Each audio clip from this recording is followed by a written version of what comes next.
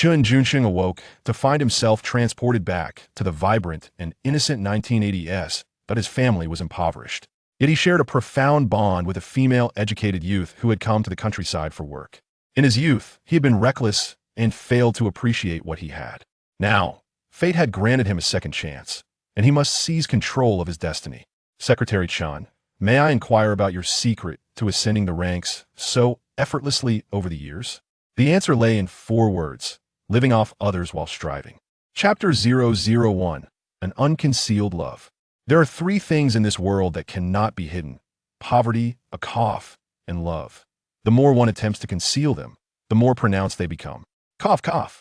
Chen Junsheng coughed a few times, trembling as he opened his eyes to the dim light surrounding him. Initially disoriented, he was taken aback as he looked down at the girl so close to him. Chen Wanxiu. In the muted illumination, her delicate, fair form resembled freshly made tofu, while her youthful visage bore a charming blush like a tea that moment. She nestled in Chen Junsheng's embrace. He wondered if he were dreaming again, yet this dream felt strikingly real. Gazing at the familiar yet foreign straw pile around him, he recalled that this scene unfolded on the night of July 7th, 1981, during the Qixi festival just before the educated youth Chen Wanxiu was to conclude her rural service and return to the city. Wanxiu.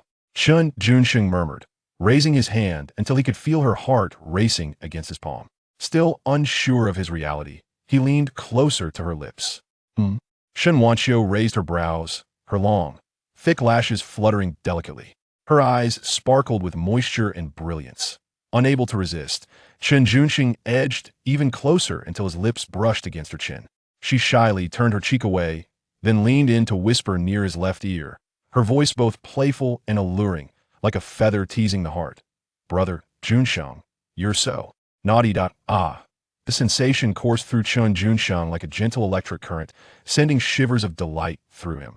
Before he could fully comprehend, the enchanting imp initiated another kiss, moving from his earlobe to his cheek, then to the bridge of his nose, and finally to his lips. Chen Wanxiu's lips were small and soft, like jelly, moist and cool, imbued with the unique sweetness and fragrance of youth. Having not truly kissed a girl in many years, Chen Junsheng felt an overwhelming wave of pleasure wash over him, a delightful sensation that coursed from his scalp to his toes. Scientific research indicates that a woman's oral cavity is approximately 34 centimeters deeper than a man's, with a distance of about 13 centimeters from the lips to the throat, yielding a volume of 92 milliliters. Thus, whether drinking water, kissing, or engaging in other activities, women often find it more challenging to attain satisfaction. This was evident in Chen Wanxiu's quickening breaths and the vivid expressions on her face. In such a vividly real and scientifically reasonable scenario, Chen Junsheng was convinced that this was not a dream. He had indeed returned to 1981, a pivotal moment in his life. Brother Junsheng, what's wrong? Chen Wanxiu's voice was soft. It's nothing. Chen Junsheng initially intended to say, my mind is a bit muddled, let me take a moment. But the words felt inappropriate. At this moment, should he really pause? Even if this were a dream, even if someone were to arrive soon, he had to muster the vigor of a man. Half an hour later, as a tremor coursed through him, Chen Junsheng's mind cleared entirely. In the relatively conservative atmosphere of the 1980s, even in a free love context, young men and women could not behave indiscreetly. Such indiscretion was tantamount to a crime. If caught in the act, their reputations and futures would be irrevocably tarnished. Years ago, the son of the village chief, Zhang Yuejin, had led a group of villagers to this very spot, subjecting him and Chen Wanxiu to public humiliation. Shortly after Chen Wanxiu returned to the city, he received a telegram from her family informing him of her suicide by jumping into a river. Meanwhile, he was powerless to attend her final farewell due to an inability to obtain a letter of introduction from the village chief. In a fit of rage, he sought out Zhang Yuejin one stormy night, resulting in severe injuries to 6 individuals. He was sentenced to 20 years in prison, but later received a reduced sentence for good behavior, spending 8 arduous years before regaining his freedom. I must not stumble in the same place twice. Chen Junsheng sat up. Wanxiu, please put your clothes on. As he spoke, he fumbled for his own clothes, swiftly donning them in the moonlight after pushing aside the straw pile. Chen Wanxiu blinked, sensing something peculiar about him. Though she could not pinpoint what it was, she recalled the words often uttered by Lu Jinduo, the women's director. Men are all the same, they are charming when undressing you. But once dressed, they forget you. Entirely worthless creatures. Brother Junsheng can't possibly be that kind of person. Can he? While pondering this, she watched Chen Junsheng hastily get dressed. She awkwardly pulled out her undergarments from beneath him and turned away, hurriedly putting them on. Suddenly, she remembered the heartfelt letter she had written to Chen Junsheng. Brother Junsheng, marry me soon. His response had been, the word marry obstructs our fate. I suggest you remove it. How dreadful. Once Chen Wanxiu finished dressing, Chen Junsheng playfully patted her backside. Your pants have gotten quite a bit of straw on them. Let me help you clean them off, and you can help me in return. Chen Wanxiu turned around, tucking her wayward hair behind her ear. Just as she was about to assist him, a hurried footfall echoed from outside. A boisterous voice rang out. Here they are. Shameless, scandalous dogs hiding in this straw pile. Zhang Yuejin's obnoxious voice, accompanied by the beam of his flashlight, was jarringly loud and glaring. Shen Wanxiu gasped in alarm. How could someone arrive just as she had finished dressing? In the dead of night, a lone man and woman nestled in a straw pile, even fully clothed, that would inevitably lead to wild imaginations. Moreover, they had indeed engaged in some unseemly activities. What were they to do now? Chapter 002. The advantage lies with me. Shen Wanxiu was at a loss, her mind in disarray. Do not be afraid. You need not utter a word. I shall handle this, Chen Junsheng declared, positioning himself protectively in front of her. Years ago, when Shen Wanxiu had just on her clothes, Chen Junsheng had been bare-chested when suddenly a group of individuals appeared. Two inexperienced youths, unable to resist, found themselves at the mercy of others. Now, as the past resurfaced, Chen Junsheng was resolute in ensuring that neither he nor Shen Wanxiu would suffer even the slightest indignity. Let us see where you intend to hide. Zhang Yuejin strode purposefully towards the haystack where Chen Junsheng and Shen Wanxiu concealed themselves, determined to uncover their secret. Among the many suitors vying for Shen Wanxiu's affection, he fancied himself the most eligible. As the son of the secretary of the Mayo Jiawen Brigade and an accountant at the Raoqing Sunrise Credit Cooperative, he had spent 3 years cautiously courting her, only to be met with repeated rejections and growing distance. This evening, witnessing Chen Junsheng grasp Shen Wanxiu's hand as they entered the haystack shattered his heart. How could this be? Zhang Yuejin thought despairingly. Is Shen Wanxiu not the pure and pristine young intellectual? Is Chen Junsheng not the top scorer in the county's May College entrance examination, now poised to step into the hallowed halls of academia with a promising future? How dare they engage in such conduct? I'll drag you two out of that haystack and expose your disgraceful actions before the community, marking you as a shameful chapter in the history of Mayo Jiawen Brigade. In his bitterness, he resolved to destroy what he could not possess. As he rummaged through the hay, still cursing, his eyes widened in surprise. He had expected Chen Junsheng and Shen Wanxiu to appear as startled and bewildered as frightened birds. Instead, they sat composed and dignified, as though nothing untoward had occurred. Particularly Chen Junsheng, who bore no trace of panic, but rather wore a smile as if everything were perfectly fine. How can you smile at a time like this? Zhang Yuejin seethed, unable to contain his rage. Chen Junsheng, you and Shen Wanxiu are hiding in that haystack, engaging in shameful acts. And you still have the audacity to grin? What's wrong with smiling? Is it a crime? Chen Junsheng shot back, casting a sidelong glance at Zhang Yuejin. Which of your eyes witnessed anything improper? Zhang Yuejin hesitated, momentarily taken aback. Just as he was about to retort, Chen Junsheng's expression darkened. Go on, speak. On the eve of the Qixi festival, Shen Wanxiu and I are simply stargazing here. Which law have we broken? What crime have we committed that necessitates your bringing such a crowd? What do you intend to do here? Stargazing? Zhang Yuejin's eyes widened in disbelief, his fury palpable. Do you think we are but 3-year-old children, burrowing into a haystack and pretending to be innocent? Without evidence, you dare to speak such nonsense? Chen Junsheng narrowed his eyes slightly and declared before everyone, Very well, I shall inform you directly that besides stargazing, Comrade Wanxiu and I also discussed the matter of getting married. Zhang Yuejin appeared bewildered. You two are getting married? Dare you to say in front of everyone who frequently entices the foolish Wu Chunhua with sweets, leading to her pregnancy? Chen Junsheng seized the moment to counterattack. And who was it that, upon discovering the foolish girl's condition, vilely reported to the authorities that she was suffering from schistosomiasis, secretly dragging her to the clinic for an abortion? He continued, furthermore, enlighten us about the individual who clandestinely maintains a close relationship with a widow, Hu Wenkai from Fengshuling, frequently visiting the cemetery in West Mountain to disgrace himself before his ancestors. Chen Junsheng's three-pointed questions caused a stir among the members present. Zhang Yuejin's expression shifted dramatically.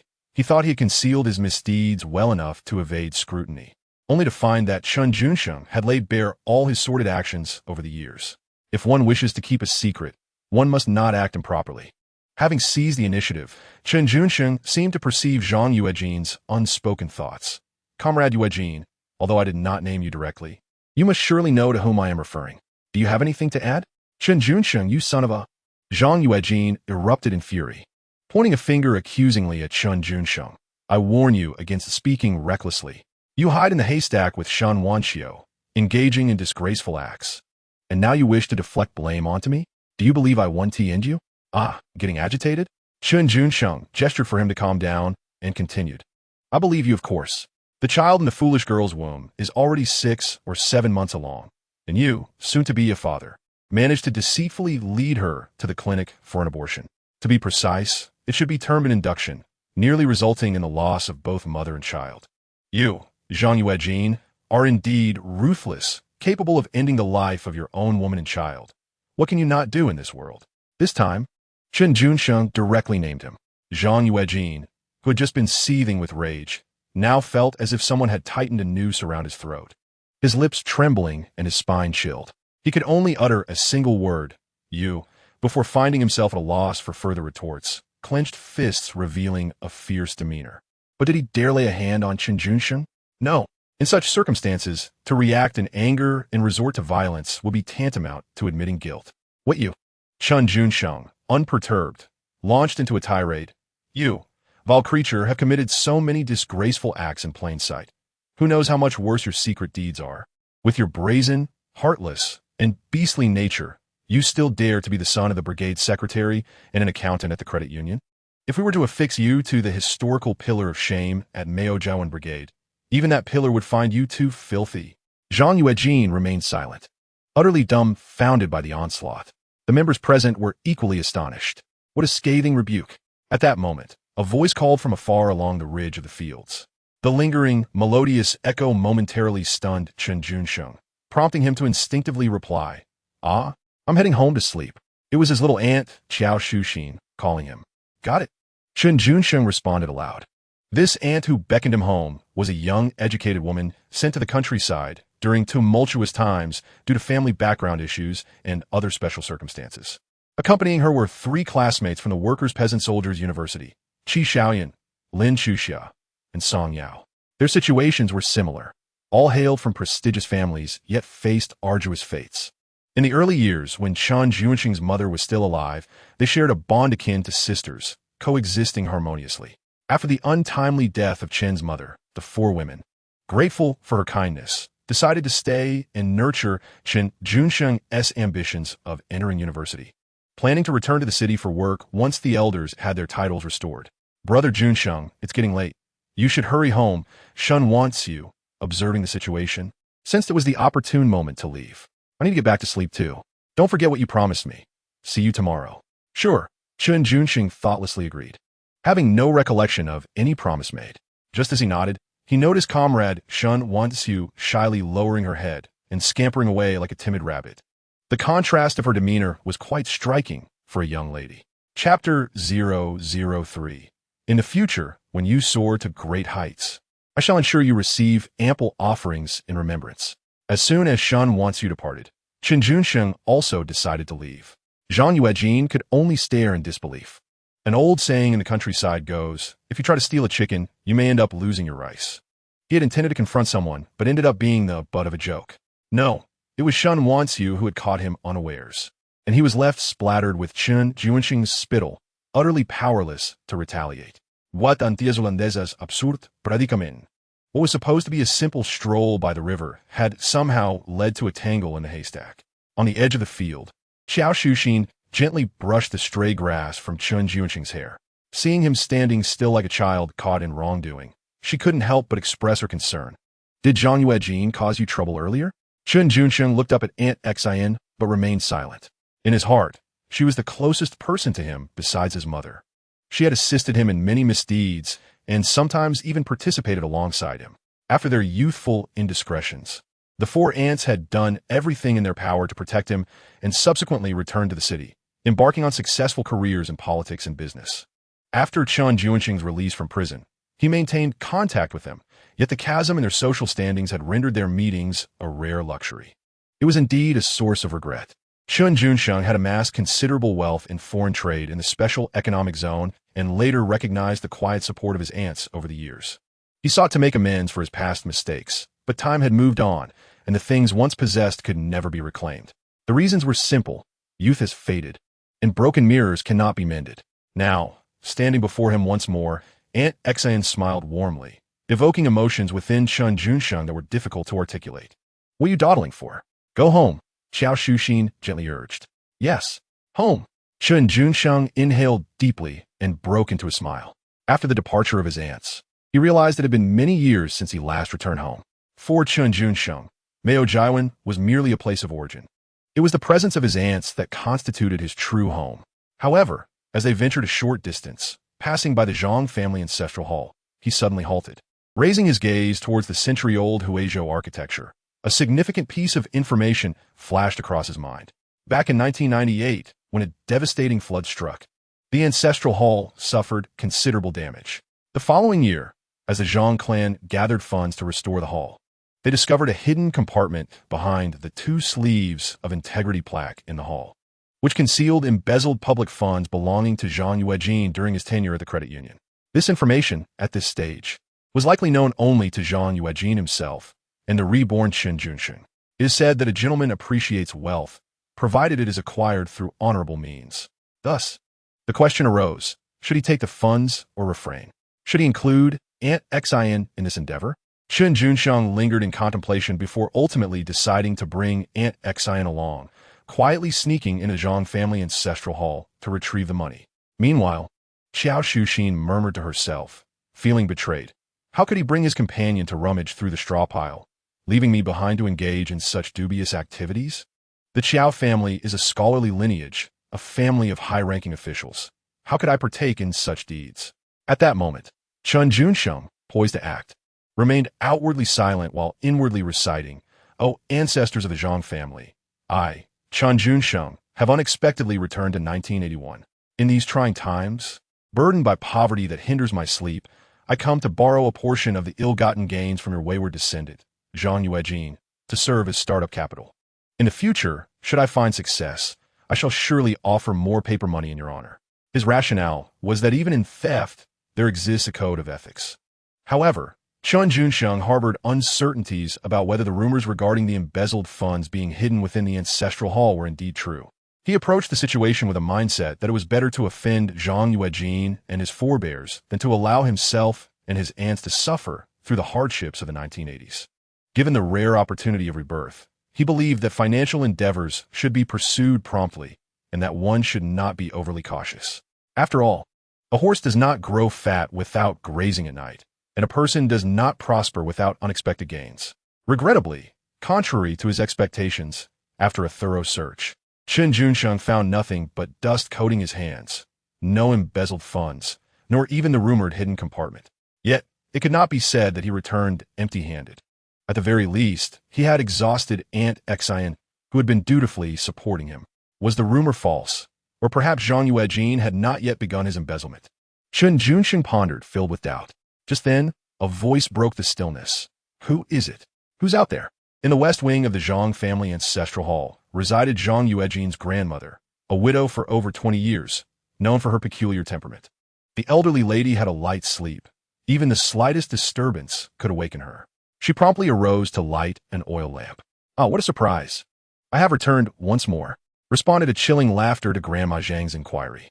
Upon hearing that laughter, the elderly lady, who had just slipped on her shoes and was about to step out of her bedroom to investigate, was instantly rejuvenated by several decades.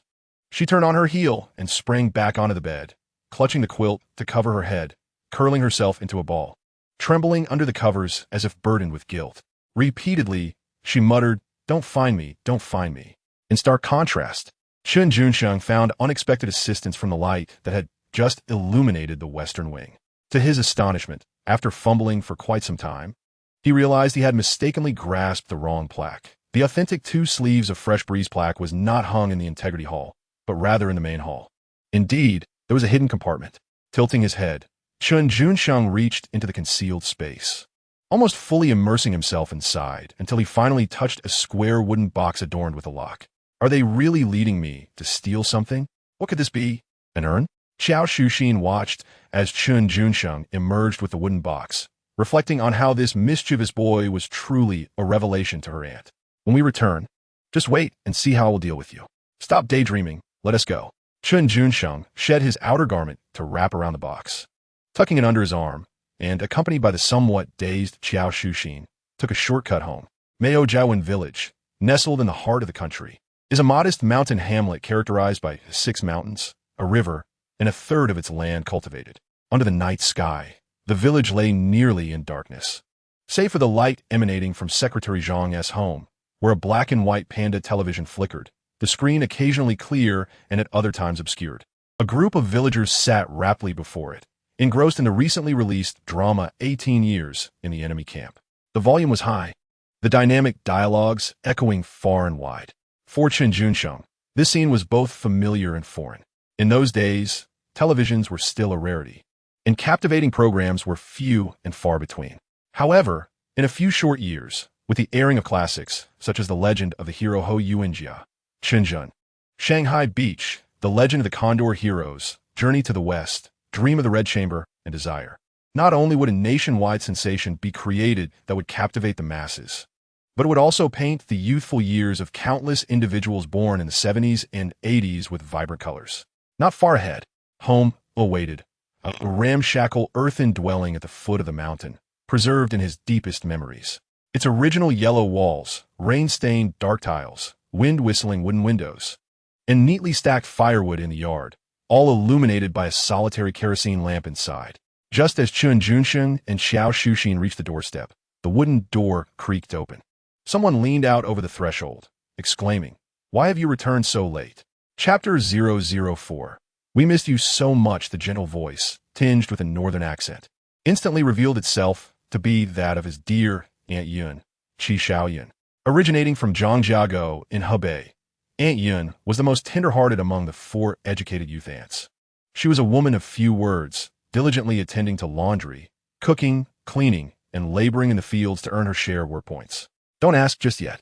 Come inside and close the door first. Xiao Shuxin glanced around before decisively pulling Chen Junsheng inside. Qi Xiaoyun, in a daze, closed the door and propped it shut with a wooden stick. After giving it a gentle kick to ensure its stability, she turned to face Chen Junsheng. To her surprise, he wrapped his arms around her. Startled, Qi Xiaoyun found herself embraced even tighter by Chen Junsheng, who exclaimed, "Aunt Yun, I've missed you terribly." Upon his release from prison, he found himself utterly estranged from society, struggling to find work due to his criminal record, leading a life shrouded in darkness. During those bleak times, Aunt Yun had set aside her own career to accompany him through the hardships, supporting him as he navigated the most challenging chapter of his life. It was only after he had established himself in the special economic zone and earned his first significant income from trading electronics that she quietly departed, leaving behind a letter. Qi Xiaoyun, momentarily bewildered, struggled to find her words. As she processed the situation, she observed Chen Junsheng turning to embrace Xiao Shuxin, uttering a similar phrase. "You rascal." Xiao Shuxin felt an urge to retaliate, yet she noticed that Chen Junsheng's eyes were red and filled with tears. What on earth is going on tonight? She pondered. Come clean. Did you have a falling out with that little prince, or has Zhang Yuejin caught you in a compromising situation, necessitating Annie's assistance? The little prince referred specifically to Shen Wanxiu, a girl noted for her beauty but slight physique. Consequently, the aunts, who were always concerned about Chen Junsheng's future happiness and the welfare of his family, collectively bestowed upon her a rather elegant, yet subtly mocking nickname. Chen Junsheng had previously been oblivious to the meaning behind Little Prince, only realizing its connotation after Aunt Yun pointed out its reverse pronunciation. "I'm fine, just a bit tired. A good night's sleep will suffice." Indeed, Chen Junsheng's emotions were a complex tapestry that evening. Although he was aware he was not dreaming, an air of unreality lingered. Regrettably, for the sake of improving their living conditions, Lin Shuxia and Song Yao, his 2 aunts, had departed for Yiwu a month prior. This had prevented him from seeing them. In Yiwu, policies were gradually easing, allowing individual vendors to set up stalls and conduct business. On prosperous days, their earnings could rival the annual income of an ordinary rural family. Nonetheless, the adage life is easy at home but difficult outside held true, especially for two attractive women venturing out to conduct business in the early 1980s. He hoped they fared well and earned substantial sums to return home swiftly. On his first night back in the 1980s, Chen Junsheng had anticipated insomnia while lying on the hardboard bed, yet he fell asleep almost immediately, experiencing surprisingly restful slumber. However, while he slept soundly, another was tossing and turning, unable to find rest. In the middle of the night, Zhang Yuejin abruptly sat up, cursing, "Damn it! That wretched Chen Junsheng! How is he so good at putting on a fade?" Zhang Yuejin was utterly confounded. He had intended to catch them in the act, and it should have been Chen Junsheng and Chen Wanxiu who were embarrassed. Instead, the plan had backfired, revealing a string of Chen Junsheng's indiscretions, leaving Zhang feeling humiliated and unable to counter. Chen Wanxiu, too, had proven to be quite blind. Zhang Yuejin seethed with resentment. Although Chen Junsheng was boastful, handsome, academically accomplished, and in peak physical condition, he was ultimately an orphan, his circumstances far inferior to my own. After 3 arduous years of pursuing her, she remained oblivious, while Chen Junsheng merely made a slight gesture, and she cast aside all inhibitions to entangle herself with him, offering her innocence. How did Chen Junsheng come to know of my affair with Shagu? The mere thought of Shagu made Zhang Yuejin's chest tighten with discomfort. In a moment of youthful impetuosity, he had resorted to some underhanded tactics to lure her into the woods, where he had taken advantage of her innocence. Yet, upon reflection, the unpleasant memory of her unkempt form made Zhang Yuejin feel as though he had ingested a fly, overwhelming him with nausea. "Curse you, Chen Junsheng! This matter is far from over." Zhang Yuejin forcibly extinguished the chaotic thoughts in his mind, attributing all his grievances to Chen Junsheng.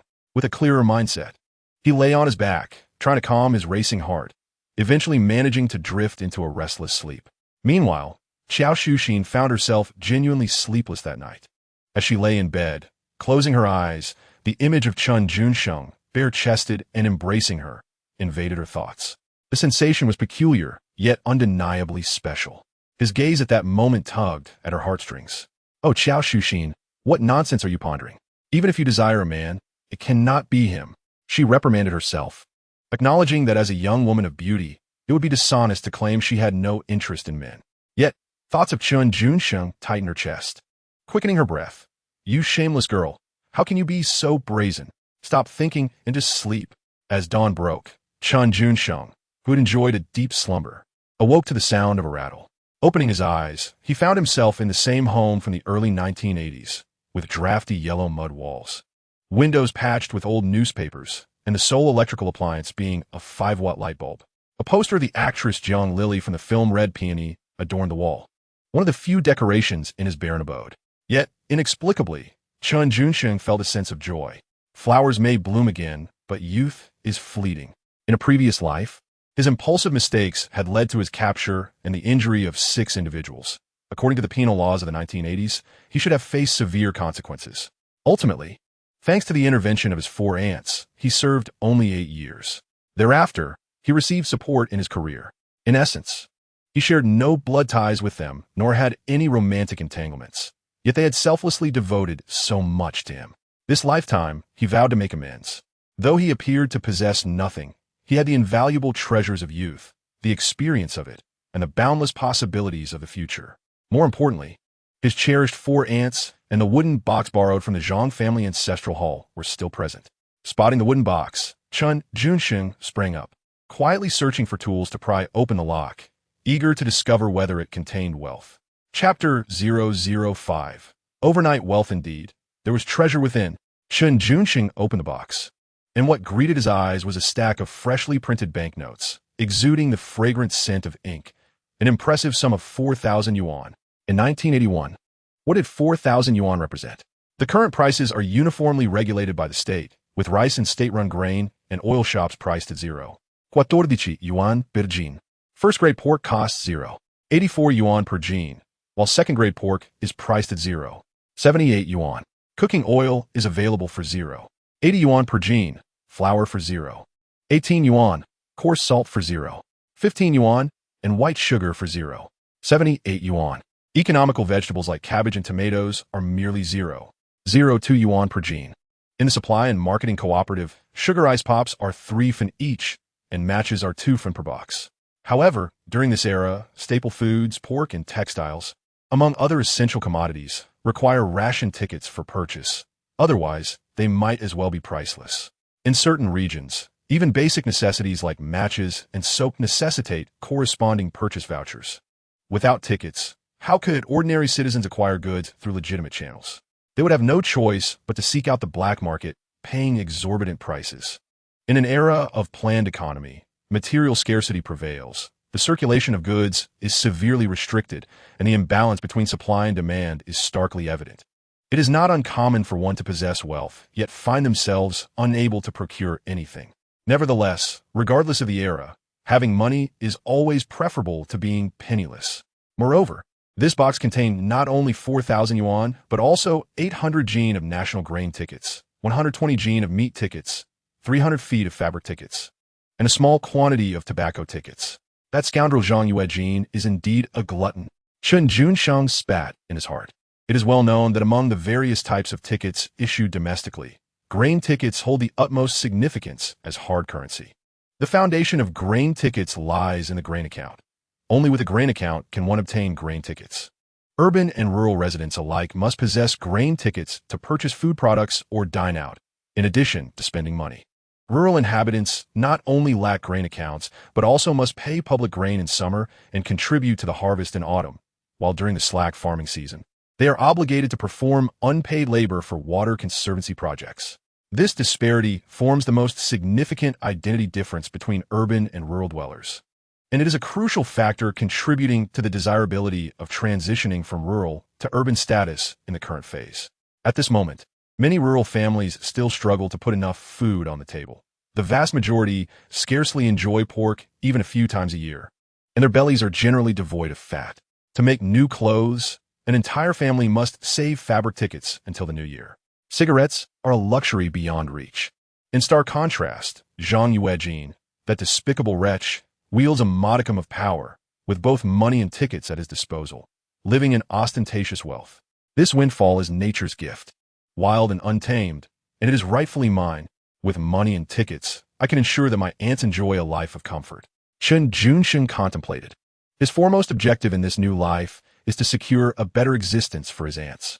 However, he remained acutely aware that he could not brazenly spend this newly acquired 4,000 yuan and the valuable tickets just yet. Sudden wealth in the early 1980s, when most were uniformly impoverished, might not be a blessing. He must first devise a way to launder the money and tickets. Junsheng, are you up? The sun's shining on your backside. Your partner has already returned to the city. The voice of Qiao Shuxin called from outside. Comrade Qiao Shuxin serves as a substitute teacher at the local primary school in Maojiawan. With the summer vacation upon the students, she too enjoys a break. Although her salary is modest, a mere 13.5 yuan each month, the proximity to home, the light workload, and the respect she commands make it worthwhile. Setting aside the inadequacies of the teaching staff and the necessity for a single teacher to cover multiple subjects, along with the mischief of students who prefer to skip classes for escapades, such as herding cattle, climbing trees, catching birds, or fishing, the situation is, for the most part, satisfactory. Qiao Shuxin called out a couple of times, but received no response from Chen Junsheng. Thus, she resorted to her secret weapon. Your mother-in-law has specifically come to deliver a letter for you. Would you like to get up and take a look? If not, I shall toss it into the fire. As soon as she finished speaking, Chen Junsheng emerged from his room, inquiring, has Chen Wanqiu left so early? Indeed, she replied. She left cheerfully at the break of dawn in a jeep, showing no signs of reluctance. While shaking the letter in her hand, she continued, this letter is from her mother, Gao Yuanmei. I noticed her rather grim countenance when she visited. You might want to brace yourself before reading it. Gao Yuanmei? Chen Junsheng's eyes flickered. He recalled that in his previous life, he had never met Chen Wanqiu's mother. However, he distinctly remembered that it was Gao Yuanmei who had sent the telegram conveying the tragic news of Chen Wanqiu's attempted suicide. This incident had driven him to commit a passionate crime. It was only after serving his sentence that he learned Chen Wanqiu had not indeed taken her life. Gao Yuanmei had deceived both parties to sever the bond between her daughter and Chen Junsheng. Such malevolence was indeed deeply harmful. The memories of Gao Yuemei's actions sent a chill through Chen Junsheng. Given that the letter was from Chen Wanxio's mother, he deemed it unnecessary to read it. For doing so would only sour his mood. He harbored feelings for Chen Wanxio akin to that of first love, yet he held no affection for her mother. Now that he had a second chance, the choice lay in his hands. Thus, regardless of the contents of the letter, Gao Yuemei could no longer influence his state of mind. Approaching Aunt Exant, he accepted the letter from her hand, glancing at the handwriting on the envelope to confirm it was not penned by Chen Wanxio, before promptly tossing it into the stove. Xiao Shuxin was taken aback. "Oh, you really burned it?" Chen Junsheng silently incinerated the letter, covering the ashes with some soot. Observing this, Xiao Shuxin bit her rosy lip and teased softly. "You're just pretending. If that letter were written by Chen Wanxio, after you burn it, one tea you find yourself in tears later, with no letter to comfort you. Hiding under the quilt and crying out? What need have I for a letter? You are here, Comrade Shuxin," Chen Junsheng replied with a smile. "Besides, she is merely returning to the city. It's not as if we are severing ties. Why should I cry? When I head to Hangzhou for university, I shall rekindle our connection. Just make sure you don't end up crying," he added silently to Aunt Exant. "Oh my, quite the transformation upon waking," Xiao Shuxin remarked, her eyes sparkling with playful amusement. "She is your white moonlight. She leaves, and you're not even distressed, yet here you are smiling? What is this white moonlight?" Chen Junsheng feigned ignorance. "Go read your book," Xiao Shuxin retorted with a roll of her eyes, intentionally withholding further explanation. Chen Junsheng's heart was as clear as a mirror. The term white moonlight, upon earnest examination, is not a neologism created by later generations. It originally stems from Eileen Chang's work, Red Rose and White Rose. However, contemporary netizens appear to possess a more profound understanding of white moonlight than the esteemed literary figure herself, using it to refer to someone loved but never intimately known. Conversely, vermilion mole signifies the one with whom intimacy has been shared but remains unsatisfied. Thus, strictly speaking, Chen Wanxio can only be considered Chen Junsheng's vermilion mole, while the true white moonlight in his heart is the petite Xiao. Are you just going to stand there, staring at me, so foolishly instead of reading? Xiao Shuxin, with her remarkable figure, squatted before the firewood stove, her posture accentuating her bosom impressively. Chen Junsheng, drawn in closely, experienced a powerful visual impact. I had intended to read, but with the flowers in such vibrant bloom and the moon at its fullest, it would be remiss not to steal a few glances, he stated with utmost seriousness. "Really?" Xiao Shuxin paused in surprise, instinctively adjusting her collar before playfully delivering a few light punches to him. Pouting, "You are unbearable." Chapter 006. A life stolen away as Xiao Shuxin raised her hand to strike Chen Junsheng. He dodged a couple of times before opting to come closer to let her hit him. "What a rascal you are." After only a few playful hits, Xiao Shuxin's anger dissipated. With a soft huff, she shot him a glance, unable to suppress a smile. "You don't dodge when being hit. But why pull down your pants at your age? Do you expect me to spank you?" Little Xiao's laughter was particularly enchanting, her face a radiant shade of white and red, with dimples appearing on either side. Her captivating phoenix-like eyes sparkled like spring water, evoking the sensation that every glance and gesture she made brimmed with charm and brilliance. "Yunge," just as they were frolicking, a voice akin to Li Kuei's boomed from outside. "Yuan Chao." Chen Junsheng immediately turned toward the doorway, a radiant smile illuminating his face. Standing at the entrance was a young man in a blue and white striped short-sleeve shirt, his good friend Luo Yuan Chao, with whom he had grown up. This friend had always been the king of the children in their neighborhood, excelling in various skills except for academics. He was adept at bird nesting, fishing, catching loaches, and crafting makeshift firearms. He was fearless in fights, never resorting to weapons like bricks, sticks, or knives, but instead, he preferred to bite. He would not relent until the victim cried or begged him to stop, earning him the not-so-flattering yet vigorous nickname Dog Brother. Yet, despite his fierce demeanor, he found himself burdened with a sneaky younger brother. Luo Sheng, his brother, was lazy and gluttonous, unable to find a wife, and resorted to secretly mooching off the neighbors. Eventually, he was reported coincidentally during the severe crackdown of 1983. Fearing for his life, Luo Sheng returned home, kneeling and pleading with his brother to take the blame. In a moment of weakness, Luo Yuan Chao, thinking it was a minor offense, agreed to help him out. The consequence was a conviction for hooliganism, leading to a death sentence carried out immediately. Yuan Chao, have you been bird nesting again? Chen Junsheng gazed at Luo Yuanchao, who was adorned with burdock seeds. His short sleeves rolled up to his navel, forming a makeshift pouch, with a beaming smile on his face. It was evident he had stumbled upon something remarkable and had come to share it with him. Luo Yuanchao, grinning broadly, nodded in agreement. Today is my lucky day. I found a few nests of wild chicken eggs in the mountains, totaling 16. They're all fresh, basking in the sunlight. As he spoke, he strode into the kitchen, carefully placing the wild chicken eggs, which he had guarded fiercely against any breakage, one by one onto the stove at the old Chen household. Xiao Shuxing glanced at them with a smile, her beautiful eyes sparkling, and said, "Oh my, these are quite a rarity. Why not take them to the county to sell for money or exchange them for food stamps at the supply and marketing cooperative?" Huh? Luo Yuanchao scratched his head, perplexed. He had never considered engaging in commerce or the concept of exchanging food stamps. Besides, making a 2 or 3 hour journey to the county for just a dozen eggs seemed unnecessary.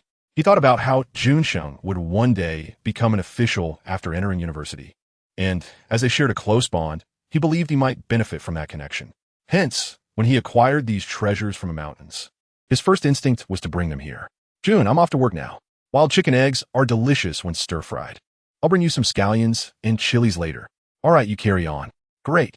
With that, the simple-minded Luo Yuanchao hurried off to tend to his work after delivering the wild chicken eggs. Meanwhile, Xiao Shuxing's seemingly casual remark ignited a spark in Chen Junsheng's eyes.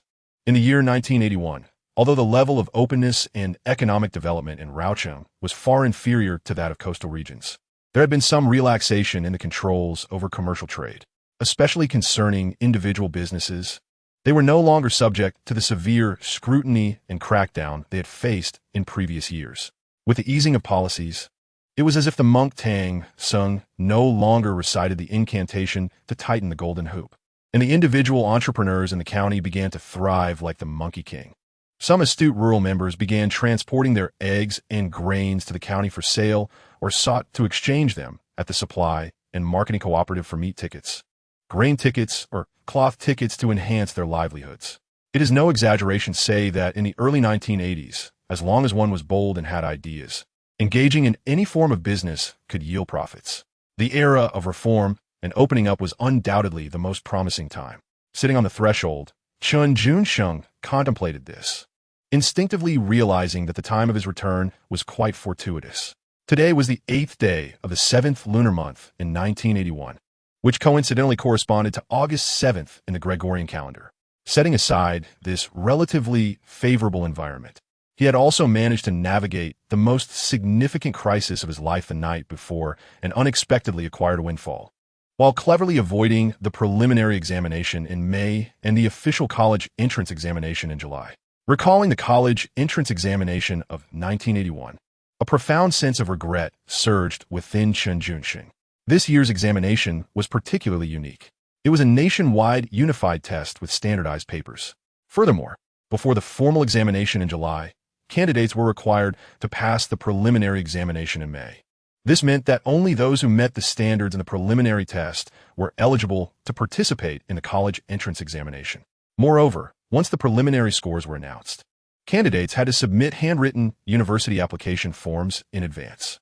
In 1981, the official dates for the National College Entrance Examination diverged from those of later years, occurring on the 7th, 8th, and 9th of July. Chen Junsheng, an examinee in the science stream, was required to undertake 7 subjects: Chinese, mathematics, politics, English, physics, chemistry, and biology. Notably, English was accounted for 50 points in the total score, with biology contributing 30 points. Additionally, mathematics included an extra 20 points, culminating in a maximum possible score of 600. The examination results and admission cutoff scores were handwritten and announced by the local admissions office at the end of July. Chen Junsheng recalled performing admirably during the examination. However, for reasons unknown, while other candidates in the county received their results by the end of July, his scores seemed to be inexplicably withheld. At the time, the principal and homeroom teacher comforted him, suggesting that the delay was due to his exceptionally high scores, perhaps surpassing the thresholds of prestigious universities which was why his results were not yet publicized. It was not until mid-August that Chen Junsheng finally received his scores, which starkly contrasted with his expectations, as he did not even meet the cutoff for vocational colleges. Having ranked first in the county in the pre-examination, he faced the disheartening reality of failing the college entrance exam. This dramatic disparity felt like a cruel jest played by fate. Subsequently, his involvement in a criminal act led to incarceration, shattering his dreams of higher education. Determined to uncover the truth behind his disappointing results, Chen Junsheng resolved to ascertain whether his underperformance was genuine or if he had been a victim of deceit and impersonation. He understood all too well that the college entrance examination was a pivotal step towards transcending his agrarian roots and could not afford to be as oblivious as in his previous life. Chapter 007. Into the city, checking scores and Xian. I'm heading to the county. Would you accompany me? Chen Junsheng, having savored 2 freshly boiled wild chicken eggs, wheeled out a somewhat new Fiji bicycle from home, intending to bring Aunt Xian along to the city. This bicycle was a gift from his 4 aunts, who pooled their resources to celebrate his admission to high school. During this period, the prevalence of bicycles was still quite low, particularly in rural areas. A young man owning a Fiji bicycle was considered more desirable than those possessing luxury cars like Mercedes, BMW, or Audi in later years, alleviating concerns about finding a partner or marrying. Acquiring a bicycle was not simply a matter of wealth. One had to secure a bicycle ticket first. Wait, don't rush off. Let me change my clothes, said Xiao Shuxin, a young teacher, eager to accompany Chen Junsheng for a leisurely stroll in the county on this fine day. However, being a young woman fond of beauty, she insisted on donning a charming floral dress and styling her hair into trendy braids while applying a hint of perfume popular among Shanghai women before leaving. How do I look? Upon stepping outside, Xiao Shuxin caught Chen Junsheng admiring her once again. With a playful lift of her brows, she smiled back at him, seemingly unperturbed. The dress is lovely. As for you, well, you're just average, Chen Junsheng replied earnestly. Given her striking beauty and remarkable figure, it was rare for someone to candidly remark on her appearance as merely ordinary, making his directness all the more exceptional. Mind your words if you cannot speak properly, she retorted. However, Xiao Shuxin bore no resentment in her heart. Instead, she playfully questioned him while adjusting her skirt and mounting the bicycle's rear seat. What brings you to the county town so early? Chen Junsheng raised his hand, covering his mouth, and fell silent. Xiao Shuxin shot him a glare. I only asked you to speak less, not to feign silence. And by the way, next time you cover your mouth, please use your own hand. Don't be so rude. Chen Junsheng looked at her with an innocent expression. I did not intend to, but your hand resembles a pig's trotter. Quite appetizing, in fact. Xiao Shuxin was taken aback for a moment before retorting, You little rascal, how dare you think of devouring my hand? Now hush and let us get going. All right. Chen Junsheng nodded with a smile.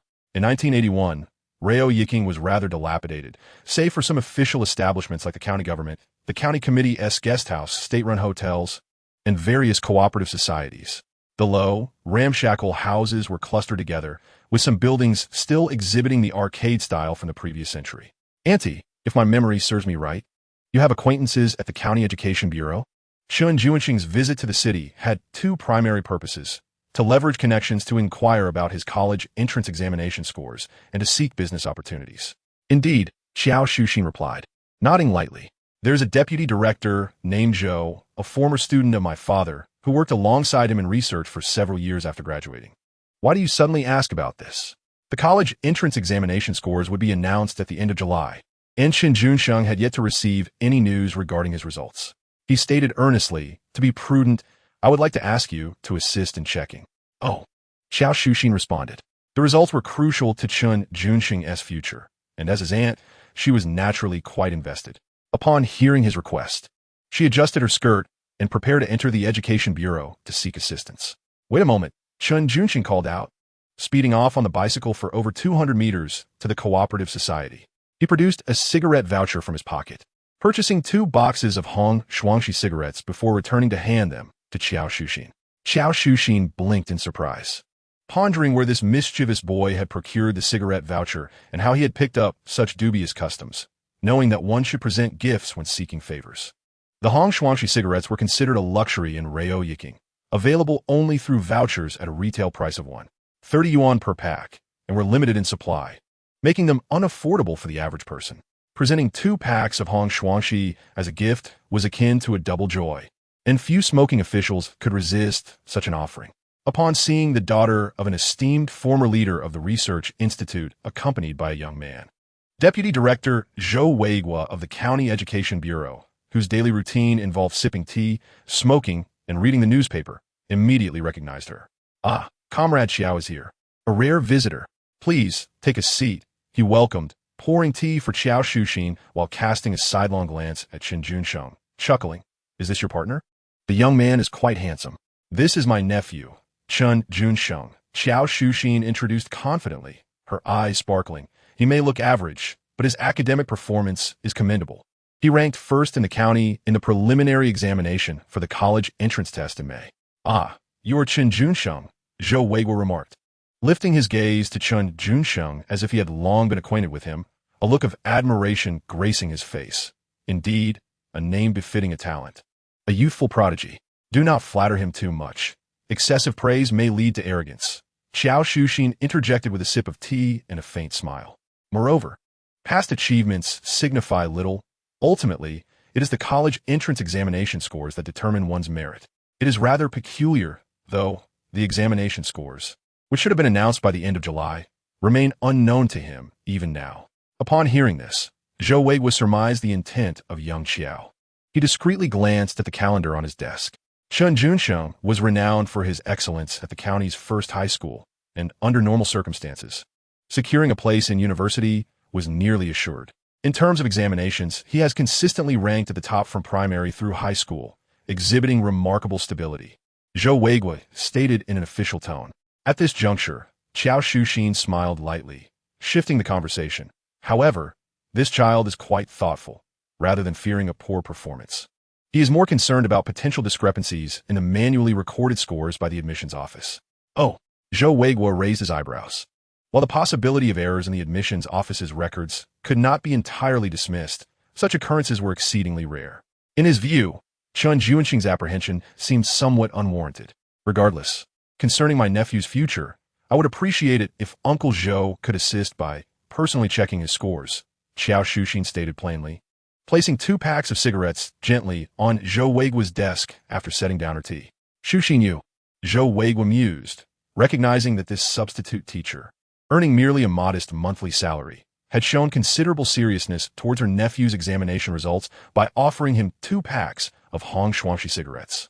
In truth, retrieving Chen Junsheng's examination scores was not a daunting task. However, upon Zhou Weiguo's visit to the admissions office to inquire further, he suddenly felt hesitant to proceed. "Have you not heard?" whispered Director Jiang of the admissions office beside Deputy Director Zhou. "The son of the deputy county head performed exceptionally well this year, poised to enter a prestigious university, yet his family intends to keep things low-key, foregoing celebrations and gatherings." "Understood," Zhou Weiguo nodded, departing the admissions office to smoke a cigarette at the end of the corridor. It made sense these days. Only a handful of students in a small county managed to surpass the undergraduate threshold. Naturally, the deputy county head's child would aim for distinction. Furthermore, Chen Junsheng's family background was one of impoverished farmers, his parents having lost their household registration. In such circumstances, the child of a poor family, lacking power and connections, is left to fate. It is better to avoid complications. I shall see if young Xiao is willing to leverage her connections to uncover the truth. Zhou Weiguo sighed deeply, calming himself before returning to his office. Xiao Shuxin and Chen Junsheng spent a considerable time in Zhou Weiguo's office, consuming a fair amount of tea, ultimately leaving empty-handed. Although they could not ascertain his examination scores, Chen Junsheng already had an inkling of the outcome in his heart. Impersonation and the usurpation of others' rightful places have become all too common in this peculiar era. Yet, Chen Junsheng is not one to easily accept his fate. Even if what rightfully belongs to him has been consumed by others, he will devise a way to extract it and reclaim it. As long as he finds the correct direction, Chen Junsheng's thoughts will flow freely, and when it comes to taking action, he possesses an abundance of strategies. Simultaneously, he is acutely aware that clinging to Aunt Xian's lovely legs is far more advantageous than anything else. "Aunt Xian, I'm immensely grateful to you today. You have saved me from taking many unnecessary detours." Xiao Shuxin, reflecting on the fact that aside from introducing him to the Education Bureau, she had not been of much assistance, felt somewhat guilty. However, she deliberately provoked him verbally. When it comes to dealing with leaders, you are quite generous, yet with me, it seems you are left with merely your words. I shall treat you to a fine meal at a state-run restaurant another day, Chen Junsheng declared formally. Xiao Shuxin blinked, not easily swayed. Shall we go for lunch today, then? Before heading out, she had discreetly tucked away some money, confident that if Chen Junsheng agreed, she would step in when it came time to settle the bill. In essence, Aunt XN did not demand much from this mischievous young man. She merely sought his attitude. Very well, Chen Junsheng responded with a proper demeanor, yet swiftly changed the subject. However, I was thinking of taking you somewhere else for lunch, perhaps. Perhaps what? Xiao Shuxin, sensing his intentions, bit her rosy lip and inquired, Are you planning to make me your errand girl? Chen Junsheng chuckled, opting for silence. Xiao Shuxin, with her keen intuition, saw through his subtle motives. Humph, let it be known that before you can make me do your bidding, you must first take me out for a sumptuous meal. Mere empty promises won't suffice. Upon hearing this, Chen Junsheng smiled, internally musing that his intentions were far from mere empty promises. In the annals of the internet in later years, some exceptionally talented netizens have truly mastered the art of making promises. Darling, I wish to buy you a house, but due to current financial constraints, I can only promise to buy one in the future. Given the rare opportunity to venture into the city, Aunt XIN wished for a delightful meal. And Chen Junsheng was determined to fulfill her desire. They decided to dine in the city, with Chen Junsheng cycling to take Aunt XIN to the Qianshan fried noodle shop, located just outside the gates of his alma mater, Raoche County No. 1 Middle School. This modest eatery, one of the few small establishments operated by individual entrepreneurs in the county, primarily offered fried noodles, soup noodles, and clay pot soups. During the summer vacation, few students frequented the place, yet the small shop remained bustling with business, with over a dozen tables filled with patrons both inside and out. As Chen Junsheng rode over, he caught a whiff of the fragrant stir-fried pork noodles that lingered deep within his soul. The iron wok danced over the flames, tossing the rice noodles into the air, enveloped in the beloved spicy aroma cherished by Southerners. The enticing scent wafted towards him. At 50 cents for a large enamel plate of stir-fried pork noodles. Not only was the portion generous, but it was also deliciously fragrant and spicy, brimming with flavor. The freshly cooked rice noodles were tender yet chewy, glistening without being greasy. With each bite, the rich aroma of rice burst onto his palate, truly exquisite. At this moment, the pork used in the small restaurant's stir-fried noodles was sourced from local pigs, offering a texture far superior to the bland and insipid fast-growing pigs of later years. Given that people generally lacked sufficient fat in their diets, consuming a large plate of stir-fried pork noodles was indeed a delightful experience beyond compare. After savoring a bowl of perfectly simmered clay pot soup, the delight to the taste buds is elevated to a new level. While you were slurping your noodles, many people were watching you, Xiao Shuxin suddenly remarked. What's there to look at? Chen Junsheng blinked. They must be looking at you. Upon hearing this, Xiao Shuxin chuckled. I'm quite ordinary in appearance. Why would they be watching me? Ah, dear lady, although your looks may be unremarkable, your outfit is quite stunning. Chen Junsheng replied with a smirk, quickly shifting the topic. Are you full? Indeed. Xiao Shuxin unceremoniously wiped her mouth on the back of Chen Junsheng's hand. Her beautiful eyes sparkled as she changed the subject. Now, tell me, what else do you need my assistance with? The casualness of her gesture caught Chen Junsheng off guard for a moment, but he quickly regained his composure and replied earnestly. I plan to embark on a small business venture. Are you intending to become a sole proprietor? Xiao Shuxin's eyes widened slightly. Yes. Chen Junsheng nodded without hesitation. He intended to pursue dual paths, engaging in business to amass funds while simultaneously uncovering the truth about his college entrance examination scores.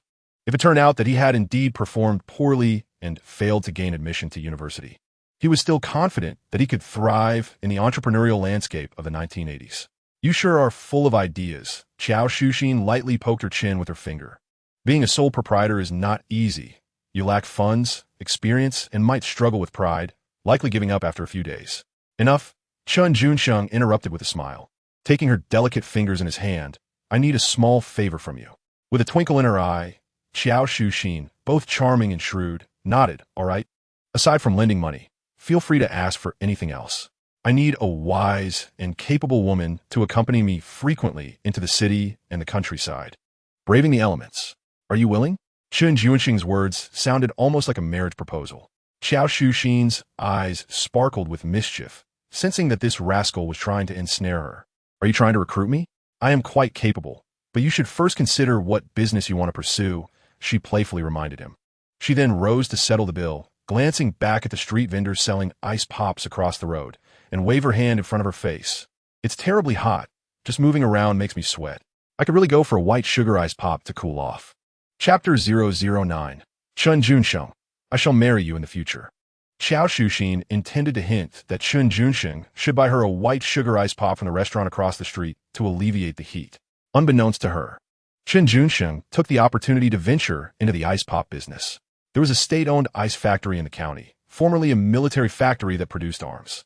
Due to outdated equipment and insufficient production capacity to meet military procurement and foreign trade demands, the factory was transformed under directives from higher authorities and repurposed as an ice factory, focusing on producing white sugar ice pops. In previous years, the ice pops produced were exclusively supplied to local supply and marketing cooperatives and consignment shops, but as policies gradually relaxed, individual proprietors were eventually permitted to procure goods for retail. In the sweltering heat of summer, for Chen Junsheng, who possesses a bicycle, and Xiao Shuxin, who is enjoying her holiday, the inexpensive yet delectable white sugar ice pops undoubtedly present a low-threshold, low-cost business opportunity with vast market potential. Currently, individual entrepreneurs primarily operate in two arenas, setting up stalls in the city or venturing into rural areas. The urban working class possesses the purchasing power, making it a well-acknowledged truth that goods sell well there. Conversely, selling in rural villages often proves to be a thankless endeavor. However, Chen Junsheng chooses to diverge from this norm. He resourcefully fashioned 2 wooden boxes from materials available in the county classroom. He then rode his bicycle to the state-owned ice factory to wholesale a large box of ice pops, and before departing, he even borrowed a tattered cotton jacket from a security guard at the factory to line the wooden boxes as insulation, with the boxes secured on the rear. And she could only perch herself on the front triangle of the bike, but she didn't mind, happily bouncing along as they headed towards Fengshu Ling Commune. In its early days, under the leadership of the commune secretary Luo Hua, Fengshu Ling Commune established a large collective brick kiln factory. Since the onset of the reform and opening up policy, the brick factory's business has flourished, providing workers with daily employment and annual dividends. The purchasing power here is hardly inferior to that of the county town, yet very few individual entrepreneurs venture into this area to sell goods. The reason being that the roads are in disrepair. The main thoroughfare leading into Fengshu Ling Commune has been rendered nearly impassable by the incessant passage of tractors hauling bricks, making it difficult for bicycles and carts to enter and exit. Nonetheless, Chen Junsheng took an alternate route toward the Fengshu Ling Reservoir, arriving near the brick factory in just over 20 minutes, effortlessly and swiftly. "Come by ice pops, delicious white sugar ice pops," Chen Junsheng exclaimed, parking his bicycle in the shade of a tree. Despite it being the beginning of autumn, the oppressive heat of the southern Indian summer was as fierce as the previous scorching days. At noon, with the sun blazing overhead, Chen Junsheng was drenched in sweat, his short pants clinging to his damp curls. Meanwhile, Xiao Shuxin sat contentedly on a nearby bluestone slab, enjoying her ice pop. "Comrade, how much are the white sugar ice pops?" inquired a middle-aged man, around 50, wearing a straw hat and a white tank top. Chen Junsheng lifted the old cotton jacket to display the goods, then cheerfully announced, 2 cents each, 3 for 5 cents. The man peered into the box filled with chilled white sugar ice pops, then glanced at the beautiful young woman relishing her treat. Unable to suppress a swallow, "Your ice pops look appealing, and the price seems quite reasonable." Chen Junsheng replied with a grin. "I just picked these up from the state-owned ice factory this noon, in order to build goodwill in the countryside. I'm subsidizing the costs to bring benefits to the villagers. At this price, you couldn't even buy them for 5 cents per 3 at the supply and marketing cooperative in the county." His words were a mix of truth and exaggeration. While he indeed sourced the ice pops from the state factory, the notion of subsidizing for the villagers was merely a fade. However, one must consider that the comrades of the 1980s were not accustomed to such flamboyant rhetoric. Not only the older comrades, but even young Xiao was momentarily taken aback. The cost price of these white sugar ice pops for individual vendors is 8 cents each, while the wholesale price at the county supply cooperative is as low as 5 cents. Yet everyone generally agreed to sell them at 2 cents each. Chen Junsheng announced the price of 5 cents for 3 popsicles, cleverly appealing to consumers' penchant for small savings, aiming for low profit margins to accelerate sales. Observing an elderly man hesitating, Chen did not rush to promote his wares. Instead, he continued to call out, "Popsicles, popsicles." Sweet and refreshing sugar popsicles are now just 2 cents each, 5 cents for 3. Would you like 1, or perhaps 3? After a brief moment of contemplation, the man decisively produced a 5-cent coin and purchased 3 popsicles. In rural life, every penny saved counts. One must seize the opportunity when it presents itself. "Thank you for your patronage," Chen Junsheng expressed warmly and courteously, adding, "Come back if you enjoy them." The elderly man, delighted with his 3 popsicles, departed happily. Chen Junsheng, having made a successful initial sale, pondered the likelihood of securing a second and third order. However, shortly after the man left, a throng of workers emerged from the nearby brick kiln, led by one who pointed at Chen Junsheng and urged, "There he is, everyone, quick!" Chen Junsheng grinned, realizing that his thoughts had materialized. Xiao Shuxin, startled, initially feared they were there to rob him, but soon discovered her concerns were unfounded. They were all there to buy popsicles. "I'll take 3. I want 6. Me too." Within a mere 10 minutes, the wooden box was emptied of popsicles. Yet many were still left wanting. Business in the year 81 was indeed thriving, and Chen Junsheng felt a wave of nostalgia. Reflecting on past struggles in the special economic zone, where finding clients was more challenging than courting, he recalled the agony of tending a counter akin to enduring solitude. After years of hardship, he was finally reaping the rewards of a new era, and it brought him immense joy. Of course, the profit of $2.25 from selling popsicles was merely a trifling gain. Better days lay ahead. "What are you doing?" Xiao Shuxin suddenly paused, utterly surprised when Chen Junsheng handed her the entirety of his freshly earned money. "This is for you," he declared. "Huh?" Xiao Shuxin felt a twinge of emotion. The sacrifices she made years ago to ensure his growth in the countryside were finally yielding some returns. Chen Junsheng, noticing her reddened eyes, quickly added, "Don't take it to heart. I merely need you to keep it safe. This will be part of the dowry when I marry." Xiao Shuxin was momentarily taken aback. Chen Junsheng laughed. "Why are you in a daze? How about I marry you instead? You big fool." Xiao Shuxin playfully swatted him. Chen Junsheng dodged, and with a resounding smack, her hand struck the wooden box, causing her to exclaim in pain. Chapter 10. Selling popsicles in the countryside, selling eggs in the city fuming. Xiao Shuxin stamped her foot in frustration. Yet, she couldn't help but realize that Chen Junsheng had a remarkable knack for stirring her emotions. Just as she was about to respond, she saw him hastening towards a young female worker from the brick factory, directly engaging her. "Comrade, I would like to ask you a few questions. May I take a minute or two of your time?" The young female worker paused, her gaze shyly drifting towards Chen Junsheng before quickly averting as embarrassment took hold. Indeed, young girls in the 1980s possessed a certain charm. In an era devoid of beauty filters, elaborate makeup, or digital enhancements, their bashfulness was often etched upon their faces. One might have anticipated that Chen Junsheng would inquire about her relationship status or the size of her family. However, it was clear that such assumptions were unfounded. "Is there anyone in your team raising chickens? I would like to procure some eggs," he asked. Upon hearing this, the young worker felt a wave of relief wash over her as she nodded. "Yes, both my family and my Uncle S raised chickens." Chen Junsheng had certainly posed his question to the right person. During their ensuing conversation, he discovered that a local entrepreneur had previously visited Fengshuling Commune to regularly purchase eggs, but for reasons unknown, had not made an appearance in quite some time. Not to mention, a basket of eggs lay beneath her bed, which her family hesitated to consume, and she was reluctant to venture into the county town to sell them for fear of various uncertainties. With the heat rising, the prospect of the eggs spoiling was a source of concern. Chen Junsheng was well aware of the situation. The reason for the entrepreneur's absence was likely the deplorable condition of the roads leading to Fengshuling. Eggs, being delicate, would inevitably sustain damage during transport if effective shock-absorbing measures were not employed. A shipment could easily suffer the loss of several eggs, significantly diminishing profits, or worse, resulting in a financial loss. However, since Chen Junsheng was intent on purchasing eggs, he must have devised a strategy to mitigate the risk of damage during transport. Having just sold ice pops, he was now turning to the procurement of eggs? Xiao Shuxin couldn't help but admire Chen Junsheng's business acumen. He had cleverly sourced ice pops wholesale from the county, sold them in the countryside, and was now turning around to buy eggs from the rural areas to sell in the city, an astute dual-profit approach. Before long, Chen Junsheng successfully acquired 5 pounds of eggs from the chicken farmers. While the procurement went smoothly, the question lingered.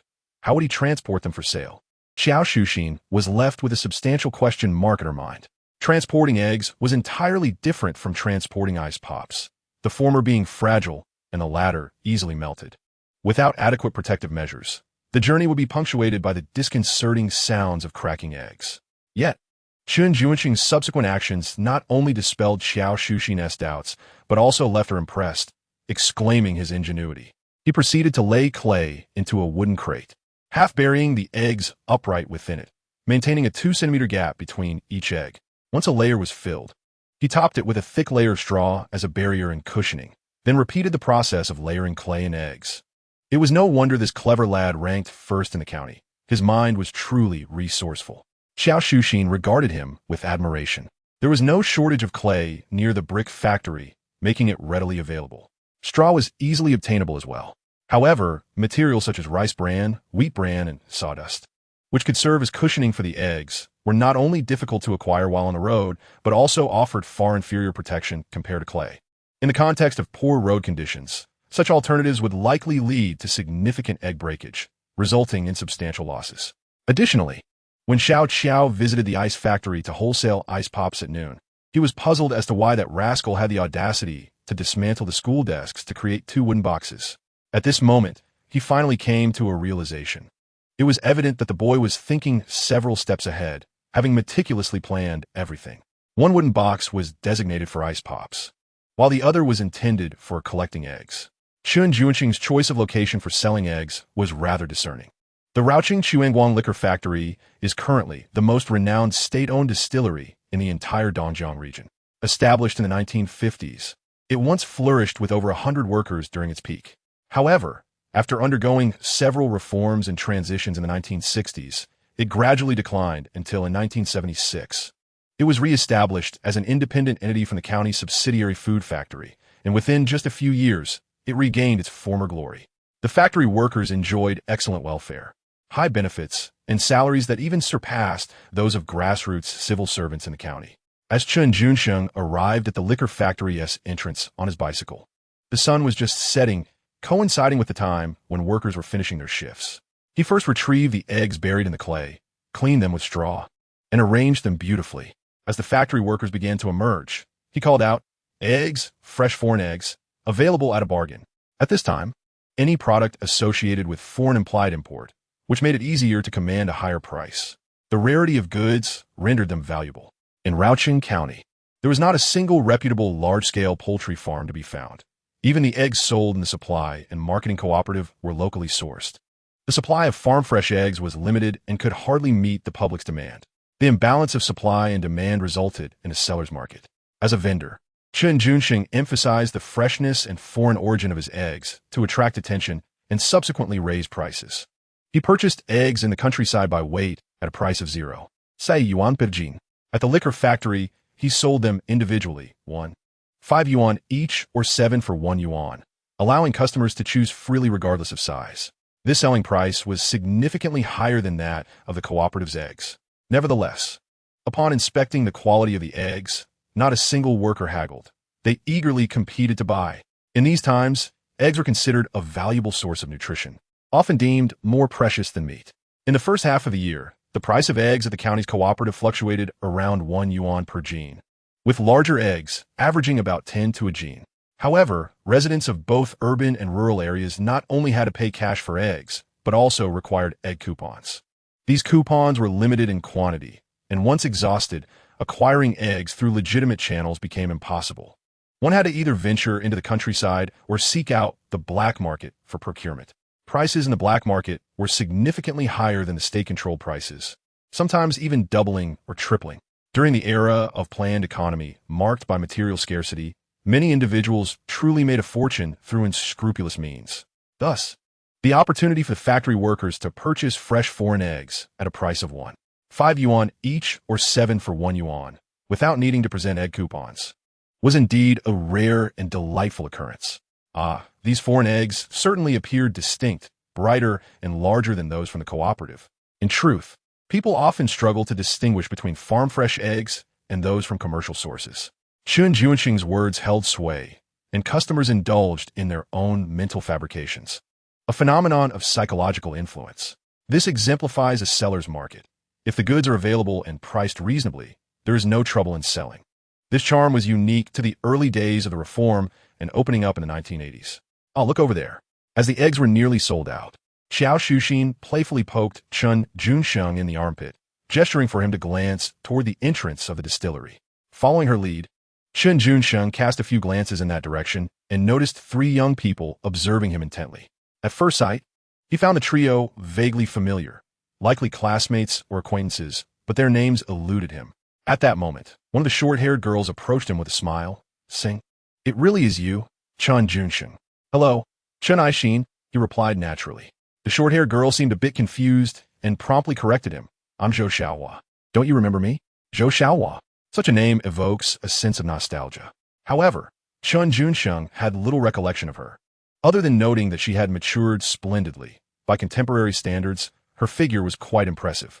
As for the bespectacled young man and the vibrant young woman beside him, Chen Junsheng slowly recalled their names. The young man was Li Yong, while the girl was likely Su Yixuan, the daughter of the distillery's head. She had been the class representative in middle school, performing well academically, but unfortunately did not gain admission to the county's top high school and was instead directed by her family to work at the distillery to facilitate her eventual succession of her father's role. How forgetful the privilege can be. "I even washed your clothes a few times," Zhou Xiaohua sighed, then chattered on. "This is Li Yong, who once fought with you, and Su Yixuan, who wrote you a love letter. Surely, you haven't forgotten them, have you?" Upon hearing this, Chen Junsheng couldn't help but raise an eyebrow. Indeed, Su Yixuan had once written him a note, but its contents merely sought his advice on study methods. There had been no hint of romance. Over 3 years of camaraderie, Su Yixuan distinctly remembered having spoken a total of 94 sentences to him. Under such circumstances, romance seemed far-fetched, and even friendship appeared somewhat inadequate. Yet, the mere act of writing him a note had led some overly curious classmates to misconstrue it as a love letter, making it difficult to clarify. "By the way, Junsheng, the college entrance examination results are out, right? What score did you achieve?" Li Yongsu Dunli Inkirat. Before Chen Junsheng could respond, Zhou Xiaohua eagerly interjected. "Look at how you are asking. Instead of worrying about his score, you might as well ask which universities he applied to. After all, the top scorer in the preliminary exams should easily qualify for undergraduate studies." Speaking of college applications, certain dormant memories began to assail Chen Junsheng. Back then, to be close to Shen Wanxiu, he had listed Jiangsu University, majoring in political economy, as his first choice. Unfortunately, he had failed to meet even the vocational school cutoff, and the news spread from the county back to Cheyang Commune, quickly becoming the subject of light-hearted banter among the comrades. Chen Junsheng found no reason to recount his misfortunes at the entrance of the distillery to his junior high school classmates. With a smile, he deftly changed the subject, inquiring, "Would you care for some eggs? I have just gathered some fresh ones from the countryside, still more than a dozen left." "No, no," responded Zhou Xiaohua, who assumed Chen Junsheng intended to give them eggs, shaking her head vigorously. Transporting eggs from the countryside to sell here must be quite a challenge. Li Yong, however, approached the wooden crate containing the eggs, turning to Zhou Xiaohua with a grin. "Our old classmate is merely being kind, wishing to share a few eggs for us to enjoy. Why be so polite?" Upon hearing this, Zhou Xiaohua shot him a disapproving glance, aware of the high price of eggs. Who would give away eggs without a festival or family visit? At that moment, Su Yixuan stepped forward, smiling at Chen Junsheng. "I'll take them all," she declared, procuring money from her pocket. "Will you be back tomorrow?" "Perhaps, though I'm uncertain," Chen Junsheng replied ambiguously. Just as Su Yixuan was about to say something further, Li Yong interjected, "In business, today may not guarantee tomorrow. The uncertainty is immense. However, selling eggs at the distillery is certainly better than wandering the streets." Those words seemed to convey good advice. They were laced with a sense of superiority typical of the distillery's employees, subtly belittling Chen Junsheng. Indeed, Chen Junsheng nodded in agreement. Xiao Li's suggestion is quite constructive. I shall give it due consideration. Li Yong was taken aback, recognizing that his words echoed the language of the factory's higher-ups. How could it be that he, who held a stable position, felt diminished in the presence of this seemingly unfortunate Chen Junsheng? Frustration bubbled within Li Yong, causing his smile to falter. Chen Junsheng merely smiled, unwilling to engage in a verbal dispute with his classmate. He gestured for Aunt Shi to enter the vehicle. Having sold all the eggs, he enjoyed a profitable day, netting a pure profit of 12.46 yuan from 2 transactions. He planned to venture into the city to purchase a few items before sunset. Meanwhile, Li Yong, seizing the opportunity while Zhou Xiaohua and Su Yishuan were distracted, stealthily entered the distillery security department and offered a cigarette to the guard. Wang Dachuan. Brother Chen, could you do me a small favor? What is it? Wang Dachuan replied with a simple smile, taking the freshly acquired cigarette and stammering, as long as I can assist. Feel free to ask. Li Yong struck a match and lit Wang Dachuan's cigarette before leaning in close to whisper. Keep an eye on the couple selling eggs at our distillery entrance this evening. Starting tomorrow, I wish to avoid encountering them. That is not a problem. You can count on me, Wang Dachuan assured him, nodding and patting his chest confidently, pleased with the response. Li Yong smiled and reached for the remaining half-pack of Hongmei cigarettes, intending to slip it into Wang Dachuan's pocket. However, he reconsidered, recognizing that Wang Dachuan was merely a gatekeeper. As a material procurement officer at the factory, he was doing Wang a favor by seeking his assistance. Providing him with 1 cigarette was already generous, and there was no need to part with half a pack. With a flick of his wrist, he returned the cigarettes to his pocket and walked away. At 6:30 in the evening, Chen Junsheng rode his bicycle into town. At this hour, one would reasonably assume that ordinary people could not procure pork. However, Chen Junsheng possessed the remarkable ability to acquire 3.5 gene of marbled pork and 5 gene of lard. In addition, he managed to gather coarse salt and soy sauce for cooking, as well as 2 bars of Shanghai brand soap for laundry and bathing, which were needed by his aunts. Ultimately, he also purchased a can of the beloved Fu brand malt extract favored by Aunt Xian and Aunt Yun. To everyone's surprise, there was indeed a hidden evening market behind the county's first middle school. Xiao Shuxin was truly astonished. This clandestine market was evidently a black market where purchases could be made without ration tickets, albeit at prices that were several times higher. Chen Junsheng spent money without a moment's hesitation, which was keenly observed by Xiao Shuxin, causing her heart to ache. In these uncertain times, what kind of family would dare buy pork from a black market? Furthermore, it had been many years since she had last used the Shanghai brand soap since her days of rural service. The items were indeed of fine quality, yet excessively priced, with the soap costing as much as 80 cents a bar. The Fu brand malt extract, while reasonably priced, was still exorbitantly expensive for an ordinary rural family. At 9 yuan and 50 cents per can, spending such money felt effortless, yet earning it was an arduous task. Despite her concerns about the expenditure, Xiao Shuxin felt that Chen Junsheng had matured significantly. His purchases were entirely dictated by the family's needs rather than his own preferences. Moreover, the soap, the fragrant soap, and the malt extract he bought were all her and Xiao Yun's favorites. He had grown up and learned to be considerate. Why then, was she still fretting over the money? When little Xiao was preoccupied with her thoughts, her brows furrowed slightly, her rosy lips pursed, and her delicate features appeared almost ethereal in the dim moonlight, captivating enough to momentarily distract Chen Junsheng. The money had already been spent, and lamenting it was futile. Chen Junsheng instinctively stole another glance, yet he could not escape Xiao Shuxin's perceptive gaze. Unfazed, she smiled lightly and said, I was just wondering, if you fail the exam this year, will you consider becoming self-employed, selling popsicles and eggs, rather than retaking the exam? Selling popsicles is merely a temporary endeavor, not a long-term solution. The egg business could be sustainable, but primarily, I aim to familiarize myself with the various production teams, Chen Junsheng replied. Familiarize yourself? How so? Xiao Shuxin inquired, intrigued. Yes, my aim in collecting eggs is to make myself known among the production teams, Chen Junsheng explained with a smile. I want them to recognize me as a businessman, someone with a modicum of financial capability, which will facilitate future ventures. Upon hearing this, Xiao Shuxin's interest piqued, and she leaned in to ask in hushed tones, what grand plans do you have? To acquire collective assets, Chen Junsheng replied. intentionally lowering his voice, yet being forthright about his short-term plans. It is widely known that beginning in 1981, various regions across the country began implementing the Household Responsibility System, also known as the Family Contract Responsibility System. During this process, properties and production materials that originally belonged to the public and collective were either distributed or directly sold to individuals. During this process, many individuals have amassed wealth, giving rise to a cohort of so-called 10,000 yuan households. Presently, the vast majority of rural residents remain impoverished. However, the production teams to which they belong are anything but destitute.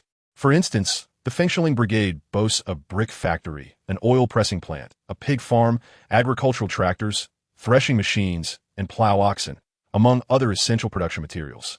The reform of the collective system has allowed a select few, possessing agile minds and prior preparation, to reap substantial rewards, positioning themselves as pioneers of their era. Additionally, the forthcoming treasury bonds further enhance this situation.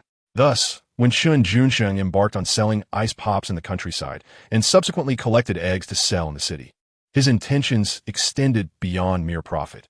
More crucially, he aimed to familiarize himself with the streets of the county town and the various state-owned enterprises, as well as the surrounding communes and production teams, laying the groundwork for a future acquisition of collective assets. Of course, both the act of conducting business and the acquisition of collective assets were merely temporary ventures within Chen Junsheng's life plan. His long-term ambition was to attend university, preparing himself for a future in public service. In this world, lacking both wealth and power renders one ineffectual. Possessing wealth without power leads to instability, while achieving both wealth and power represents the pinnacle of existence. The path Chen Junsheng intends to traverse is one that intertwines commerce and politics, reaping both fame and fortune. In the early 1980s, as the nation tentatively navigated new waters, policies had yet to impose restrictions on cadres engaging in commerce. Young cadres who were adept in business and economics found themselves ascending the ranks more swiftly. Upon hearing Chen Junsheng's revelations, Xiao Shuxin instantly understood, her beautiful eyes sparkling with enthusiasm as she exclaimed with a smile, "If you succeed in this endeavor, our Chen family will undoubtedly be the first 10,000 yuan household in the Maojiwan Brigade."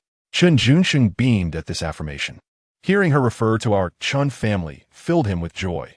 Indeed, our family shall certainly become the first 10,000 yuan household in Maojiwan Brigade. This exemplifies the adage that those who share blood belong together. After a moment's reflection, Xiao Shuxin added, "Handling the egg sales alone might be exhausting. When I return, I will discuss with Aunt Yun to lend you a hand." Chen Junsheng's gaze softened as he regarded Shuxin's radiant and charming visage, shaking his head in response. "You and Aunt Yun possess such beauty. You are better suited to enjoy a life of comfort at home." Xiao Shuxin was unimpressed by this reasoning. "Did you not previously claim I was of average looks? Furthermore, you promised I could accompany you in traversing the streets. Yet now you've changed your mind upon earning a bit of money?" Clearing his throat, Chen Junsheng replied, "You are my dear aunt, bound by family ties. Regardless of your beauty, I must maintain a modest perspective and refrain from harboring other notions." Xiao Shuxin scoffed softly in disbelief, thinking to herself, "When you gaze at my chest, dare you claim there are no other thoughts?" Curiously, despite the somewhat mischievous glint in Chen Junsheng's eyes, she found herself unable to feel any aversion. If it were any of the male teachers in the school office who dared to look at her in such a manner, she would certainly confront them, slapping their lesson plans in their faces and spitting a scornful remark at their lewdness. "Let's head home." Xiao Shuxin observed the dusk settling and spoke gently. Chen Junsheng nodded with a smile, then cautioned, "As we approach the steep descent ahead, please shift your position closer to me, so we may avoid any mishaps if the speed becomes uncontrollable." A bicycle's rear seat carried a wooden box, while Xiao Shuxin sat sideways on the front bar, fully aware of Chen Junsheng's subtle inclinations. Had it been daylight, she would have certainly hesitated to risk being misunderstood by sitting so close to him. However, with nightfall enveloping them and the road's edges shrouded in darkness, she felt emboldened, shifting her position until her back nearly brushed against his chest. As they descended a slope, the force of inertia drew her closer, making it feel as though she was nestled in his embrace. The proximity was such that she could distinctly sense the warmth of his breath gliding past her hair, tickling her ear and cheek, stirring a desire within her that was difficult to articulate. The evening breeze was warm, and her heart raced restlessly under its gentle caress. Lowering her gaze in silence, she occasionally lifted her eyes, only to find her view limited to the contours of his Adam's apple and his somewhat youthful chin, which she found rather attractive. A fleeting memory crossed her mind, of that foolish boy who, during a fever, she had carried to the clinic in the dead of night. Time had flowed on, and the once innocent child who clung to her back, declaring his intention to marry her when he grew up, had matured into a figure upon whom she could lean. They returned to the village around 7:30 in the evening, just as the loudspeaker finished broadcasting the news, transitioning into the familiar melody of the Sea Maiden, followed by the weather forecast. The latter was crucial during this time of year, as late July to mid-August marked the harvest season for early rice in many southern regions, necessitating vigilance regarding weather changes. Upon arriving at his doorstep, Chen Junsheng suddenly noticed that the usually quiet mud courtyard was abuzz with activity, with two cars parked conspicuously in the open space near the bamboo grove. One was a red flag bearing an official plate, while the other, an imported Polonaise, displayed a license plate from Aunt Yun's hometown. In those days, vehicles were either bulky buses or military-green 212 Jeeps, with the sleek hatchback design of the Polonaise standing out wherever it was parked. The red flag was even more notable, a vehicle known to be associated with officials. Could it be that my life trajectory has shifted since my rebirth? Chen Junsheng pondered seriously. He recalled that Aunt Yun could have returned to the city as early as 1979 when her father regained his military position, yet she was reluctant to leave, choosing instead to endure for another 2 years until he entered university, at which point her family would likely come to bring her back. As he secured his bicycle, he overheard a heated argument emanating from within the house, followed by Aunt Yun rushing out. She covered her lips, her eyes glistening with tears, and upon reaching Chen Junsheng, she quickly turned away, raising a hand to discreetly wipe her cheeks. Chapter 013. Calling him Dad. Chen Junsheng was filled with confusion and was about to inquire about the situation from Qi Xiaoyun when he noticed a middle-aged man approaching, dressed in a Zhongshan suit and possessing a robust figure. The man looked familiar. He must have encountered him before. Yet Chen Junsheng could not recall who he was at that moment. With a crackle, Chen Junsheng clasped his hands together, the joints of his fingers making a sound. He paid no heed to the man's background. Should anyone dare to bully his Aunt Yun, even passing stray dogs would receive a kick. Junsheng. Qi Xiaoyun urgently tugged at the hem of his clothing, then introduced, "This is my father. If you don't mind, you can call him Dad." Before Qi Xiaoyun could finish her sentence, Chen Junsheng, following her lead, promptly and resoundingly called out, "Dad." Ha ha ha. The onlookers could not help but burst into laughter. You can eat more, but you mustn't call just anyone Dad. Qi Xiaoyun's beautiful eyes narrowed slightly. She distinctly heard Chen Junsheng address her father as Dad. Qi Qingshan, her father, was momentarily taken aback. This young man was tall and handsome, exuding an extraordinary aura. If he were his biological son, Qi Qingshan would be awakened from dreams with a smile. Unfortunately, the Qi family had a legacy of heroes spanning 3 generations, yet it had dwindled to just one line under him, his only daughter, Qi Xiaoyun. In his youth, Qi Qingshan harbored little of the traditional bias favoring sons over daughters. He believed both were equal. However, as he aged, he could not help but yearn for a son to inherit his legacy.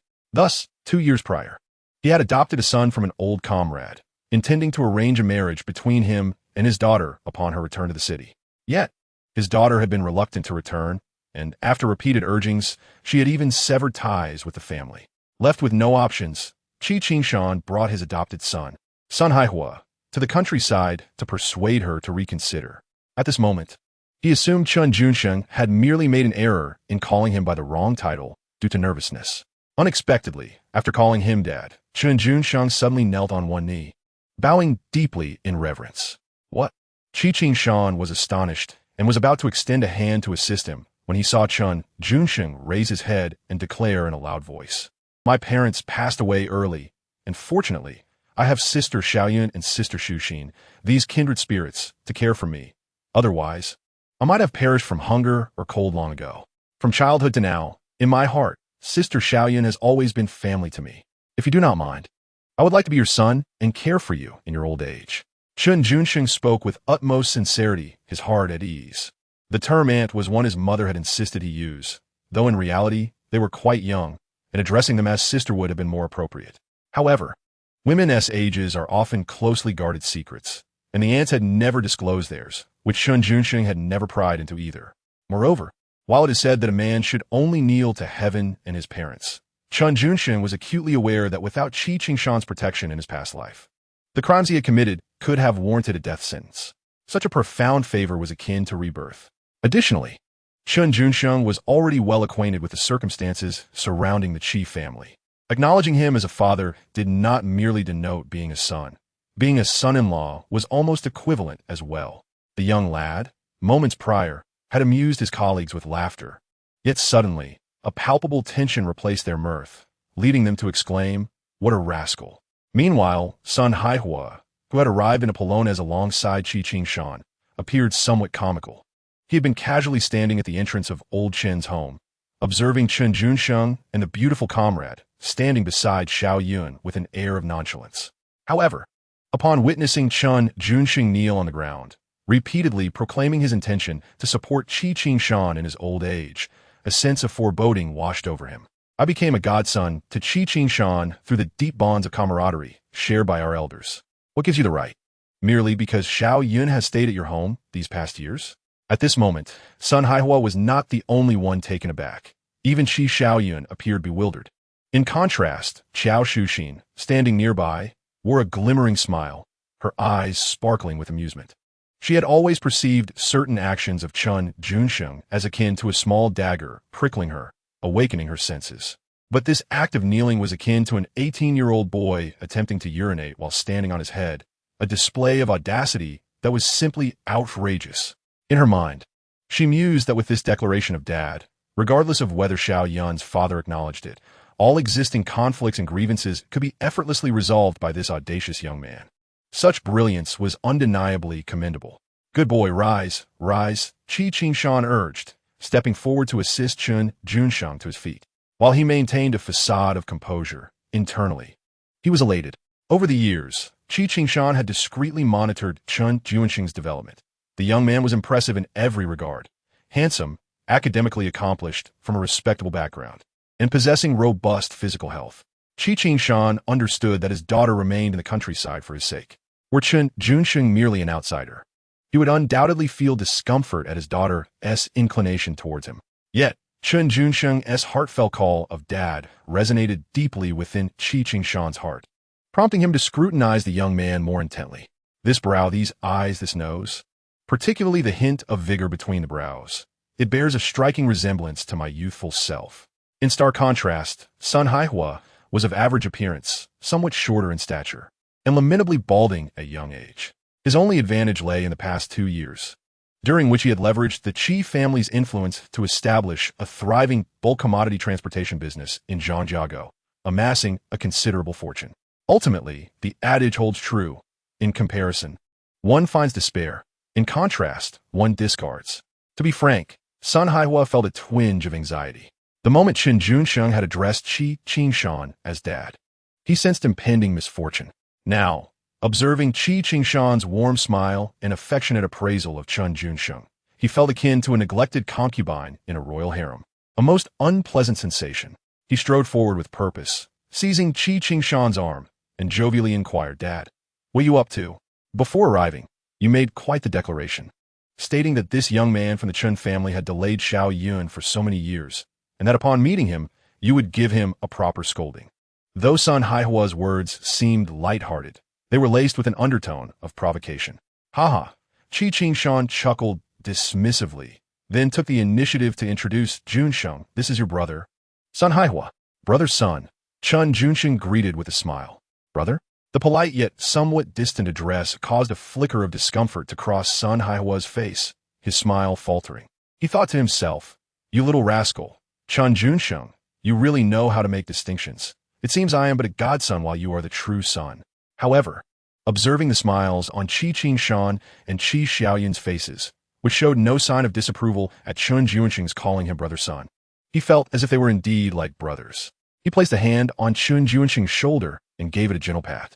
"Uncle Qi, little son, you must have traveled quite a distance and haven't had dinner yet, have you?" At this moment, Qiao Shuxin spoke up.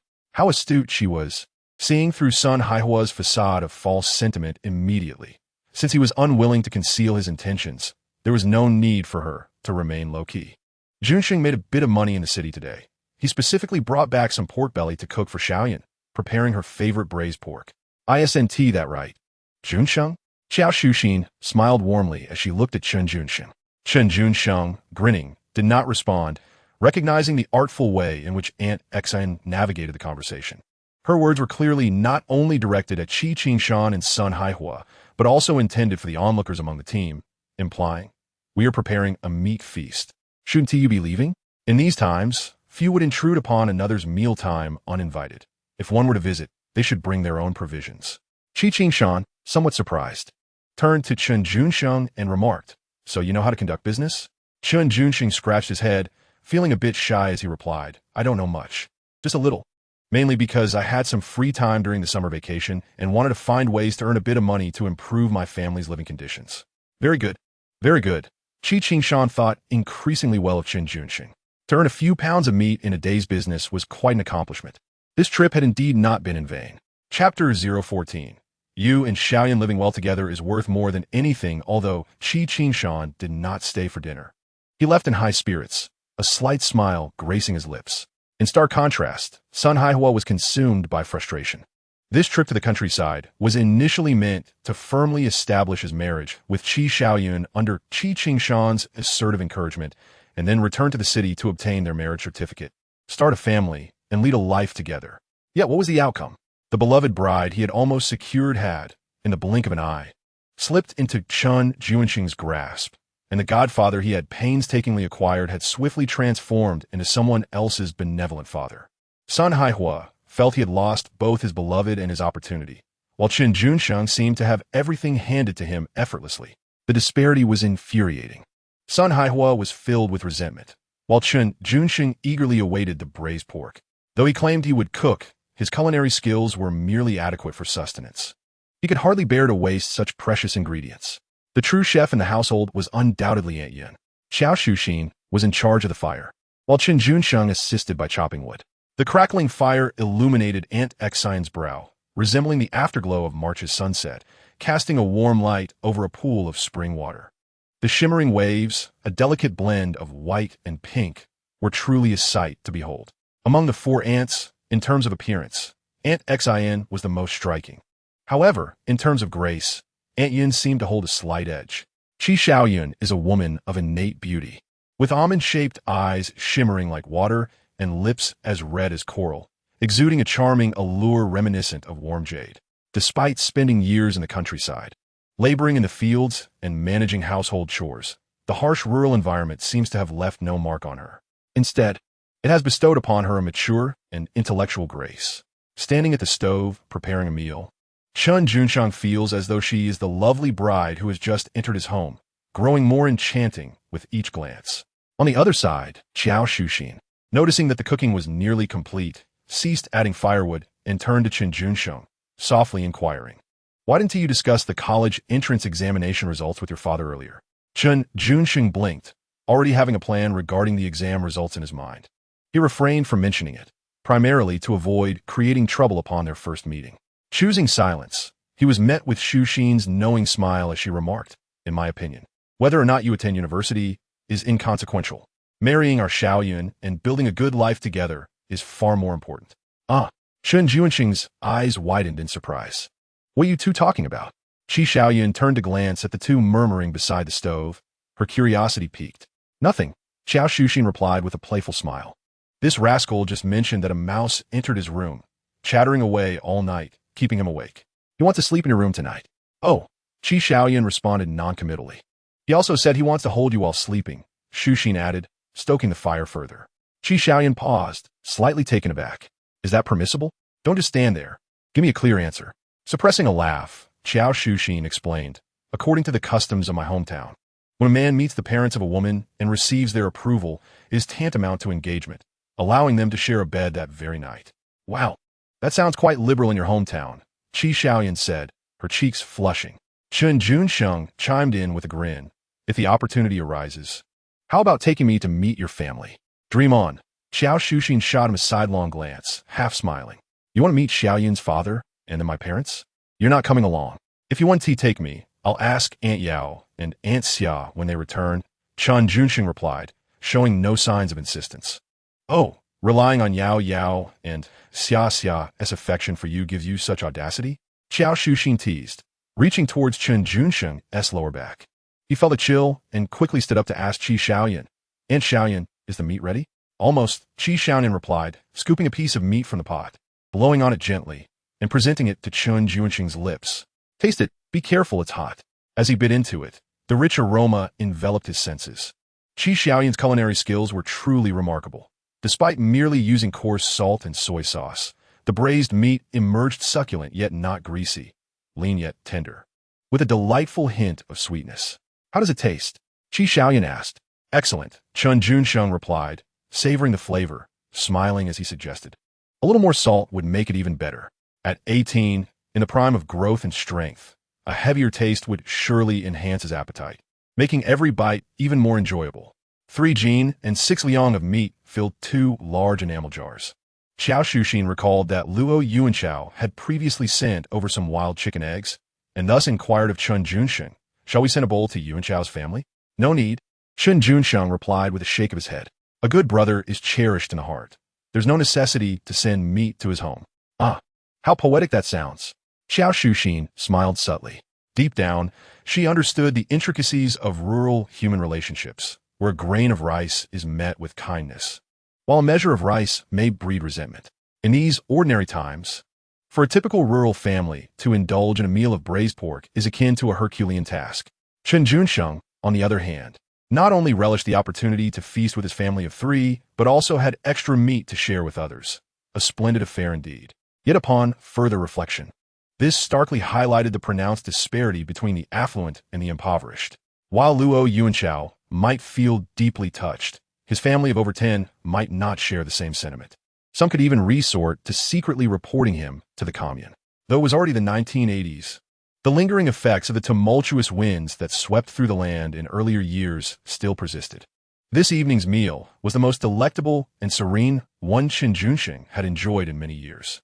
With me, you are indeed fortunate. From now on, there will be meat at every meal, he mused, patting his slightly bulging belly, content as he returned to his room to rummage through boxes in search of the 1981 edition of the College Entrance Examination Guide. Jiangxi University, Department of Economics. Major in Political Economy. Chen Junsheng found his first-choice major, which he had marked with a red line in the guide published by the state this year. As long as there were no issues during the application process, a quick call to the admissions office of Jiangxi University should reveal whether he had been accepted. Chen Junsheng resolved to bypass the County Education Bureau and the County High School, opting instead to inquire directly with the university's admissions office. Eliminating intermediaries might yield unexpected benefits. Having settled on this plan, he refrained from overthinking it. After a long day, he turned off the lights and fell into a deep sleep. The following morning, Chen Junsheng awoke early. After a brief wash, he set off alone on his bicycle. Today, he was not in a hurry to inquire about university admissions. Instead, he expanded his scope for purchasing eggs and decided to sell them at the textile factory in Rao County. First, earn money, then attend to other matters. The textile factory had a predominantly female workforce, and Chen Junsheng positioned himself in a prominent spot beneath the workers' dormitory, calling out to sell his eggs before the women began their shifts. It must be said, conducting business among a crowd of women, as long as one dares to call out, the results are immediate. After only a few shouts, he attracted a swarm of over 10 young female workers, some inquiring about prices, others asking about his age, and still others curious about where he lived. Chen Junsheng, with a beaming smile, answered every question. To the older ones, he affectionately referred to them as sisters, while the younger ones were called little sisters. Sister, though these eggs may be small, they are known as newborn eggs and are exceptionally nutritious. Whether steamed or fried, they are far more flavorful than ordinary eggs. When selling, his words flowed as sweetly as honey, and even the smaller eggs that remained were met with his inventive charm. Moreover, he was quite guarded regarding the selling price of these eggs, often leaning in close to potential customers and whispering, "These eggs are typically reserved for regulars, priced at 18 cents each. However, since we seem to have connection, let us settle on a discounted price of 1 yuan for 7." The young female workers at the textile factory had never encountered such innovative sales tactics before. After spending money on 7 eggs, their eyes sparkled with delight, reminiscent of crescent moons. The business at the textile factory was evidently more lucrative than that at the entrance of the winery. Chen Junsheng swiftly sold over 300 eggs and, with money in hand, made his way directly to the county committee's guest house. Anxiously, he prepared to spend money to borrow the guest house's telephone to call the admissions office at Jiangsu Zhejiang University. Chapter 15. Indeed, an identity theft. Hello. I would like to use the telephone. Upon arriving at the county committee guest house, Chen Junsheng stated his purpose straightforwardly to the staff. Long distance or local? The receptionist's demeanor was neither warm nor cold. Local calls are 30 cents per minute. Long distance costs 60 cents. Long distance. Chen Junsheng needed to call the admissions office at Jiangsu Zhejiang University, and crossing provincial lines would certainly count as long distance. 60 cents per minute for a long-distance call was indeed exorbitant. The prevailing method for long-distance communication was to send a telegram via the postal service, usually requiring one to wait in line and charged by the word. However, compared to the steep cost of a long-distance call, sending a brief telegram appeared far more economical. Nonetheless, this phone call was absolutely necessary for Chen Junsheng. The reason he chose to borrow a public telephone at the guest house was to deliberately avoid the postal service, so as not to raise any suspicion. Hello, this is the admissions office at Jiangsu Zhejiang University. The call connected. Chen Junsheng responded, Hello, I am inquiring about my admission status. My candidate number is. I applied to your esteemed university for the political economy major in the economics department as my first choice. He was careful to provide only his candidate number, omitting his name, knowing that the candidate number was unique while names could easily be altered. Please hold on. I will check for you, the admissions officer replied kindly. The candidate number? Correct? Yes, that's right.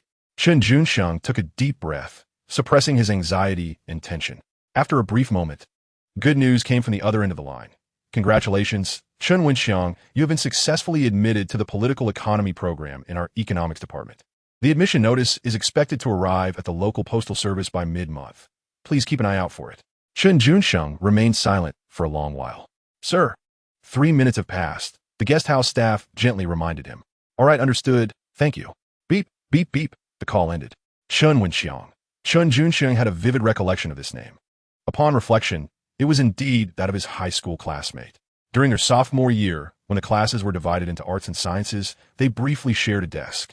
Chen Junsheng typically maintained average grades and was quite low-key, seldom attracting attention, and the teachers never afforded him any special consideration. Almost no one was aware that Chen Junsheng was the son of Chen Su, the deputy county head of Raoyang County, and he was an only child. His mother, Ding Meizhen, was also an extraordinary figure, having once served as the director of the Raoyang County Postal Service. It appeared that a meticulous scheme had been devised well in advance. A chill coursed through Chen Junsheng's heart, a mere speck of dust from the times. When it settles upon a specific individual, transforms into an insurmountable mountain. Prior to the launch of the Ministry of Education's Sunshine Gaokao information platform, a considerable number of underprivileged students found themselves ensnared within the information cocoon of the era, struggling to break free from the shackles of fate. In his previous life, Chen Junsheng was among them. However, the present him was not so easily resigned to his fate. The deputy county mayor was indeed a person of stature, and the director of the postal bureau wielded considerable influence. But would Chen Junsheng cower in fear? To hell with it. One must be willing to risk everything to topple the emperor. Ah, it's you again, Chen Junsheng. As he stepped out of the guest house, he unexpectedly encountered familiar faces. Raising an eyebrow, he recognized Zhou Xiaohua and Su Yishuan, whom he had seen the previous evening at the entrance of the Quanlianji distillery. How small the city of Raoyang County is, he mused. After graduating from junior high, he had lost contact with his classmates, yet in these past few days, he had fortuitously crossed paths with Zhou Xiaohua and Su Yishuan, as if fate were playing a hand. Both girls were riding Phoenix brand bicycles, despite their sky blue work uniforms. They could not conceal the vibrant essence of youth radiating from them, particularly Su Yishuan, who was tall and graceful, approximately 1.68 meters, a rarity in the southern region at that time. Her ethereal demeanor brought joy to those who beheld her. The sunlight of the small town danced upon her, illuminating her youthful exuberance with an enchanting confidence. Chen Junsheng waved at them and casually inquired, Are you only just heading to work now? Yes, today is Saturday, and the early shift at the distillery starts 2 hours later than usual. Zhou Xiaohua replied cheerfully, coming to a halt in front of Chen Junsheng. Chen Junsheng thought to himself that the benefits at Quanlianji Distillery were quite commendable. In the country, the 2-day weekend had yet to be implemented, and many state-owned enterprises operated nonstop. Even the admissions office at Jiangsu University was conducting business as usual today. Nevertheless, it must be said that workers nowadays were in high demand, holding on to their iron rice bowls, with education, healthcare, and housing all secured. Have you had breakfast yet? Zhou Xiaohua asked with a smile. No, I left home at dawn to collect eggs, and only now, having finished, did I realize my stomach was growling, Chen Junsheng admitted. What a coincidence. Our Yishuan hasn't had breakfast either.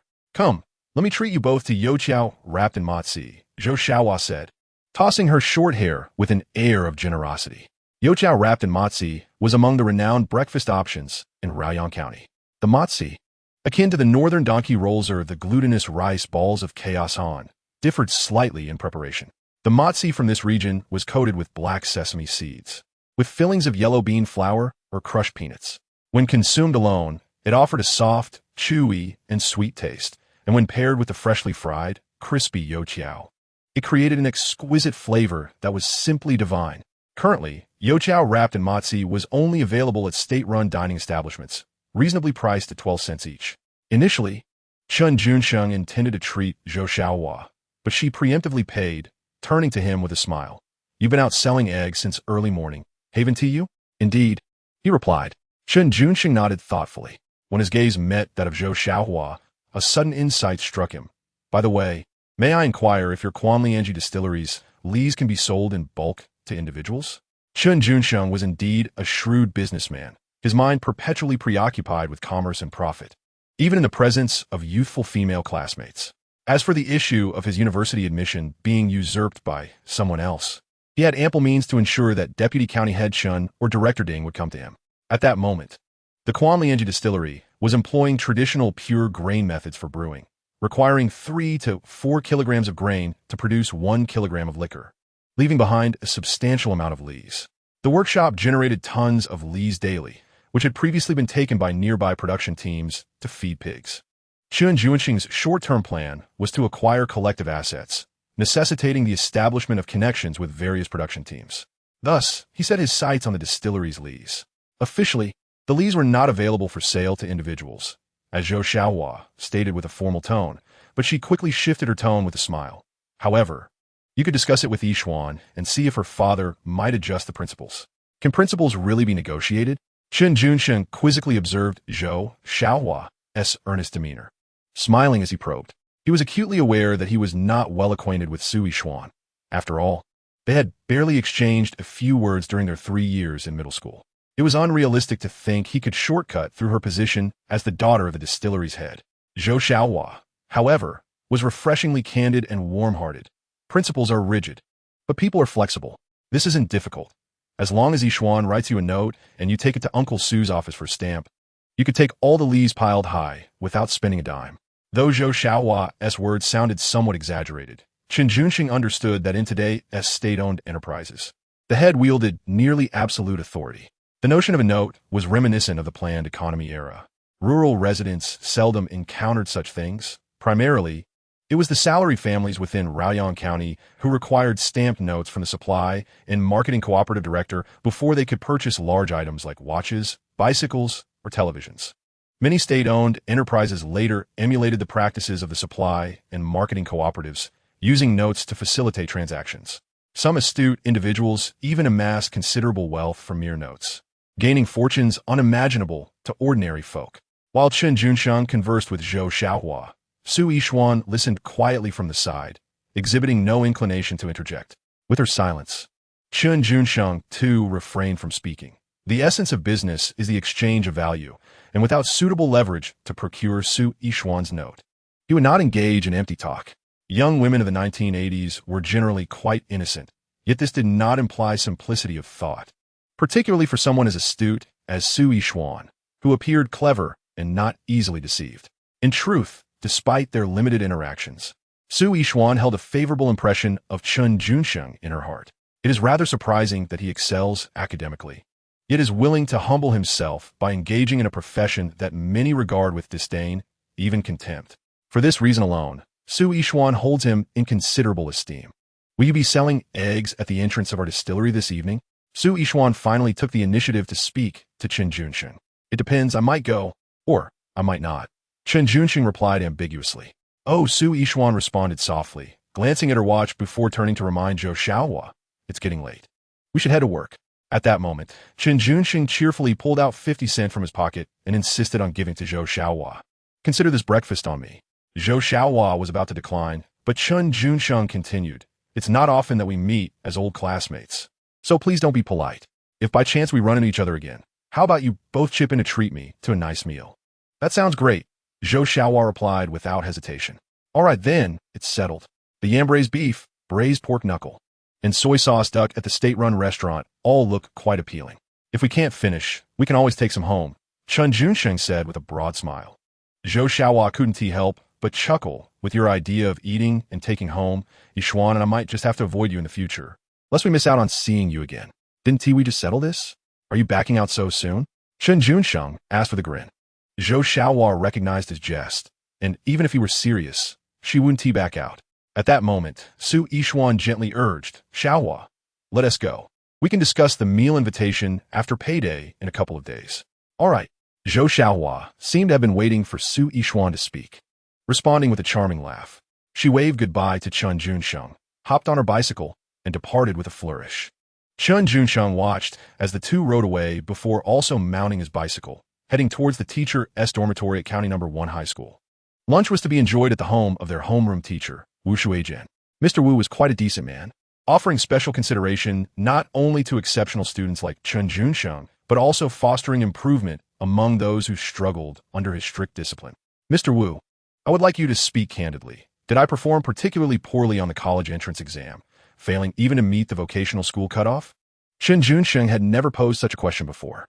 In truth, Wu Shuizhen was already aware of the situation regarding Chen Junsheng's college admission being fraudulently usurped. He remained silent, primarily due to the immense pressure from above. As the homeroom teacher, Wu Shuizhen felt a deep sense of shame, yet given the circumstances, he could only place a comforting hand on Chen Junsheng's shoulder and say, you must prepare yourself mentally. Understood. Chen Junsheng nodded, then expressed frankly, I've heard my deskmate, Chen Wenxiang, performed exceptionally well and has already been accepted into the economics program at Jiangsu Zhejiang University. Upon hearing this, Wu Shuizhen's eyes narrowed, and a look of surprise crossed his face, though he quickly regained his composure. The admissions results haven't been announced yet. Who did you hear this from? Chen Junsheng maintained a serene demeanor. The admissions officer from Jiangsu University personally informed me that the acceptance letter for Chen Wenxiang would arrive at the Raocheng County Post Office by mid-month at the earliest. Wu Shuizhen was momentarily taken aback. This high school homeroom teacher, known for his eloquence and ability to speak for hours on end, found himself at a loss for words. You might find it hard to believe, but when I called the admissions office of Jiangsu University to inquire about the acceptance status, I used my own candidate number. It was Chen Wenxiang who was accepted, Chen Junsheng continued. Wu Shuizhen felt a buzzing in his head. At this point, it seemed futile to say anything. All he could do was earnestly advise Chen Junsheng to recognize the reality of the situation, cautioning against futile endeavors. After all, Chen Wenxiang's father was the deputy county head, and his mother was the director of the post office, while Chen's family had been impoverished for 3 generations. With his parents having passed away early, what difference would it make if he excelled academically? Mr. Wu, you need not persuade me. I am well aware of my situation, Chen Junsheng replied, seemingly self-aware yet earnestly seeking Wu's counsel. I plan to have several banners made to warmly congratulate Chen Wenxiang on his acceptance to Jiangsu University, stretching from the county school gate all the way to deputy county head Chen's doorstep. What do you think? Wu Shuizhen's eyes widened in shock. He had anticipated that Chen Junsheng would resign himself to fate, but instead, the youth seemed determined to break through the heavens. With a resounding clap, Wu Shuizhen sprang to his feet. Let us do it. I will cover the cost of the banners and assume responsibility. If it comes to it, I'll resign from teaching. Chapter 17. Is it just because Chen Wenxiang has a good father? Old Wu, you better think this through. Wu's sudden display of fervor took not only Chen Junsheng by surprise, but also left his wife, Hu Wenwan, astounded. Having endured through tumultuous times, They had finally managed to live a few years of stability. Although the salary for teaching at the county school was modest, it was a secure job. Losing it would mean jeopardizing the family's livelihood. "You need not advise me," Wu Shuizhen replied, his face steely as he waved his hand. Once he made a decision, no amount of persuasion could sway him. Hu Wenwan sighed, speaking to herself. Chen Su is the youngest deputy county head in the entire county, and his wife, Ding Meizhen, is the director of the post office. Their family background is quite formidable. "If you go ahead with those banners, you might very well find yourselves arrested," she cautioned. Hu Wenwan's words held merit. Common folk have always feared those in power, and ordinary individuals challenging the influential often end up facing dire consequences without understanding how they fell. As a public school teacher, Wu Shuizhen naturally feared offending those in authority. The people of Raocheng County knew well that Chen Su had been promoted to deputy county head at the tender age of 32, not through merit, but rather through his father-in-law's influence. Offending deputy county head Chen could result in losing his job, but if he also angered Chen's powerful connections, the repercussions would be unimaginable. However, regarding the matter of Chen Junsheng's university admission qualifications being usurped, Wu Shuizhen felt he had remained silent for far too long. If he did not take action, his conscience would forever be troubled. Regardless of the circumstances, Chen Junsheng was undoubtedly the most outstanding student he had ever taught. After lunch, Wu Shuizhen ultimately disregarded his spouse's admonitions, investing both time and resources to assist Chen Junsheng in displaying a banner congratulating Chen Wenxiang from Class 2 of the science stream at Raoping County No. 1 Middle School for his exceptional achievement in gaining admission to Jiangxi University. This banner was hung at a meticulous distance of 300 meters, stretching from the main entrance of the school to the gate of the county committee's residential compound. Oh, what an accomplishment! The child of county head Chen has been admitted to a prestigious university. Indeed, Jiangxi University, quite impressive. However, as far as I know, his usual grades were barely sufficient for vocational school. Perhaps it's a stroke of ancestral fortune. Ancestral fortune alone would not suffice. It would require a fire to ignite such luck. Hush, speak softly. Such words should not be spoken lightly. The act of impersonation has always been shrouded in secrecy, necessitating utmost discretion and subtlety. Chen Su and Ding Meizhen had discreetly arranged everything for Chen Wenxiang, merely awaiting the arrival of the university admission letter. They planned to avoid any celebrations or gatherings, intending to quietly send him off to university. However, unexpectedly, just as Jiangxi University was about to dispatch the admission letters, a significant portion of the county suddenly became aware of the fact that the son of Deputy County Head Chen had been accepted into Jiangxi University. Since the reinstatement of the college entrance examination in 1977, the number of students from Raoping County who gained admission to undergraduate programs could be counted on one hand, with none achieving the scores required for key universities. Chen Wenxiang's acceptance into Jiangxi University marked a historic breakthrough, representing the first instance of a student from the county being admitted to a prestigious institution. Such talent deserves a dedicated page in the family genealogy, and it would not be an exaggeration to include it in the county annals. Nevertheless, when Chen Wenxiang himself beheld the banner at the entrance of the county committee's residential compound and heard acquaintances offering their congratulations, he felt dizzy and could not bring himself to rejoice. Fortunately, these banners were removed within 3 hours. However, the ramifications of this event continued to expand uncontrollably. At this moment, Chen Junsheng was selling popsicles at the entrance of the county committee's guest house. During his morning visit to borrow the phone, he made an unexpected discovery. The red flag car that had briefly lingered outside his home the previous night, along with Sun Haihua's bolinas, were parked on the vacant lot adjacent to the guest house. Regrettably, despite having brought a box of popsicles to sell near the guest house for over 2 hours, he had yet to see Qi Qingshan or Sun Haihua. Just then, as the box of popsicles neared depletion, someone pointed at Chen Junsheng at the entrance of the guest house, followed closely by 5 individuals wearing red armbands striding toward him. "Comrade, don't just stand there, run," someone urged Chen Junsheng.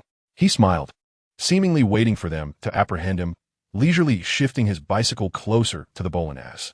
"Don't move." The individuals in red armbands surrounded Chen Junsheng, with one reaching out to grasp his arm. Chen Junsheng suddenly swung around and loudly questioned, "What grounds do you have for arresting someone without reason?" "Do we need a reason to apprehend you?" retorted the man in the red armband, showing no regard for logic. He raised his hand and slapped Chen Junsheng across the face. Infuriated, Chen Junsheng was no pushover, an 18-year-old rural youth.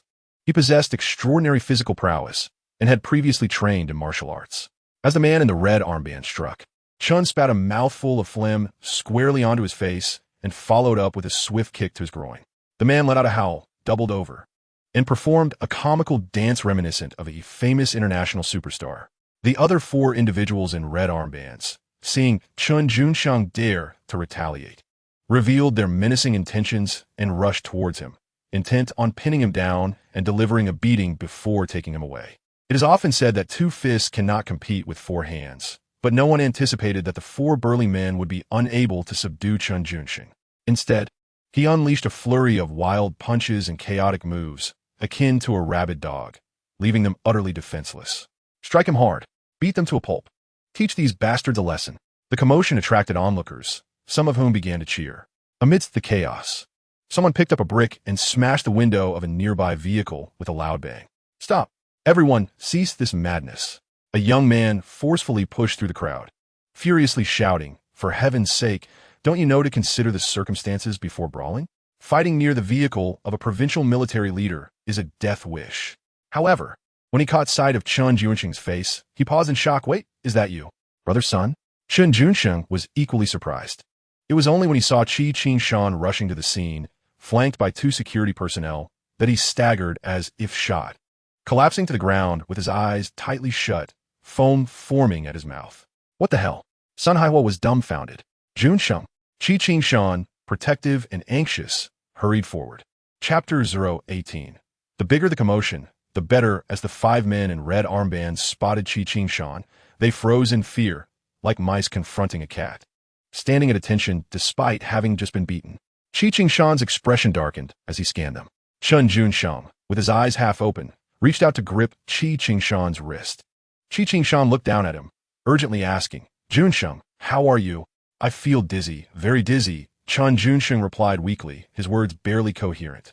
The red armbands were collectively bewildered. Just moments ago, this kid had been a whirlwind of energy, raining down punches upon them. And now he had somehow transformed into the victim, gravely injured. Even more alarming was the fact that he had referred to the leader as father. At that moment, Sun Haihua stepped forward, raising his voice in a fierce reprimand. "If anything happens to my brother, you will pay with your lives. Father, we mustn't delay. Let's get him to the hospital quickly." With that, fearing that Chen Junsheng might concoct some trouble in front of Qi Qingshan, Sun Haihua swiftly bent down to carry him, hurrying towards the People's Hospital of Raoche County. Qi Qingshan also rushed to the hospital, utilizing exclusive medical resources reserved for senior officials to ensure every effort was made for treatment. After 2.5 hours, the expert consultation at the county hospital finally concluded. "Director Fong, how is my son-in-law?" Qi Qingshan inquired with genuine concern. "Fortunately, he was sent to the hospital in time," replied Fong Yu, the deputy director of the county hospital, adjusting his glasses with his index finger. His underlying message suggested that had they arrived even a moment later, recovery would have been unlikely, yet what escaped his lips was, "The patient has multiple soft tissue contusions and a mild concussion. His condition is not very good, and he will need to stay in the hospital for observation over the next few days." Upon hearing this, Qi Qingshan let out a long sigh. Nowadays, doctors tend to complicate simple issues and exaggerate minor symptoms. The preceding remarks were largely trivial, with the crux lying in the final statement about the need for observation. However, for Chen Junsheng, who lay in the cadre ward, Deputy Director Fong was undeniably a competent physician. Earlier in the morning, when Qi Xiaoyun and Xiao Shuxin arrived in a car dispatched by Qi Qingshan to visit Chen Junsheng, they were taken aback to see his head, arms, and even knees wrapped in thick bandages, resembling a severely injured individual, which brought them to tears. Chen Junsheng sniffed, struggling to rise from the bed, but found himself lacking strength. Just as he was about to fall back, Qi Xiaoyun hurriedly rushed over, supporting him with one hand while sitting beside him, offering her soft upper body as a cushion. Resting his head against Qi Xiaoyun's chest, Chen Junsheng, despite not having a single visible wound, wore an expression of profound agony. "What on earth happened?" Qi Xiaoyun asked, her concern evident. "That scoundrel Chen Wenxiang, relying on his father's position as the deputy county head, usurped my college admission qualifications and even sent thugs to attack me in the street, attempting to kill me." Thankfully, our father arrived just in time. Otherwise, I feared I would never see you and Aunt Xian again. Chen Junsheng lamented, tears welling in his eyes as he embraced Xiaoyan. Hearing this, Qi Xiaoyan's heart trembled. Xiao Shuxin was equally startled. Usurpation and street violence were indeed brazen acts of lawlessness. Chen Junsheng's alarming description was intended to escalate the matter, ideally drawing attention from the entire county and even reaching the East River Committee and Longxi Provincial Party Committee until the very fabric of Raoche County was torn asunder. So what if Chen Wenxiang has a good father?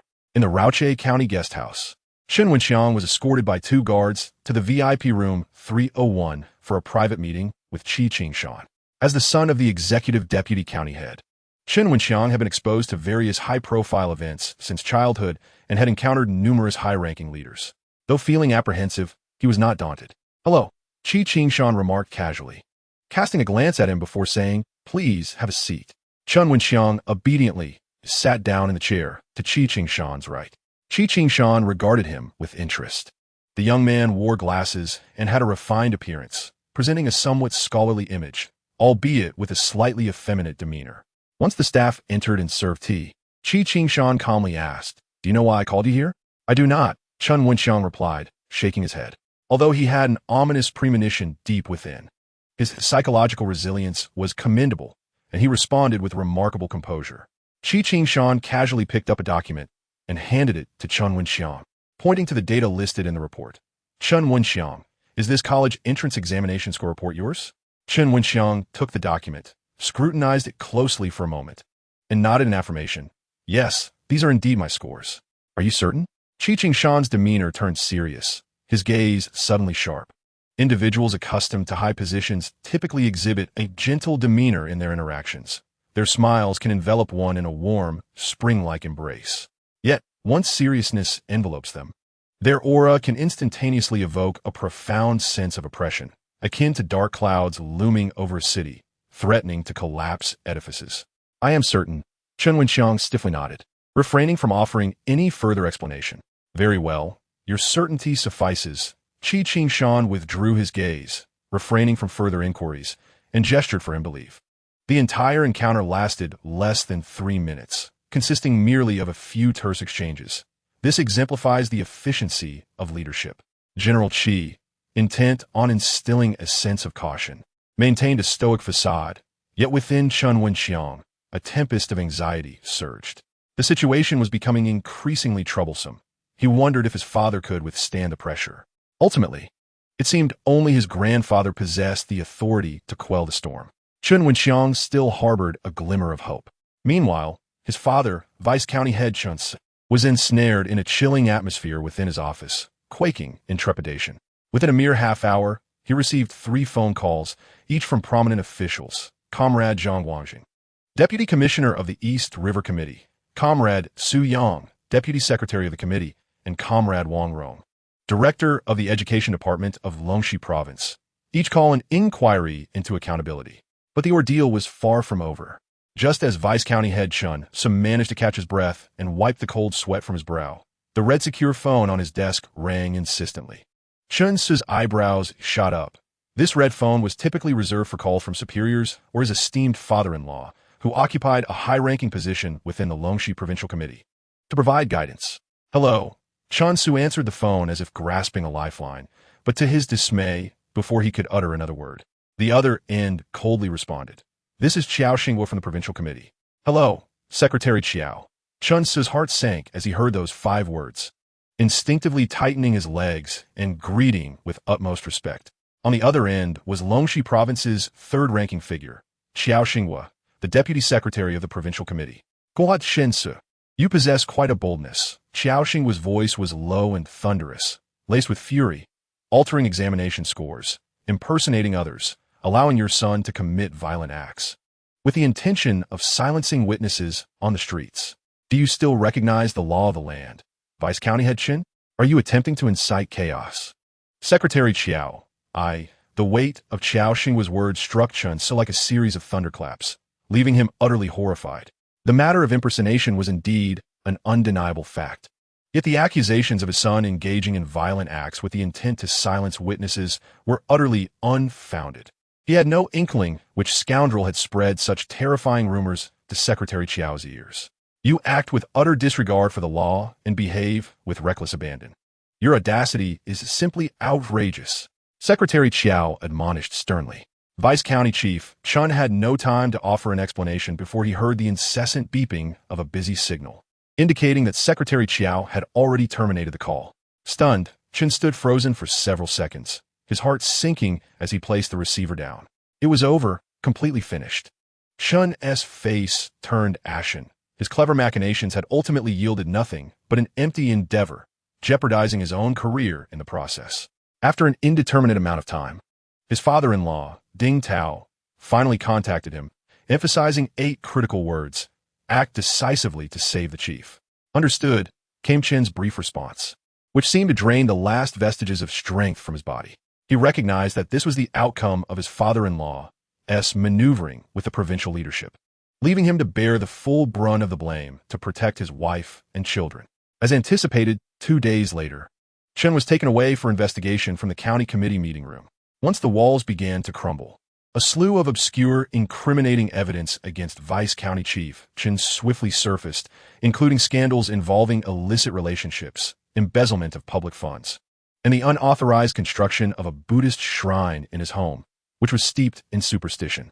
Rumors even circulated throughout the county that Chen Junsheng was not Chen's biological son, but rather the result of Ding Meijian's clandestine encounter with a university classmate. Of course, none of this had any connection to Chen Junsheng, who was merely a simple-minded rural youth, completely oblivious to the art of fabricating rumors or casting aspersions on Vice County Chief Chen and Director Ding. However, in a curious twist of fate, Chen Junsheng was discharged from the hospital on the very afternoon that Vice County Chief Chen was taken away. Qi Qingshan and Sun Haihua also set off that day to return to Zhangjiago. Before departing, Qi personally called the Education Department of Longxi Province and the Admissions Office of Jiangxi University, repeatedly confirming that Chen Junsheng's admission status was indisputable, allowing him to depart with peace of mind.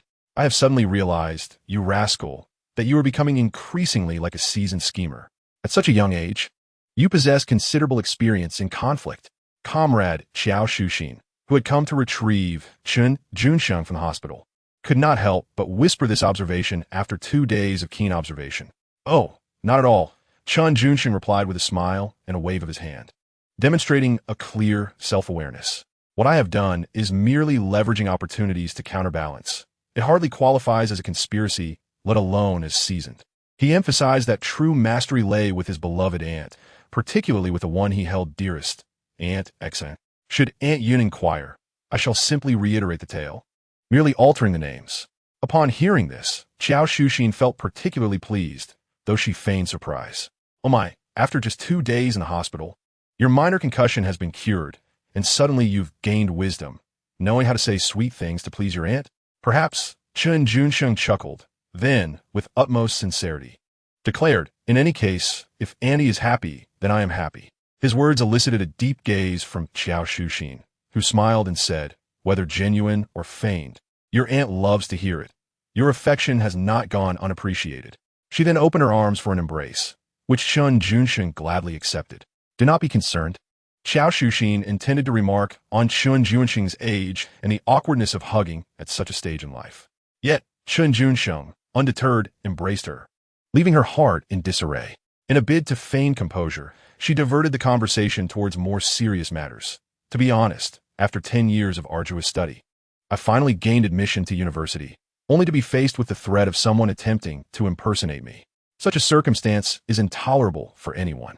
Fortunately, after a struggle, clarity was achieved. What is destined to be yours cannot be seized by another. Xiao Shuxin reflected softly to herself. Regrettably, while the storm had broken, the clouds above remained ominous, making it premature to declare that all was settled. Chen Junsheng held Aunt Xan tightly, pondering deeply, his heart refusing to relax even for a moment. Until the university acceptance letter was firmly in hand, the revolution was not yet complete. Efforts must persist. Additionally, financial endeavors could not be postponed. Maintaining a dual approach was essential to navigate the shifting tides of circumstance. Restless by nature, Chen Junsheng, cradling the vibrant Xiao in his arms, inhaling her faint fragrance, remained preoccupied with thoughts of financial gain. To forge iron, one must possess strength. Thus, as soon as he was discharged from the hospital, he pedaled his bicycle to the entrance of the Quanlianji distillery. If memory serve him well, today was the day the distillery disbursed wages. Chen Junsheng, Zhou Xiaohua soon received the news, hastening her way to the distillery's main gate. This girl, possessing an enviable figure, though clad in simple work attire, could not conceal the allure of her form. Particularly when she ran, she evoked memories of Chen Junsheng's long-forgotten, whimsical verses. With my head held high, the weight is palpable, yet I glance down and find no tips of my toes as I run. The waves of movement are evident, spilling over the edge of the bed. In an era of scarcity, having a robust girl was indeed a rarity. Zhou Xiaohua had initially thought that after their chance encounter at the county guest house, their paths would not cross again anytime soon. To her surprise, he remained quite active, seeking her out within days. "You must be looking for Yishuan," she inquired with a smile. "Not all," Chen Junsheng replied with a smile and a shake of his head. "I happened to pass by and suddenly recall that you and Su Yishuan seem to owe me a meal." The first part of his statement sounded rather ambiguous, while the latter was strikingly candid. Zhou Xiaohua felt a flush of embarrassment initially, but couldn't help but chuckle. "Had you not mentioned it, I might have forgotten. Today is payday. I'll call Yishuan, and we can treat ourselves to a nice meal at the state-run restaurant." The state-run restaurant is rather expensive. "I would feel uncomfortable imposing such a cost on you," Chen Junsheng chuckled. "How about you treat me to the fare at your cafeteria instead?" "That works." Zhou Xiaohua agreed with a nod and a smile. "You are here to procure the distillery's spent grains, aren't you?" Chen Junsheng smiled, but said nothing. Zhou Xiaohua leaned in closer, her voice dropping to a whisper as she confided in his ear. "Secretary Su Changzheng just returned from a business trip this afternoon. He will likely dine in the cafeteria this evening. I can take you in to find Yishuan. Once you've settled matters with her, you can meet Secretary Su, and everything will fall into place." Hearing this, Chen Junsheng felt a stir within. He had come to conduct business. Yet suddenly found himself with a sense of meeting the girl's parents. Chapter 020. I want it all. Su Yishuan serves as the accountant for the Quanliang liquor factory. Zhou Xiaohua brought Chen Junsheng to the finance office, casting him a knowing glance before quietly departing. Chen Junsheng understood her cue, smiled, and knocked on the door. A clear and melodious voice responded, "Please come in." As Chen Junsheng entered, he found Su Yishuan slightly raising her brow, her attention diverted from the paperwork she was filling out. Upon seeing him, a hint of surprise graced her charming face. "Chen Junsheng, do you need something?" "Yes," he replied, surveying the modest office which housed 3 workstations. Yet Su Yishuan was the sole occupant. He stepped inside and gently closed the door behind him, continuing, "I would like to discuss the matter of the batch tickets."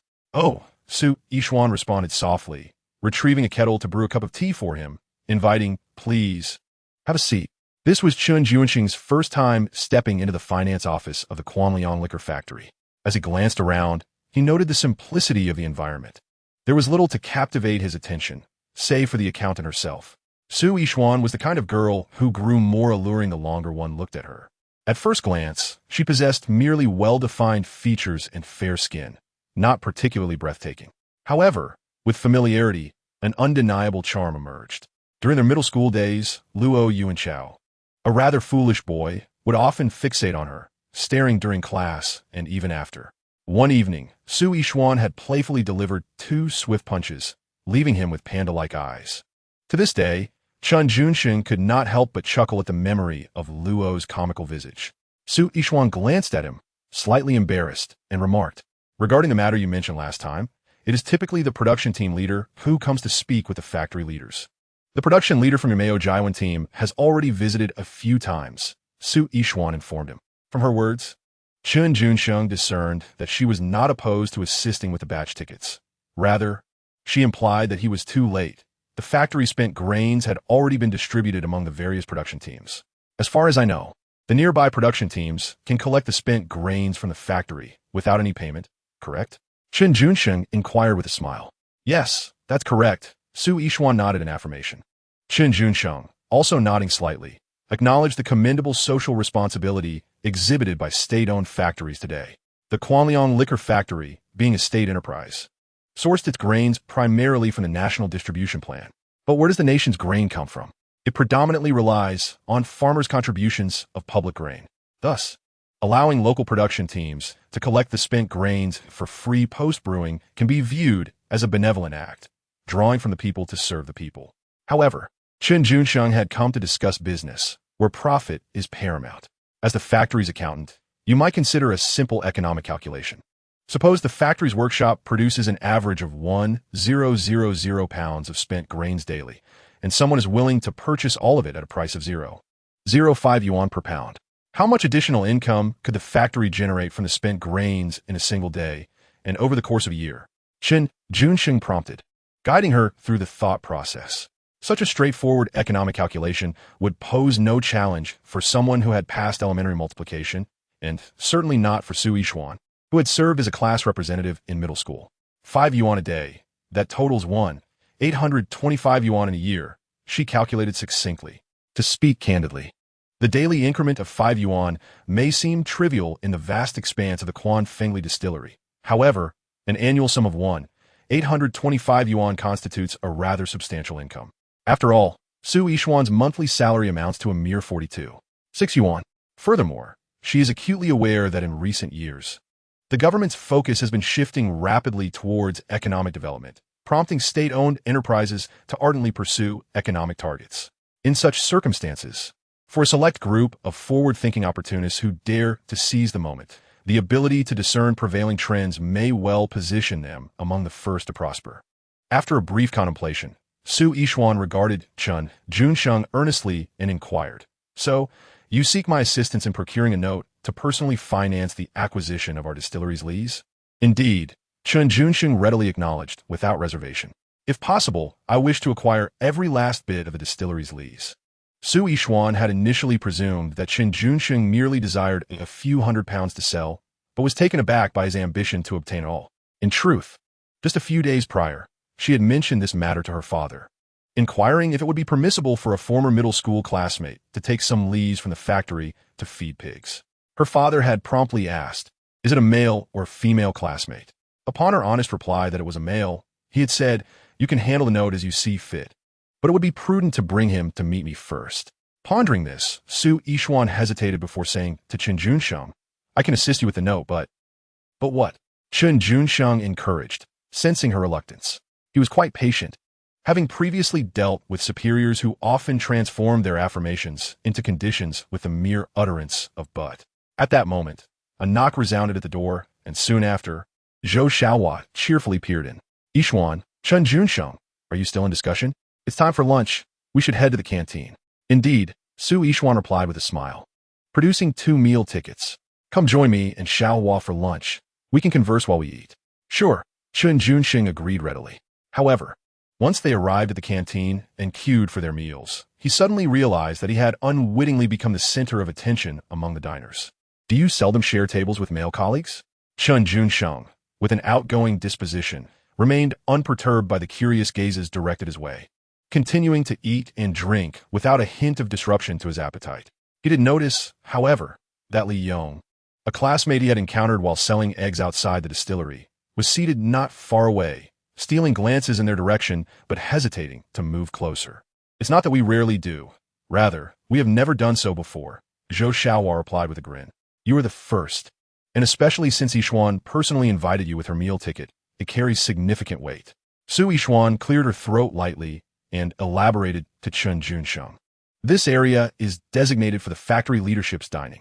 "Oh," Chen Junsheng responded, nodding in understanding, realizing at last why he had garnered such attention. While deeply engrossed in his meal, a middle-aged man approached, holding an aluminum lunchbox. He gestured toward the empty seat beside Chen Junsheng and inquired, "Young comrade, is this seat taken?" "Please, have a seat," Chen Junsheng replied courteously, shifting most of the space to accommodate the newcomer. He then turned to Su Yishuan and Zhou Xiaohua, stating, "I am full. Please enjoy your meal." "I am also satisfied," Su Yishuan chimed in, synchronously rising to leave with Chen Junsheng. "Uncle Su." Zhou Xiaohua's face visibly tightened with anxiety. Watching Chen Junsheng and Su Yishuan depart the table, she yearned to voice her own contentment and follow suit. However, the abundant food in her lunchbox betrayed her, compelling her to remain seated and continue eating. "I've told you numerous times at the factory, one must be professional," Su Changzheng reminded in a calm tone. "Oh," Understood, Secretary Su. Zhou Xiaohua replied with a sullen acknowledgement, though her facial expressions of protest were unmistakable. Her cheeks puffed up like an irate pufferfish. What was that young man's name again? Su Changzheng casually inquired, noticing Zhou Xiaohua's lunchbox was filled with vegetables. He absent-mindedly offered her a few pieces of meat from his own box. I'm not quite sure. Zhou Xiaohua hesitated, her large, glistening eyes fluttering. Perhaps you could ask Accountant Su later. Before he even began his meal, Secretary Su found himself momentarily stumped, gently tapping the table with his fingers. Speak properly. My grandmother taught me that one shouldn't talk while eating. Zhou Xiaohua felt a twinge of grievance, though she only dared to express it inwardly. However, since Secretary Su requested her to speak properly, she deliberately adopted a playful tone. The young man just now is surnamed Chen, renowned in the surrounding areas for his good looks. He excels academically and plays table tennis remarkably well. During school, teachers often remarked that he was destined for a prestigious university, and many female classmates were fond of him, including. At this point, Zhou Xiaohua abruptly halted, realizing she had nearly divulged too much about Yishuan. As a seasoned individual, Secretary Su instantly caught on, offering a wry smile. Including yourself? I presume? Huh. Zhou Xiaohua was momentarily taken aback, then nodded vigorously, akin to a chick pecking a grain. Yes, including myself. With that, she buried her face in her food, eating fervently until a sudden thought struck her. Chen Junsheng had rushed off, seemingly forgetting something significant. After a brief moment of contemplation, Zhou Xiaohua summoned her courage and addressed Su Changzheng. Secretary Su, I would like to ask a favor. Do tell. Su Changzheng responded blandly. Well, Zhou Xiaohua carefully chose her words. One of my middle school classmates wishes to obtain some distillery byproducts to feed his pigs. Would it be possible for you to issue him a permit? Su Changzheng raised an eyebrow. A male classmate or a female classmate? A male classmate, Zhou Xiaohua answered honestly. Su Changzheng inquired further. Is his surname Chen? Zhou Xiaohua's cheeks flushed crimson, yet she nodded affirmatively. Yes, his surname is Chen. I recall now. His name should be Chen Junsheng, Su Changzheng remarked, a smile of realization dawning upon him. The young man seems quite capable. Zhou Xiaohua felt a sense of unease at his words, but refrained from probing further. Su Changzheng discerned the apprehension etched upon her face and continued. He likely does not intend to merely fetch some distillery residue to feed pigs. Regarding the matter of issuing a permit, both you and Yishuan must not acquiesce lightly. Let him arrange a face-to-face discussion with me, understood? Understood. Upon hearing this, Zhou Xiaohua felt a sudden clarity. It turned out that Yishuan had already communicated with her father beforehand, and she had nearly committed an inadvertent faux pas in her eagerness to help. At that moment, Chen Junsheng couldn't suppress a sneeze. Under Su Yishuan's guidance, he had arrived at the distillery's fermentation cellar. The distillery's residue is the leftover grain material extracted from the fermentation tanks post-brewing. As a most renowned distillery in the Dongjiang region, Quanlianji, despite the current weak consumer demand for liquor, found its production booming due to the preferences of local officials and the tradition of gifting during festivals. Consequently, the output of liquor had doubled year after year, and the resultant distillery residue had surged from a few hundred gene per day to now 2,000 to 3,000 gene daily. As Chen Junsheng and Su Yishuan approached, twilight was rapidly descending. Nearby, several members of a local production team were busily shoveling the mound of distillery residue onto a flatbed cart. Additionally, 2 middle-aged members were engaged in hushed conversation with the supervisor of the distillation workshop.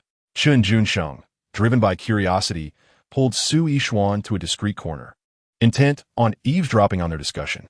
Director Li, here as the situation. Our Luoqiao team's pig farm recently suffered from swine fever, resulting in the unfortunate loss of over 20 pigs, which is quite a significant loss. The team leader sent us to discuss this with you regarding the year-end. Stop right there. Director Li interjected bluntly, stating, swine fever is not my concern. You must resolve your internal issues among your production team. If necessary, just allocate a bit less meat to the members at year-end. I cannot afford to lose even a single gene. What is this? Recently, several production teams have approached me with similar issues, either swine fever or pigs breaking through enclosures. It's quite amusing. It seems you have some pests in your factory. Chen Junsheng remarked, glancing at Su Yishuan. Su Yishuan's cheeks flushed crimson as she thought to herself, don't look at me. I'm merely a humble accountant, and this matter does not fall under my purview. Besides, encountering pests in a state-run factory is hardly a rarity. They are omnipresent, perhaps emboldened by the encroaching darkness. Chen Junsheng leaned closer and whispered to Su Yishuan, "I prefer the pest to take a toll on me instead." Su Yishuan raised her gaze to meet his, suddenly aware of how close they were, her cheeks involuntarily warming. Seizing the moment, Chen Junsheng pressed on, 5 cents per gene. "I want as much as you can get for me. Is that agreeable?" Almost unconsciously, Su Yishuan nodded in agreement. Yet, she swiftly recalled something and bit her lip, saying, "I can facilitate the permit for you, but you must first provide a deposit of 550 yuan. I will handle it through official channels, otherwise." My father would find it difficult to explain. While she framed it as going through official channels, in reality, Su Yishuan was merely providing Chen Junsheng a backdoor favor. Although she felt a twinge of overstepping her boundaries, she believed Chen Junsheng's earlier words held merit. It was better to support him than to aid the pests. Moreover, she indeed possesses the authority to grant Chen Junsheng a favor, as it merely pertains to the distillery's byproducts. Furthermore, selling these byproducts to Chen Junsheng could yield direct economic benefits. At a rate of 5 cents per pound, the factory produces approximately 3,000 pounds of byproducts daily, translating to a revenue of 15 yuan each day. Over the course of a year, this amounts to a significant sum, which Su accountant finds somewhat perplexing. In any case, the total is considerable enough to warrant a meticulous calculation upon her return. Of course, this is contingent upon Chen Junsheng being able to provide the advance payment. Otherwise, his smooth talk would leave Su Yishuan unable to fulfill her obligations. A deposit of 50 yuan would suffice. After much effort, Su Yishuan finally relented, and Chen Junsheng, naturally, could not afford to falter. He first expressed his intentions, and then, with his left hand, patted his pocket, saying, "I don't have that much cash on me right now. May I pay part of it now, and settle the rest tomorrow morning?" Chen Junsheng spoke with a hint of apology. Witnessing his earnestness, Su Yishuan did not linger. "All right, I will return to the finance office to write you a receipt." However, just as she turned to leave, she was slightly taken aback to discover that Chen Junsheng had inadvertently grasped her wrist while leading her to eavesdrop on a conversation. He had yet to release it. Chapter 022. Do you want to become a wealthy individual? It has been proven that as long as a man is bold, meticulous, and possesses a thick skin, there is virtually nothing he cannot accomplish. Chen Junsheng's visit to the distillery was remarkably fruitful. Not only did he successfully navigate Su Yishuan's back door, acquiring the receipt for the byproducts, but he also engaged in a brief moment of social etiquette by delicately holding Su Yishuan's soft hand before departing. "Let go, let go." Su Yishuan felt overwhelmed. "Your hand is quite small." Chen Junsheng reluctantly released her hand, casting a glance at Su Yishuan before saying nothing more. Turning to mount his bicycle and ringing the bell with a flourish as he rode away. Su Yishuan, however, stood in place for a considerable while, lost in thought. As she turned back towards the factory, her gaze flickered, and she unexpectedly recognized a familiar figure in the security office. "Dad?" Su Yishuan's heart tightened, her cheeks flushing, and she hurriedly walked away without pausing. Only after she had distanced herself did Secretary Su Changzheng emerge from the security office to catch a glimpse of his daughter's retreating figure, sighing inwardly. Foolish girl. Today he easily obtained the receipt for the byproducts. In the future, he will dare to request the receipt for the liquor as well. Who knows? He may even seek you and the distillery eventually. As Chen Junsheng rode back to Miaojiawan Brigade, he sneezed and mused. Could it be that Aunt Yun and Aunt Xian are worried about me, since I haven't returned home so late? Upon passing by Luo Yuanchao's house, Chen Junsheng pressed the brakes to pause momentarily. Recently, the weather had been sweltering, and after dinner, the Luo family was sitting in the open space of the drying yard to cool off. Hearing the familiar voice, Luo Yuanchao sprang to his feet and, without even putting on his shoes, rushed barefoot towards him. What a simpleton! Chen Junsheng chuckled to himself, and, as the simpleton approached, he placed a hand on his shoulder and quietly said, "I need to ask you something." "What is it?" In the past, Luo Yuanchao frequently assisted Qi Xiaoyun with her tasks, and during their conversations, he unconsciously adopted a hint of her hometown accent. "Do you wish to earn money?" Chen Junsheng inquired.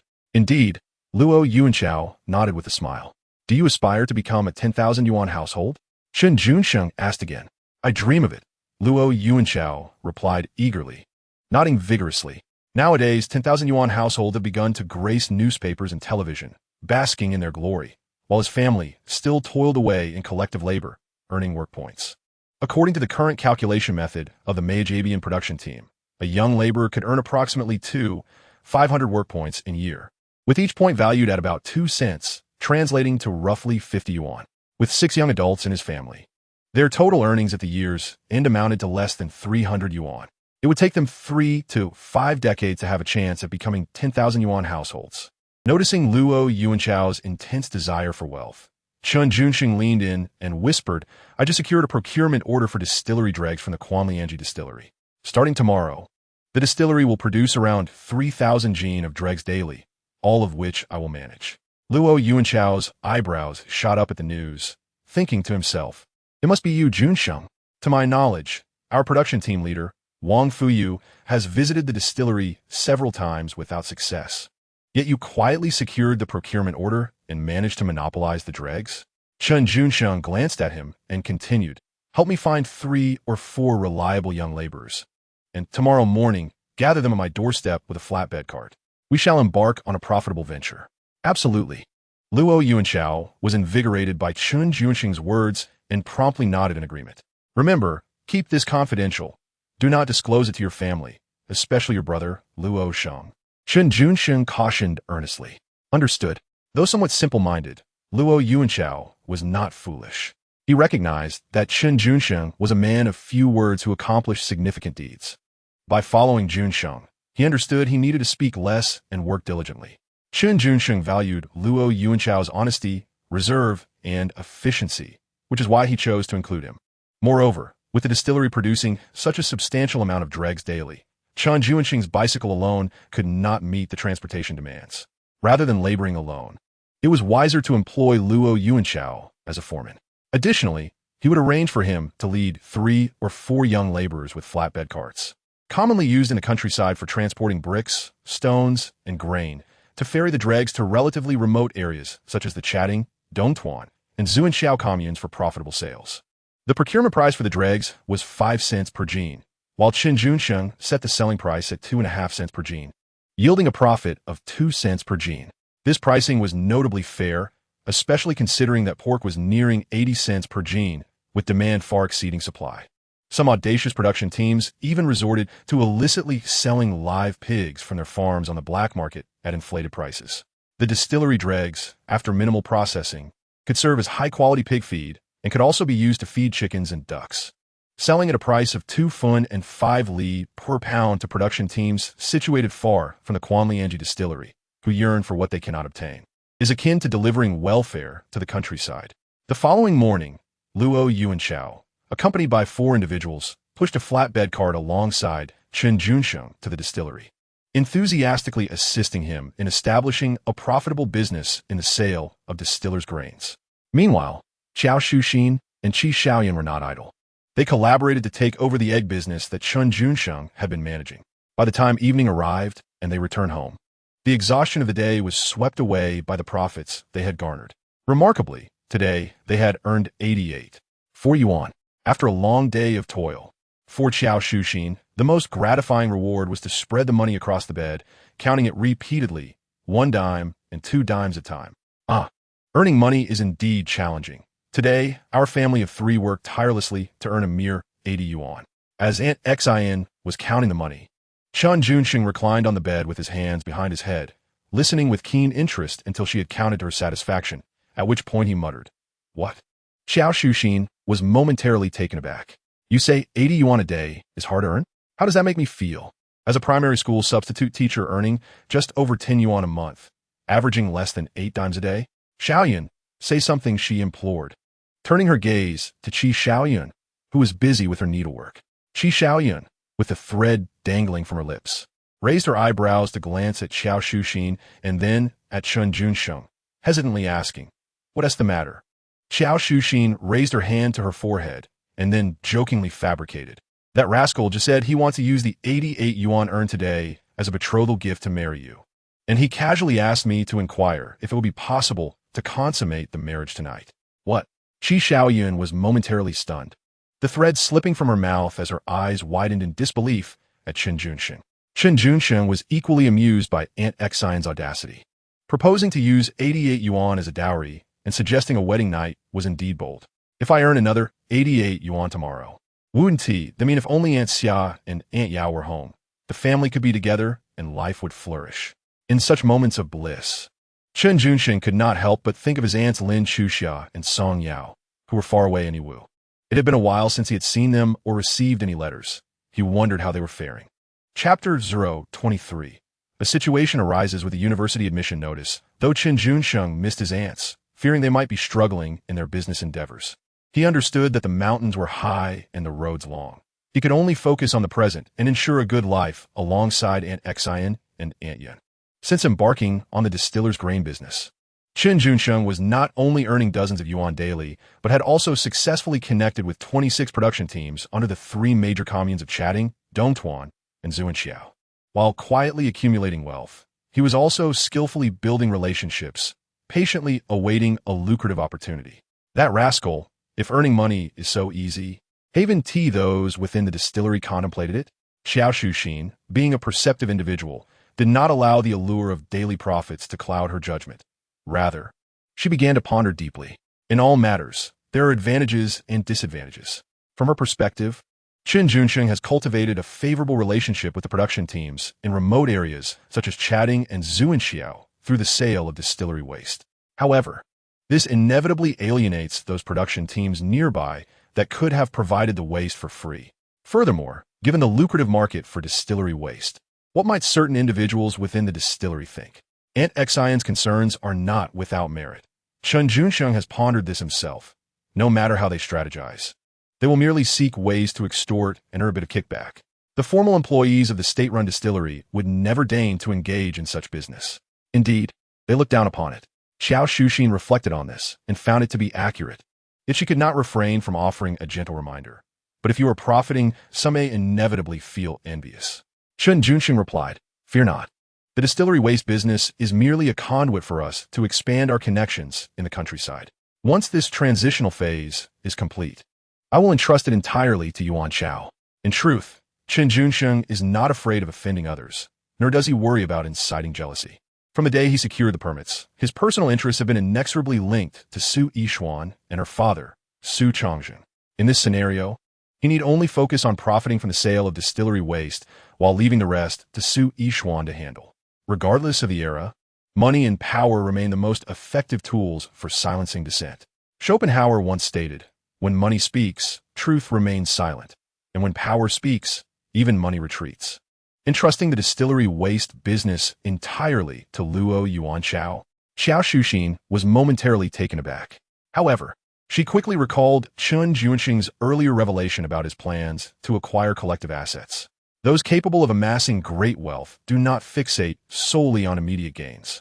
It is a pity, though, despite the arduous back and forth between the countryside and the distillery, earning dozens daily is something I'm reluctant to part with. Chen Junsheng chuckled. "Reluctance is irrelevant. I have agreed with Yuan Chao on a 19-1 split." Xiao Shuxin blinked, thinking to herself, "Truly, you're something else. You entrust your brother with full responsibility, yet offer him merely 10% of the profits. Yet this makes sense. Even biological brothers must keep accounts clear. Passing the mess to others while retaining the benefits is not unreasonable. You're taking 9 and he gets 1, right?" Xiao Shuxin inquired further. "Absolutely," Chen Junsheng explained earnestly. "How many people seek this 1% of profit but cannot find a way in? Therefore, I consider it a gesture to Yuan Chao, my longtime friend who is honest and reliable, and who would stand by me in crucial moments, even willing to take a hit for me." Chen Junsheng added, "You, my dear, are truly astute." Aunt Xian gently shook her head. In truth, she is well aware that once her son gains momentum, he will attract many friends and brothers. But the ones genuinely devoted to him will likely be few, perhaps only the steadfast Luo Yuanchao. In business, one cannot speak of heartfelt exchanges. Winning hearts with money is the enduring strategy. However, one must be cautious in dispensing benefits, for kindness can breed resentment. And one should not offer too much unless the other party is truly willing to risk their life for wealth. Xiao Shuxin's eyes sparkled momentarily before she recalled another pressing matter. "Ah, your university admission notice should be arriving soon, right? You ought to keep an eye on the post office in the coming days," she advised. "Yes, Chen Junsheng nodded earnestly. Although he had previously triumphed over Deputy County Chief Chen and reclaimed his rightful place in the university admissions, Ding Meijin, Chen Junsheng, and their powerful allies remained unscathed. Given the magnitude of the situation, Zhejiang University must have taken note. It would not be so easy for Chen Junsheng to impersonate him to gain admission. Nevertheless, resentment lingered, and he might lurk in the shadows, awaiting an opportunity for revenge. Vigilance was essential. Chen Junsheng contemplated deeply, knowing that when contending with officials, one must never let their guard down. Consequently, in the following days, he not only made it a point to inquire about the admission notice at the post office, but also carried a Type 54 pistol on him. Currently, in the absence of a Gun Control Act and following the recent conflict with Vietnam, the populace was almost universally armed, with households possessing firearms and ammunition. The Type 54 was a relic from his father.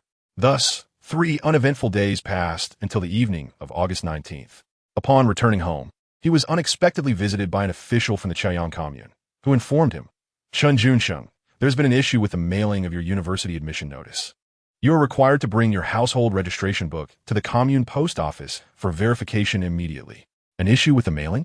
Chen Junsheng raised an eyebrow, thinking how truly ironic it was that what one fears often comes to pass. Some individuals, having grown accustomed to their elevated status, despite suffering a temporary setback, would not relent simply because they knew he had connections. An old saying in China goes, "One does not shed tears until one sees the coffin." The downfall of Chen so had not touched their core, leaving them unscathed. The true power figures above Deputy County Chief Chen would not readily admit defeat. Even if they were in the wrong, they would covertly strike hard to salvage their reputation. Moreover, Chen Junsheng's connections stemmed from a female, educated youth with no blood relation to him. To outsiders, this was hardly formidable. In the political arena, relationships not grounded in blood ties were as fragile as paper, easily torn. The previous concession was merely a tactical retreat amidst the storm. The true struggle had yet to reveal itself. However, Chen Junsheng understood in his heart that no one cared for him more than his aunt. In his past life, impulsive mistakes had allowed others to usurp his identity and enjoy the wealth and accolades that were rightfully his. In this life, regardless of the adversary's power, he was resolute in his four-word mantra, to accompany it to the end. Life and death are fated, and fortune lies in the heavens. He was willing to venture into the dragon's lair and the tiger's den. As night fell, Chen Junsheng realized the urgency of the situation. As the authorities demanded, he promptly bring his household registration book to the commune post office for verification. Something was amiss. Yet, he was acutely aware that paths are forged through audacity, fearing this or that would lead to a life of mediocrity. Since his adversaries were stubbornly persistent, he would engage them and ascertain the true extent of their strength. "Yuan Chao, return home and take your hunting rifle. Accompany me to the commune post office. The Mayo Jiwan Brigade lies approximately 8 or 9 li from the commune's post and telecommunications office." As darkness descended and the road became treacherous, Chen Junsheng resolved to ride his bicycle, accompanied by Luo Yuanchao, for mutual support in case of unforeseen circumstances. Without hesitation, Luo Yuanchao accepted the proposal with a nod, hastening home to retrieve his hunting rifle along with over 10 rounds of ammunition before swiftly returning to mount the rear of Chen Junsheng's bicycle. As night enveloped them, Chen urged a slower pace and cautioned to remain vigilant. The voice of Qiao Shuxin echoed from her doorstep, a reminder that carried far into the night. Chen pedaled swiftly, and in the blink of an eye, they vanished into the hazy twilight. After traversing over 3 li and reaching a desolate path, Chen Junsheng suddenly squeezed the brakes. "Yuan Chao, your eyesight is keen. Can you see if there's a wire strung ahead?" Chen, balancing on one foot, had his right hand poised over his concealed handgun. Luo Yuanchao, who once boldly gazed at the sun, focused ahead about 5 meters and was taken aback. Indeed, a steel wire was suspended between 2 trees, clearly intended to cause harm. Almost as if to validate his suspicions, several figures emerged from the shadows, encircling Chen Junsheng and Luo Yuanchao.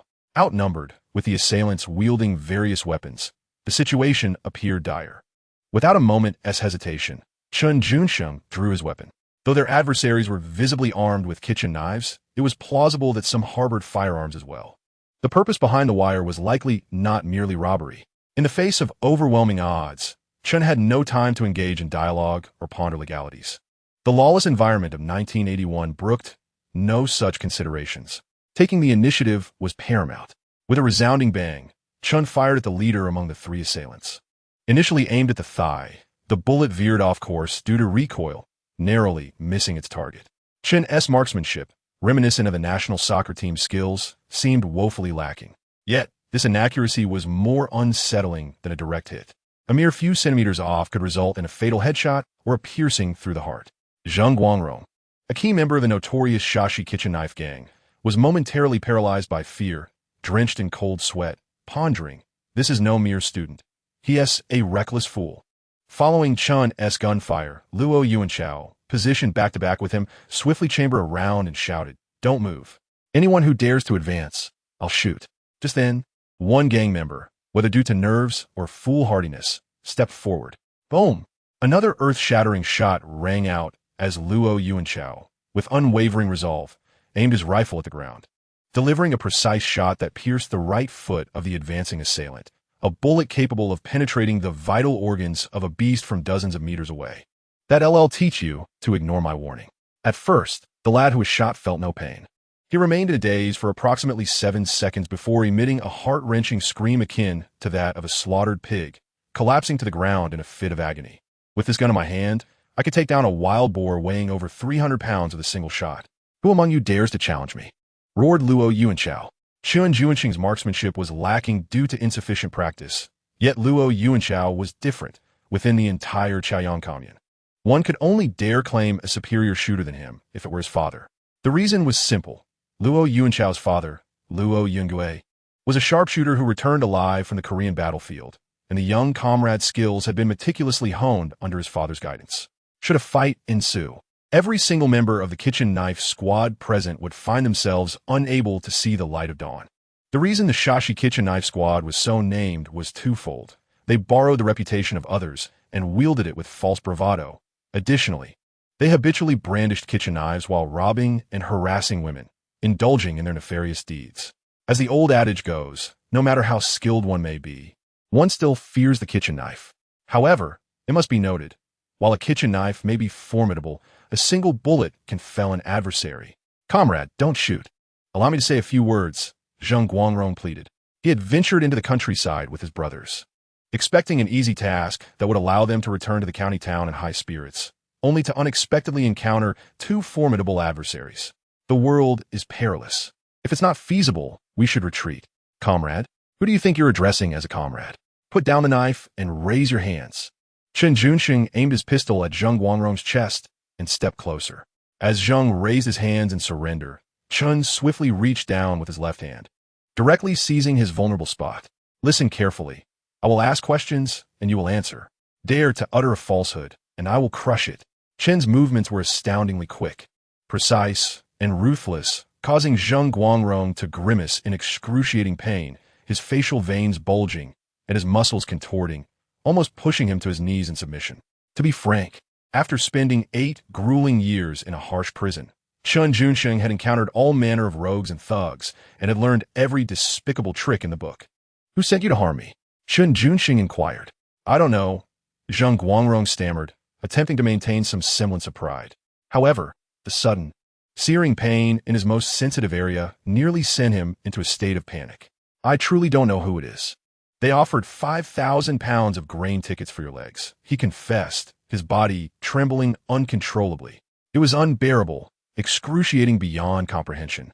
The members of the kitchen knife squad, witnessing this scene, felt a chill in their groins and clenched their buttocks in anxiety. Human grief and joy may not resonate universally, but the predicament in one's trousers can easily evoke a sense of shared empathy. 5,000 pounds of grain tickets for my legs? That is indeed a lavish price. Chen Junsheng scoffed, recognizing that such a hefty sum could only stem from individuals like Ding Meijin or Chen Wenxiang.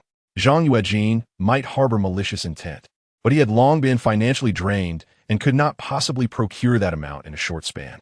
As for the production teams surrounding the recently offended liquor factory, the likes of Director Li, who were merely angry and envious, could only wish to inflict harm.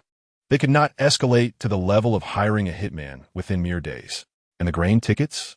Chen Junsheng pressed further. The assailant had prepaid with 1,000 jin of grain coupons, yet had not brought them along. Zheng Guangrong recounted the events truthfully. Understood, Chen Junsheng nodded slightly. Then turned to Luo Yuanchao and commanded, Yuan Chao, shout for help. At that moment, Luo Yuanchao, quick-witted, realized that Junsheng had finished his inquiries, and that the purpose of his command was likely to summon the aid of the masses to eliminate the threat. He immediately bellowed, help. We're being robbed. Murder. Murder. Help. His cries, coupled with the earlier gunshots, startled nearly the entire Mayo Jaiwan brigade. Although the production team had yet to officially establish a police station, the commune was equipped with public security officers and security personnel, alongside retaining a militia squad. The militia members, armed with firearms, would mercilessly subdue any petty thieves caught in the act, and capturing violent criminals would earn them accolades. Seeing the precarious situation, the members of the knife gang attempted to flee, only to hear Luo Yuanchao bellow, who dares to run? I'll break your legs with a bullet. With the recent example fresh in their minds, Luo Yuanchao's words carried more weight than an imperial decree, and no one dared to move. Meanwhile, Zheng Guangrong had collapsed in agony. Chen Junsheng bent down to retrieve the knife Zheng had dropped, then turned and viciously hacked at the front and seat of his bicycle several times. He then returned the now dulled knife to Zheng and whispered in his ear, listen, during the public trial, if you pin the blame on Ding Meijin, the director of the Postal and Telecommunications Bureau of Pao County, I may consider writing you a letter of understanding. Upon hearing this, Zheng Guangrong, grimacing in pain, stared at Chen Junsheng in bewilderment, his expression a complex mix of emotions.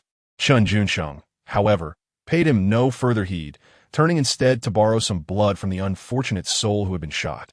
A few minutes later, Comrade Su Wenming, the captain of the Mayo Jaiwan militia, arrived at the scene with a dozen armed militiamen. Soon after, a throng of production team members, brandishing makeshift weapons, followed closely behind. The situation appeared to be escalating. Captain Su, here's what transpired. Chen Junsheng recounted his recent ordeal to Captain Su Wenming, then glanced up at the darkening sky. Night had fully descended, and the commune's postal office was likely closed for the day. Chen Junsheng had already discerned that someone was using his university admission notice as a ploy. Being instructed to bring his household registration to the postal office for verification was merely a trap. Had he not been cautious, or had he left without Luo Yuanchao, the consequences would have been dire. Ding Meijin and Chen Wenxiang. Chen Junsheng had initially planned to outsmart them, intending to have the mother and son incarcerated, but now, a murderous intent had taken root within him. In this world, there are thieves who thrive for 1,000 days, but there are no defenses that last for 1,000 days. Since Ding Meijin and her son Chen Wenxiang remained unrepentant, it was time to devise a way to ensure their demise. What is going on? Where is he injured? Xiao Shuxin and Qi Xiaoyan arrived at the scene, illuminated by Captain Su's flashlight, and were horrified to discover Chen Junsheng covered in blood, their concern escalating. It's nothing serious, just a minor cut from a kitchen knife, and thankfully, Captain Su and the others arrived just in time. Chen Junsheng, with a nonchalant demeanor, attributed the credit to the militia captain, then yawned and said, I'm a bit tired. Let us head home. He wished to spare his aunts from worry and felt compelled to conceal his inner thoughts from them. We'll discuss it at home. In truth, Xiao Shuxin had already pieced together much of the puzzle. The scheme to harm others during the mailing process of college acceptance letters pointed to Ding Meijin, the director of the Postal Bureau of Raoche County, as the prime suspect. Although Junsheng appeared calm, something about him seemed amiss. On the way, Qi Xiaoyan murmured something quietly in Xiao Shuxin's ear. Xiao Shuxin nodded slightly, discerning that this was not merely a case of sudden fright, but rather a brewing desire for revenge. Upon returning home, Chen Junsheng silently retreated to his room. Xiao Shuxin and Qi Xiaoyan exchanged a glance before following him into his bedroom, pulling the light cord and illuminating the room before closing the door. What's going on? Chen Junsheng asked, somewhat puzzled, as he fumbled in the dark, hastily putting on his clothes. Xiao Shuxin fixed her eyes on him for a long moment before speaking. You think you can resolve such a significant matter all by yourself? Huh? Chen Junsheng feigned ignorance. Xiao Shuxin pressed her lips together, her expression unusually solemn. I'll ask you again, do you intend to handle this on your own? Xin, I don't even know what you're talking about. Chen Junsheng replied with a chuckle, it's getting late. Let us just go to sleep. I'm genuinely tired, and we'll take a shower before bed. Chen Junsheng. Xiao Shuxin suddenly called his full name. Her previous insinuations were almost tantamount to directly asking if he was planning to retaliate against Ding Meijin that very night. Yet, The more he pretended not to understand, the more it solidified her suspicions. Chen Junsheng felt a tightening in his chest. Over the years, Aunt Xin had rarely called him by his full name. Whenever she did, it was either out of great anger or when he was in trouble. "You foolish boy, you're only 18, handsome, intelligent, and capable of business. You have the potential to become a wealthy individual. You still need to attend university in Hangzhou to meet your beloved, and you have a bright future ahead." Xiao Shuxin spoke earnestly, her eyes inexplicably glistening. "When you were younger, if you got into a fight with someone far stronger than you would still come home and tell me, asking for my help to deal with them. But now that you've grown up with hardened wings, you keep the gravest matters to yourself, silently contemplating how to resolve them alone. Am I right?" As she spoke, tears welled in the corners of her eyes. Chen Junsheng sighed internally. This was Aunt Xin, always able to see through his concerns, always wanting to help him with his problems, always considering his well-being. Ding Meijin is not as easily dealt with as you think. Chen Junsheng remained silent, prompting Xiao Shuxin to grasp his wrist and state plainly, "If you still regard me as your aunt, then be honest and tell me what you plan to do next. I will assist you." After a prolonged silence, Chen Junsheng finally spoke. "Everything else can be discussed, but this matter I wish to resolve on my own." He had already tasted the bitter fruits of impulsive actions from his past life.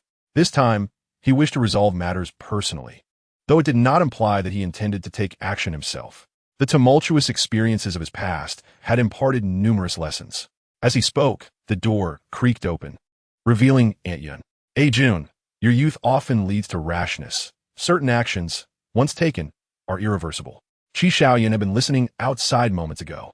Now that she had entered, her intention was not to dissuade Chen Junsheng from his impulsive inclinations, but rather to express her stance.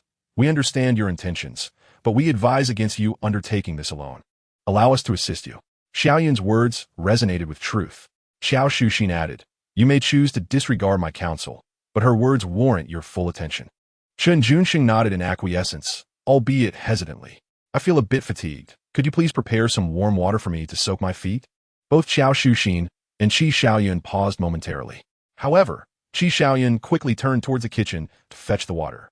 Xiao Shuxin, unable to contain herself, pinched Chen Junsheng, who had nearly moved her to tears with his earlier demeanor. "And this is your response?" she chastised. Despite the pinch's sting, Chen Junsheng smiled and reassured her, "Rest assured, I will not act impulsively, at least not until the university acceptance letter is in my hands. I shall remain composed and restrained." "Is that so?" Xiao Shuxin arched an eyebrow. Her initial concern that he might succumb to his vengeful nature eased somewhat by his declaration. Yet he continued, "In my philosophy, revenge is not a gentleman's pursuit. Waiting a decade is not too late. Once I receive my acceptance letter, I shall decisively remove this thorn from my heart." His conviction was palpable. Xiao Shuxin observed his resolute demeanor, infused with an unusual maturity and confidence.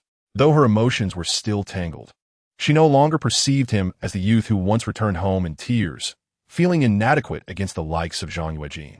Meanwhile, Zhang Yuejin lay awake, restless and seething. Although the group of 7 wielding knives had not been hired by him to confront Chen Junsheng, the news that Chen had only sustained minor injuries in a 7-2 confrontation infuriated him. His fist struck the bed frame in frustration. That scoundrel was thriving in business, amassing wealth that might soon rival a tenth of his own. With university on the horizon for him, Zhang felt a growing sense of urgency. In the past 2 years, he had profited handsomely by exploiting his position at the credit union through fraudulent accounting and by accepting bribes while processing loans for the public. Regrettably, he could only stash that money in a hidden compartment behind the plaque at the ancestral hall, occasionally gazing upon it, yet daring not to spend a single cent for fear of being reported and exposed. "No, before Chen Junsheng embarks on his university journey, I must ensure I deal with him decisively," Zhang Yuejin resolved.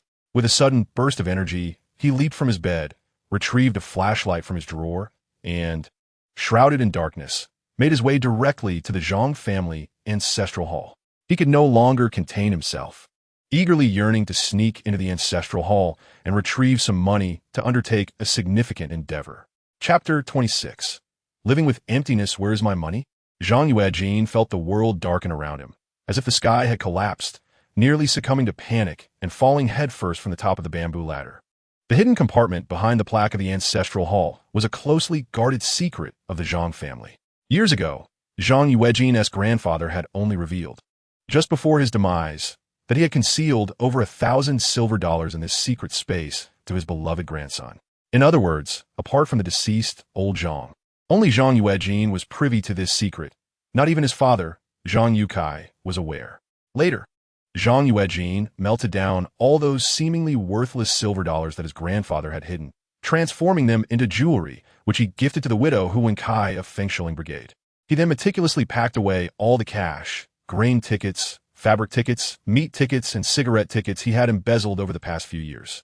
Just a fortnight ago, when Zhang Yuejin had come to deposit money, everything had been perfectly intact.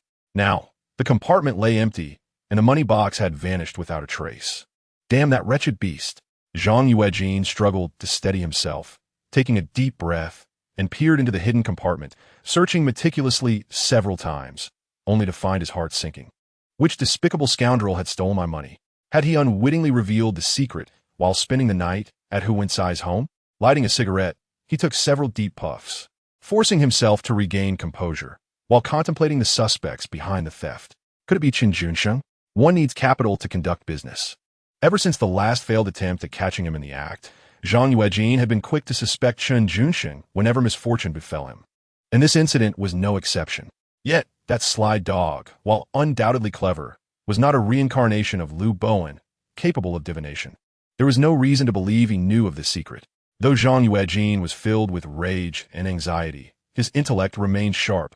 He could sell popsicles, then eggs, and finally engage in the business of brewing, small ventures requiring minimal capital, which his several aunts could easily help him gather.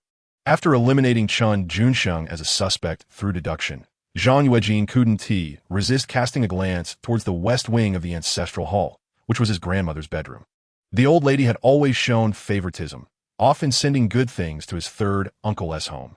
Indeed, his good-for-nothing third uncle had recently acquired a brand-new Phoenix bicycle, flaunting it at his doorstep just a few days ago. Zhang Yuejin's anger intensified. He crushed the cigarette, but underfoot, cursing vehemently. Zhang Lao-san, I curse your ancestors. You dare touch grandfather's money? I will not let this go. Once again, the matriarch of the Zhang family awoke in the middle of the night. But this time she feigned ignorance, snuggling deeper into her blankets while silently reciting, Do not seek me, do not seek me. No matter how furious Zhang Yuejin became, he would never recklessly confront his own grandmother.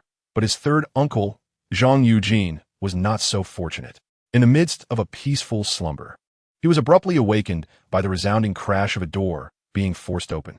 Just as he was about to rise and investigate, a beam of flashlight pierced through the darkness, illuminating his face. Jump in, you little rascal. Why are you sneaking into my home at this hour? Startled and drenched in cold sweat, Zhang Yujin recognized his intruder to be none other than his own nephew, Zhang Yuejin, who immediately confronted him. Zhang Yuejin, with a ghastly expression, remained silent and inquired ominously, Uncle, have you visited the ancestral hall these past few days? The ancestral hall? Zhang Yujin was momentarily taken aback and replied, Yes, I have. What of it? Zhang Yuejin nodded, stating, That's good. Now tell me the truth. Where did you obtain the money for the bicycle? What concern is it of yours where I got the money for a bike? You little brat? Zhang Yujin's anger flared, ready to unleash a tirade, but his words were abruptly cut short by the resounding thuds of a wooden club. Ouch! No! Please! Stop! That night, Zhang Yuejin wielded a solid wooden stick, violently storming into his uncle Zhang Yujin's bedroom, subjecting him to a brutal interrogation that lasted over 4 hours. Despite the relentless assault, Zhang Yujin remained obstinate, steadfastly refusing to divulge the source of his wealth or the origins of the funds for the bicycle. Nonetheless, Zhang Yuejin had already formed his own conclusions. The more Zhang Yujin clung to his secrets, the more it suggested he harbored guilt. The one who possessed the money box must be his uncle. With each strike, Zhang Yuejin unleashed his fury, while sleep eluded him throughout the night. Meanwhile, several hundred meters away, Chen Junsheng also found himself awake, troubled by the fact that Aunt Xan had chosen not to return to her own room, but instead lay beside him in his bed. Every movement he made seemed to rouse her, as if she were vigilantly guarding him. Aunt, do you truly not trust me? Chen Junsheng murmured softly. Nonsense. It's precisely because I trust you that I dare to do so. Xiao Shuxin replied with her eyes closed, her voice a dreamy whisper. Human nature is incapable of withstanding scrutiny. Chen Junsheng sighed. I am your dear aunt. We are connected by blood. You must think of something else or speak of serious matters. Staying awake all night is detrimental to your health. Xiao Shuxin had long sensed the underlying tension, which was why she too was struggling to find sleep. Well, I have heard that tomorrow, the Bai Family Go Production Brigade will officially implement the Household Contract Responsibility System, preparing to allocate land to households and openly auction collective assets. Chen Junsheng, heeding her advice, began to shift the conversation. What are your plans? Xiao Shuxin showed considerable interest in this development. There's a Dongfanghong 75 tractor in our production team. I have thoughts on acquiring it. Chen Junsheng was candid about his intentions. A tractor? Xiao Shuxin expressed surprise. She had assumed that Chen Junsheng's primary targets for acquiring collective assets would be practical livestock, such as water buffalo and donkeys, or easily resold farming tools. She had not anticipated his interest in a tractor. But a tractor is both expensive and cumbersome. What purpose would it serve? She inquired curiously. The Dongfanghong 75 tractor is a staple in nearly every production team, primarily utilized for mechanized plowing and tilling, thereby enhancing production efficiency. According to Xiao Shuxin's thoughts, after the land was redistributed, each household received only a few plots, requiring merely oxen for plowing. Hence, the expensive and cumbersome agricultural tractors became superfluous. Chen Junsheng turned to Aunt Exen, whispering in her ear, a single tractor holds little value. If we could acquire 10 or 8 at a low price and secure a guarantor, we could approach the bank for a mortgage loan, which would be quite promising. Xiao Shuxin suddenly opened her eyes. The idea of purchasing 10 or 8 tractors at a low price and obtaining a bank loan for collateral was not something an ordinary mind could conceive. Just moments ago, she had worried about him squandering money on a tractor, but now she realized her apprehensions were unfounded. Her son was a veritable genius when it came to making money. But wait, where do you get the capital to buy 10 or 8 tractors? She pondered aloud. Chen Junsheng chuckled. That's simple. I can initially obtain the invoices for the tractors purchased by the production team by paying a deposit, and then use a bank loan to cover the remaining balance. Oh, really? It can be done that way? His words opened a new realm for Aunt Xin. Of course. The politically astute young Xiao was well aware that securing a bank loan had become quite straightforward. In July of this year, the government even issued directives encouraging banks and credit cooperatives to actively provide loan services to the public, easing the approval process. However, there remained a crucial question that warranted Chen Junsheng's careful consideration. Who could serve as the guarantor? You're the one, Comrade Yuejin. Chen Junsheng had already thought ahead, planning to write Zhang Yuejin's name in the guarantor section. After all, the financial landscape of the early 1980s was still rather chaotic, rendering the bank loan approval process virtually a formality. Zhang Yuejin, being the son of the leader of the Maozhouan Brigade and the accountant at the Shiri Credit Cooperative, was the most suitable candidate for this role. The rooster began to crow, and the sky outside was faintly brightening, yet Chen Junsheng stifled a yawn, saying to Aunt Exit, I'm so sleepy. I want to hold you for a bit. Xiao Shuxin felt a flutter in her heart at his words. If you want to sleep, just sleep. Why do you need to hold me? However, such questions were futile. Lying on the same bed, Chen Junsheng did not need her consent and simply embraced her. Hey, you rascal. Xiao Shuxin protested verbally, yet instinctively lifted her left hand to provide space for the approaching Chen Junsheng. She then swept her hair to the side that would not be crushed under him. Chen Junsheng, familiar with the routine, rested his head on Aunt Xion's shoulder, his hand sliding to where she had arranged her hair, maintaining a right-side lying posture, swiftly claiming the strategic high ground. Hey, that's enough. Just as Xiao Shuxin finished speaking, Chen Junsheng's left leg, poised like a drawn bow, found the softest spot on her body to rest. How am I supposed to sleep comfortably if you're so settled?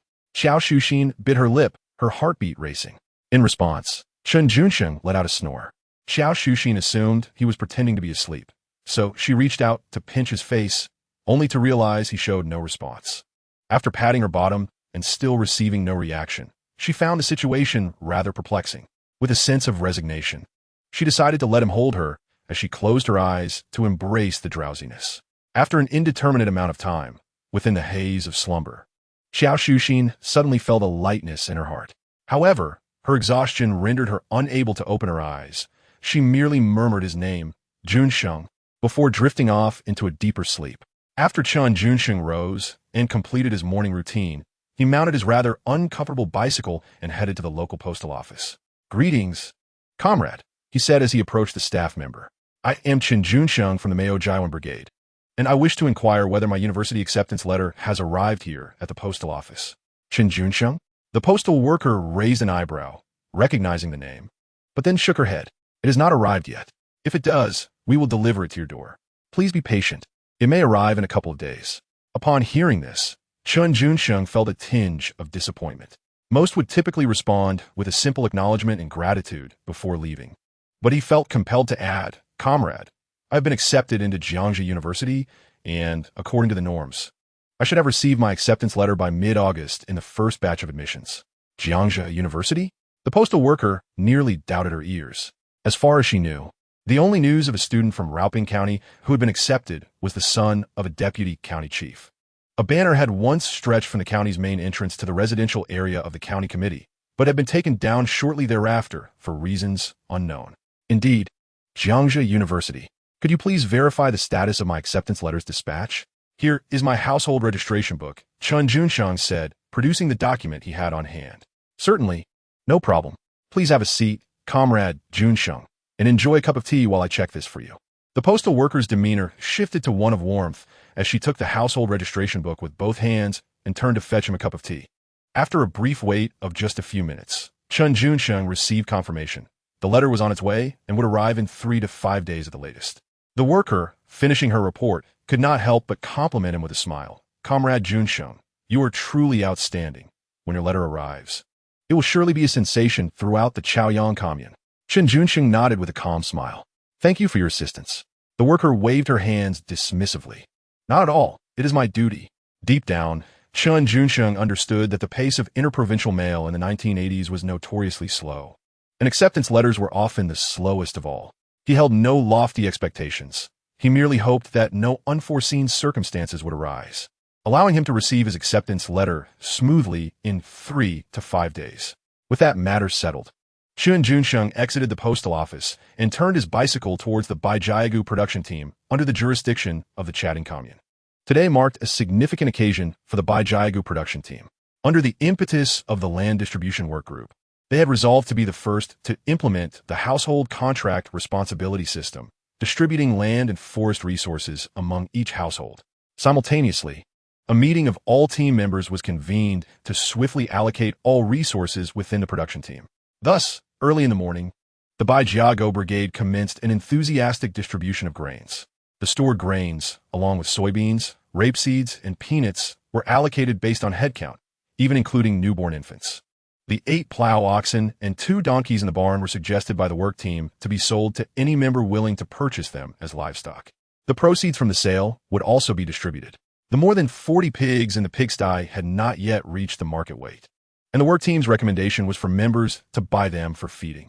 If that proved unfeasible, they would be slaughtered on-site for meat distribution. As for the Dongfanghong 75 tractor, the sight of it caused headaches for the work team and brigade officials, leading them to contemplate disassembling it for scrap metal as the only viable option. When Chen Junsheng arrived on his bicycle, the scene was already bustling with the slaughtering of pigs and distribution of meat. Upon his appearance, a familiar voice caught his attention. It was Aunt Yun, Qi Xiaoyan. "Aunt Yun, what brings you here?" Chen Junsheng inquired, both surprised and delighted. "I came to collect eggs this morning and happened upon this lively scene," Qi Xiaoyan replied softly.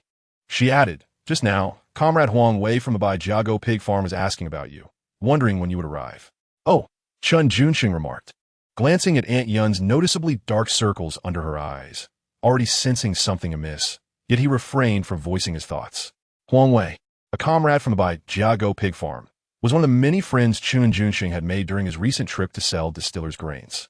It was also Huang Wei who had earlier informed him about the impending land distribution initiative. "Junsheng." At that moment, Huang Wei appeared, his face a picture of distress. "I finally found you. Both Secretary Bai and I thought you were too busy with your business to attend the meeting. Well, here I am."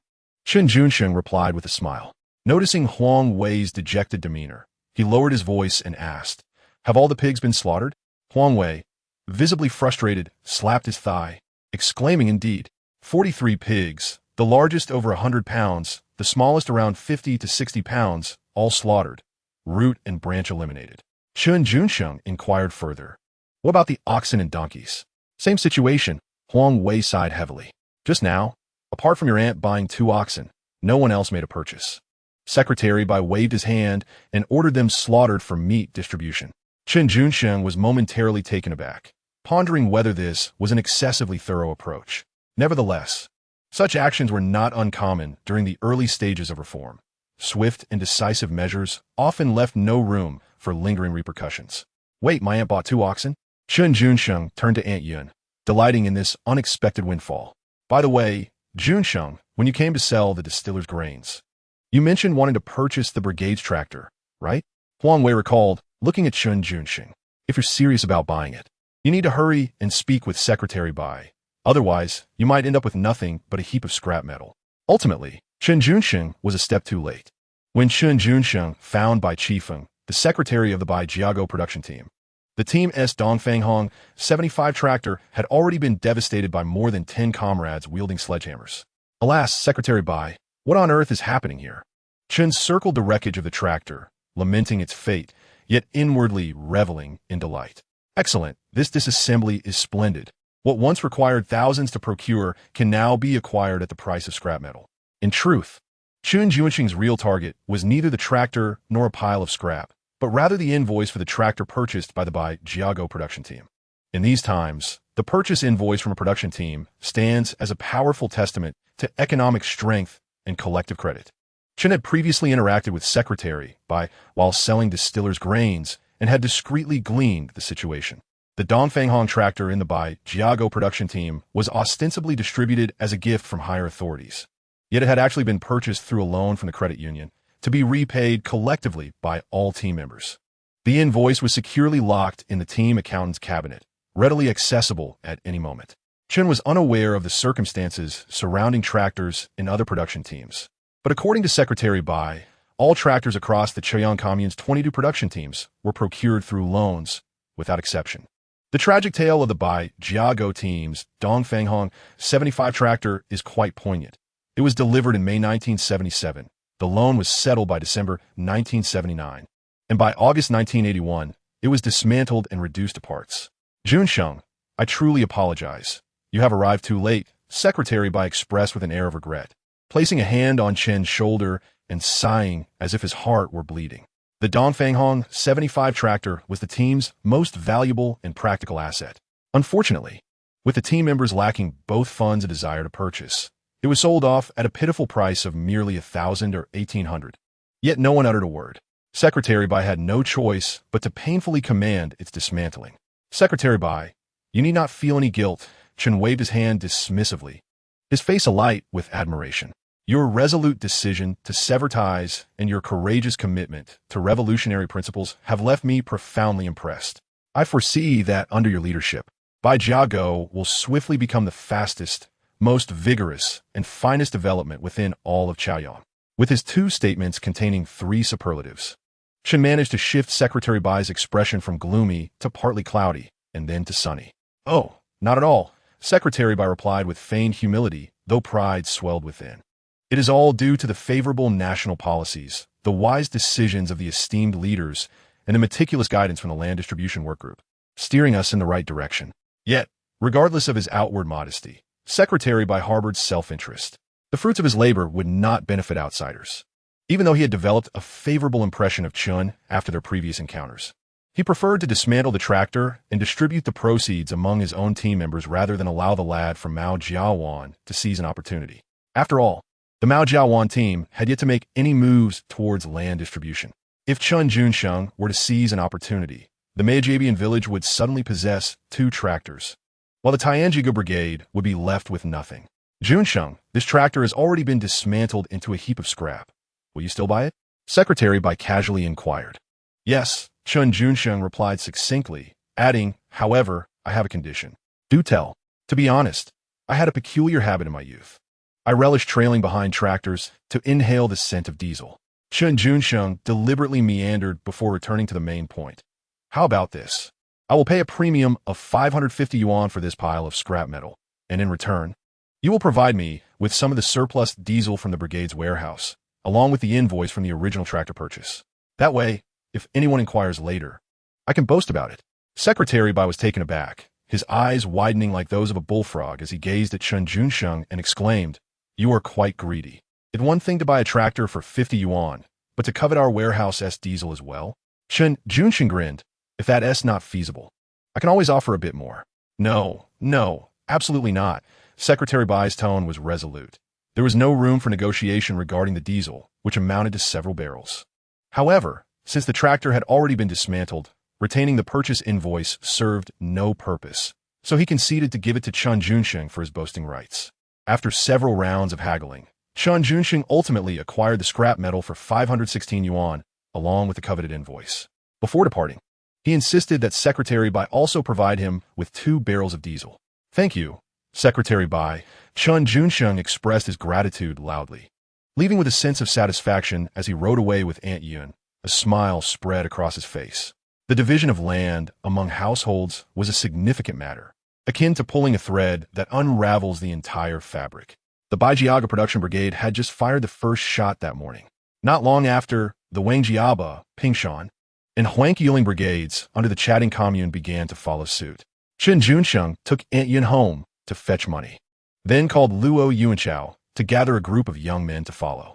Today felt reminiscent of the rush surrounding New Year's visits to relatives within a single morning. Chen Junsheng swiftly collected the most valuable core assets from these production teams. This included a pristine Dongfang tractor, 3 hand-push tractors, 84 barrels of diesel, 6 calves, 32 piglets, and 2 piles of scrap metal. The production brigade was desperately liquidating their assets, while Chen Junsheng was fervently capitalizing on this opportunity. The thrill of seizing a bargain was exhilarating, and Chen Junsheng had never felt such joy.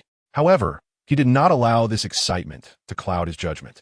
The opportunity for seizing bargains was just beginning. Each production brigade, lacking experience in land division, had temporarily resorted to a form of egalitarianism, distributing what they could and selling off items to share the proceeds. As time passed, they would start devising methods for several households to unite in raising livestock, drawing lots to allocate usage rights. Important assets would also impose restrictions, barring outsiders from participating in bidding, and monetary favors would be of no avail. Thus, one must always be attuned to the first mover advantage, navigating through murky waters. During the auction, Chen Junsheng exuded confidence. However, when it came to the payment phase, despite a heated exchange with the team leaders, he remained resolute in only paying a deposit, insisting on a formal contract with an official seal. Fortunately, his connections from previously selling distillery byproducts proved invaluable. "Junsheng, consider yourself fortunate this time. In the future, when you sell distillery byproducts in the countryside, do remember to provide some benefits to the local populace." Absolutely certainly. At each production team he visited, he typically only paid a deposit of 200 to 300 yuan, writing an IOU and agreeing to settle the remaining balance within 10 days. In the end, with just a fingerprint, he could obtain the tractor invoice and send someone to drive it back to Mayo Jiawan. As for the 6 calves and 32 piglets, it was no trouble to temporarily house them in the production team's sheds until the remaining payment was settled. Regarding feed, he simply instructed Luo Yuanchao to arrange for several truckloads of distillery byproducts to be delivered. Once everything was arranged, Chen Junsheng paused to gather his invoices and personal documents, then rode his bicycle to the Quanlianji distillery. He intended to secure a loan at the bank that afternoon, but did not plan to go alone. For such specialized matters, one ought to seek the guidance of an expert. Having an accountant from a state-owned factory accompany him to the bank would undoubtedly streamline the process, if not expedite it significantly. Yet, he pondered how Comrade Xiao Su would be feeling that afternoon before securing the byproduct purchase approval. Su Yixuan had been quite stable in her emotions. Recently, however, she seemed burdened, occasionally appearing downcast and displeased. If her mood were good, he would decisively invite her out. If not, he would find ways to uplift her spirits. Chapter 29. You're Not Being Honest. Little comrade, since their farewell handshake at the distillery gate had been witnessed by her father, Su Yixuan had developed a habit of subconsciously avoiding him whenever they crossed paths at the factory. Chen Junsheng, being quite genuine, had only sought her out once a week for payments after receiving the approval and had not proactively reached out since. Curiously, during her midday nap at her desk today, Su Yixuan inadvertently dreamed of an altercation with Chen Junsheng in a classroom. He was seated in the front row while she sat in the back. And in the midst of the lesson, this exemplary student suddenly resorted to mischief, insisting on peering under her desk to see her feet. When she refused, he persisted, provoking her ire, and she kicked him twice in annoyance. Just as the dream lingered, she faintly heard someone knocking at the door. Then, Chen Junsheng entered. What are you doing here? Upon seeing him saunter into the office with a playful grin, Su Yixuan almost believed she was still dreaming. However, noticing he was holding 2 cans of canned peaches quickly brought her back to reality. Are you here to ask for my help? Does that mean I can't come by to see you for no reason? Chen Junsheng thought to himself, yet he solemnly replied, I may need to travel soon. And before I leave, I wanted to buy something to express my gratitude to those who have assisted me. Did I disturb your nap? No, not at all. Su Yixuan shook her head and, after a moment of contemplation, inquired, Are you planning to attend university out of town? Chen Junsheng replied ambiguously, I haven't made a definite decision yet. I may go to university or venture in a business, but in any case, I shall be leaving. He placed a can of peach slices on Su Yixuan's desk. This item is quite expensive. Su Yixuan intended to suggest that he refrain from such purchases in the future. But then she realized that Chen Junsheng would soon be departing. This is likely the first and perhaps the last time, is it not? Chen Junsheng smiled at her and said, I don't have many friends, and even fewer with whom I share a deep connection. Although my interactions with you and Zhou Xiaohua have been limited, you both hold significant value in my heart. If the opportunity arises, I would like to treat you to a meal. Would that be agreeable? Certainly, Su Yixuan responded, though she had felt a tinge of disappointment earlier. Her spirits lifted upon hearing Chen Junsheng's words. Dining together is always welcome, and in the future, you could write to us about your university experiences. Of course.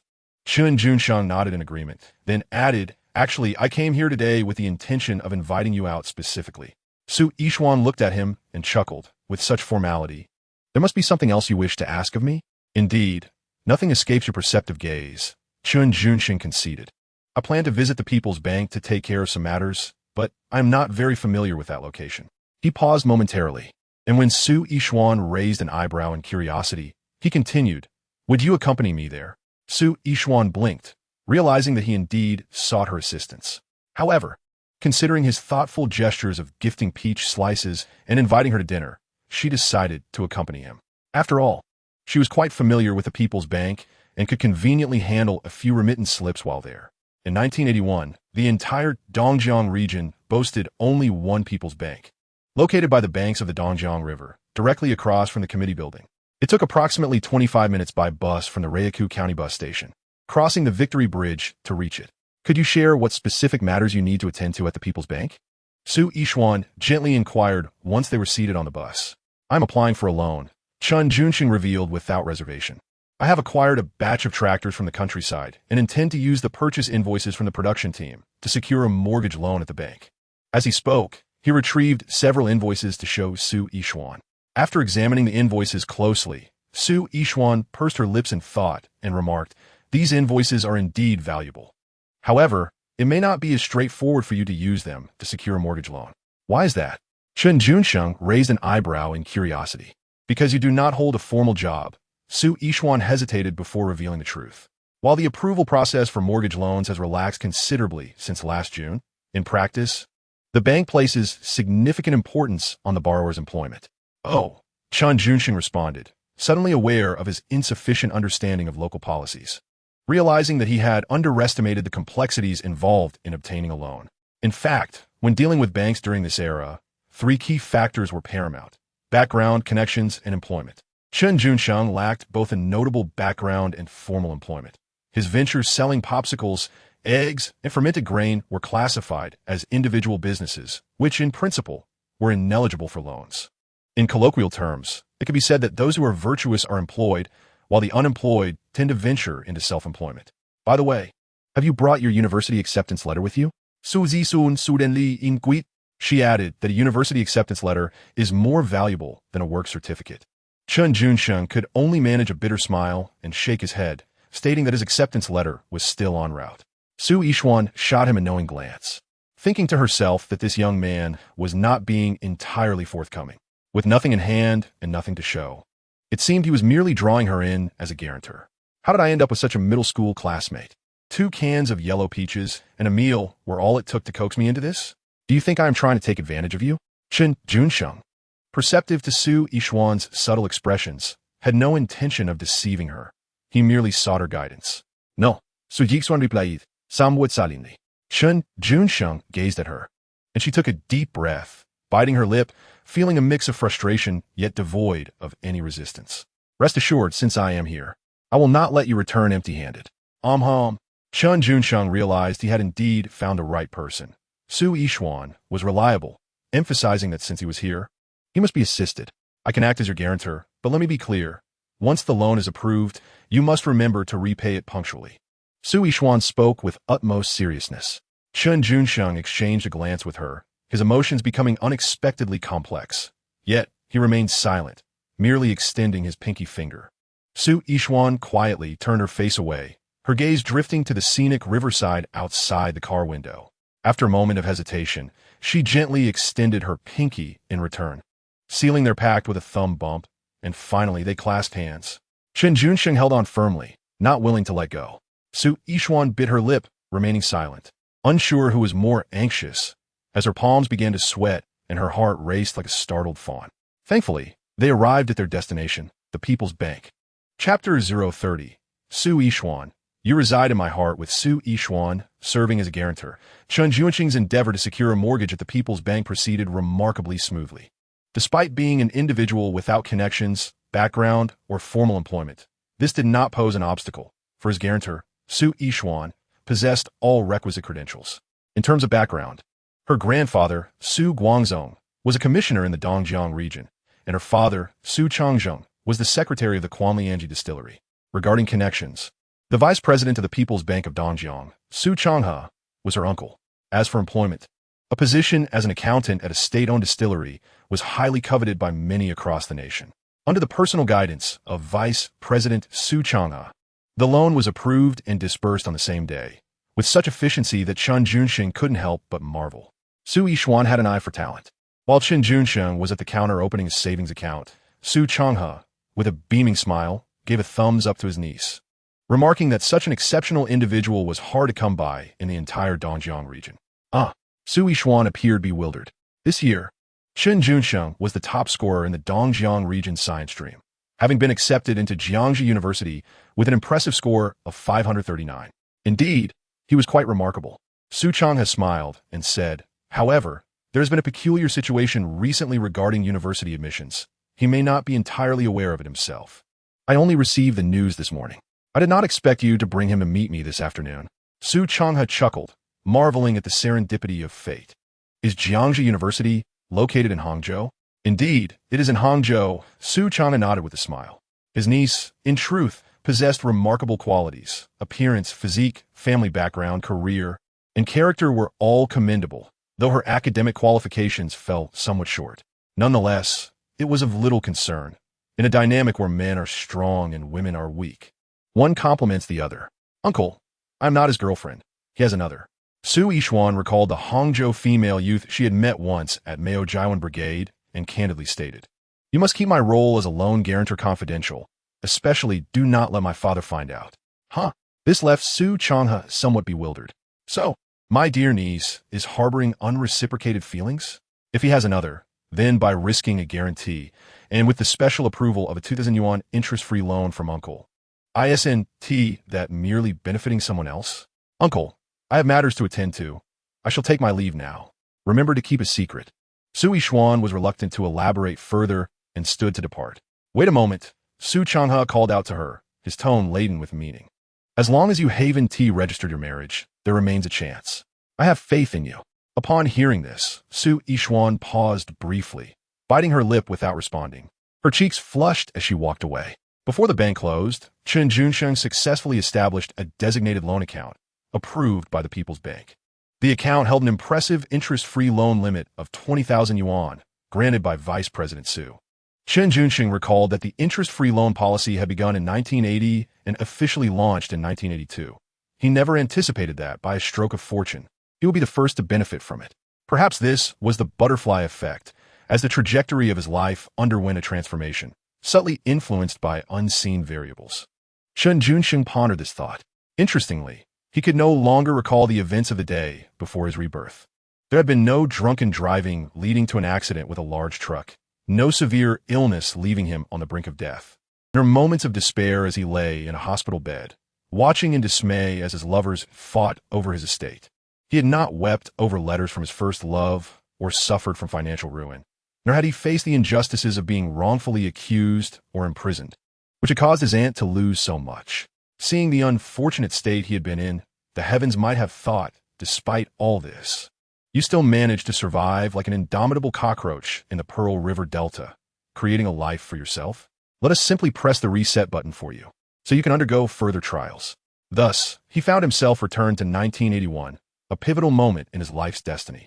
As Chen Junsheng stood by the banks of the Dongjiang River, contemplating the vast river scenery while reflecting on the past and envisioning the future, he suddenly heard an urgent call. "Hey!" Turning around, Chen Junsheng called out in response.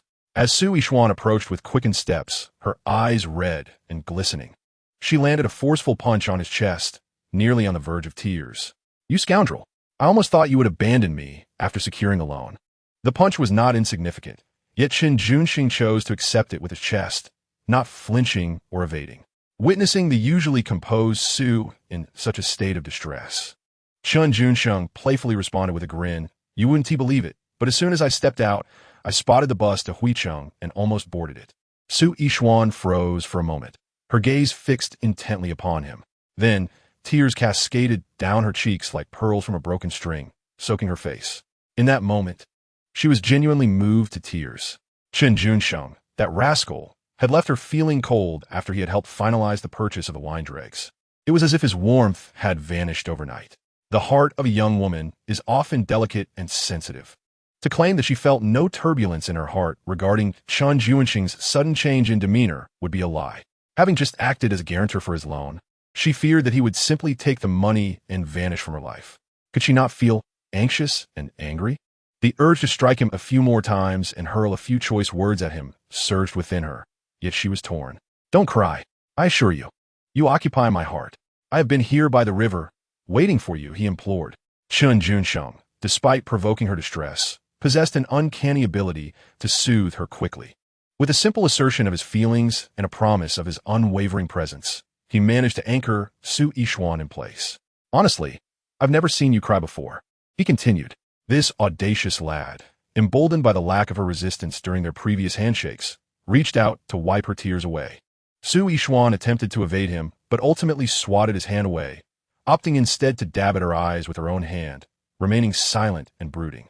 Chen Junsheng, still grinning, continued, "I remember back in middle school, that silly Luo Yuanchao would always stare at you in class. One evening, you could no longer endure it and ended up giving him a couple of punches, leaving him with panda eyes." Su Yishuan bit her lip, nearly forgetting that incident, astonished that Chen Junsheng recalled it so vividly. "At that moment, I thought Su Yishuan was truly a remarkable girl. I couldn't even dare to glance her way." Chen Junsheng continued, "Who would have thought that after all these years, I would inadvertently bring you to tears? I suppose I won farewell after this." "You speak nonsense." Su Yishuan, once irate, now felt a mix of embarrassment and irritation, her emotional state shifting dramatically.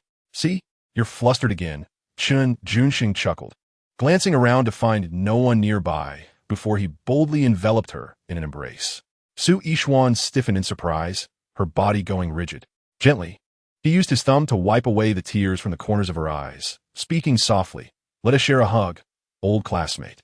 Don't be angry, all right? I invite you to dine with me at Dongjiang Restaurant, where I shall order the most exquisite dishes. Should you require my assistance afterward, I am at your beck and call, without hesitation. Is that agreeable?"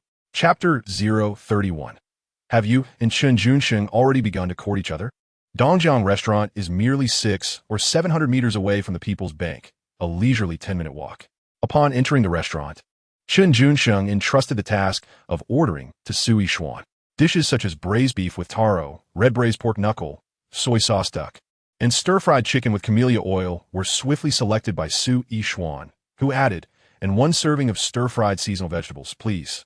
Turning to Chen Junsheng, she noticed his amusement at her choices.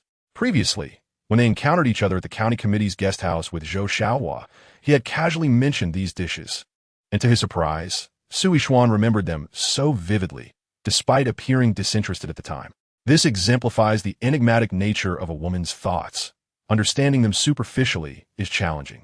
And to truly grasp their essence, one must engage in deeper conversations or explore alternative paths. It's quite warm today. Let us indulge in some beer. Chen Junsheng suggested with a smile, then playfully inquired about her tolerance for alcohol. As the daughter of the head of a state-owned distillery, her capacity for drink was undoubtedly commendable. Yet, Su Yishuan modestly replied, "I can handle a bit of beer." The Dongjiang restaurant was bustling with patrons, leading Chen Junsheng to request the staff to serve beer first, alongside a plate of peanuts. He filled 2 glasses with beer and raised his cup to Su Yishuan, saying, "Here's to you, Yishuan. Thank you immensely today. Otherwise, I would not have even crossed the threshold of the bank." "That's an exaggeration," she retorted, clinking her glass with his. "In my memory, it seems there's nothing you cannot accomplish. It's merely a matter of time." Chen Junsheng chuckled, aware that Su Yishuan's impression of him likely dated back to their middle school days, when he was quite naive, much like Luo Yuanchao. Unexpectedly, 2 individuals who once shared little interaction now found themselves in the restaurant, enjoying peanuts, sipping drinks, and engaging in light-hearted banter as if they were close friends. "To be candid, you're truly impressive," Su Yishuan remarked, her cheeks flushed after a few sips of beer, her words flowing more freely. "You, a learned man, have stooped to engage in the business of individual entrepreneurs that others disdain, yet you have thrived remarkably in such a short time. Given the right opportunity, you are bound to soar to great heights." Her cheeks rosy, Su Yishuan gazed at Chen Junsheng with sparkling eyes. "Haha," he laughed heartily, refilling her glass. "Life's 4 great fortunes are the assistance of benefactors, admiration from friends, guidance from sages, and supervision by petty individuals. You embody the first 2 for me. Yet I am well aware that I hold little weight in your esteem. I merely happen to be of assistance in certain matters," Su Yishuan confessed, revealing her true feelings under the influence of alcohol. "But today, you truly vex me," she added. Chen Junsheng responded, "Shall I punish myself with 3 cups? Not so. Excessive beer is detrimental to the stomach," she advised with concern. "Perhaps I shall impose a penalty of 3 cups of white liquor on you another day." "Ah." Chen Junsheng was momentarily taken aback, then broke into a grin, saying, "You little comrade are quite mischievous." Su Yishuan candidly replied, "Not as mischievous as you." It was indeed amusing to consider that Chen Junsheng, a notorious rascal already in a relationship, dared to hold her hand and embrace her. He even audaciously leaned under the desk during class to gaze at her feet. Such audacity. Of course, Yishuan was unaware of Shen Wanqiu's return to the city. "Ah, I've been meaning to ask you," she suddenly shifted the topic, "if I want to become self-employed and start a small business. Do you have any good leads to share?" "You want to become self-employed?" Chen Junsheng chuckled, leaning closer to her and whispering earnestly in her ear, "Find a way to acquire a camera at a low price. Set up a booth at the zoo entrance and charge for commemorative photographs. Or, if you're willing to work harder, go to the countryside and take wedding photos or family portraits. Once you earn enough capital, then what?" Just as Su Yishuan was getting into the conversation, Chen Junsheng abruptly fell silent. Curious, she turned her head, and her charming little face nearly collided with his. Fortunately, Chen Junsheng instinctively leaned back to avoid the encounter. At that moment, Yishuan felt too embarrassed to continue her inquiry. After dinner, Chen Junsheng escorted Su Yishuan back to the winery, forcefully slipping her a 50 yuan gratuity before cycling back to Maojiawan. "Why does he do this? Every time he seeks my help, he either brings food or slips me money. Could it be that he harbors feelings for me?" Su Yishuan pondered.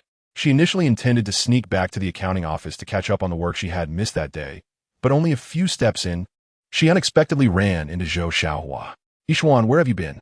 Zhou Xiaohua exclaimed, a mix of surprise and joy illuminating her face. "I've been searching for you for ages. What is the matter?" Su Yishuan felt a pang of anxiety.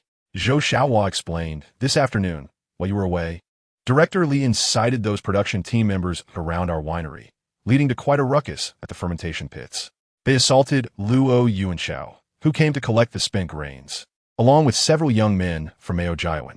They claimed that you had arranged the grain purchase permit for Chen Junsheng and threatened to deal with you. And of course, Secretary Su is away on a business trip. Your absence nearly drove me to despair." As Zhou Xiaohua spoke, she couldn't help but circle around Su Yishuan anxiously. Calm down. I'm back safe and sound, aren't I?" Su Yishuan gently reassured her, continuing, "It's quite normal for the production team members to gather and stir up trouble when incited by the factory's troublemakers in defense of their own interests. If they were to remain silent and inactive, that would indeed be alarming." Zhou Xiaohua blinked, "But Yishuan, this has escalated. Aren't you even a little afraid?" Su Zisun smiled. "Afraid of what? In a few days, they won't be able to stir up any trouble." "What do you mean?" Zhou Xiaohua was perplexed. "Just wait and see," Su Yishuan said with an enigmatic smile. "Oh," Zhou Xiaohua responded with a nod, just then catching a whiff of the faint scent of beer on Su Yishuan. She instinctively glanced at the right side of the main entrance, where Chen Junsheng's bicycle had been parked but was now gone. "Did you spend the afternoon with Chen Junsheng?" "Yes." "He treated you to a meal and drinks, then brought you back?" "Yes." As Su Yishuan continued to nod, Zhou Xiaohua's curiosity grew stronger, prompting her to lean closer and whisper in her ear, "Have you and Chen Junsheng started dating?" "No." Su Yishuan shook her head. Zhou Xiaohua's eyes flickered. "Really? No liye?" "Truly none," Su Yishuan replied emphatically. "Well, that's a relief. I feel reassured." Zhou Xiaohua nodded cheerfully. "What are you reassured about?" Su Yishuan asked, somewhat puzzled. "Nothing," Zhou Xiaohua replied, avoiding her gaze. Su Yishuan continued to watch her, causing Zhou Xiaohua's cheeks to redden as she stammered. "I just think Chen Junsheng is quite a good person, very suitable as a friend. If you were to date him, it would make it awkward for me to associate with him." Su Yishuan noted around 7 in the evening, just as the news began. Chen Junsheng returned to Maozhouan Brigade on his bicycle. Upon entering his home, he heard two significant pieces of news from Aunt Yun and Aunt Xian. The first was that Luo Yuanchao had been violently assaulted by over 20 young men while attempting to retrieve the leftover grain from the liquor factory this afternoon. The second concerned comrade Zhang Yuejin, who reportedly went into a frenzy last night, armed with a wooden stick, and brutally killed his uncle Zhang Yujin in his own bed before fleeing into the mountains to escape justice. The county police were conducting an urgent search and capture operation throughout the night. Chapter 032. Moving with emotion, luring with benefits. Zhang Yuejin, you truly are a ruthless individual. Upon hearing that Zhang Yuejin had gone berserk in the dead of night, killing his uncle with a wooden stick, Chen Junsheng felt a wave of shock. Such an event should never have transpired. In his previous life, during 1983, Chen Junsheng was still serving his sentence when he heard from Aunt Yun about Zhang Yuejin. At that time, Zhang Yuejin had been accused of embezzlement and had fled in fear of capture, hiding deep within the mountains. The police had conducted a search operation lasting over 2 weeks, but found nothing. Later, it was reported that he had robbed and murdered a truck driver during his escape. After seizing the vehicle, he fled eastwards, ultimately being shot dead after a violent confrontation with armed police. In 1983, Zhang Yuejin, as a severely flawed individual whom I had wronged, had displayed such ferocity. Now, with all limbs intact and in robust health, he would undoubtedly prove even more elusive. Chen Junsheng pondered this, but did not dwell on it too long, instead securing his savings book and setting off towards Luo Yuanchao's home.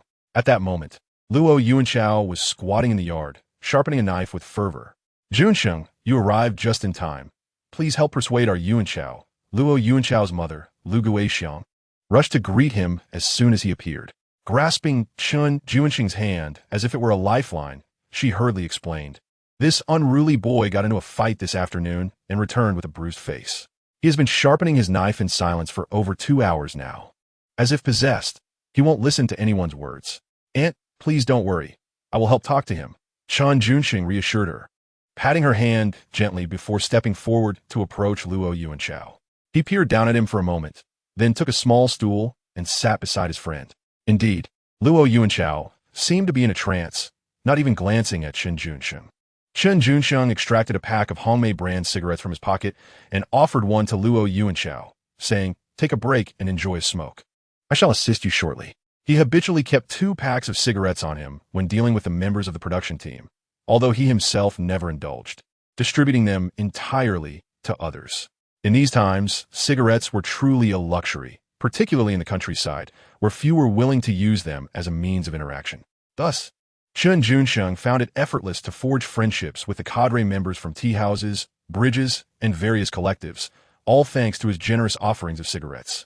As he presented the cigarette to Luo Yuanchao, the sound of sharpening knives momentarily ceased. "Here, let me light it for you," Chen Junsheng offered, igniting Luo's cigarette before lighting one for himself. After taking a couple of puffs, Luo turned to Chen, puzzled. Jun, I thought you didn't tea smoke? Just accompanying you for a moment. Chen Junsheng replied with a smile. Luo Yuanchao paused, having just been urged by family members to reconsider his situation. Yet this seemingly ordinary remark from Chen unexpectedly brought moisture to his eyes. Chen feigned ignorance of his emotional state and silently shared the moment until he finished a cigarette, then stood up and said, "Let us step outside for some fresh air before we return." With an arm around Luo's shoulder, he guided him outside. Once there, Chen began to inquire, "How many were there?" "About 20, Luo replied. "Are your injuries severe?" Chen pressed further. "Nothing broken, just a minor inconvenience." Luo shook his head, then added, "Jun, you really don't need to persuade me. I've made up my mind. We must strike a decisive blow to avoid a flurry of retaliations. If you wish to sustain your liquor business, someone must confront those rascals and put fear into them." As Luo spoke passionately, his teeth nearly ground together, revealing a fierce determination. "Today I was caught off guard, but tomorrow I will ensure their downfall." "Are you out of your mind?" Chen Junsheng admired his brother's fearless resolve, but was also dismayed by his reckless disregard for consequences. "If lives are lost, you will certainly face severe repercussions, and I too will be implicated." Luo paused, taken aback by the gravity of Chen's words. "Honestly, I'm indifferent. If I fall, so be it." Chen continued, handing Luo another cigarette. "Is it worth sacrificing a loyal comrade, one who has grown up alongside you and is willing to fight for you, all for some meager liquor? Damn it, that would be a tremendous loss." Luo wanted to express that he had been blinded by anger and had not considered the implications, but instead he said, "If I don't confront them, they will continue to cause trouble." "What then?" "Simple. Report them to the police," Chen offered bluntly. "Reporting them may provide temporary relief, but I would rather rely on my own weapons." Luo lacked any legal awareness, compared to the idea of utilizing legal means for self-protection. He preferred to take up arms and respond with violence. "Jun, to speak from the heart, I can dismiss my parents' words as mere background noise. But your words carry weight. I am willing to listen. However, this time, please do not try to dissuade me." Luo Yuanchao ultimately resolved to speak candidly to Chen Junsheng. "Before my return today, I signed a pact of life and death with them. Tomorrow, I shall confront them with a blade, and whoever shows cowardice shall be deemed a wretched cur." Luo Yuanchao was resolute, unwavering in his determination to engage in a life-or-death struggle. Chen Junsheng, upon hearing this, fixed an intense gaze upon Luo Yuanchao for a considerable moment before stating, "Yuanchao, if you are truly willing to fight, it will be prudent to first remain calm. There is something I must share with you." "What is it?" Luo Yuanchao inquired. Chen Junsheng led him to a secluded spot, ensuring their surroundings were devoid of onlookers, before leaning in to whisper his thoughts. "Brother, your affairs are as dear to me as my own." After taking a final drag from his cigarette, Luo Yuanchao grinned and exclaimed, "To hell with it. If I must be a coward, then so be it. I shall remain at home for the next few days, awaiting your word." "Very well, wait here for a moment," Chen Junsheng instructed, producing a cigarette from his pocket and offering it to him. He then hurried home, retrieving a small cloth bag containing 1,000 yuan in cash, which he handed to Luo Yuanchao, saying, "Take this for now. Once the task is accomplished, all the money in the bag shall be yours. In short, if you assist me, I shall not let you suffer any loss." This exemplified the principle of appealing to emotions while enticing with rewards. Without adequate compensation, no brother, no matter how loyal, would risk his life for another. As long as his comrades were willing to fight, Chen Junsheng was generous with his resources, knowing that in the future, when he achieved success, he would undoubtedly bring along those like Luo Yuanchao who were ready to stand by him. Taking a deep breath, Luo Yuanchao raised his gaze to Chen Junsheng, his eyes now radiating determination. Chen Junsheng refrained from further elaboration, merely clapping him on the shoulder and saying, "Stay home and recuperate for a few days. Leave tomorrow's matters to me. I will handle them properly." The following morning, as Chen Junsheng arrived at the entrance of the Quanlianji distillery on his bicycle, he was accompanied by a public security officer and a cadre of armed militia. Members from the Xingjiabao, Yankou, and Zhaozhuang production teams, numbering over 20, had been waiting with their implements for quite some time. However, upon witnessing Chen Junsheng's blatant disregard for the agreement to a private duel, bringing along the police and militia, there was an immediate sentiment of dismay. "Let's call it day." Seeing their intent to leave, Chen Junsheng shouted, "Since you are all here, why not stay an extra moment to hear me out? What is there to discuss?" sneered a young man with a triangular face and a troublesome appearance. Listen here. Unless you willingly hand over the distillery's lees and compensate each of our 3 teams with 1,000 yuan for economic losses, this matter is far from over. Indeed, we demand the lees and compensation, echoed the crowd, rallying behind the young man's words. Chen Junsheng pedaled directly to the young man, fixing him with an unwavering stare. What are you looking at? The young man retorted, seemingly a formidable character himself. If you have the guts, step down and face me in a duel. With a swift motion, Chen Junsheng gripped the handlebars of his bicycle tightly and pulled upward with all his might. The entire front wheel of the bicycle stood upright, resembling a roller coaster poised for an attack, and with a sudden lurch forward, it sent the disheveled man crashing to the ground, as the massive wheel rolled mercilessly over his face. Damn it, how audacious! Chen Junsheng spat a thick glob of phlegm onto the man's head, and as the latter howled in pain, he turned to the other members present and flashed a grin. Everyone, don't be alarmed. Yes, you. My intention today is not to escalate matters. Quite the contrary, I am here to concede. With a disarming smile and a humble demeanor, Chen Junsheng appeared utterly harmless. Concede? You brought along police officers and militia, and then without provocation, you knocked our people to the ground. This is your idea of conceding? Nevertheless, it was precisely because of Chen Junsheng's declaration of concession that the 20-odd members present refrained from escalating the conflict. At that moment, the police officers and accompanying militia rushed over and pulled Chen Junsheng away. Indeed, I am here to concede, he reiterated, moving his bicycle a few steps away before proclaiming loudly. As the saying goes, it is better to resolve grievances than to foster them. We are all fellow townsfolk, and it is unnecessary to create chaos over a trifling matter like some leftover mash.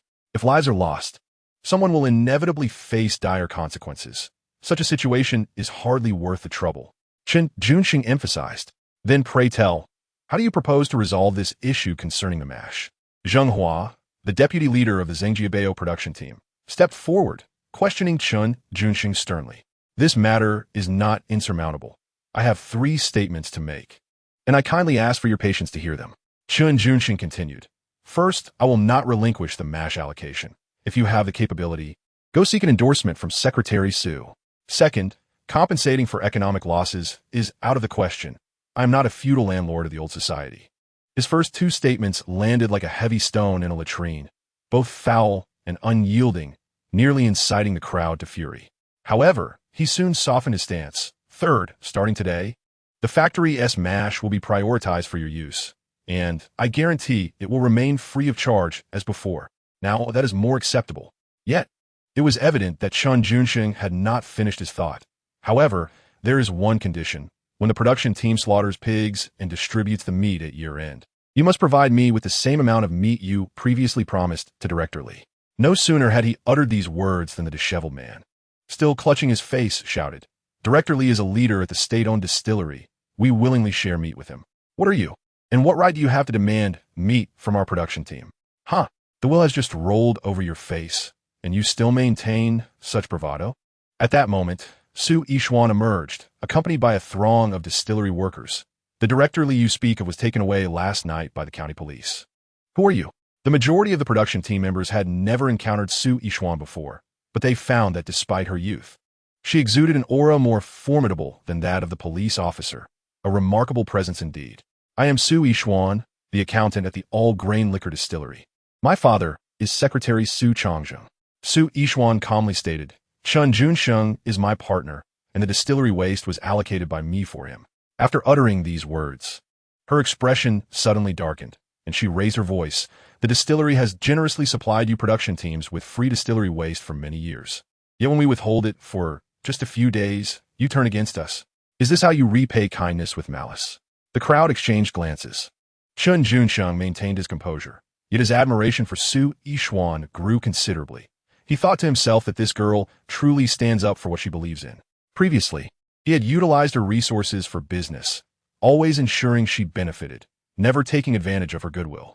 He had borrowed money through her connections and treated her to meals, discreetly giving her a 50 yuan gratuity as a gesture of goodwill. Such is the nature of reciprocity. If one is kind, the other should be as well. However, fairness must prevail. Regarding today's events, Her willingness to defend him meant he owed her a debt of gratitude, one that could not be settled with mere money. And he would have to find a way to repay her kindness in the future. The distillery waste is never truly free. Each production team must provide Director Li with 500 pounds of meat each year, shouted the local troublemaker. Exactly, others chimed in. Upon hearing this, Su Yishuan scoffed. Director Li has already been arrested for corruption and bribery, and the benefits you provided him never appeared in our distillery's public accounts. My partner, Chen Junsheng, conducts business differently. He purchases distillery waste with proper documentation and clear financial records, laboriously transporting it to remote villages to provide welfare for other production teams. You can inquire. Which team does not speak highly of him? Su Yishuan expressed her thoughts candidly, as if pouring beans from a bamboo tube. Chen Junsheng is your partner. Naturally you defend him, a voice interjected. A sharp sound echoed as silence enveloped the room. The troublemaker, who had been chattering incessantly, nearly found himself silenced by Chen Junsheng's swift response. I indeed operate differently from Director Li, Chen Junsheng remarked, shaking his wrist and seamlessly continuing Su Yishuan's sentiments. We are all fellow townsfolk. Taking some distillery waste back to feed pigs and demanding 500 pounds of meat is akin to feasting on the blood of our kin. I propose a compromise, 250 pounds of meat, with each production team limited to taking away 400 pounds of distillery waste per day. Let us each take a step back and foster friendship. What do you say? He asked loudly. The crowd remained silent for a prolonged moment until Zheng Hua finally spoke up. All right, we will proceed as you suggest. After all, the commotion was merely about feeding a few pigs. There is no need to disrupt the harmony among fellow townsfolk. Indeed, it makes sense, others agreed. There is no need to jeopardize our camaraderie over swine. Everyone understood the situation. Although the distillery waste was limited, the reduction in meat was still reasonable. Furthermore, they were not oblivious. Several production teams had begun to divide land recently. The distillery waste will be taken back to raise pigs. But whether any meat would be given to Chen Junsheng by year-end remained uncertain. Nevertheless, they aimed to seize the immediate benefits while they could. Ultimately, despite their calculations, these individuals only gained minor advantages. It was Chen Junsheng who truly reaped the major benefits, unexpectedly acquiring a partner. Chapter 034. Comrade Zhou Xiaohua desires a warm bed comrade commissioner. Captain Su, I'm truly grateful to you today. After the tension was amicably resolved, Chen Junsheng presented a pack of Shuangxi brand cigarettes to the Public Security Commissioner, Hu Yichun, and the militia leader, Su Wenming. The remaining militia comrades each received a Hongmei cigarette. With a cheerful demeanor, Chen Junsheng struck matches and lit cigarettes for each of them. Comrade Junsheng is the literary star of our Chaoyang commune, a top scholar from the Dongjiang region, and a distinguished student accepted into Jiangsu and Zhejiang University. As he distributed and lit the cigarettes for his brothers, joy spread among them. As the only public security commissioner in Chaoyang commune, Hu Yichun not only held a high position, but also had extensive connections and was well informed. Upon hearing this, two militia members who had previously declined to smoke quickly accepted the cigarettes. Some even hesitated to smoke, choosing instead to tuck them behind their ears to boast about later at home. Once Chen Junsheng finished distributing the cigarettes, Hu Yichun approached him and quietly revealed, the 7 members of the vegetable knife team who conspired to harm you have been handed over to the county police for investigation. Chen Junsheng furrowed his brow at this news, suspecting it to be another covert operation by Ding Meijin.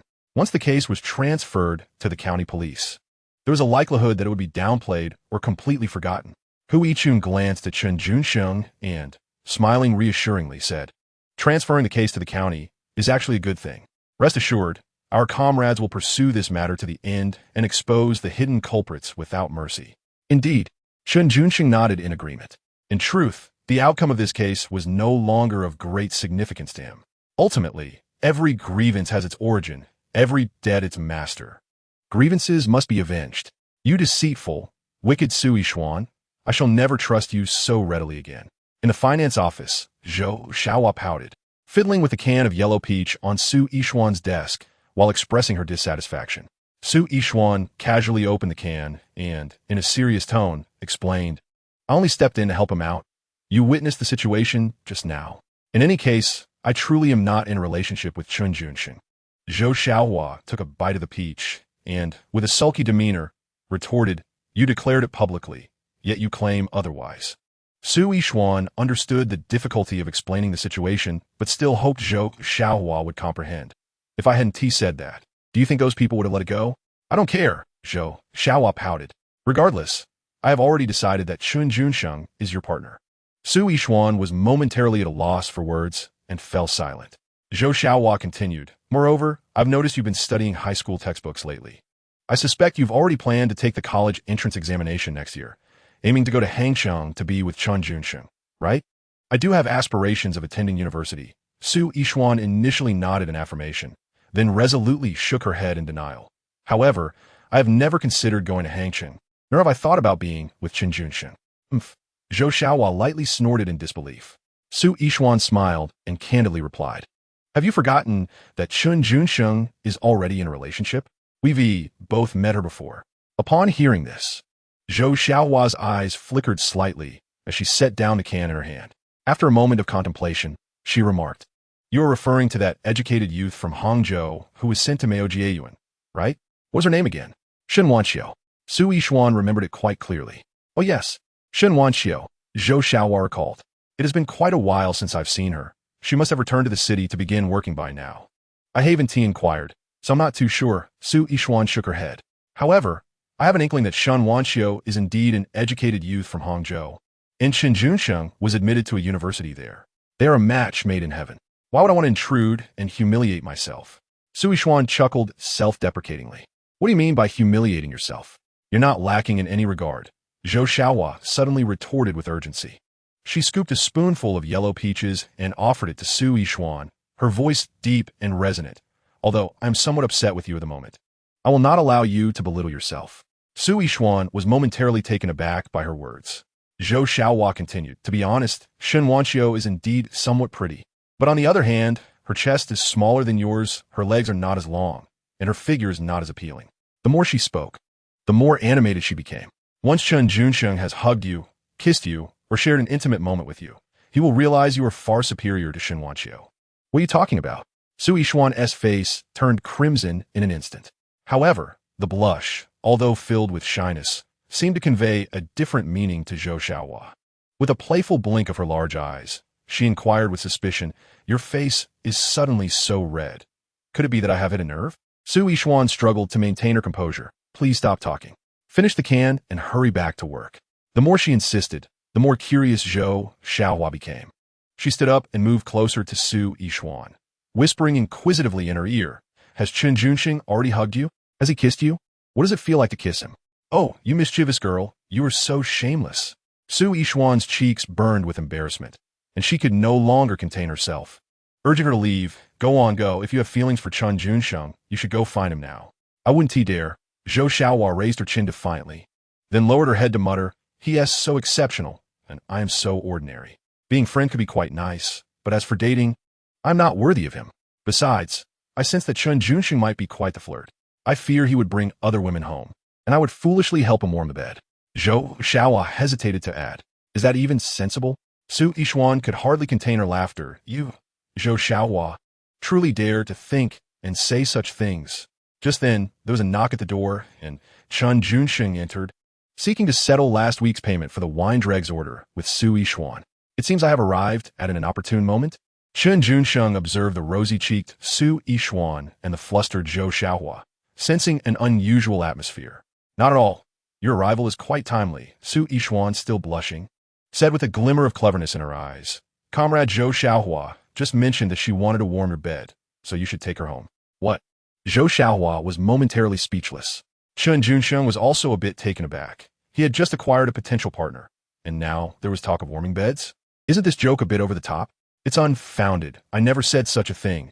It was Su Yixuan's wild imagination. Zhou Xiaohua vehemently denied the accusation and promptly seized the half-full can of yellow peaches, making her escape. I must get to work. Feel free to do as you please. Chen Junsheng merely came to settle a payment, which took only a few minutes. He had no intention of engaging in conversation with Su Yixuan and was ready to turn his attention elsewhere. Hey, wait a moment. Su Yixuan called out just before his departure. Is there something else? Chen Junsheng inquired as he turned back. Su Yixuan smiled gently. About what you mentioned at the dinner table yesterday, the idea of setting up a stall at the zoo entrance to take photographs. I've given it some thought and find it quite appealing. Indeed, The prerequisite is to have sufficient capital to purchase a camera, Chen Junsheng acknowledged with a nod. So, you're implying that the entry barrier for this business is quite high, and there are few practitioners? As long as one is willing to invest, profit is surely attainable, correct? Su Yishuan inquired softly, biting her lip. Cameras these days are primarily imported. They're not only costly, but also difficult to acquire, requiring foreign exchange vouchers, Chen Junsheng responded. Furthermore, the East River Zoo lacks a vibrant crowd. If one wishes to earn a living through this venture, it would be wiser to head to the provincial capital or to Hangzhou, where economic development is more robust, he advised before taking his leave. Regardless of their discussion, Chen Junsheng did not believe Su Yishuan would lower herself to become a street vendor. To Hangzhou? That's a troubling thought, Su Yishuan pondered, her heart sinking as Chen Junsheng departed. Why does it seem that I cannot escape the notion of Hangzhou? Chapter 035. Shen Wanqiu's longing in Hangzhou at the Shen Garden. Shen Wanqiu gazed at the lush, verdant trees in the courtyard, lost in thought for an extended period. During her time back in the city, she had written to Chen Junsheng daily, yet had received not a single reply. Perhaps he was upset because they departed so hastily on the day she returned, without even a proper farewell. Each time Shen Wanqiu reflected on this, she felt both wronged and regretful. The feeling of injustice stemmed from the fact that the train ticket on the day of her return was simply not conducive. It was set to depart at 7:10 a.m., and her mother had hurriedly dragged her away. The regret was due to having promised Chen Junsheng they would meet the following day, only to let him down. Please write back to me, Shen Wanqiu blinked. My family has started arranging for my study abroad, and while I am eager to see the world beyond, I cannot bear to part with you. If only I could see you and seek your thoughts in person. Shen Wanqiu contemplated that if she did not receive a letter from Chen Junsheng within 3 to 5 days, she would ask someone to write a letter of introduction and secretly return to Raoheng County, back to the once despised, now longed for Miaojiawen Brigade. At that moment, Chen Junsheng was cycling towards the Huangmiling Production Brigade, under the jurisdiction of the Chatting Commune. The land distribution work in Chatting had already begun, and it was unlikely to stall in the near future without extraordinary circumstances. The Huangmiling Production Brigade was the most economically advanced brigade in all of Chatting, without exception. The team possesses a total of 3 Dongfanghong tractors, 6 walking tractors, and a single Jiefeng truck. This afternoon, Chen Junsheng's purpose for coming was once again to seize opportunities. He desired both the Dongfanghong and walking tractors, believing that acquiring more would be advantageous. Additionally, there were plowing cattle and donkeys, as well as the pigs from the production team's pig farm. As long as the brigade officials were willing to sell these assets for the benefit of the common people, Chen Junsheng was eager to take them all. He was acutely aware that purchasing collective assets at a low price was a surefire investment. Such opportunities were fleeting. Moreover, if he hesitated, those with keen instincts might intervene. The Jiefeng truck was the centerpiece of the afternoon's auction, with Chen Junsheng offering the highest bid of 500 yuan. This truck was undoubtedly the treasure of the Huangmiling Production Brigade, contributing significantly to its wealth compared to other brigades. It played an essential role in transporting high-quality clay to the state-run pottery factory in Raoheng County. In the words of the brigade officials, this Jiefeng truck carries soil away, but brings back unity. The truck, which was in fair condition, was desired not only by Chen Junsheng, but also by several affluent members of the brigade. However, Chen Junsheng's aggressive bidding strategy intimidated the wealthy competitors. Starting from a minimum bid of 2,000 yuan, he raised the stake by increments of 500, reaching 3,500 yuan, causing his rivals to withdraw. I bid 3,600, a middle-aged man in a Zhongshan suit, with a round face reminiscent of a certain local figure, suddenly emerged from the crowd. He offered a bid that slightly surpassed Chen Junsheng's. Young comrade, I am in the interprovincial transportation business and truly need this vehicle. I kindly request you to concede. After making his bid, the middle-aged man politely gestured to Chen Junsheng, seemingly hoping he would relent. With a smile, Chen Junsheng glanced at him and promptly countered with a bid of 4,000. The middle-aged man frowned and raised the bid to 4,100. Chen Junsheng replied with 4,500. The middle-aged man countered with 4,600. The competition intensified. Let us continue to raise the price. The higher, the better, Chen Junsheng thought. This Jiefeng truck was a precious asset, originally purchased with the entire production team's resources. Selling it at a fraction of its worth amidst land redistribution was akin to a profound injustice. The bidding war between Chen Junsheng and the middle-aged man drew the attention of the Huangmiling brigade members, who began to murmur among themselves. The auction price soared from the initial 2,000 yuan to an astonishing 7,500. 8,000. Chen Junsheng declared without a flicker of hesitation. It seemed he was determined to possess this Jiefeng truck. 8,100. The middle-aged man appeared to waver. 8,500. Chen Junsheng raised his bid once more. The middle-aged man gritted his teeth and replied, 8,600. As he stated this price, he cast a penetrating glance at Chen Junsheng, as if warning him, "Young man, it's time to know your limits. Should you raise your bid further, I may be compelled to respond fiercely." 8,601.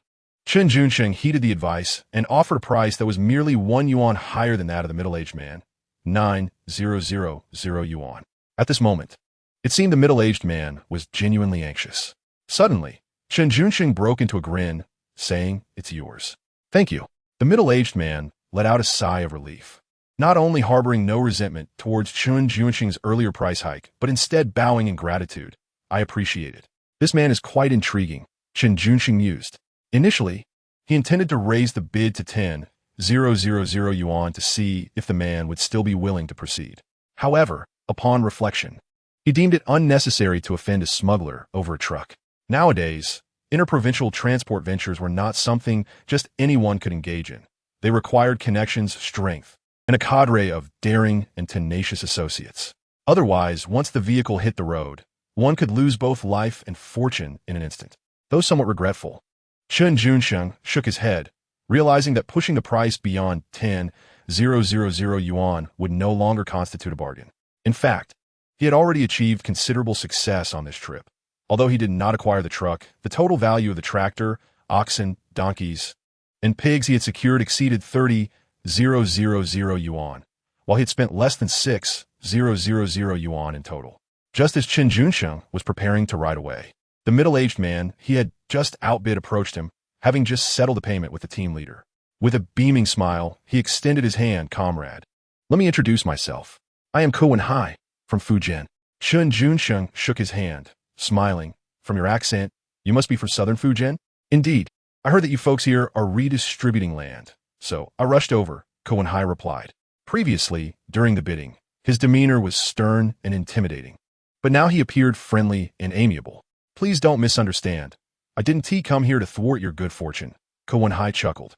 "On the contrary, through our earlier exchange, I found you rather interesting and would like to befriend you. I too find you quite intriguing and believe we would make good friends." Chen Junsheng responded with a smile. "Is that so? Ha! This is what they call a friendship forged in competition."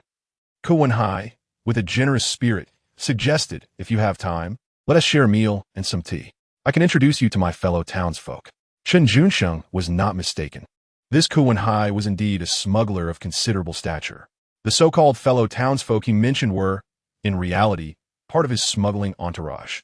In these times, engaging in smuggling was highly lucrative yet fraught with peril, akin to placing one's head on the line. Chen Junsheng had no intention of involving himself in such affairs, so he smiled and replied, "Friendship is welcome, but let us skip the meal for now. If we happen to meet again elsewhere, I hope Brother Cook can lend a hand." "Absolutely," Ko Wenhai readily agreed. The bold young man who had cleverly navigated the bidding and knew when to retreat piqued Ku's interest, and he was keen to bring him into the fold. Chapter 036. Xiaoyan. Tonight you sleep in that rascal's room. Chen Junsheng had little interest in Ko Wenhai's smuggling business. He simply needs to accumulate enough capital, focus on his development, and the prospect of wealth is within reach, with boundless possibilities ahead. There is no necessity to engage in excessively risky endeavors. However, having multiple friends leads to numerous paths. It is far more advantageous to befriend a shrewd trader like Ko Wenhai than to oppose him, creating enmity and inviting trouble upon oneself. Chen Junsheng pondered this as he rode away from the Huangmiling brigade and swiftly proceeded to the neighboring Shantung production team and Liwan production team. Meanwhile, his two aunts at home were also busy. Each of them took out their private savings and ventured to the Dongtuan commune, which was likewise engaged in land redistribution, traversing several production brigades to purchase draft oxen and donkeys at low prices. Interestingly, Qi Xiaoyun and Xiao Shuxin, despite their contrasting personalities, had entirely different preferences. Xiaoyun was particularly fond of cattle, while Xiao Shuxin preferred the donkeys from the production team. The trio, Chen Junsheng, Aunt Xin, and Aunt Yun, each busied themselves during the day and convened in the evening to reconcile accounts and summarize their achievements. They had not anticipated that someone would become involved so swiftly. After a long day, Xiao Shuxin felt somewhat disheartened, having only secured 2 small donkeys. Fortunately, their mischievous son had acted promptly, seizing the advantage. Otherwise, the ensuing competition would have proved challenging. Turning to Xiaoyun, she inquired, "How many cows did you acquire today?" 10. Qi Xiaoyun replied softly. "What? So many?" Xiao Shuxin exclaimed in surprise. "Yes," Qi Xiaoyun nodded, providing a brief explanation before my father returned to his hometown. "He left me some money, which I plan to use entirely for purchasing cattle." Upon hearing this, Xiao Shuxin could not help but raise her hand to her forehead. She understood that Xiaoyun's purchase of cattle was fundamentally different from Chen Junsheng's acquisition of a tractor. The former was a complete payment, while the latter merely involved a small deposit. This indicated that Xiaoyun's father had left not just a little money, but the family savings book. It seemed that the commitment to endure hardship together had turned into a situation where she bore all the burdens and poverty alone. To remain in the Meiji-Yuan Brigade, Xiao Shuxin had resolutely severed ties with her family, declaring that even if she faced hardship in the countryside, starvation or freezing, she would never ask her family for a single penny. She had been quite steadfast in this resolve, even going 3 years without contacting them. It was only when she learned at the county hospital that Chen Junsheng's university admission had been usurped by that scoundrel Chen Wenxiang that she angrily rushed to the post office to call home, demanding her father punish Chen. So within 3 days, the old man, who bore a grudge, had been transferred to Longxi and still treated her with indifference. Showing no paternal awareness, during their last phone call, he had the audacity to call her a stubborn donkey. Xiao Shuxin felt a deep, unspoken bitterness. At that moment, Chen Junsheng, with a playful grin, said, "Aunt Yun, well done. Later, I'll help you take those cows to the black market for a good price." "Sounds good." Qi Xiaoyun softly agreed, contemplating, "I'll accompany you to ensure they follow you." Upon hearing this, Xiao Shuxin hesitated slightly before addressing Chen Junsheng. "Those oxen are dear to Aunt Yun. Selling them on the black market seems rather regrettable." "Regrettable? Not all. These animals can only fetch a good price if sold on the black market," Chen Junsheng replied with a smile. Summarizing as he picked up the ledger, "The 10 cows purchased by Aunt Yun, along with the 6 donkeys you collected over the past 2 days, plus my own 36 cattle, 12 donkeys, 3 mules, 165 pigs, and 36 tractors, will ultimately be directed to the black market," Chen Junsheng decisively concluded. His business strategy relied on exploiting the time and information gaps, seizing the moment before the implementation of land distribution elsewhere to swiftly resell the acquired goods.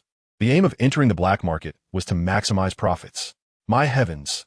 Xiao Shuxin exclaimed, unable to contain her astonishment. Even the typically reserved and calm Qi Xiaoyun widened her eyes. "So many? How much could that possibly be? If all of this enters the black market, the total price would conservatively start at 100,000. It could certainly cause quite a stir." While Xiao Shuxin was taken aback, she couldn't help but feel a twinge of worry. After all, the scale was rather large, and any misstep could be classified as speculative trading. Although the authorities had softened their stance on such activities, the consequences of legal infractions could still lead to fines or even imprisonment.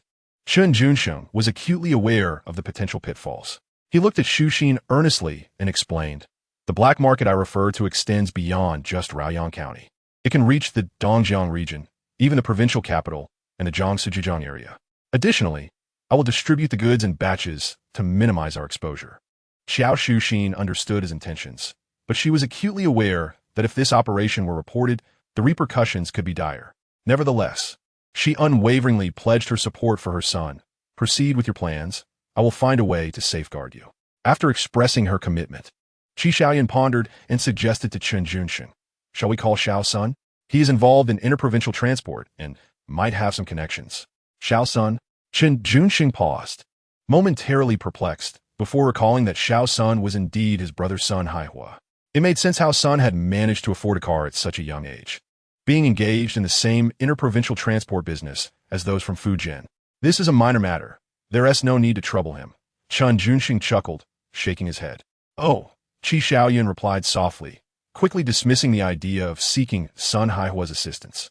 With the family meeting reaching its conclusion, it was nearly time to disperse. However, before adjourning, Xiao Shuxin exchanged a meaningful glance with Qi Xiaoyun and yawned. Xiaoyun, tonight it's your turn to watch over him. I haven't slept well these past 2 nights and need to catch up on rest. Taken aback, Qi Xiaoyun thought to herself, is it really possible to rotate like this?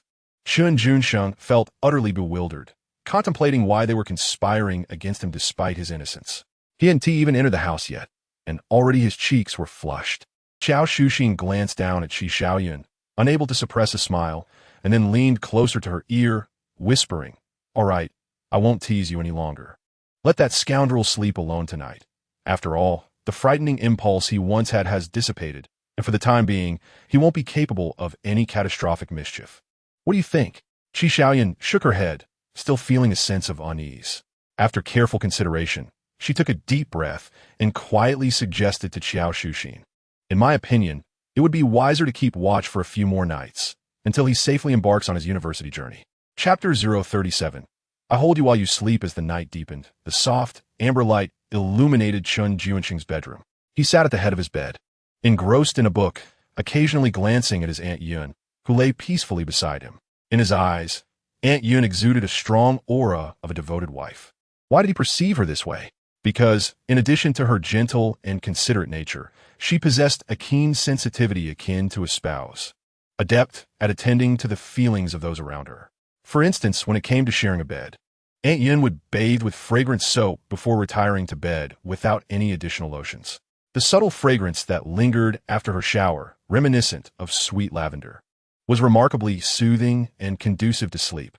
In contrast, Aunt Xin favored alluring perfumed balms that seemed to possess an aphrodisiac quality, stirring Chen Junsheng's imagination and leaving him restless throughout the night.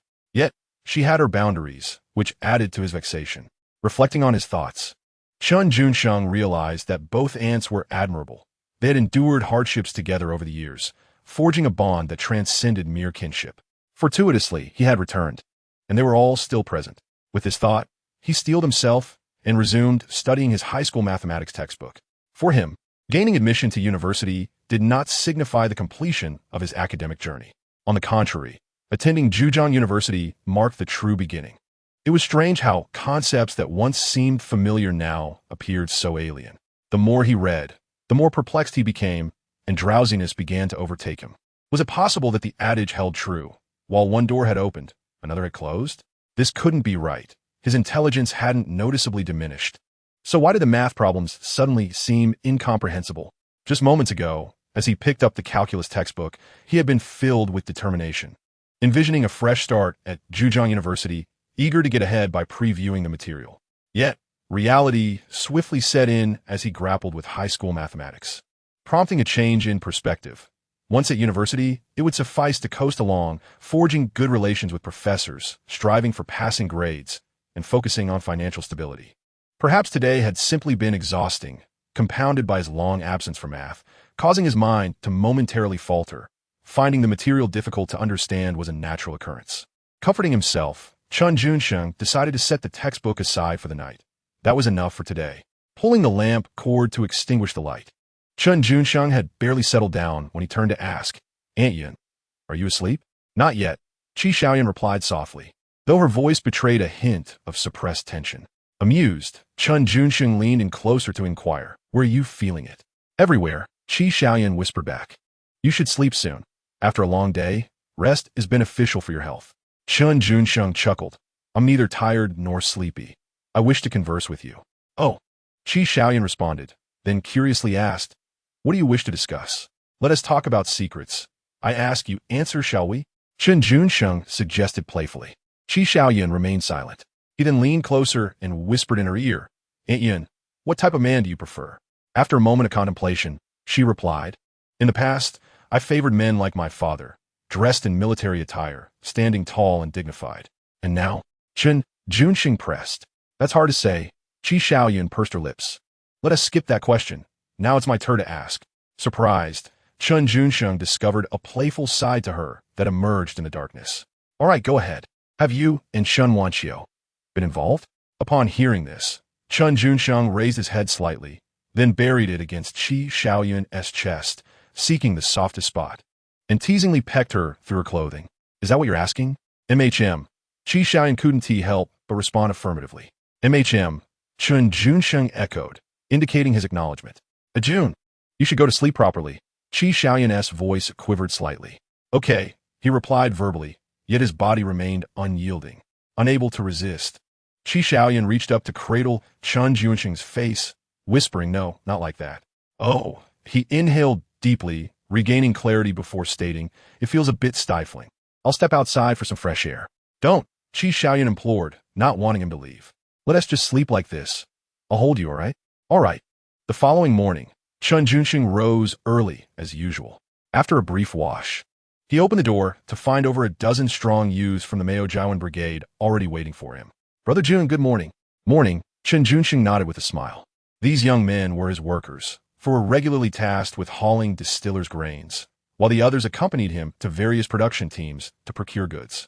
They had been organized by Luo Yuanchao and were known for their hard work and diligence. Among them, the Gao brothers, Gao Cheng and Gao Chong, stood out.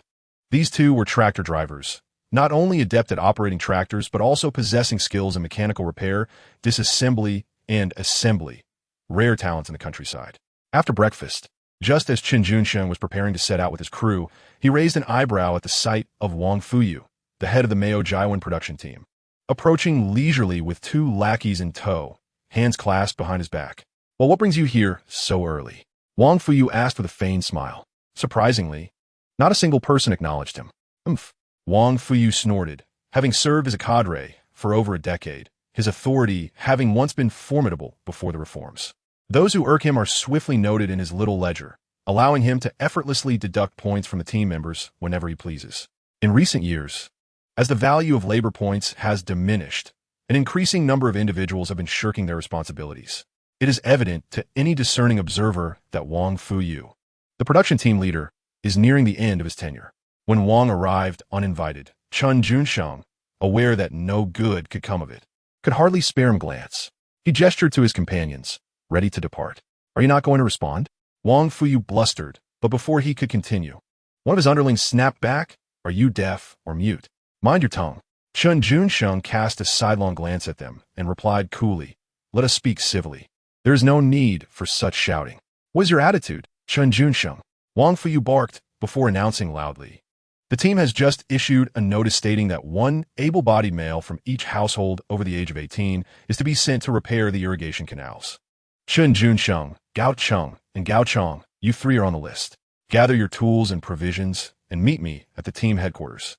Upon hearing this, the Gao brothers were immediately incensed. Gao Cheng was the first to voice his dissent. "Whoever wants to go can go. I certainly will not." Gao Chong echoed, "If my brother isn't going, then neither will I." Others stepped forward to support Chen Junsheng, stating, "Our team has been established for many years, and you only send the one university student, Junsheng, to undertake such arduous labor? Are the team leaders out of their minds? Hey, until that acceptance letter arrives." "He is not a university student," Wang Fuyu interjected dismissively, then proclaimed with feigned righteousness, "Besides, how can repairing canals be considered hard labor? This is a matter of national and public interest. Everyone is trying to evade responsibility. If you do not go, and I do not go, who will bear the consequences of delaying the work? Can you shoulder that burden?" At that moment, Chen Junsheng spoke up. "Wang Fuyu is correct, to all present. If you do not go, and I do not go, shall we leave it to the team leaders? Should Wang Fuyu personally take his sons, Wang Hai and Wang Hong, to do the work?" Wang Fuyu's mind struggled to keep pace. "Chen Junsheng, what do you mean by that?" Chen Junsheng smiled derisively. "As the production team leader, you have never taken the initiative, nor have you ever sent your own children to work on the canals. So, is it that your children are human beings, while ours are not? Is it only we who are meant to toil at this task, while your children are exempt?" Wang Fuyu was momentarily taken aback, his chest constricted with frustration. "Who do you think you are, daring to instruct me in public?" Chen Junsheng paid no heed to his furious expression, nor did he care about his inner turmoil. In essence, kindness can be exploited, and those who adhere to rules often find themselves shackled and driven. Especially in rural areas, if one toils without complaint, it simply signifies an endless cycle of labor. The more one is willing to endure hardship, the more they will be burdened with it for life. Chapter 038. As long as Chen Junsheng lives, the fox cannot become the prince. Chen Junsheng, you wretched scoundrel. Wang Fuyu, furious and humiliated, his veins bulging, erupted at Chen Junsheng.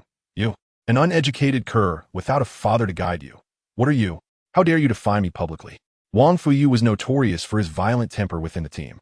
For many years, Wang Fuyu had held a position of authority within the brigade, consistently assuming the role of the invective speaker. Despite the members' disdain, they could only endure his tirades and even flatter him with sycophantic smiles. After all, each household relied on their meager labor points for sustenance. Who would dare to cross the individual responsible for recording these points? However, the times had changed. Wang Fuyu initially intended to seize the opportunity presented by the misfortune of Brigade Secretary Zhang Yukai, using the pretext of canal repairs to assert his presence and display his authority. He aimed to make it clear that the position of Brigade Secretary of Mao Jiawen would soon be his. Unfortunately for him, Wang Fuyu encountered a formidable adversary. Chen Junsheng, audaciously and without remorse, confronted Wang in front of 10 or so young men, reducing him to a state of embarrassment and speechlessness. This confrontation was not entirely Chen Junsheng's fault. It stemmed from Wang's own contradictory statements. He had just proclaimed that every household should send one able-bodied individual over the age of 18 for canal repairs, only to subsequently include the Gao brothers, Gao Cheng and Gao Chong, in his count. Additionally, he had deliberately placed Chen Junsheng's name on the list, attempting to belittle this aspiring university student and demonstrate who truly held power in Mao Jiawen. Was this not a blatant act of bullying against an honest individual? Should a straightforward person be subjected to such treatment? Wang Fuyu had initially relished in his verbal assault, yet soon found himself on the receiving end of a slap that contorted his face. Chen Junsheng, having struck him, coldly remarked that while insults could be tolerated, dragging his parents into the fray was unacceptable. With a smirk, Chen Junsheng asserted that if Wang dared to continue his threats, he would bring a tractor to demolish Wang's house and disturb his ancestors' graves. Wang Fuyu, after struggling to find words, could only stammer out a few defiant syllables. You dare? Chen Junsheng, unencumbered by familial ties, boldly proclaimed, What do I have to fear? If I were to commit a crime, I would face imprisonment, and upon my release, I could devise a means to eliminate your entire family. Wang Fuyu was left utterly speechless. Throughout his life, he had never endured such indignity. The audacity of Chen Junsheng's threats to raze his home and disturb his ancestors was simply intolerable. After a prolonged silence, Wang Fuyu finally managed to respond, albeit with a quivering lip. Very well, Chen Junsheng, you truly have guts. Chen Junsheng chuckled derisively. At last, you acknowledge the truth. I have a soft spot for flattery. Had you praised me sooner, we could have avoided this discord. With a bloodied spit, Wang Fuyu turned and left with his two lackeys, fearful that remaining any longer would lead to his demise at Chen Junsheng's hands or provoke a fatal rage within him. Well done, Jun. That was immensely satisfying. No wonder you're a university student. As Wang Fuyu retreated in disgrace, the young men present erupted in applause, celebrating Chen Junsheng's boldness. Chen Junsheng wore an impassive expression, fully aware that when dealing with a petty individual like Wang Fuyu, it was best to strike decisively once he chose to act. It must be with the intention of leaving a lasting impression. Is Chen Junsheng home?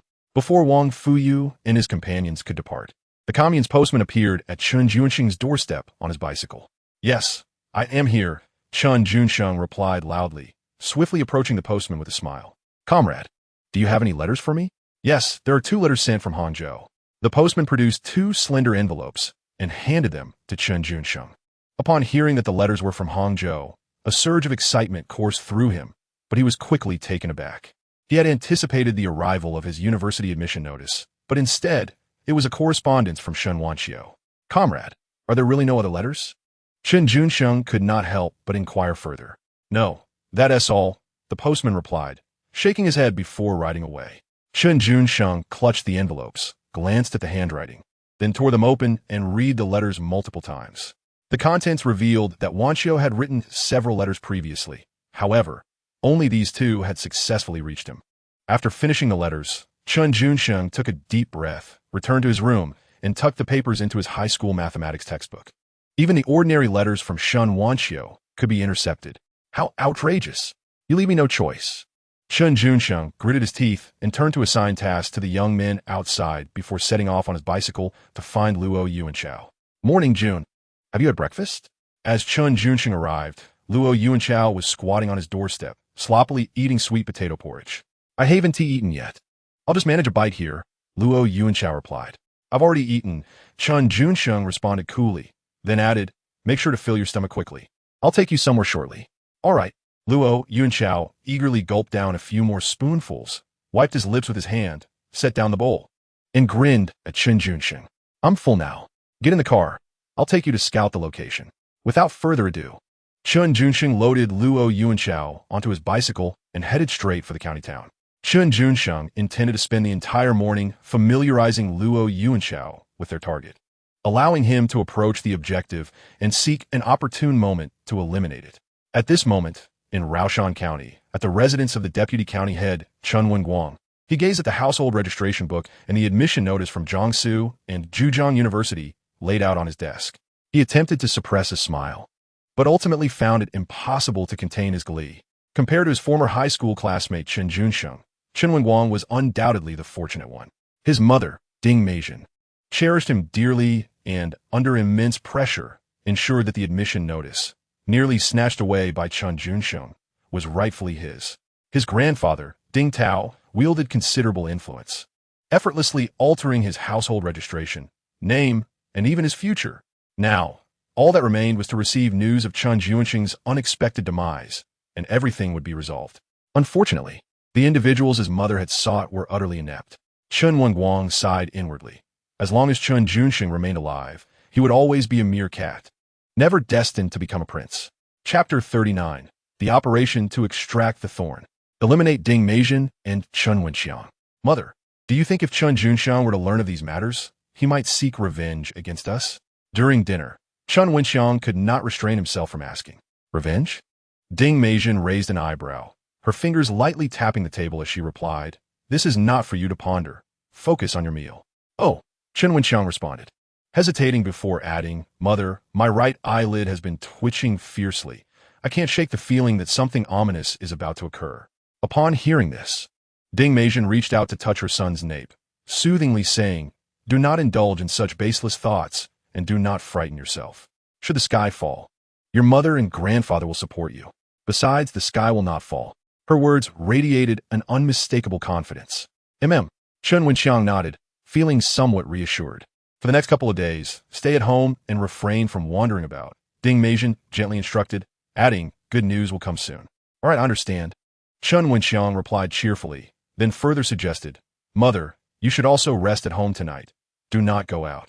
Ding Meijin's expression shifted slightly, and she spoke with a serious tone, concerning my affairs, you need not meddle.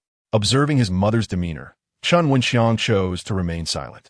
Having cultivated the habit of rising early and retiring early, he finished his dinner, washed his feet, and went to bed.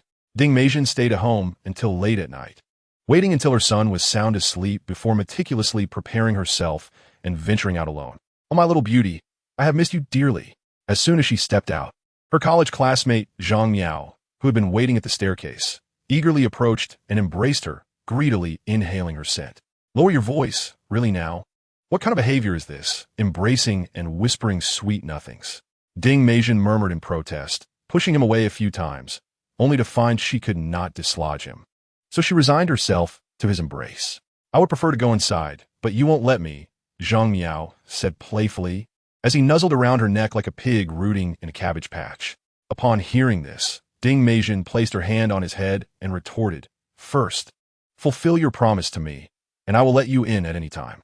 Ah, it's merely dealing with a poor country bumpkin, Zhang Miao replied nonchalantly. You need not worry. The 4 individuals I have arranged for this task are all skilled smugglers from the Golden Triangle, guaranteed to succeed. Should speak quietly. Do you not see where we are?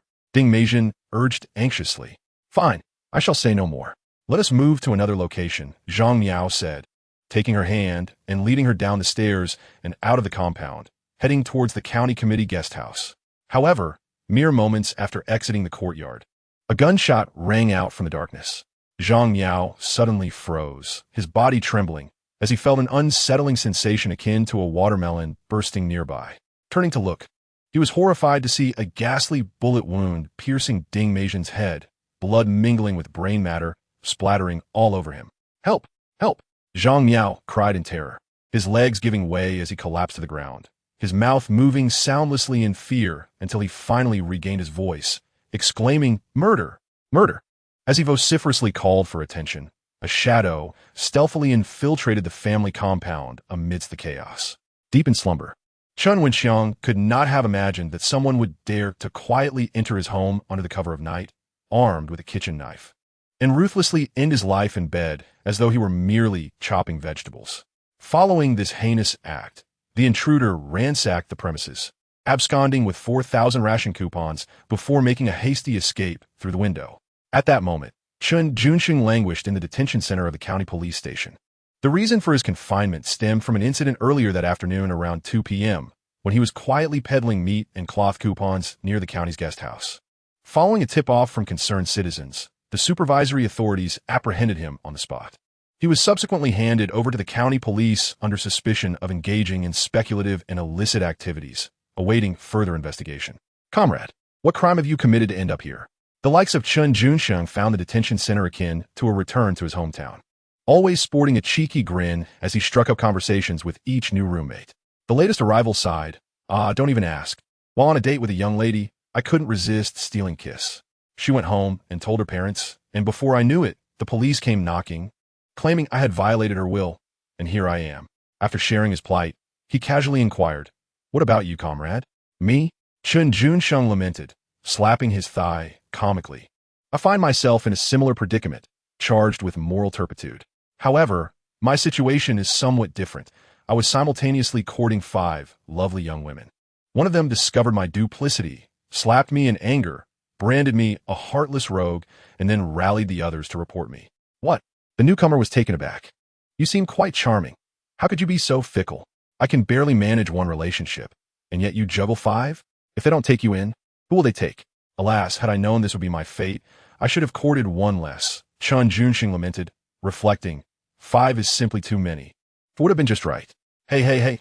Chen Junsheng, save your breath. Time to face the music," the newcomer interjected. At that moment, a middle-aged officer approached, unlocking the door to escort Chen Junsheng out. "Very well." Chen Junsheng complied readily, cheerfully producing a pack of cigarettes from his pocket and offering it to the officer. "Don't try that with me. I cannot partake in contraband," the officer rebuffed, refusing to accept the offering. Chen Junsheng chuckled. "Rest assured, my friend, I'm already inside. There is nothing illicit left on me. Everything here belongs to the state." That essay point, the officer conceded with a faint smile. "You, my boy, are clearly an intellectual, with a level of education and awareness far surpassing the average. How could you possibly commit such a trivial error on the street?" Chen Junsheng replied earnestly, "In truth, I feel quite wronged. I had painstakingly acquired those meat and cloth coupons from corrupt officials, intending to return them swiftly to the people. But alas, my venture was foiled before it could even begin." "Enough," the officer interjected, cutting him off. "Everyone who enters here claims innocence. Do not tarnish the legacy of the great Zhuge Liang with your lamentations. Proceed to the interrogation room and provide a thorough account, in hopes of leniency." Chen Junsheng obediently nodded, understood. In the Mao Zhaowen Brigade, at the Chun family residence, the roosters had begun to crow, yet Xiao Shuxin and Qi Xiaoyan remained impeccably dressed, utterly unable to succumb to slumber. At the slightest rustle outside, Xiao Shuxin felt an irresistible urge to venture out and take a look. After numerous comings and goings, she turned to Qi Xiaoyan and confessed, "Xiaoyan, my heart is racing uncontrollably. That rascal has yet to return." "Do you think he might?" Before she could finish, Qi Xiaoyan raised her hand to cover Xiao Shuxin's mouth. Although she too felt a surge of anxiety, she gently reassured her, "Do not fret. Ajun is not one to act impulsively, and he is clever enough to navigate any trouble he encounters. I am not worried about him causing trouble. I fear something may have happened to him, and he might not come back," Xiao Shuxin said, her eyes brimming with tears. "Everything will be fine," Qi Xiaoyan said, embracing her. "Do not frighten yourself. Dawn is approaching, and Ajun may return at any moment." Xiao Shuxin nodded, taking a deep breath to compose herself. Suddenly, a series of knocks echoed from outside, jolting Xiao Shuxin into alertness. She was about to rush to the door when Qi Xiaoyan stopped her. "Ajun does not knock like that." "Who is it?" Qi Xiaoyan called out loudly, grabbing a sturdy wooden stick and positioning Xiao Shuxin protectively behind her. "It's me, Luo Yuanchao," came a low voice from outside. Though his tone was subdued, both Qi Xiaoyun and Xiao Shuxin heard him distinctly. A sense of foreboding washed over Xiao Shuxin. It seemed that trouble had indeed befallen the rascal, for Luo Yuanchao would not have come knocking at such an hour without reason. "Stay calm. Let me inquire first." Despite hearing Luo Yuanchao's voice, Qi Xiaoyun still held the wooden stick as she cautiously peered through the door's crack. Xiao Shuxin followed closely behind her. Seeing only Luo Yuanchao outside, Qi Xiaoyun restrained her impatience and called out through the door, "Yuanchao, what brings you here?" "Junsheng hasn't returned home tonight. Do you know where he might be?" Luo Yuanchao, leaning against the door, whispered back this afternoon. Junge was near the county committee guest house, selling national food stamps and fabric tickets. Unfortunately, he was caught red-handed by a few officials in armbands and taken to the county police station. I was with him at the time, but sensing the impending danger, I fled. Do not worry too much. When he was apprehended, he had only sold 20 pounds of food stamps, so the amount involved is minor. Tomorrow, we can bring some money to the county police station to bail him out. Understood. After hearing Luo Yuanchao's words, Qi Xiaoyun sensed the situation was indeed peculiar, but refrained from probing further. If Chen Junsheng had been detained for selling food stamps and fabric tickets, at least it confirmed his safety for the moment. All right, I shall take my leave. Luo Yuanchao turned to depart. Opt and take the mountain path home rather than the main road. Meanwhile, at the county police station in Raocheng, in the interrogation room, Comrade Chen Junsheng sat upright on the wooden chair, responding to the police's inquiries with unwavering cooperation. Thanks to his compliance, the presiding officer, Comrade Wang Yang, swiftly grasped the intricacies of the case. However, considering the information provided by the public, it was deemed necessary to delve deeper. "You have an accomplice, don't you?" "Indeed," Chen Junsheng replied without a moment's hesitation, candidly revealing, "That scoundrel is my childhood friend. We promise to share both fortune and adversity, yet when trouble arises, he flees faster than a rabbit." Before he could finish, the recorder, seated beside Comrade Wang Yang, rapped on the table, unable to suppress a reminder. "Mind your language. Refrain from impugning the relatives of others." "I apologize. I couldn't help it. My emotions got the better of me," Chen Junsheng said with an apologetic smile, then turned serious, adding, "Officer, if I provide the personal information and home address of my accomplice to assist in his capture, would that be considered meritorious conduct?" "Ah, still thinking of merit?" Wang Yang chuckled softly. In truth, this minor issue hardly warranted an overnight interrogation, nor was it necessary to expend police resources on capturing his fleeing accomplice.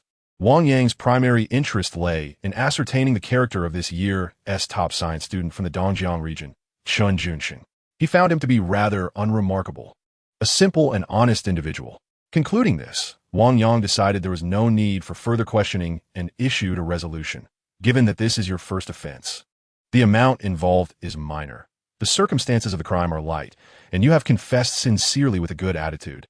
We will conduct a reprimand and impose a penalty of confiscation of all illegal gains, including meat tickets and cloth tickets, along with a fine of 200 yuan. Comrade, I can return the meat and cloth tickets, but is it possible to forego the fine?" Chen Junsheng pleaded, adopting a pitiful expression. "I currently have no money and am burdened with debt. If I had funds, I would not find myself in this predicament."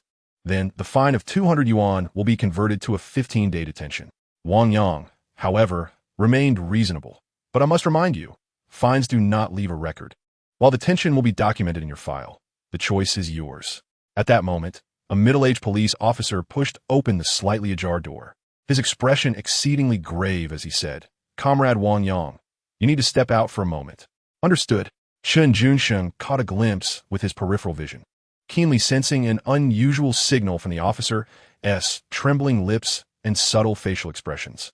Something significant had occurred. In truth, Chen Junsheng was acutely aware that anything capable of instilling such gravity and nervousness in the police was likely connected to Director Ding and her son, Chen Wenxiang. As expected, the following morning, the news of Ding Meijian and Chen Wenxiang's deaths reverberated throughout Rao County, sending shockwaves across the city. Ding Meijian had been shot dead while out late at night, and her son, Chen Wenxiang, was found in his bedroom with evident knife wounds and signs of struggle. The extent of property loss remaining unclear. Strangely, investigators uncovered Chen Junsheng's household registration and university admission notice at the crime scene, which was none other than the home of Deputy County Head Chen. Before the incident, Chen Junsheng himself had been apprehended by the county police department on suspicion of engaging in speculative activities. Greetings, comrades. We are the family members of Chen Junsheng. Early in the morning, Xiao Shuxin and Qi Xiaoyan arrived at the county police station, where they were greeted by Comrade Wang Yang, who had been present the previous evening. You are here to pay the fine, correct? Yes, indeed. Xiao Shuxin nodded repeatedly, then inquired, how much do we need to pay? Once the fine is settled, Chen Junsheng can return home with us, right? The fine is 200 yuan, Wang Yang replied with an expressionless demeanor. Initially, he would have been released upon payment.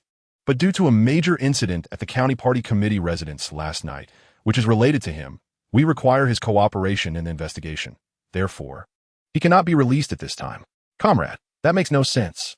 As soon as Wang Yang finished speaking, Xiao Shuxin retorted, our Junsheng was arrested yesterday afternoon, correct? How could last night's incident possibly be connected to him? Wang Yang glanced at her, visibly impatient, and replied, this matter cannot be explained to you in a short time. Suffice it to say, he cannot be released for now. You may pay the fine and wait for news at home.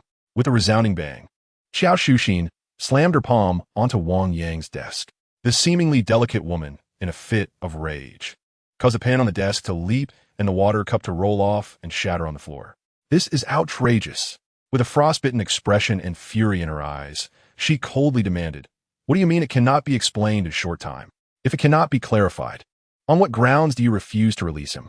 You are linking other cases to my Junsheng without any evidence. Is this how you conduct investigations? Wang Yang was also incensed and rose abruptly, slamming his hands on the table. This young lady, I seriously warn you, this is the county police station, not a place for your antics. If you have the ability, arrest me as well. Xiao Shuxin raised her hands, fists clenched. Her formidable presence nearly dwarfing the 185 centimeters tall police officer before her. At that moment, County Police Chief Wu Taisong emerged from his office, initially irritated and demanding to know who was causing the commotion. However, upon recognizing Xiao Shuxin and Qi Xiaoyan, his expression changed drastically. You insolent fool! Wu Taisong's face darkened as he approached Wang Yang with swift strides and delivered a resounding slap, leaving him dazed and disoriented. Subsequently, Chief Wu bent slightly and smiled apologetically at Xiao Shuxin, saying, Comrade Xiao, please calm down. I was merely joking. After all, she is the daughter of Xiao Xinghua, the deputy secretary of the Longxi Provincial Party Committee.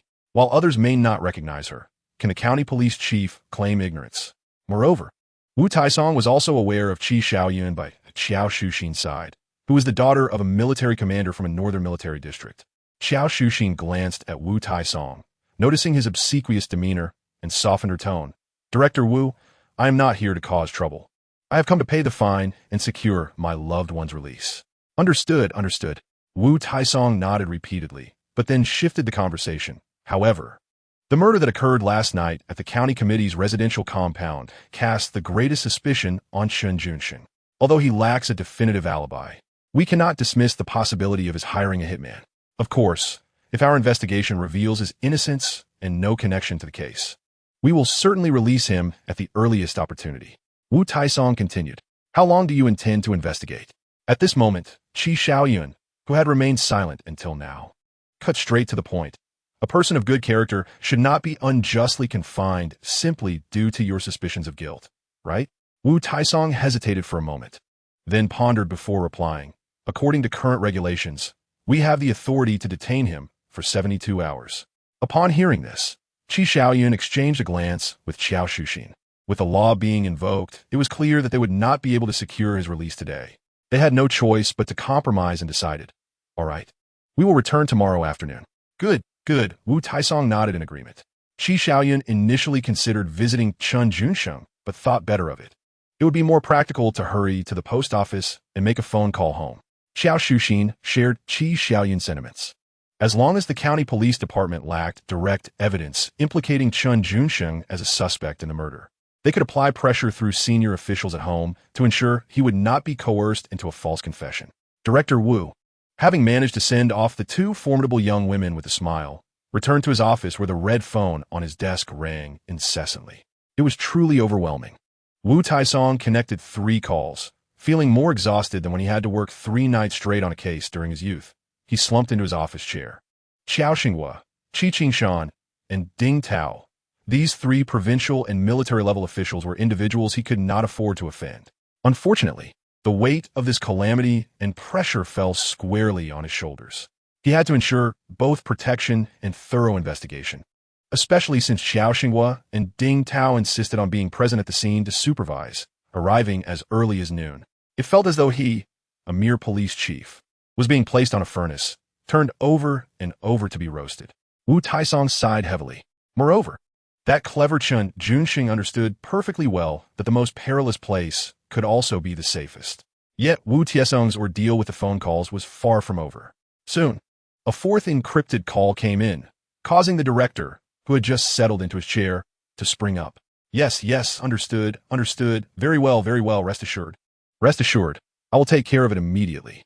During this call, Wu Taisong barely had a chance to speak, merely nodding vigorously and affirming, almost bowing so low he could have slipped under the desk. After hanging up, Wu Taisong could not afford to delay for even a moment. He promptly headed to the detention room.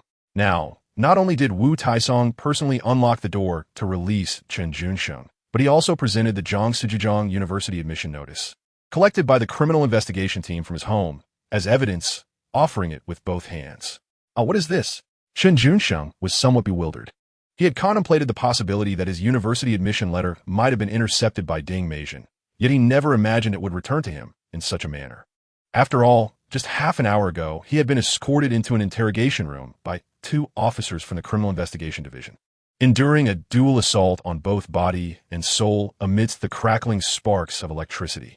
Now, the tides had turned with astonishing swiftness, leaving Chen Junsheng in a state of utter bewilderment. Comrade Junsheng, congratulations. You are the first student from our county to gain admission to a prestigious university since the reinstatement of the college entrance examination, remarked Comrade Wu Taisong as he delivered the admission letter.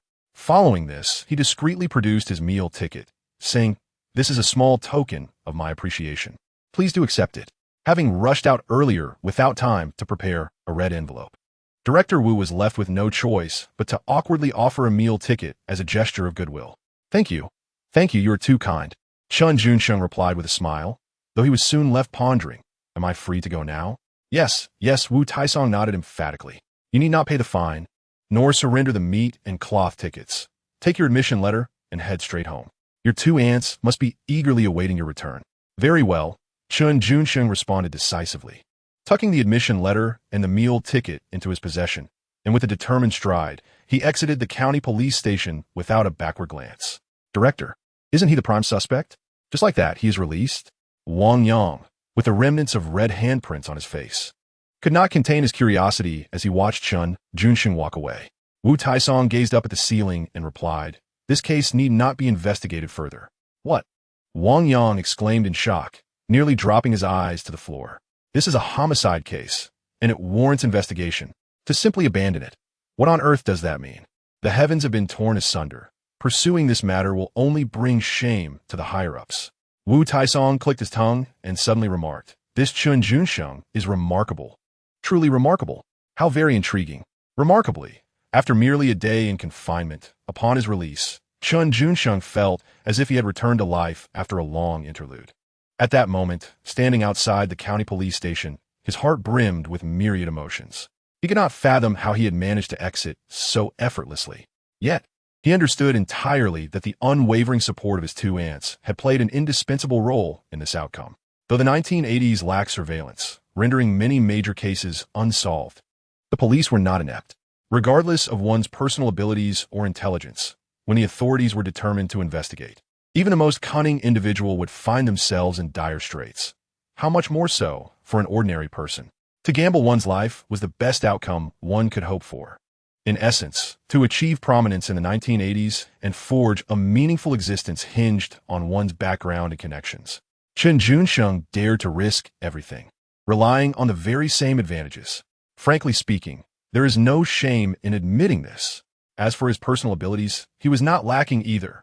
Standing at the cusp of a grand era, even a pig could soar. What more could a current Zhejiang University student accomplish? It is worth noting that Comrade Lao Ma began participating in the college entrance examination in 1982, taking 3 attempts before finally gaining admission to Hangzhou Normal College. He later became a billionaire and many speculated he was a reincarnated figure. In truth, his family background was far from ordinary. Even renowned business magnates, such as Peng Qingma, Lao Run, and Lao Wang did not rise from humble beginnings. With this thought, Chen Junsheng tightly clutched his university admission letter in hand. Looking up, he beheld the azure sky, devoid of clouds, with sunlight radiating brightly. The gentle breeze of the 80s was warm and serene, offering a tranquil ambience, making the world seem utterly beautiful. Homeward bound, Chen Junsheng yearned to rush back and share the news with his aunt. He had finally received the admission letter and could attend university at last. This moment had been long awaited. Chapter 042. Can you compete with my background? Meijin, I am sorry, Dad.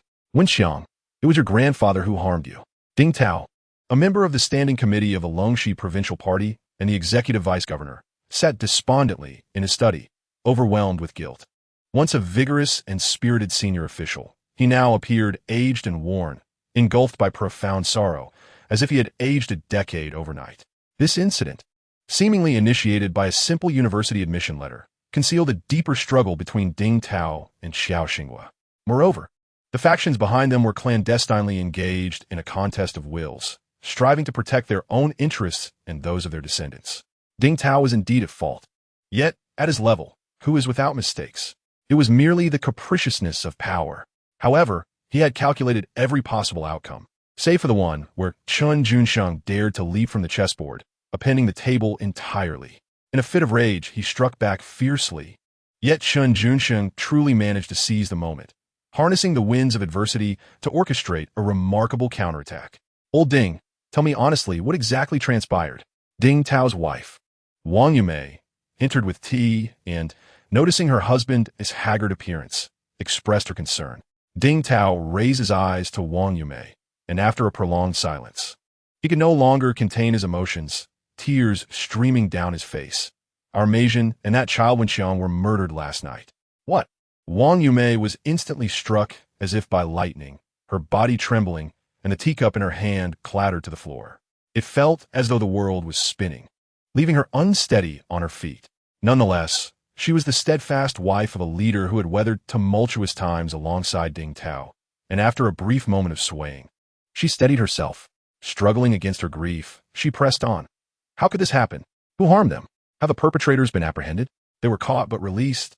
Ding Tao closed his eyes, took a deep breath, and momentarily reined in his nearly shattered emotions. The former leader just called. The ministry has established a task force to head to Rao County, urging me to proceed with caution and not misstep. Wang Yumei's face was a portrait of disbelief.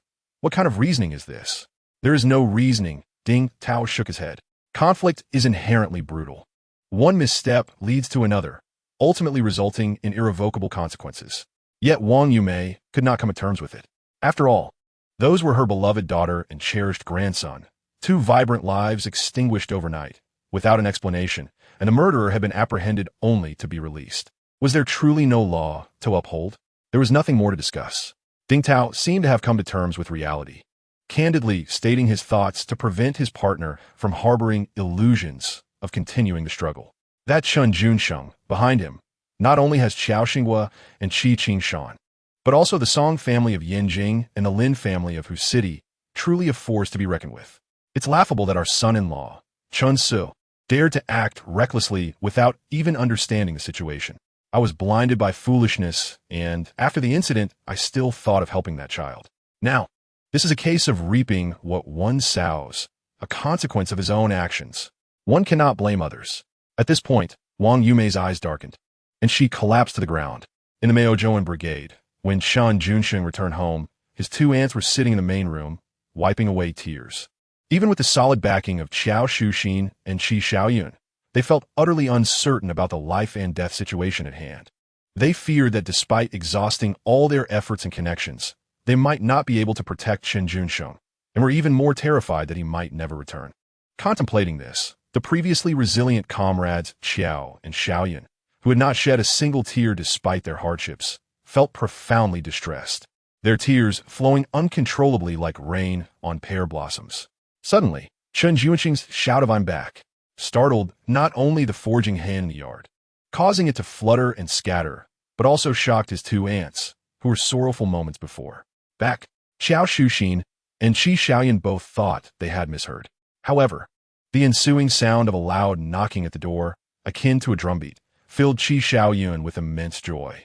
She laughed and cried at once, exclaiming, "I heard it right. Ah Jun is back." Upon hearing this, Chen Junsheng dashed outside, swiftly unlatched the door, and opened it to find Chen Junsheng standing there, bathed in sunlight, glistening with sweat, and grinning widely. "You rascal!" Chen Junsheng gazed at him, momentarily taken aback. Unable to suppress her irritation, she scolded him before stepping over the threshold to embrace him tightly, sobbing against his shoulder. "You actually know how to come back." Qi Xiaoyan followed closely behind, and upon seeing Chen Junsheng return safely, her eyes brimmed with tears. Although she was usually reserved, she turned away, unwilling to let him see her tears. Chen Junsheng, despite being somewhat insensitive, simply let Xiao Shuxing cry on his shoulder without offering comfort. Instead, he mischievously brought his palm close to her lips, gently patting the air. "Wah wah." The sudden movement startled Xiao Shuxing, and upon realizing Chen Junsheng was up to his antics, she instinctively bit his shoulder, cursing him silently. "You heartless one." "Ow." Although Xiao Shuxing's bite was quite gentle, Chen Junsheng grimaced in exaggerated pain, saying, don't bite, I have something good to show you." "What good thing?" Xiao Shuxing released her bite and took a step back.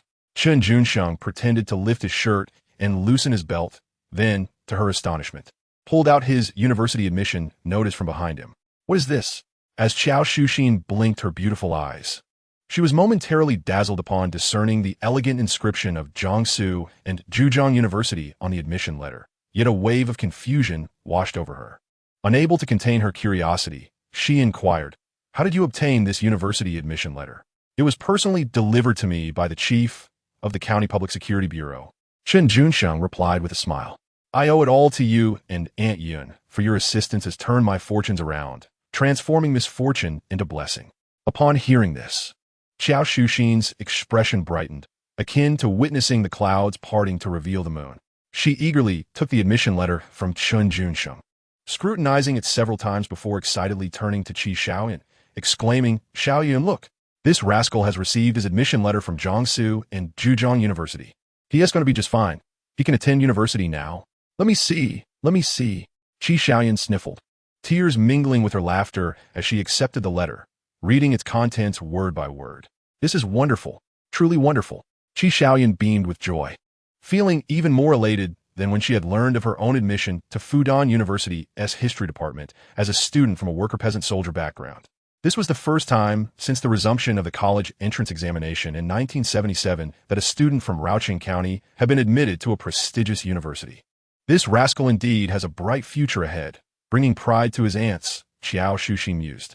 Chen Junsheng wore a broad smile, yet within, he contemplated the necessity of having decisively retrieved this admission letter. Otherwise, he would likely have harbored regrets for life, with the probability of repeating the year being bleak. After Qi Xiaoyan finished reading the letter, a sudden thought struck her. "Oh, by the way, we received a letter from your Aunt Yao and Aunt Xia yesterday afternoon. They are in Yiwu, one selling socks and the other selling clothes, and their business is thriving.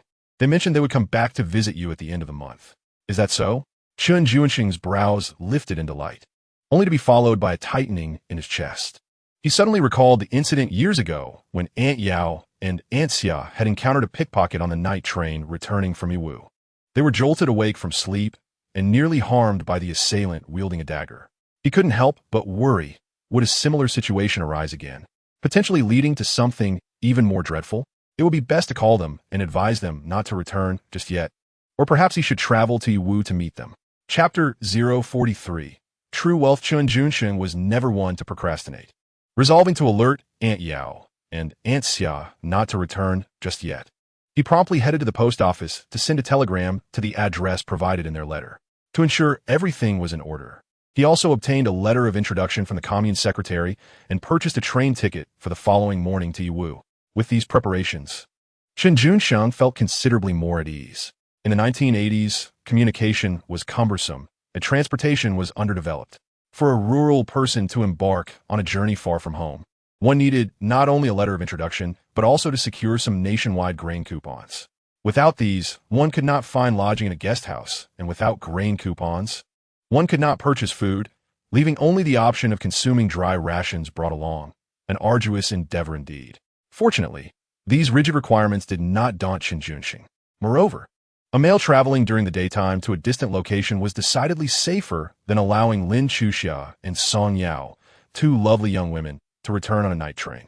Chen Junsheng had just purchased his train ticket at the station when he turned to leave, only to feel a sudden tap on his shoulder. "Hey, Xiao Chun, do you remember me?"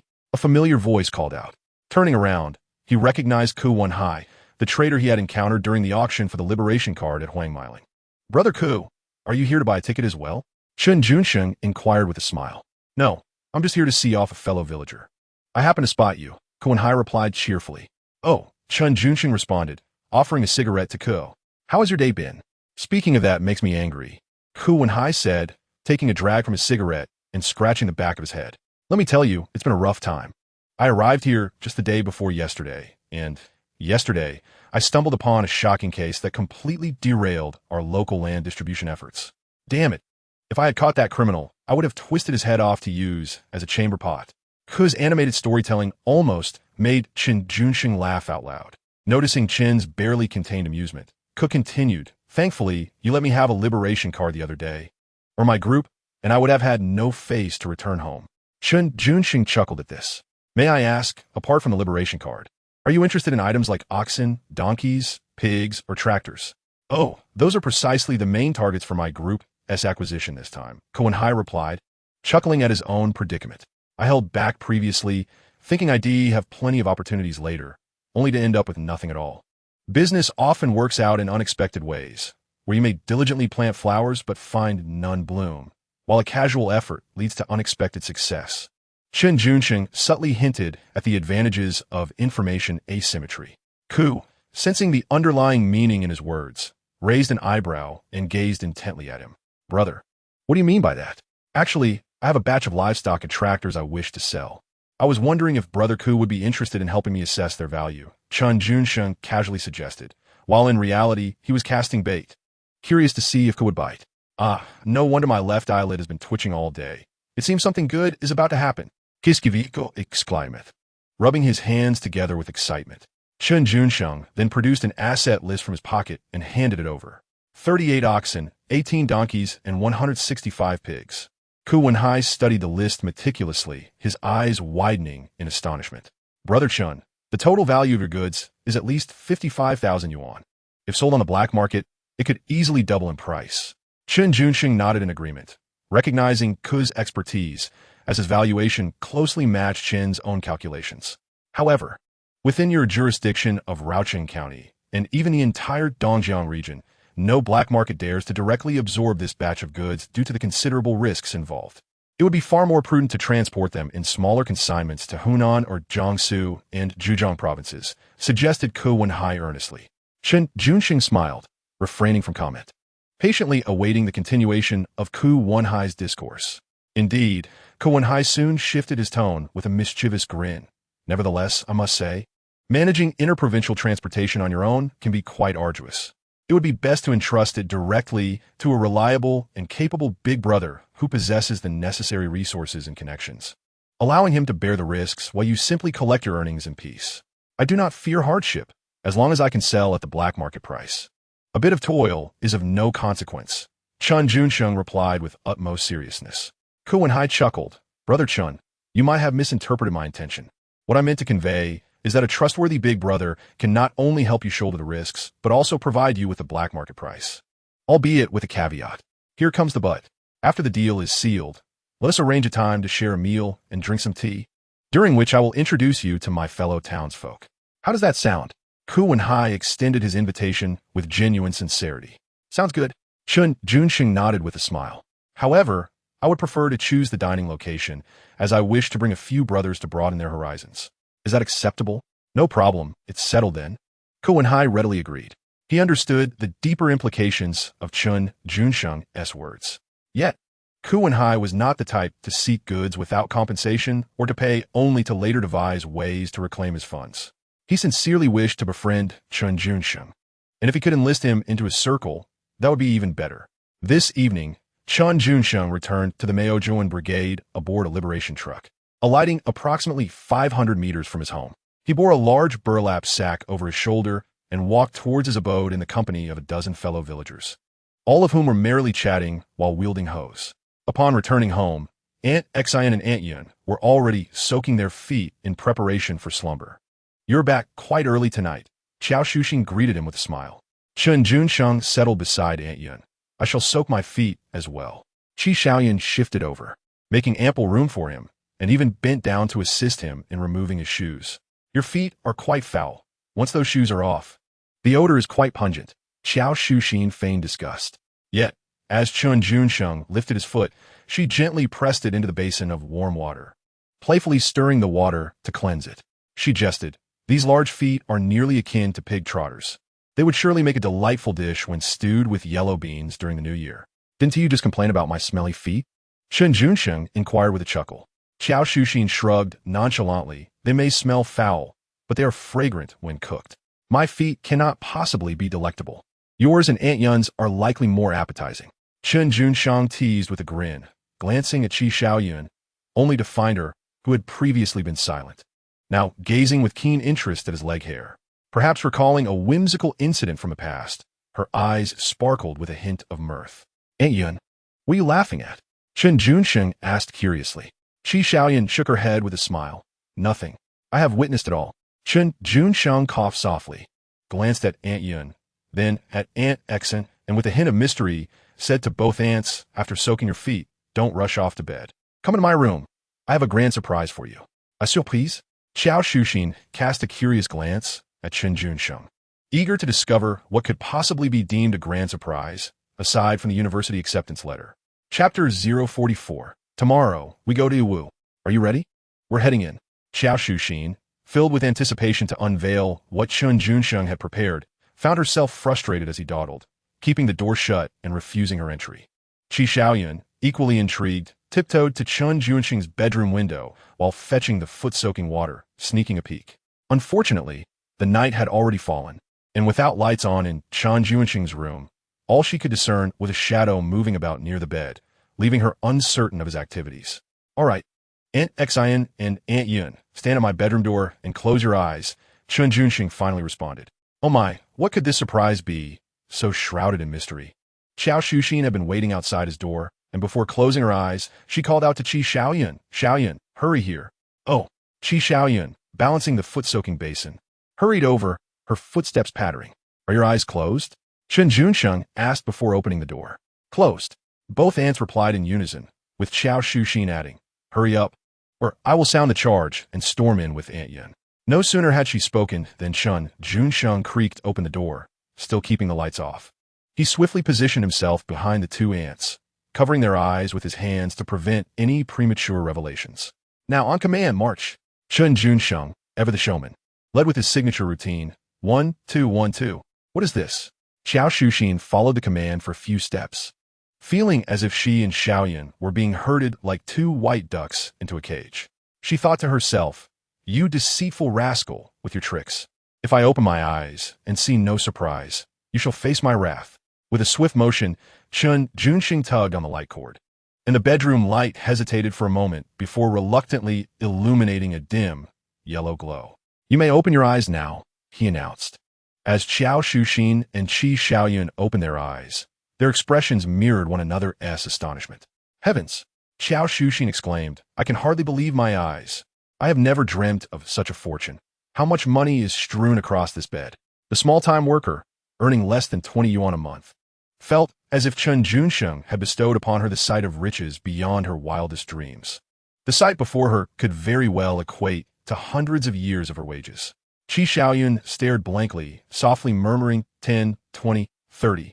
At that moment, Chen Junsheng chuckled and reminded, "Aunt Xian, Aunt Yun, while you two are busy counting money, please turn around. The surprise is actually behind you." "Another surprise?" Xiao Shuxing and Qi Xiaoyan suddenly turned back. They beheld Chen Junsheng unexpectedly pulling out two small pieces of red cloth from his pocket, distributing them like candy. The two aunts, filled with curiosity, unwrapped the red cloth and revealed a pair of gold rings, their expressions turning dazed. "I had promised that when I grew up, I would earn mountains of gold and silver to support you. Given our current situation, we are still far from that goal, so for now, I present each of you with a gold ring." and we shall discuss the rest later, Chen Junsheng explained with a smile. Is this how one gifts gold rings? Xiao Shuxin, regaining her senses, instinctively sniffled, unsure if it was from emotion or excitement, and raised her hand to return the ring to Chen Junsheng, murmuring, "Put on me." What? Chen Junsheng was momentarily taken aback. Yet before he could fully process it, Xiao Shuxin changed her mind, saying, "Never mind. You should give it to Xiaoyan. I'm not particularly fond of gold jewelry. I'll just hide it away." With that, she turned to leave, but suddenly glanced back at Chen Junsheng, stating, "Don't collect the money on the bed just yet. I'll come back to help you count it." "All right." Chen Junsheng nodded with a smile. When he turned to look at Aunt Yun, he saw her cheeks slightly flushed as she hesitantly said, I also don't like gold jewelry. I'll go hide it." "Oh," Chen Junsheng replied, thinking to himself that it would be best if they both went to hide the rings, rather than secretly trying them on in their respective rooms. Unable to part with them, Chen Junsheng waited in the bedroom for quite a while before Aunt Xin came to assist him with counting the money. To be honest, Xiao Shuxin's delicate hands, as she counted the bills, seemed to craft an elegant performance, flowing like a graceful dance, truly a delight to behold.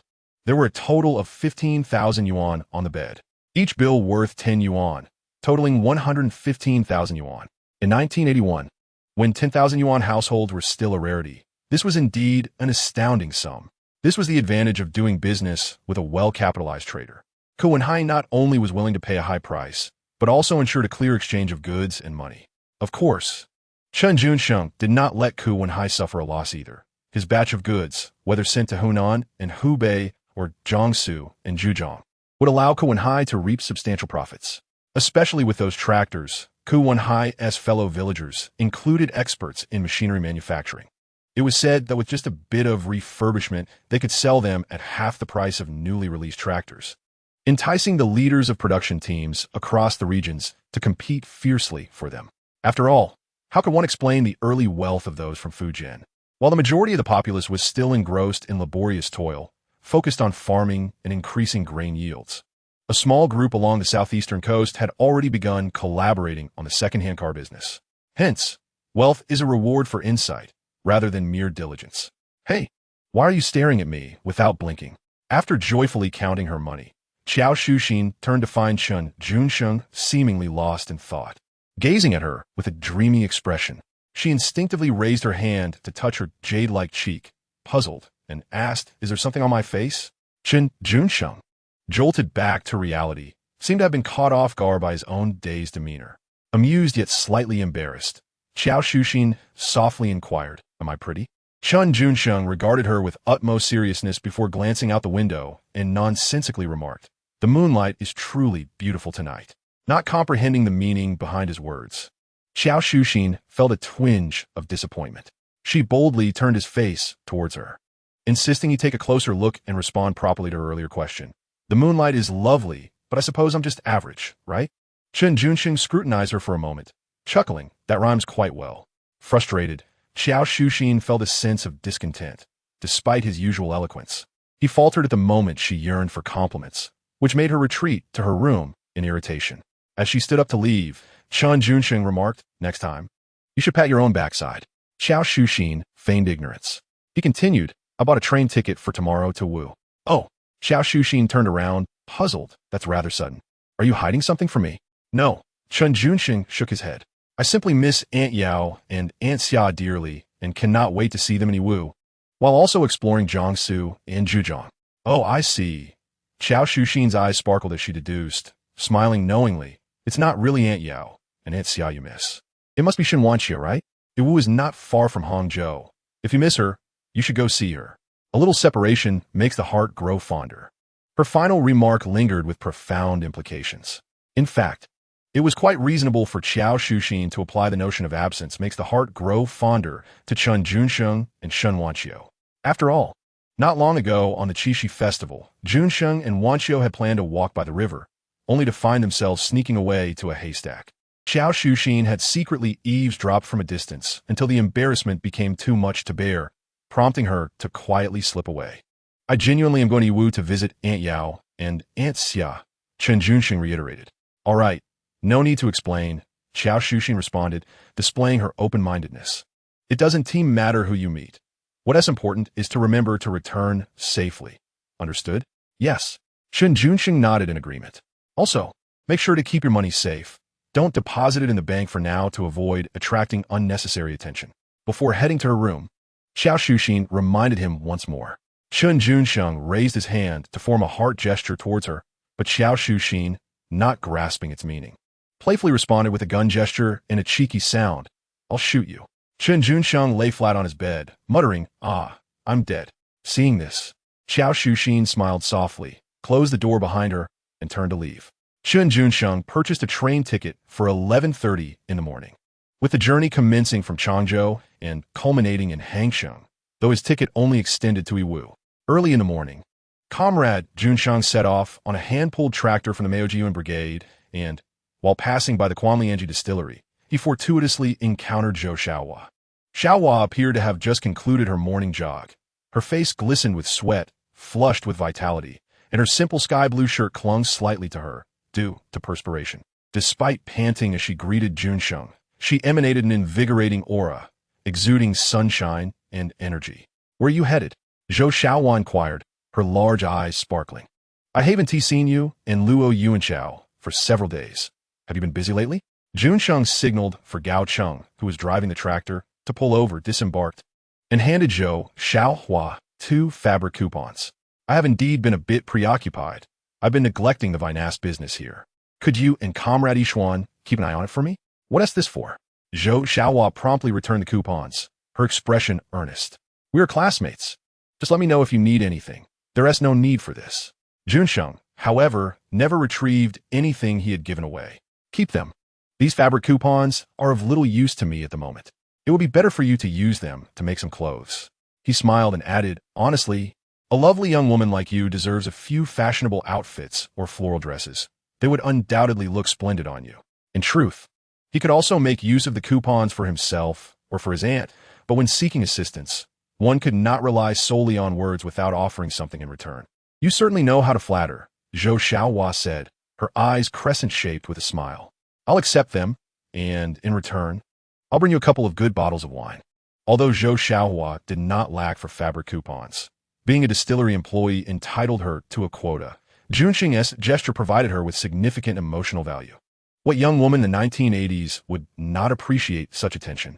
Since the onset of the reform and opening up policy, the conservative atmosphere in the country has subtly begun to shift, and the innate desire of women to beautify themselves has gradually been unleashed, especially among urban girls who increasingly prioritize their attire and appearance. You seem to be heading off on a long journey, Zhou Xiaohua observed, noting a rather large package behind the tractor. Is the university starting soon? Not yet, Junsheng replied with a smile, shaking his head. I'm just taking care of some matters. Oh, Zhou Xiaohua did not press further, but pondered aloud. If you're not in a rush, perhaps you should visit Yishuan. She has been feeling quite down these past few days. What has happened? Junsheng inquired. She got a camera and, after work, sneakily went to the Dongjiang Zoo to take pictures, but was caught red-handed by Secretary Su, leading to quite an unpleasant scene between father and daughter. Zhou Xiaohua bit her lip, expressing indignation. I wonder which scoundrel suggested that idea to Yishuan. She seems to quite enjoy the independence of being self-employed, claiming there is nothing shameful about earning money through her own efforts. She is even considering quitting her job to venture into the big city. Really? Junsheng responded, somewhat taken aback, pondering whether the scoundrel who had suggested it could possibly be him. Su Yishuan's aspiration to visit a grand city. Could it be Hangzhou? Has she started working? Junsheng inquired. Yes, she began early this morning. She has been particularly diligent these past few days, seemingly intent on completing her tasks before the month's end. Zhou Xiaohua interjected, but before she could finish her thought, Chen Junsheng turned to instruct Gao Cheng to wait for him momentarily, then hurriedly dashed into the Quanlianji distillery, making a beeline for the finance office. Knock, knock, knock. In just a few minutes, Chen Junsheng arrived at the door of the finance office and knocked lightly. Kumin, Su Yishuan was indeed quite busy, even omitting the customary pleasantries. However, upon seeing Chen Junsheng enter, she appeared genuinely surprised. Weren't you apprehended? Oh, you know about that? Chen Junsheng raised an eyebrow. Su Yishuan smiled mischievously, replying, This is common knowledge. Do not underestimate your reputation in Raoyang County. Yet, I seem to have heard that a certain comrade was boasting in the county police station about having 5 romantic interests simultaneously. One of them discovered the truth, and the others united to report him. Su Yishuan chuckled lightly. Chen Junsheng widened his eyes in disbelief, staring at Su Yishuan. Could you be the girl who, after being kissed during a blind date, went home to tell her parents and then turned her date in? Not all, Su Yishuan scoffed, adding some clarification. The police officer who escorted you for questioning is my uncle.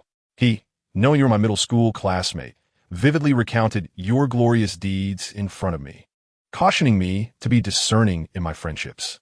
Now it makes sense, Chen Junsheng realized, thinking to himself that Su Yishuan's uncle was quite mischievous, only mentioning his arrest and omitting that he had already been released. Rest assured, I shall keep this matter confidential and not disclose it to Xiaohua, lest it tarnish your noble image in her eyes. What brings you here so early? Is there good news? Su Yishuan had grown wise in her dealings with Chen Junsheng and felt it prudent to emphasize the prospect of good news to avoid falling into his traps again. Chen Junsheng chuckled softly, saying, nothing in particular, just wanted to ask if you bought a camera.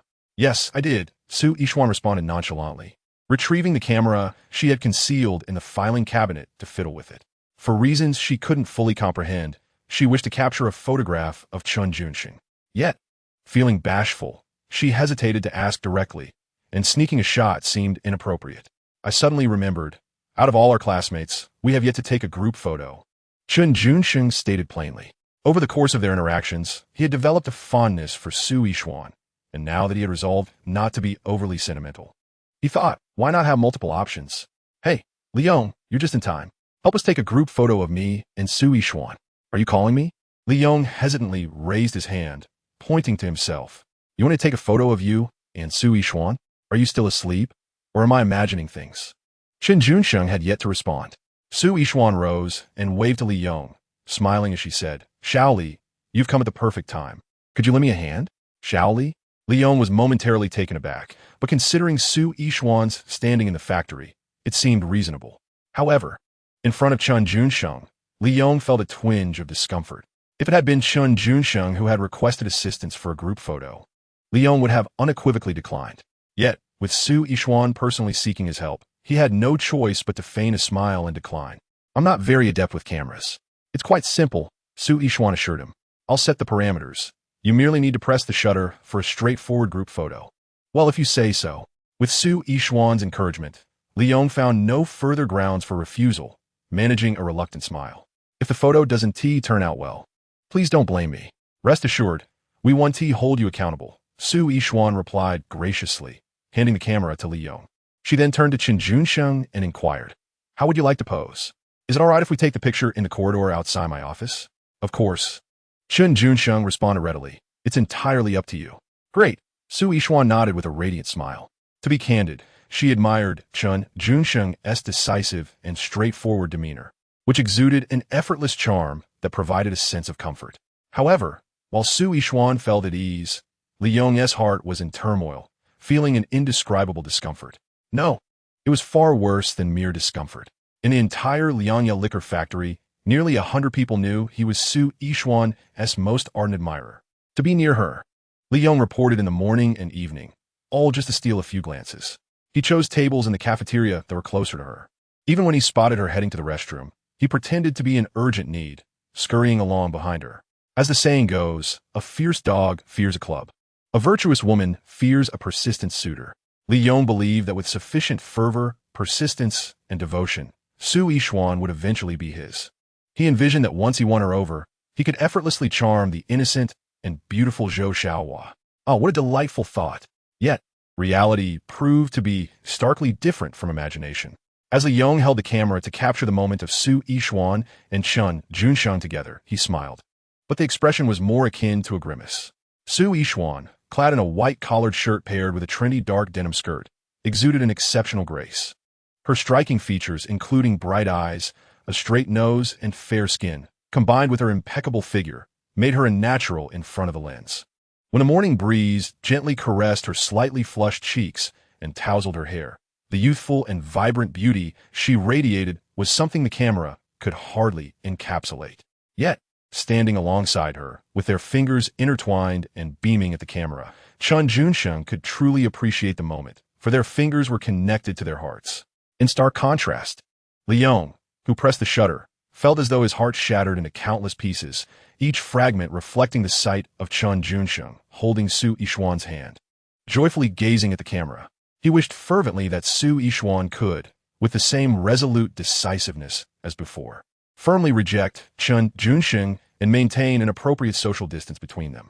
At the very least, a slight struggle or a hint of resistance, even if only verbally refusing to allow Chen Junsheng to hold her hand, would have sufficed. Alas, these were merely the solitary musings of Li Yong's heart. The sorrows and joys of individuals do not resonate with one another. In the frame, they appeared as a handsome couple, their smiles charming. At first glance, they seemed to share a striking resemblance to a married pair. The camera was commendable, yet the photographic skill left much to be desired, Li Yong noted. Chen Junsheng, seemingly a tad dissatisfied, remarked that the photos failed to capture even a fraction of his handsomeness, likening himself to a fool.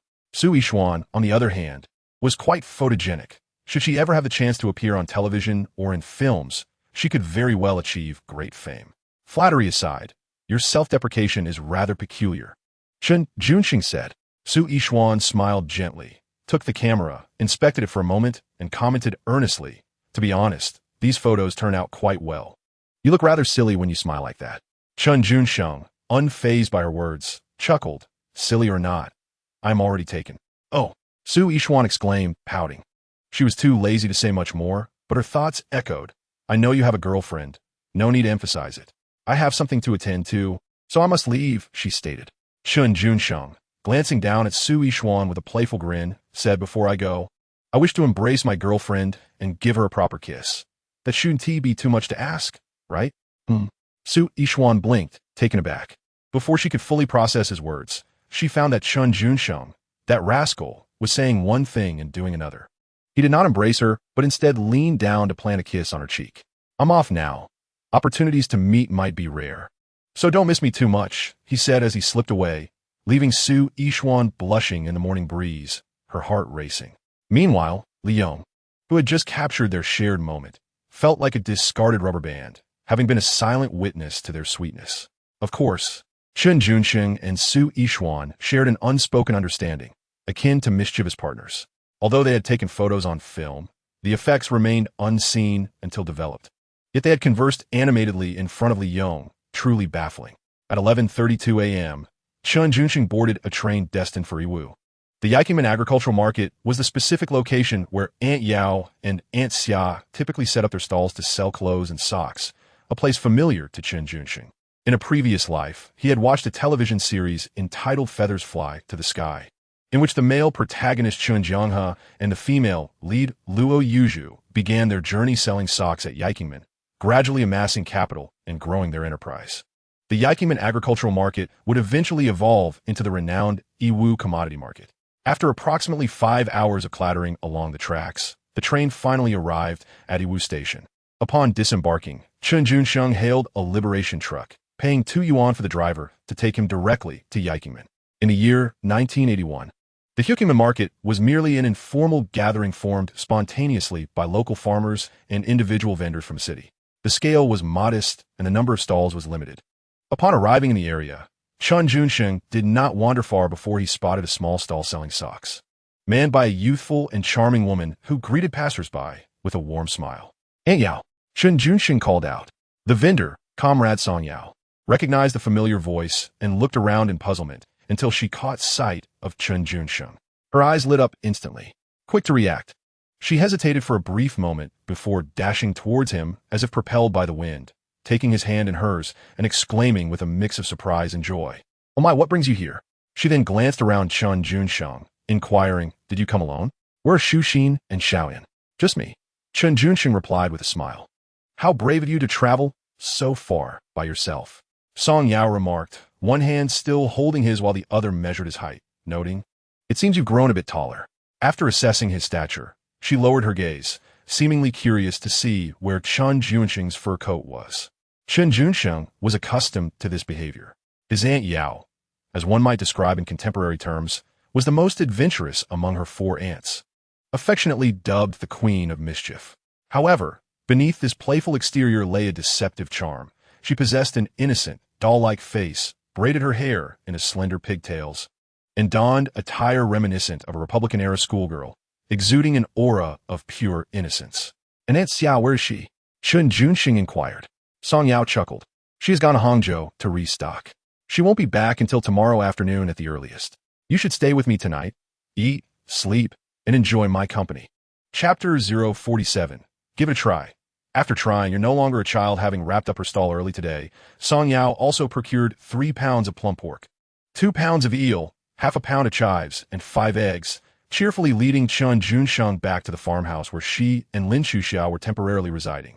The location was quite nice, situated near a militia training ground, ensuring safety. Chen Junsheng surveyed the surroundings and noted that Aunt Yao had a good eye for renting accommodations, prioritizing safety for women traveling alone. "Indeed, that was the very reason your Aunt Xia and I chose this place," Song Yao replied as she busied herself in the kitchen, slicing meat while responding to Chen Junsheng. "Although it is a bit small, with only 1 room." "That's fine," Chen Junsheng replied without any fuss. "This courtyard is quite clean. I can sleep on the floor." "I can't possibly let you sleep on the floor after traveling such a long distance," Song Yao insisted. She would not hear of it. "You must be tired after such a long train ride. Go lie down inside for a bit, and I will call you when dinner is ready." "All right," Chen Junsheng complied readily, entering the room for a nap, only to be awakened by the enticing aroma of dishes wafting through the air.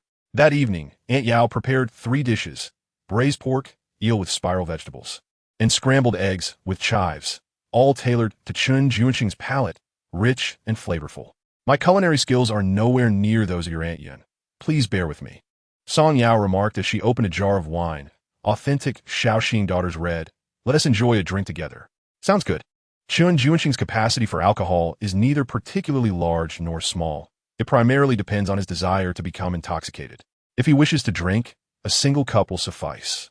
If he prefers to remain sober, he could drink the entire night without issue. "Aunt Yao, your sock business must be going well, I presume?" After a few drinks, Chen Junsheng casually broached the subject. Song Yao pressed her lips together, reflecting slightly. "At first, it was exceedingly difficult. I couldn't sell even a single pair for several days." Chen Junsheng responded with a smile. "Every endeavor begins with difficulty. It's quite normal for items to remain unsold in the early stages." "How did it progress from there?" Song Yao arched her delicate brows. "Fortunately, I am clever. When you Aunt Xiao was selling clothes, I suggested raising the prices by a yuan or 2 and offering socks as a complimentary gift with each purchase." "Impressive," Chen Junsheng exclaimed, genuinely surprised. Truly, she was a remarkable product of the educated working class from the 1970s.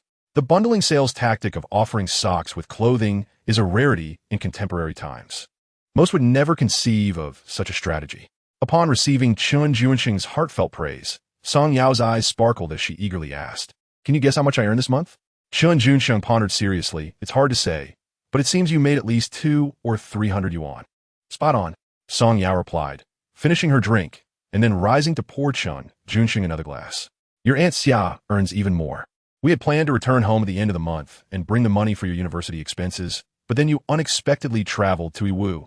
Having drunk a bit hastily, Song Yao was now slightly tipsy as she poured for Chen Junsheng. He blinked. University tuition is no longer required, and there is a government subsidy each month. "Why would you need to give me so much money?" Song Yao smiled. Her cheeks flushed like the first bloom of peach blossoms. "To spoil you, of course. Your aunt's lives will only revolve around selling socks and clothes. You, however, are a university student of a new era. You are the hope of our family." She spoke with utmost sincerity, filling her glass once more before taking a clean sip. "Drink slowly and eat something," Chen Junsheng urged, concerned that she might feel unwell from drinking too much.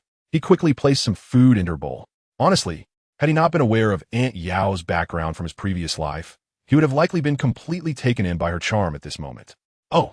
Song Yao picked up her chopsticks, swaying slightly as she attempted to grab a piece of egg, but before it could reach her lips, she felt a bit disoriented. "Strange. I feel like these chopsticks are a bit unruly." "It's not the chopsticks. You are tipsy," Chen Junsheng replied. Song Yao pouted her lips. "No, this daughter red has little alcohol content. It's impossible to get drunk after just a couple of sips." Chen Junsheng chuckled. "Those who are drunk always claim they are not. If you don't believe it, try to stand and walk a few steps." "A 1 tea," Song Yao replied, teetering between consciousness and inebriation. As she rested her hand on Chen Junsheng's shoulder, her gaze soft and alluring. I want to ask you a few questions. What kind of questions? Chen Junsheng thought she might be contemplating a reckless endeavor. Fortunately, Song Yao appeared to be quite coherent at that moment.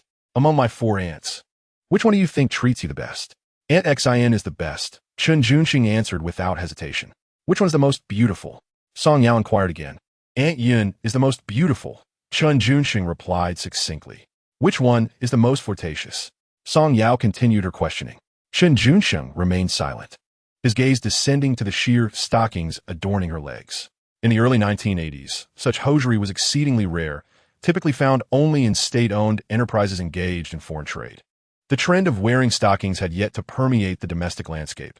It was only individuals like Song Yao, who specialized in the hosiery business, that had the privilege of encountering such avant-garde aesthetics at an early stage. Are they beautiful? Song Yao inquired lightly, a delicate smile gracing her lips as she brushed her hair back. Indeed, Chen Junsheng nodded. The allure of the stockings was intrinsically linked to the wearer. Aunt Yao's reason for selling them lay in her elegantly slender legs. Without stockings, her calves were as tender as autumn lotus, fair with a hint of pink, and her thighs possessed a smooth, lustrous quality akin to jade. Once clad in stockings, her legs appeared even more refined and alluring, exuding a captivating sensuality. Leaning closer to his ear, Song Yao whispered, "There are many styles in the room. Would you care to see?" Chen Junsheng raised an eyebrow, pondering. "I came specifically to visit you and Aunt Xia, not for a rendezvous with a long-distance girlfriend. Having just shared a drink with you, now you wish for me to admire stockings? What if the effects of the alcohol take hold? Come on," she urged, taking his hand and leading him into the room. There, she produced a dozen pairs of exquisite export stockings and mischievously remarked, "You mustn't tell the other aunts." Chen Junsheng widened his eyes in surprise. "Are you serious? What do you think? Surely you wouldn't want me to model them for other men?" Song Yao retorted with a smile, and then she plopped down onto the bed, lifting her legs slightly. "Help me take off the stockings." Chen Junsheng complied, bending down to grasp her ankle. His movements were somewhat clumsy as he gently slid his hand along her legs, teasingly commenting, "Wearing these for too long must cause them to smell, right? Not all." Song Yao laughed in rebuttal, raising her petite size 36 foot higher. "If you don't believe me, you could have a sniff." Coughing, Chen Junsheng pretended to clear his throat. Song Yao, undeterred, lowered her foot and leaned forward, cradling his face in her hands. There was a glimmer in her eyes, and after a prolonged gaze, she innocently asked, "Have you ever tried?" "Tried what?" Chen Junsheng appeared perplexed. Song Yao chuckled softly, not providing a direct answer, but instead reminiscing. "Back when I first went to the countryside, the idle men and gossipy women in the commune used to say I had a seductive face, luring men down from a city. Have you heard about that?" The idle men were envious, while the women were filled with jealousy, Chen Junsheng candidly replied. Song Yao laughed. "Hearing them say it so often made me genuinely curious if I could, before the likes of Xu Xin and Xiaoyan, ensnare you, my little fellow." "What?" Chen Junsheng was taken aback. Just as he was about to respond, he suddenly felt a warm softness upon his lips. His eyes widened in disbelief. As he traveled to Wu, he had envisioned countless scenarios of meeting Aunt Yao or Aunt Xia, yet never had he anticipated this moment. What does it feel like? A bit sweet. And now, it feels a bit suffocating. Song Yao subtly crossed her legs, her toes resting against Chen Junsheng's lower back, softly murmuring, "This feels a bit naughty, yet it is rather amusing. Who behaves like this upon first meeting?" Chen Junsheng exhaled deeply. "I don't care. This is certainly better than being labeled as flirtatious when I've never committed any wrongdoing." Song Yao lifted her head, her warm cheek brushing against Chen Junsheng's earlobe, her rosy lips exhaling gently near his ear. "Moreover, you cannot blame me. Who instructed you to suddenly arrive in Yiwu while Aunt Xia conveniently wasn't around?" Chapter 048. Without the right tools, do not attempt to handle fragile matters. The gentle drizzle of the Tianjie street was as tender as cream, the grass appearing vibrant from a distance, yet elusive upon closer inspection. Comrade Song Yao was as smooth as white jade, enchanting enough to leave one breathless. Comrade Chen Junsheng felt akin to a workhorse, laboring tirelessly and finding joy in his toil. From dusk till dawn, the night slipped away in the blink of an eye. Perhaps due to the heat, a delicate flush lingered on Song Yao's captivating face. It was no wonder that the idle men and gossiping women of Maozhewen village labeled her a seductress, claiming she ventured into the countryside to lure men. With a visage like a blossoming peach, eyes reminiscent of autumn waters, a straight nose, rosy lips, a fair chin, and collarbones that seemed to cradle fish. Who among normal men could resist such a lure? In which village matron would not feel a pang of envy? Are you exhausted? Comrade Song Yao, having not closed her eyes all night, felt her body utterly fatigued, yet her spirit soared with excitement. She reached out to touch Chen Junsheng's hair, damp with sweat, her eyes gleaming with tenderness. Not at all. Despite appearing as though he had just emerged from water, drenched in sweat, Chen Junsheng truly did not feel weary. At only 18, he was robust and bursting with vitality. His physical condition placed him head and shoulders above his peers. He labored with the endurance of a workhorse, possessing not only boundless strength, but also an unyielding tenacity to persevere.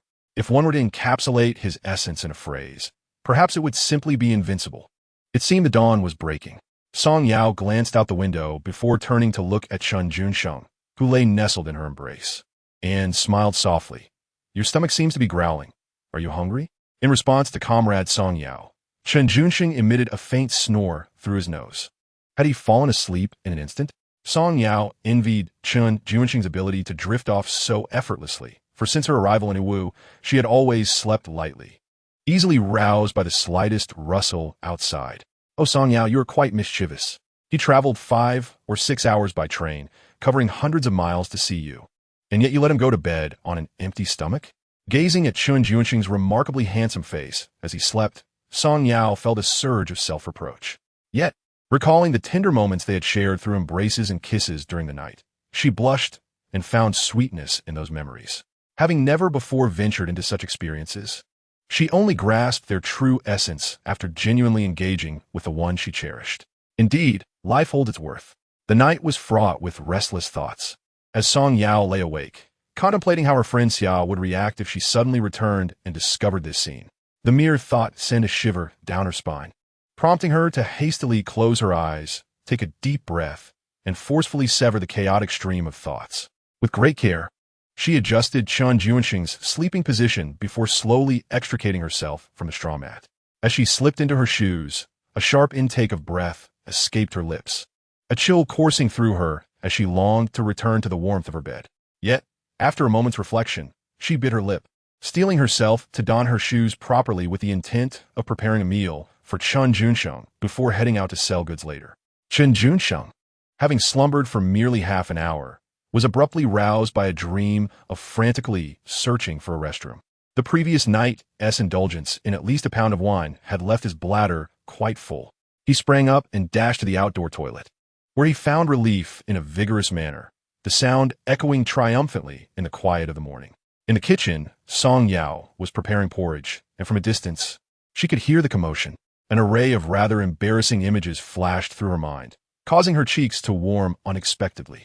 Aunt Yao, you should rest at home today. Let me handle the stall, Chen Junsheng said, while savoring the scallion and egg pancake she had made. I noticed there are still hundreds of wool sweaters piled up in the house. They must be intended for sale, right? Yes, Song Yao sighed softly. Those sweaters were leftover foreign trade returns that your Aunt Xia acquired during her last trip to Hangzhou's textile factory. With the sweltering heat, the 6 yuan sweaters sit unsold at a 10 yuan price, burdening us with their cost. It nearly distressed your Aunt Xia recently. Selling wool sweaters in this heat is akin to buying an umbrella on a sunny day. It's quite the challenge. Chen Junsheng pondered for a moment before responding. Nonetheless, it's all right. As long as we maintain our resolve, solutions will outnumber the difficulties. I will give selling a try later. Song Yao blinked in surprise, almost doubting her ears. Yet, seeing the earnestness in Chen Junsheng's expression, she instinctively supported him. Why not? Perhaps your presence will transform these unsellable items into hot commodities. Indeed, it's quite possible, Chen Junsheng grinned. Maybe I can surprise Aunt Xia. Seeing his confidence, Song Yao smiled warmly. I'll accompany you to prevent Xia from berating me for being lazy, lying in bed while you handle the stall. Does that hurt? It was quite painful when I first woke, but it's much better now, he replied softly. Song Yao gave a light pat to her backside. Just walk slowly. And next time. Her words trailed off, leaving a meaningful glance for Chen Junsheng to interpret.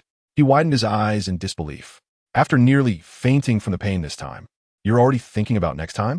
Upon hearing this, Song Yao instinctively covered her face with her hands. It was not merely a moment of near fainting from pain. Rather, she was overwhelmed with a profound sense of embarrassment that she could scarcely bear to contemplate. Chen Junsheng, noticing her reaction, cleared his throat and assumed a serious demeanor. All right, I understand. I shall be more mindful next time. Yes, that is good to know. Aunt Yao expressed her desire to accompany him to the market, and Chen Junsheng was more than willing to have her by his side. In late August, Iwo was experiencing the lingering heat of summer, with the sun hanging overhead like a blazing furnace, capable of scorching one to the point of steaming. During the season, setting up a stall to sell woolen sweaters seemed destined to attract very few customers. However, since Chen Junsheng dared to take Aunt Yao out to sell goods, he must have devised a sales strategy. As the saying goes, without the right tools, one cannot take on delicate tasks. Chapter 049. Genuine feelings cannot be retained. But schemes win hearts. After setting up the stall, Chen Junsheng did not rush to call out to potential customers. Instead, he took a leisurely stroll around the bustling market. Upon his return, Song Yao noticed he was now holding a megaphone. This device, crafted from tin with a handle, was capable of projecting his voice far and wide. Ideal for addressing crowds. With his handheld tin microphone, he appeared ready to speak with the earnestness of a young leader. Song Yao gazed at Chen Junsheng with a smile in her eyes, thinking to herself how this little rascal, when serious, exuded an extraordinary vitality, standing tall, his eyes bright, and a commanding presence that was both noble and striking. If this were during the Revolutionary era, he might easily rally a following with just that tin megaphone in hand. Yet, Song Yao preferred his playful smile, that charmingly mischievous expression which seemed to lure out the hidden desires she kept deep within her heart. Hey. Chen Junsheng first tested the sound, pleased with the result, and then called out loudly, "Comrades!" His voice resonated through the market, causing a large portion of the crowd to turn and look in his direction. Come take a look. Come take a look. What Chen Junsheng sought was precisely this attention. Once he captured the crowd's gaze, he raised his voice an octave higher. Buy a woolen sweater and get a partner. The way he shouted made it sound as if the state were distributing partners to the people. It was reminiscent of the catchy street vendors of later times on social media platforms. Cherries are plummeting. Simple, direct, yet amusing. Song Yao couldn't help but chuckle upon hearing Chen Junsheng's enthusiastic calls. Nowadays, the individual vendors at the market resembled the demure women of the old society, standing with their heads bowed and hands tucked away, waiting for customers to approach them. Rarely did anyone dare to shout like Chen Junsheng, holding a megaphone and calling out loudly. Why? Because individual vendors faced significant discrimination in these times. In an era where collectivism still dominates societal norms, individual vendors often find themselves without stable employment and removed from productive labor, rendering them unappreciated and devoid of social standing. Many of these individual entrepreneurs, driven by necessity, have no choice but to humble themselves and sell their wares on streets. At first, Song Yao found Chen Junsheng's enthusiastic calls amusing. In the blink of an eye, she witnessed a throng of curious onlookers rushing towards him. The once desolate stall, ignored and overlooked, suddenly buzzed with activity. A middle-aged woman, the quickest among the crowd, grasped Chen Junsheng's hand and eagerly inquired, "Comrade, how much for this woolen sweater? What does it mean to buy a woolen sweater and receive a partner? My daughter, Zhaodi, is about your age." Soon after, a young man approached with a grin, asking, "Comrade, what is the price of the woolen sweater? Is the partner you're offering sitting next to you?" Her smile is truly captivating. This exquisite woolen sweater is produced by the Hangzhou Textile Factory. The original design sold at department store counters for 1 to 200 yuan. In Hangzhou, only a select few affluent families can afford such luxury. Chen Junsheng's sales strategy was to create an initial buzz, extolling the virtues of his product before employing a tactic reminiscent of modern e-commerce influencers, to express our gratitude to the public for their unwavering support. Our state-owned textile factory has decided to release a batch of goods to the countryside 2 months ahead of schedule, at an astonishing price of only 30 yuan each. Now, listen closely. This high-quality woolen sweater, originally priced at 1 to 200 yuan, is available today for just 30 yuan, and if you buy one, you'll receive another absolutely free. This offer is only valid today. Imagine bringing one home for yourself and gifting the other to your partner. Just think of the joy it would bring. As for myself, if my partner were to gift me such a luxurious woolen sweater, I would be inclined to rush to the Civil Affairs Bureau to register our marriage that very day. I would gladly accept any future demands, even if it meant becoming a state official or residing in a government compound. Chen Junsheng delivered his pitch with fervor. As his words settled, some slower members of the audience had yet to grasp the humor, while Song Yao was already in stitches, her laughter resonating with delight. Such unabashedly audacious remarks could only be uttered by someone like Chen Junsheng. Few would dare to voice such sentiments publicly. Oh, so that is what it means to buy a woolen sweater and receive a partner? The middle-aged woman chuckled awkwardly, slightly disappointed as she released Chen Junsheng's hand. I misunderstood, comrade. The young man scratched his head, admitting, I too was mistaken. I nearly thought buying a woolen sweater would entitle me to a beautiful woman as my partner. Then, another voice in the crowd chimed in, shaking his head at the perceived expense. While the buy one get one free deal sounds appealing, 30 yuan still seems rather steep. My eldest daughter works at the railway hospital, and her monthly salary is merely 35.8 yuan. Despite the complaints of high prices, Chen Junsheng merely smiled, neither disputing nor forcefully promoting his wares. In truth, clothing in the 1980s was indeed costly. Many pieces could be considered exorbitantly priced when gauged against the average salary. However, garments crafted from cloth coupons not only exhibit outdated styles that evoke a sense of antiquity, but are also constrained by quotas, failing to meet societal demands, particularly those of the youth. Young individuals, innately drawn to beauty and sociability, perceive the social attributes of clothing as far surpassing their mere commercial value. Consequently, it is not uncommon for many employed young men and women to expend 1 or 2 months' wages to acquire a visually appealing outfit. Some even resort to borrowing money for this purpose. For those who find themselves financially strained, particularly during crucial moments of matchmaking, they may feel compelled to shamelessly solicit clothing from relatives or friends. It must be remarked that the craftsmanship of this wool sweater is truly exceptional. In the bustling marketplace, when a crowd gathers around a stall, it is inevitable that a discerning individual will appear. I recall seeing a similar item at the Hangzhou department store, priced at 165 yuan each. Purchasing one for 30 yuan while receiving another as a gift truly feels like a benevolent gesture from a state-owned enterprise reaching out to the community. Comrade, I'll like one, please. May I choose which one I receive as gift? The speaker, a plump young woman exuding the charm of the prosperous Tang dynasty, engaged Chen Junsheng with a warm smile. Chen Junsheng grinned back, cheerfully responding, indeed, buy one, get one free. Choose as you please. With that, the young woman confidently selected 2 items and promptly handed him 3 large notes. Her enthusiasm inspired those around her, stirring them into action.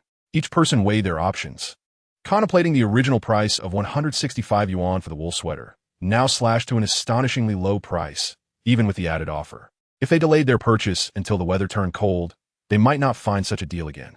Chen Junsheng, adept at reading the crowd, seized a moment to announce with his loudspeaker, comrades, action speaks louder than words. Seize this opportunity. Buy one, get one free today only. 3 hours later, Chen Junsheng found himself in a secluded corner of the farmer's market, returning the metal loudspeaker to the plump young woman, along with 35 yuan, smiling as he said, thank you. The young woman accepted the money and, exhibiting professional integrity, returned the 2 newly acquired wool sweaters, casting a casual glance at Chen Junsheng's pocket. Next time something like this arises, do let me know. I am always available. Chen Junsheng, with his pocket bulging as if concealing considerable assets, merely smiled in response. At that moment, a voice rang out from a distance. Run. There are officers coming to apprehend people. Chapter 050. You are quite mischievous upon hearing that officers were approaching. Chen Junsheng instinctively did not flee in the opposite direction, but instead dashed towards the source of the voice. You foolish boy. Comrade Song Yao had initially believed she would surely be caught today, given her physical limitations preventing her from running.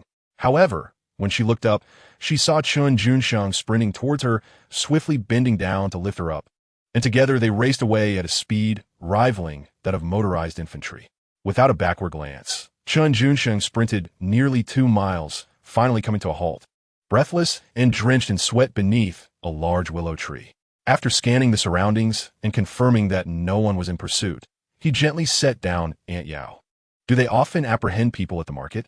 He casually inquired. In his recollection, Yiwu was one of the regions that embraced reform and opening up quite early and vigorously. By 1982, the agricultural market in Hukumin had proudly adopted the grand title of Yiwu Small Commodity City. Occasionally, Song Yao replied with a semblance of trepidation.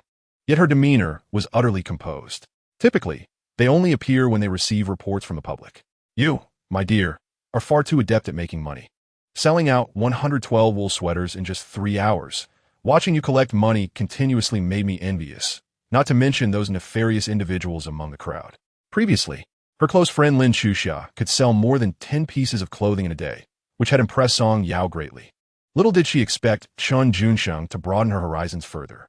Chen Junsheng remained unfazed by the notion of being reported.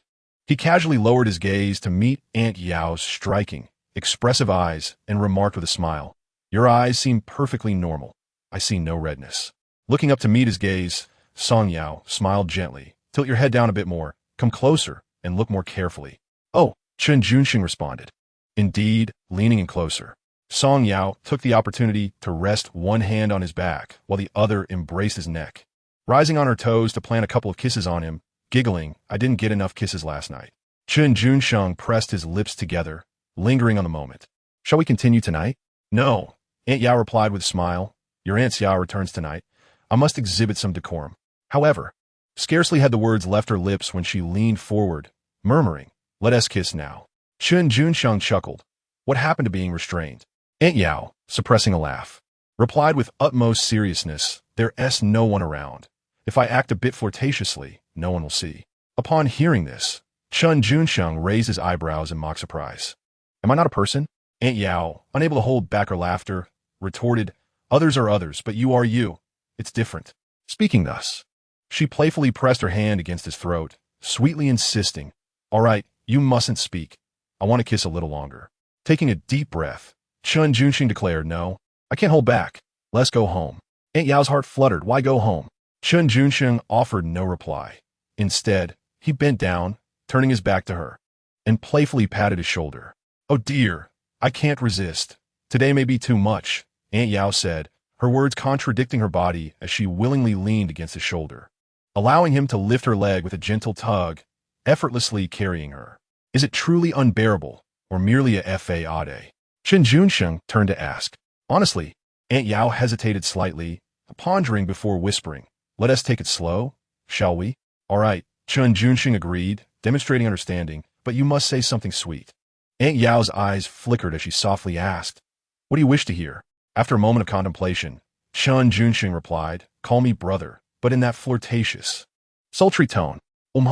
Song Yao was momentarily taken aback, and suddenly recalled the gentle way the young intellectual from Hangzhou, Chen Wanxiu, used to call him Junshenggu with a soft voice. A subtle blush crept on her cheeks, and she playfully chided, "You naughty boy, will you call me or not?" Chen Junsheng was not one to shy away from mischief. "If you don't, just wait until we get home. I might not be so courteous then." "Please, be a bit more considerate," Song Yao replied, feeling slightly overwhelmed. "I need to gather my emotions first." "All right," Chen Junsheng nodded with a smile. "I am ready."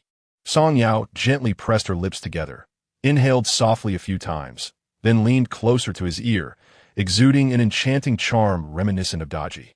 Her breath slightly labored as she sweetly whispered, "Junshenggu." Upon hearing this, Chen Junsheng was initially taken aback, but then his brows arched with delight, wearing an endearing grin. At this moment, in Raoyang County, Cheyang Commune, Maozhong Brigade, a voice called out, "Oh, Comrade Wanxiu is back. It's been a while since we last met. You look even more radiant." People were eager to engage her in conversation as she returned to Maozhong, and she welcomed their inquiries with a smile, responding to each with grace. After returning to the city, she joined the Jiangsujiang Provincial Writers Association, and within just 20 days, penned a 50,000-word documentary novel focusing on the lives of female intellectuals sent to the countryside, earning 10 yuan for every 1,000 words. Such income, even without support from her family, was sufficient for her to live comfortably in Hangzhou. However, despite her recent return, she felt a lingering melancholy. Yet today, stepping once more onto the land that had held her youthful spirit captive for 3 years, her smile radiated with renewed brightness, as if she had returned to her true homeland. This joy was undoubtedly magnified by the news that her beloved Chen Junsheng had been accepted into Jiangsujiang University. What? Wu? When Chen Wanxiu arrived at the Chen residence, Qi Xiaoyun was busy in the kitchen. From Aunt Yun, she learned that Chen Junsheng had just taken a train to Yiwu the previous day, leaving her feeling both surprised and disheartened. Indeed, that's just like him, he acts on impulse. Qi Xiaoyun added more firewood to the stove and suggested, if you're not in a hurry to return, you could stay for a couple of days. We can discuss things when he comes back. Sighing, Chen Junsheng replied, I must return by tomorrow. So soon? Qi Xiaoyun was taken aback and asked, did you come looking for him because of something urgent? Yes, Chen Junsheng said, blinking her eyes and whispering to Aunt Yun. On the last Qixi festival, I spent some time with him in the haystack, and since returning to the city, my period has been delayed, and I occasionally feel nauseated. What? Qi Xiaoyun was momentarily stunned, nearly dropping the firewood in her hands. Meanwhile, Chen Junsheng had just returned to the farmhouse with Aunt Yao, preparing to shut the door when two uniformed individuals suddenly appeared from across the street. A few others emerged from inside the house, and the leader raised his hand to display his work ID. Comrade Chen Junsheng, we mean you no harm. We simply have a few questions that require your verification. We ask for your cooperation. Chapter 051. Coercive Interrogation Deputy Leader Qiu Zijian of the Special Task Force personally led a team to Yiwu in pursuit of Chen Junsheng, with the aim of investigating the tragic case involving Ding Meijin and her son. However, upon his arrival, Qiu encountered an immediate challenge. Song Yao, the esteemed daughter of a high-ranking official, had just descended from Chen Junsheng's back. Chen, exhibiting remarkable cunning, responded to every inquiry from Qiu with a simple, I do not know. Unable to arrest him directly or interrogate him like a suspect, Qiu resorted to psychological warfare. Comrade Junsheng, you may not yet be aware, but Luo Yuanchao has surrendered and confessed everything. Is that so? Chen Junsheng finally abandoned his previous ignorance, smiling as he remarked, that little brat had no sense of loyalty, abandoning me without a word, and now he voluntarily turns himself in. Truly foolish. Qiu lit a cigarette, replying, do not feign ignorance.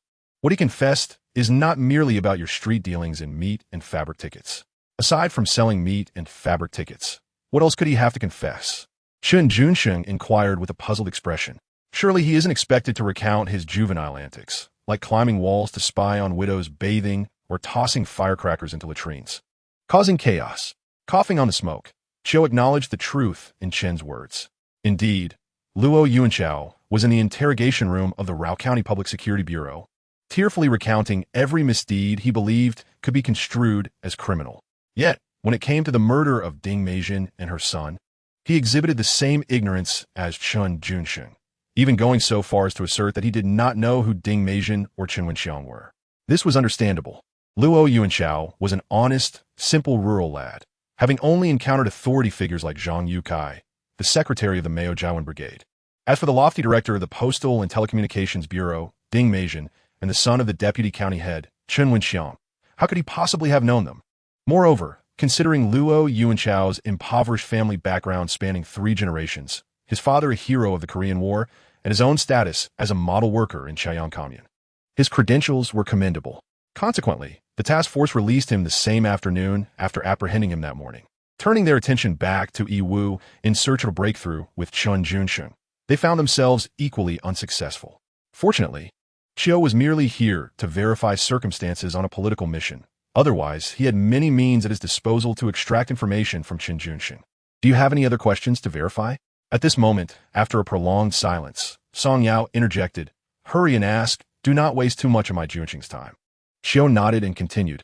It has come to our attention that there are allegations from the public stating that Comrade Junsheng has been colluding with a man surnamed Ko from Zhangzhou, Fujian, to illegally sell collective assets of the production team. Is there any truth to this? As soon as Qiu finished speaking, Chen Junsheng remained silent, and Song Yao scoffed. Is that really within your task force's jurisdiction? Qiu Zijian pondered his words carefully. Given the significant amount of money involved, we must. However, before he could finish, Song Yao interjected bluntly. Deputy Team Leader Qiu, your oversight is rather extensive. Even economic matters seem to require your strong intervention.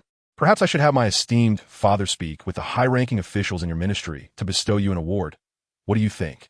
Qiu Zijian instinctively stepped back. Song Yao's words evidently posed a threat to his political career. Although the Song family in Yanjing had seen better days, gradually declining in influence, a dying camel is still larger than a horse. Should he provoke the elder of the Song family, not only would Qiu Zijian face repercussions, but even the head of the special investigation team, Xiang Jianjun, might find himself packing his bags and returning to his hometown in Guizhou to cultivate potatoes. Are we just leaving like this? The deputy team leader had merely gone through the motions. As the team was disbanding, one of the subordinates could not help but inquire, will we continue investigating the case? Indeed, we must pursue it further. This is a homicide case, and regardless of who is involved, we shall get to the bottom of it. Qiu Zijian stated with righteous conviction. After careful consideration, he added, however, we must adjust our focus. The upcoming tasks will center on gathering evidence to ascertain that Chen Su and Ding Meijin abused their power for personal gain, tampering with college entrance qualifications, and subsequently altering the household registration for their son, Chen Wenguang, and hiring someone to commit murder. Understood. Now, come forth, confess freely, and honestly reveal what you have been up to during my absence. No sooner had the special investigation team departed than Aunt Yao ushered Chen Junsheng into the bedroom. Pressing him onto the bed, Chen Junsheng cast a furtive glance at her. If I don't confess, will I face torture? Think carefully, she replied. Aunt Yao grasped his chin and gently lifted it. While torture may not be on the agenda, coercion is another matter. Unable to suppress a laugh, Chen Junsheng retorted, bring it on. I am more susceptible to gentle persuasion than harsh treatment. You will need tools to pry my secrets from my lips. Upon hearing this, Song Yao felt a surge of unease. Shifting atop Chen Junsheng, she seized the moment to redirect his attention. Be serious for a moment and explain the situation regarding Ding Meijin and her son, as well as the matter of selling off collective assets of the production team.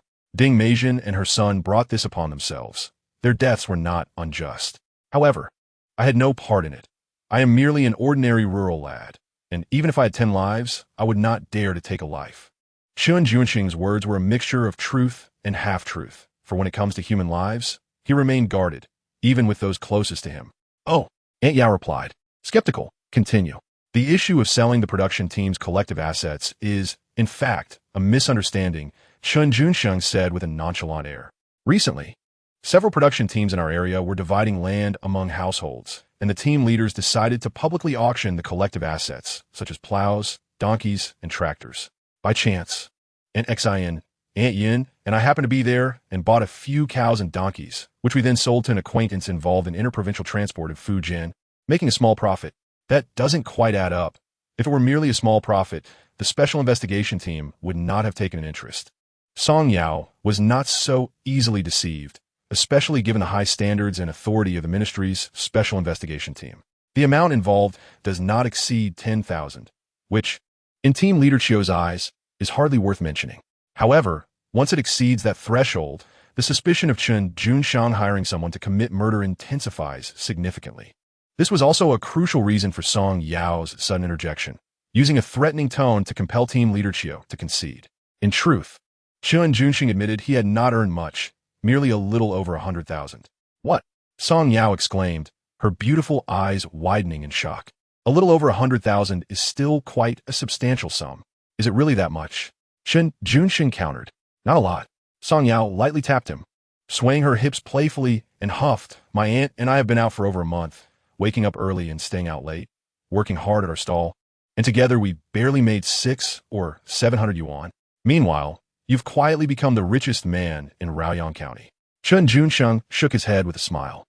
The richest man in Meijaiban Brigade, perhaps. 100,000 yuan in 1981 was indeed a considerable fortune. Yet Chen Junsheng was acutely aware that he was far from being the wealthiest in Raoyang County. Those engaged in the black market and interprovincial transport were undoubtedly wealthier than he. Yao, I'm back. Just as they were conversing, a familiar voice echoed from outside, accompanied by the sound of approaching footsteps. Did you not go out to set up a stall today, instead sleeping in a home? Chapter 052. Mosquito blood on the straw mat. Junsheng? Lin Shuxia entered the bedroom and immediately spotted Chen Junsheng wiping away sweat, her face lighting up with delight. When did you arrive? Why didn't you give a heads up? You came by train yesterday and sent us a telegram beforehand. But you happened to be in Hangsheng and didn't receive the message. Song Yao cheerfully answered on his behalf. It's my fault. Lin Shuxia said as she approached Chen Junsheng, scrutinizing him closely. With a warm smile, she remarked, You seem to have grown a bit taller and gotten a bit darker since I last saw you over a month ago. This look makes you appear more vibrant and masculine. Chen Junsheng beamed back at Aunt Xia. Among his four aunts, while she may not be the most beautiful or have the most striking figure, her charm was balanced in every regard, with hardly any shortcomings. She possessed a serene and graceful beauty, with a round, harmonious face and eyes that sparkled like peach blossoms, always exuding a tender allure. Chen Junsheng had often found himself captivated by her eyes, realizing over time that they were indeed peach blossom eyes, filled with deep affection. Why so silent? Lin Chuxiao waved her hand in front of Chen Junsheng's eyes, feigning ignorance. Tell your aunt, which university did you get accepted to this year? Jiangsu Zhejiang University. Chen Junsheng replied honestly. Department of Economics, specializing in political economy. That's wonderful. Lin Chuxiao's eyes sparkled with joy, her excitement evident. This university has delicious food, beautiful surroundings, and many lovely girls. Perfect for you. Chen Junsheng remained non-committal, smiling as he inquired, Aunt Xia, was your trip to Hangqing smooth? Not particularly, she replied. Reflecting on her recent experiences in Hangzhou, Lin Chuxia couldn't help but let out a sigh. What's the matter? Chen Junsheng inquired with curiosity. It's a long story. Lin Chuxia replied, reluctant to share. Song Yao, standing nearby, interjected, in truth, the leaders of those state-owned enterprises are excessively arrogant.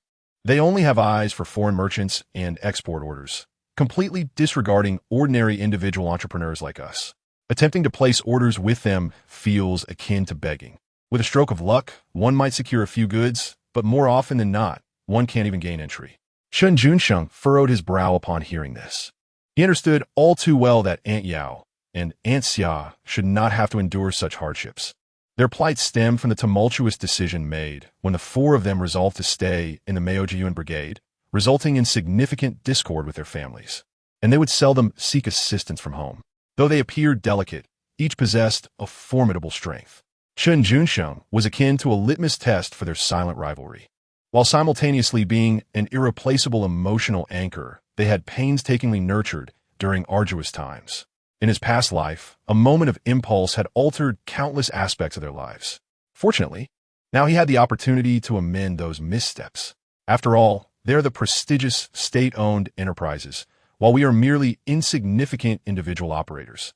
Lin Chuxiao remarked with a self-deprecating smile, though she quickly regained her optimism. In truth, there is no need for complaints, thanks to the 4 batches of goods they provided. I have made quite a bit of money and should be grateful. Grateful my foot. We paid for those goods, and the purchase price was far higher than that of 4 merchants. Those treacherous scoundrels at the state-owned factories. Next time, I must find someone to teach them a lesson. Song Yao spat vehemently, but she did not wish to dwell on the topic. By the way, I have good news to share with you. What good news? Lin Chuxia raised her eyebrows in intrigue. Song Yao smiled. Today, Junsheng helped to sell woolen sweaters at the market. Guess how many he sold in just one morning? Lin Chuxia turned to glance at the corner where the sweaters had been stacked, now astonishingly empty, and speculated, could it be that they sold out completely? Indeed, Song Yao replied, her eyes sparkling. This rascal is quite adept at charming customers. If he were to take us to the market to sell, we would probably be grinning and counting the money for him. Really sold out? Lin Chuxia said, incredulous. 2 pieces remain. Chen Junsheng chimed in, turning to reveal the last 2 woolen sweaters and produced 30 yuan. I'll buy them, 1 for you and 1 for Aunt Yao. I'll look at that. The scheme is unfolding, Song Yao chuckled, mimicking Chen Junsheng's sales pitch from the market. High-quality woolen sweaters from Hangzhou Textile Factory, 30 yuan for 1. Buy 1 get 1 free, and a partner thrown in. Do you understand what that means, Xia? Song Yao asked. Lin Chuxian nodded with a smile. The phrase buy 1 get a partner could easily be misinterpreted and attract attention. Buy 1 get 1 free sounds much more appealing, effectively playing into people's desire for a bargain. That tactic was executed beautifully. It's a shame we have no stock left to sell. Lin Chuxia shrugged her shoulders and said to Chen Junsheng, otherwise, I'm quite eager to witness firsthand how you sell your goods. Chen Junsheng smiled and replied, how about this? Tomorrow, I will accompany you to Hangzhou to procure supplies. Lin Chuxia was somewhat taken aback. After a moment of contemplation, she inquired with concern, when do you start school? Chen Junsheng responded. The admission notice states that I must report to school by September 19th. The college entrance examination in 1981 occurred in July, thus differing from the June exams of later years, where students would report to university in late August or early September. Furthermore, the freshmen of 1981 were not subjected to military training. After reporting, they transitioned directly into their studies, which was rather unusual. Today is the 28th, and there is still some time before the start of school, allowing for a few more days of enjoyment in Yiwu, Lin Xuxia calculated. I will return in a couple of days. Chen Junsheng shook his head, saying, I will also bring your family back with us.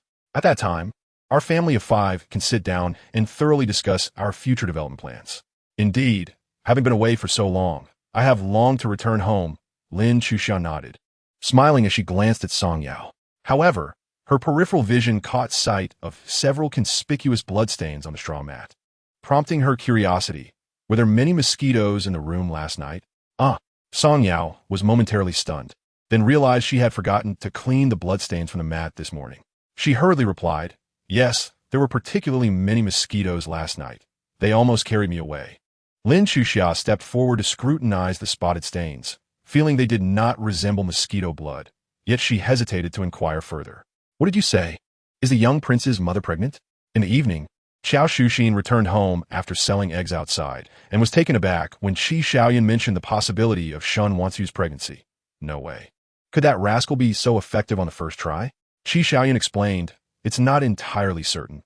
She only mentioned her period has been delayed and occasionally feels nauseous. Oh, then it's 99% likely to be false. Xiao Shuxin chuckled and asserted, A delayed period is likely due to her excessive coldness, while nausea is indicative of poor digestion. Early pregnancy symptoms typically appear around the 6th week of gestation. However, it would be prudent to send Junsheng a telegram, so he is mentally prepared. Chapter 53. Hand in hand, unbeknownst to Chen Junsheng, Shen Wanxu had gone to Mao Jiawen. Early the next morning, he accompanied Aunt Xia and Aunt Yao to the train station to queue for tickets, preparing to head to Hangzhou for supplies. Although the Yiwu train station was merely a modest third-class station, the lines for tickets were extensive, making it quite challenging to secure a ticket. The explanation for this was quite simple. Currently, short-distance train tickets are not prohibitively expensive. The journey from Yiwu to Hangzhou, which spans a little over 100 kilometers, costs only 1 yuan and 60 cents. Many astute individual entrepreneurs have capitalized on this, frequently shuttling between Yiwu and Hangzhou to buy and sell various goods for profit. It is also noteworthy that during the 1980s, meals served from the dining car on green trains did not require grain tickets. One could simply pay for food, albeit at a relatively higher price. Naturally, most of those traveling by train during this time were individuals on business trips sponsored by their workplaces who could have their tickets, meals, and accommodations reimbursed. Junsheng, when we enter the station, please hold my hand and Yao's tightly. As they approached the ticket-checking phase, Lin Xuxia suddenly felt a wave of anxiety wash over her. Instinctively, she grasped Chen Junsheng's wrist, fearing that his lack of experience in navigating the crowded train might cause him to lose his way. Meanwhile, Comrade Song Yao had long since taken hold of Chen Junsheng's hand, sometimes tightening her grip, at other times gently flicking her pinky against his palm, all the while discreetly observing his facial expressions with her peripheral vision. At that moment, Chen Junsheng's most immediate sensation was that both of his aunts had remarkably soft hands, especially Aunt Yao. Perhaps it was due to her privileged upbringing and the limited farm work she had done after being sent to the countryside. Song Yao's slender and delicate hands felt as though they were devoid of bones, warm to the touch with a slightly cool back reminiscent of jade. Chen Junsheng enveloped her hand in his larger one, his heart racing uncontrollably, and an inexplicable restlessness coursed through his body. In contrast, Aunt Xia's hand radiated warmth and gentleness, her palm slightly rough yet pleasantly full, soft as pastry. How to describe this sensation? Chen Junsheng mused that if Aunt Xia were to use her skilled hands to give him an essential oil back massage, he might just take flight. Feeling his tension, Lin Xuxia turned to glance at Chen Junsheng, wiping the sweat from his forehead with her other hand, and smiled. Do not fear. This is how it is when squeezing onto a train. After a few more rides, you will become accustomed to it. Chen Junsheng nodded, though in truth, he was not anxious, he merely felt rigid. The green trains of the 1980s had limited schedules and capacity, making the boarding process not just a matter of people pressing against one another, but also contending with baskets, dustpans, and various agricultural products, handicrafts, and an assortment of bags. Not to mention chickens and ducks, all vying for space. Moreover, in recent years, social security had deteriorated sharply, with numerous swindlers and pickpockets on the trains. making it all too easy to have one's pockets emptied if one was not vigilant. Today, both Lin Chuxia and Song Yao dressed quite modestly. The multiple patches on their clothing starkly proclaimed their poverty. Yet despite this, several unscrupulous men sought to take advantage of the chaos to push their way close to the two women. Just then, as four men were nearing Aunt Yao and Aunt Xia, Chen Junsheng suddenly pointed to the train floor, his face a mask of terror, and shouted, "There's a snake on the ground." A collective gasp ensued as the crowd around them scattered in panic. Comrade Song Yao, frightened, leaped into Chen Junsheng's embrace. Lin Chuxia, however, remained remarkably composed, even leaning down to search for the snake. Oh, it turned out to be coiled around Junsheng's waist. Lin Chuxia's thoughts flashed, and she couldn't help but smile.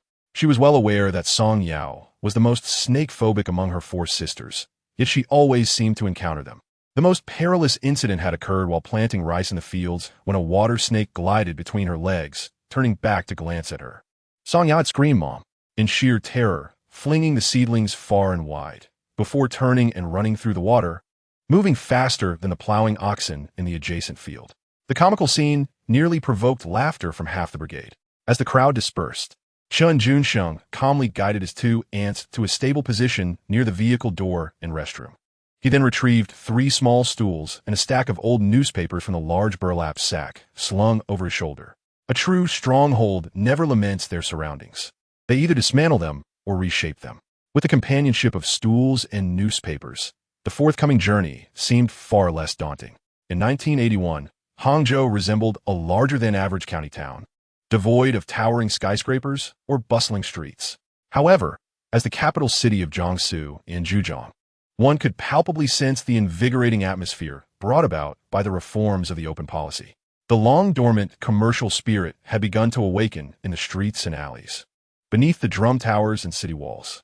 This was evident from the numerous human-powered rickshaws visible just outside the Hangzhou station. Moreover, as Chen Junsheng rode the bus towards the city center, he noticed many young women adorning themselves in polyester shirts, straight-cut trousers, and comfortable shoes, venturing out for leisure.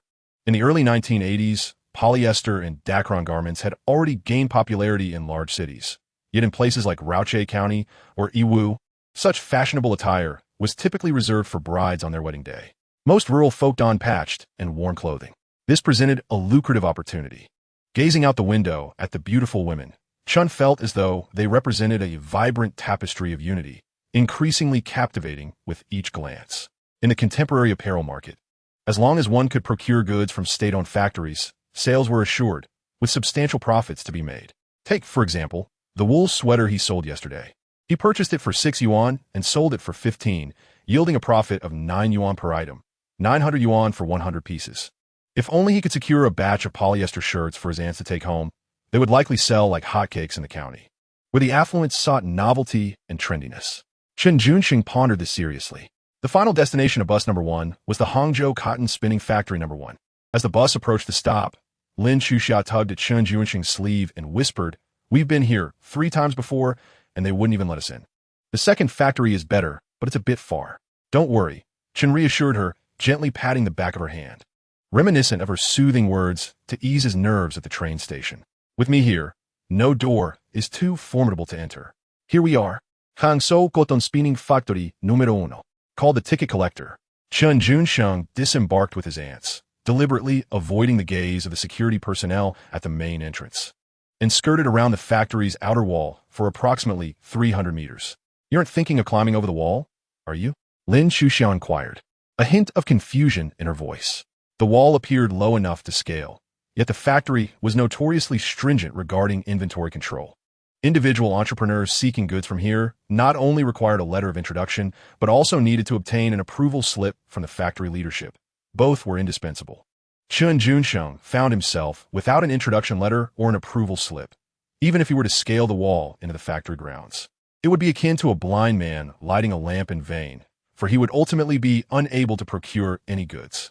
Nonetheless, having made the effort to arrive, he was determined not to leave empty-handed.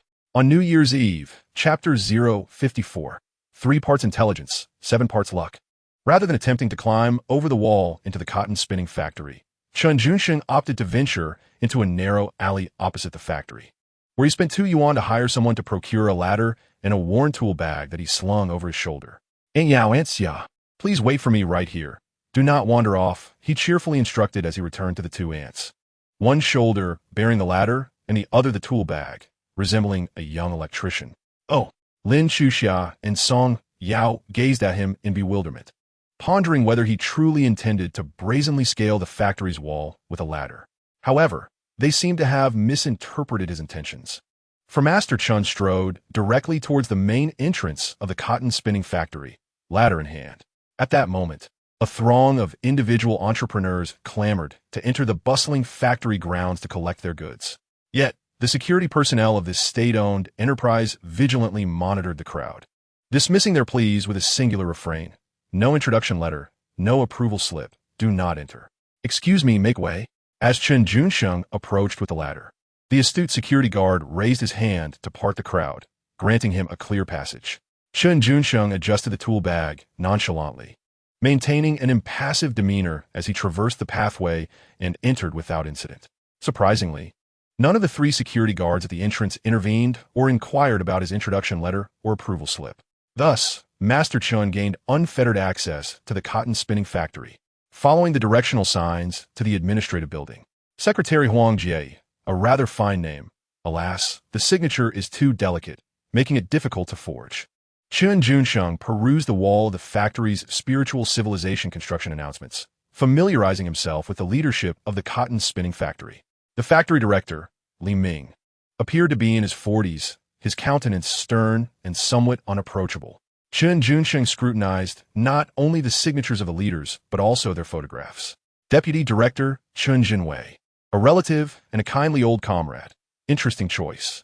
A grin spread across Chen Junsheng's face as he felt he had unearthed a treasure. He promptly extracted paper and pen from his tool bag, mimicking the signature of Deputy Director Chen Jinwei to craft an internal introduction letter. As for the approval slip, having never seen a legitimate one from the cotton spinning factory, he decided against forgery.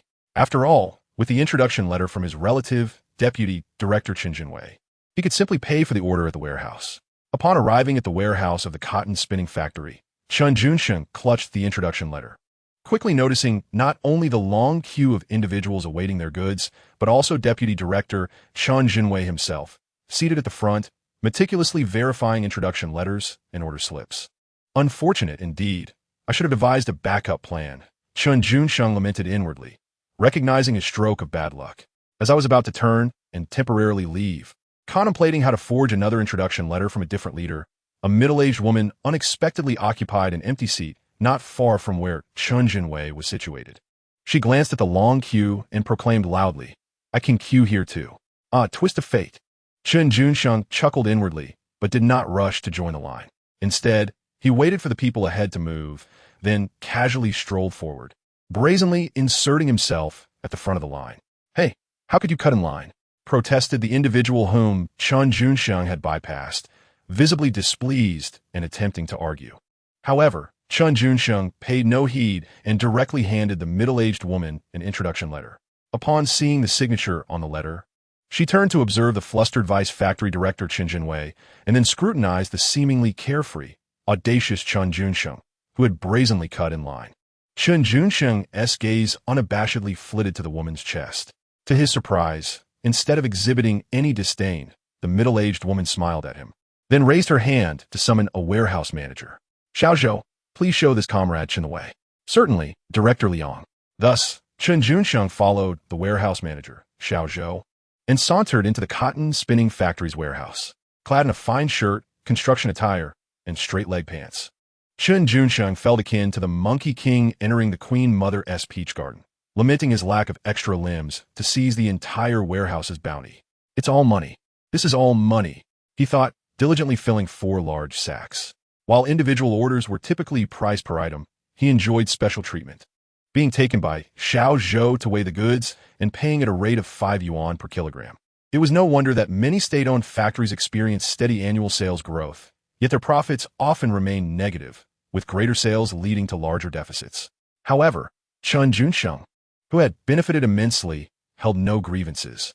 He asked no questions, offered no remarks, and, after settling the payment, he hoisted the large sacks to obscure his face and hastened away with a brisk pace. That person emerging with 4 large sacks looked somewhat like the electrician who entered carrying a ladder, remarked a security guard at the cotton spinning factory, who indeed possessed a keen eye and nearly recognized Master Chen. Another guard observed Chen Junsheng's retreating silhouette and mused, "I think it resembles him too." But the electrician who entered earlier was not only carrying a ladder, but also had a tool bag. This person has nothing but the sacks. In the blink of an eye, Chen Junsheng reached the corner at the end of the wall, where he reunited with Aunt Yao and Aunt Xia, who awaited him. "How did you manage to acquire so much merchandise?" Lin Chuxiao exclaimed upon seeing him return with 4 large sacks, which, when opened, revealed an abundance of fashionable, high-priced clothing and trousers that were currently in vogue. Chen Junsheng smiled and replied, "I neither stole nor robbed. I legitimately ordered these at a high price of 5 yuan per kilogram." 5 yuan per kilogram? Lin Chuxiao nearly thought she had misheard. The price at the cotton spinning factory is insufficient even to secure a single wool sweater. I had intended to inquire further, but I noticed that Song Yao had already taken action, hoisting a burlap sack and exclaiming, "Come on, let's hurry. Our mischievous lad is likely inside impersonating a relative of the factory manager to procure goods." Astonished, Lin Chuxiao raised her eyebrows, thinking to herself how clever Chen Junsheng truly was. First, he masqueraded as an electrician, swaggering through the front entrance of the factory, and now he feigns being a relative of a factory leader to acquire goods at a bargain. He truly embodies the ingenuity of a new-age university student, far more astute than the naive agricultural and industrial students of our era. Yet, despite her musings, Lin Chuxiao swiftly shouldered a large burlap sack and briskly followed Song Yao. Chen Junsheng, trailing behind, contemplated the day's potential success. 3 parts intellect, 7 parts luck. Clearly, Hangzhou was a land of fortune. If he lingered a few more days to establish connections, he might stumble upon unexpected wealth. Additionally, he could ensure Aunt Xia and Aunt Yao enjoyed a comfortable stay at the guest house. Chapter 055. Mutual flirtation with an introduction letter and a burlap sack in hand. Chen Junsheng accompanied his 2 aunts to the Hangzhou guest house, securing 2 rooms for them. After settling them in, he ventured out alone to acquire a suitable outfit. He donned a white shirt paired with navy trousers and polished black shoes, then visited a local barbershop for a haircut, followed by a trip to a state-run photo studio to capture an exorbitantly priced snapshot. Upon completing these tasks, Chen Junsheng returned to the supply and marketing cooperative to procure some materials. Back at the guest house, he crafted a work ID, meticulously carving an official seal. Chen Junsheng, undergraduate student of political economy, class of 81, Department of Economics, Zhangjiang University, deputy director of the Economic Coordination and Development Department for the Dongjiang region. Out in the world, one must define their own identity. Ever since he eliminated Ding Meijin and her son, successfully obtaining his university admission notice, Chen Junsheng felt as though he had unlocked a new realm of possibilities, his ventures growing bolder. Previously, he had perceived the risks of cross-provincial trade as daunting, fraught with the threat of incarceration. However, after his brief stint in the detention center and subsequently striking his first major deal with Ku Wenhui, earning his initial fortune of 100,000, the phrase "fortune favors the bold" began to take root in his heart. "Apologies, Mr. Mao." Grasping the work ID, Chen Junsheng recalled the legendary figure from his past life who bartered canned goods for an aircraft, silently offering his regrets. "Ah, getting a haircut, are we?" Suddenly, he was jolted from his reverie by Aunt Yao's voice behind him. Turning, he smiled. "When did you come in?" "I didn't hear a thing. I knocked before entering." "But you didn't respond," Song Yao replied, her eyes sparkling as she deftly styled his hair, lowering her gaze to admire her work. "I noticed the door was ajar, so I simply pushed it open to see what you were up to, only to find you lost in thought, looking rather foolish. But to be honest, after your haircut and dressed in that white shirt and navy trousers, you look quite dapper." Song Yao couldn't help but praise the term, which in the local dialect of Raocheng means beautiful, comfortable, and pleasing to the eye. It is often said that a person relies on their attire, much like a Buddha relies on golden adornments. Chen Junsheng, endowed with remarkable external qualities, donned the most fashionable attire of the moment. When he visited the state-run photo studio for an official photograph, many young women there, who were taking wedding registration photos, couldn't resist stealing glances at him. Turning his head to glance at the locked door, Chen Junsheng stood up, lifted Aunt Yao, and placed her on the desk, bringing them close together. "I adore hearing your candid words. Do share more in the future." Song Yao, with a playful pout on her rosy lips, gently pushed him away, then teasingly remarked, "You, with such good looks and a wicked heart, I'm afraid that once you enter university, changing partners will be as effortless as changing clothes." Chen Junsheng replied, "Then I shall wear this outfit year-round, without changing. Only you can say such things." Song Yao's eyes sparkled. Having just pushed him away, she now reached out to draw him closer, sitting on the desk, gazing up at him with a soft and charming demeanor. "Ever since that night we kissed, every time I find myself alone with you, there's an overwhelming urge to kiss you. What should I do?"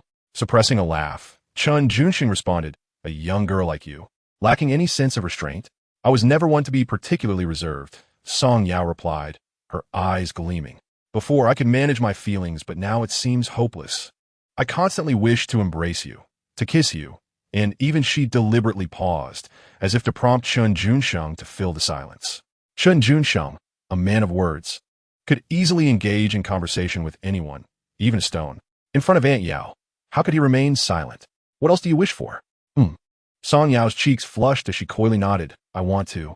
However, when Chen Junsheng leaned in closer, she flashed a cunning smile, "But Aunt Xia is next door. It's best to just think about it and not act impulsively." Chen Junsheng sighed internally. How could one not call her a seductress? Her skillful dance of allure, with a perfect balance of pursuit and retreat, seemed innate, effortlessly stirring desire and obsession in those around her. While it was wise to refrain from impulsive actions, a hug and a kiss seemed permissible. Song Yao appeared particularly fond of kissing. Perhaps the hardships of her years in the countryside had made her cherish the sweetness of such moments deeply. Unfortunately, her endurance was rather fragile. Just a few kisses left her feeling weak, breathless, and her face blooming like a peach blossom. Chen Junsheng, equally playful, halted when emotions ran high. "All right, I must step out to attend to some serious matters. You and Aunt Xiao wait for my return to the guest house." "Oh," Song Yao opened her eyes, her expression slightly dazed, sounding a wistful, "Oh, next time then." Chen Junsheng responded absent-mindedly before getting up and leaving. Upon reaching the ground floor, Chen Junsheng borrowed the guest house's phone, spending money to call the Quanlianji distillery. "Hello, I am Su Changzheng." Once connected, he heard the voice of Su Yishuan's father, his future father-in-law, comrade Su Changzheng. "Hello, Secretary Su, I am Chen Junsheng, a middle school classmate of Su Yishuan." Chen Junsheng first identified himself and politely stated, "I have an important matter to discuss with Comrade Yishuan. Could you kindly ask her to take the call?" "Certainly," Su Changzheng responded calmly.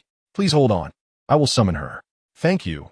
Chen Junsheng expressed his gratitude, and after waiting for over 10 minutes, he finally discerned some rustling sound from the other end of the line.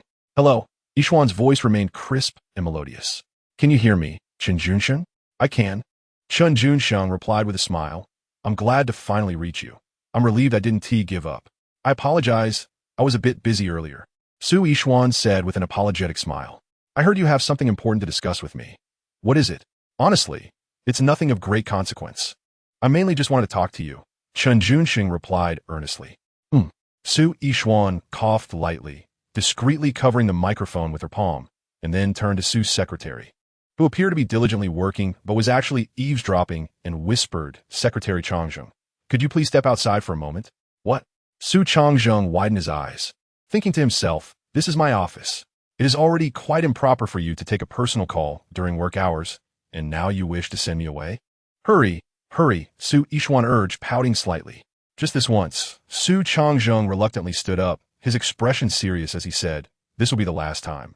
Su Yishuan smiled slightly, and once her father had left the office, she returned the receiver to her ear and said to Chen Junsheng, "All right, you may now discuss the matter at hand." Chapter 056, What Others Can Do. "I can do too. I need your assistance in opening a bank account under the name of the Dongjiang Regional Livelihood Economic Coordination Development Company, primarily for corporate remittances," Chen Junsheng stated plainly. Opening a bank account is not a difficult task, Su Yishuan considered thoughtfully, then cautiously replied. "The key is that while this account can be applied for, the process is quite cumbersome. I will need to leverage some connections. It will take at least 3 to 5 days to complete the procedures." Su Yishuan was accustomed to helping Chen Junsheng with matters within her capability, and she rarely declined his requests. 3 to 5 days to complete it? Chen Junsheng raised an eyebrow. Initially, he merely intended to utilize Su Yishuan's connections to expedite the opening of the corporate account. after which he would conduct market research in Hangsheng and, upon identifying viable opportunities, return to Raoping County to finalize the necessary paperwork. Given the current inefficiency of bank operations, a mere interprovincial remittance often took 7 to 10 days to process.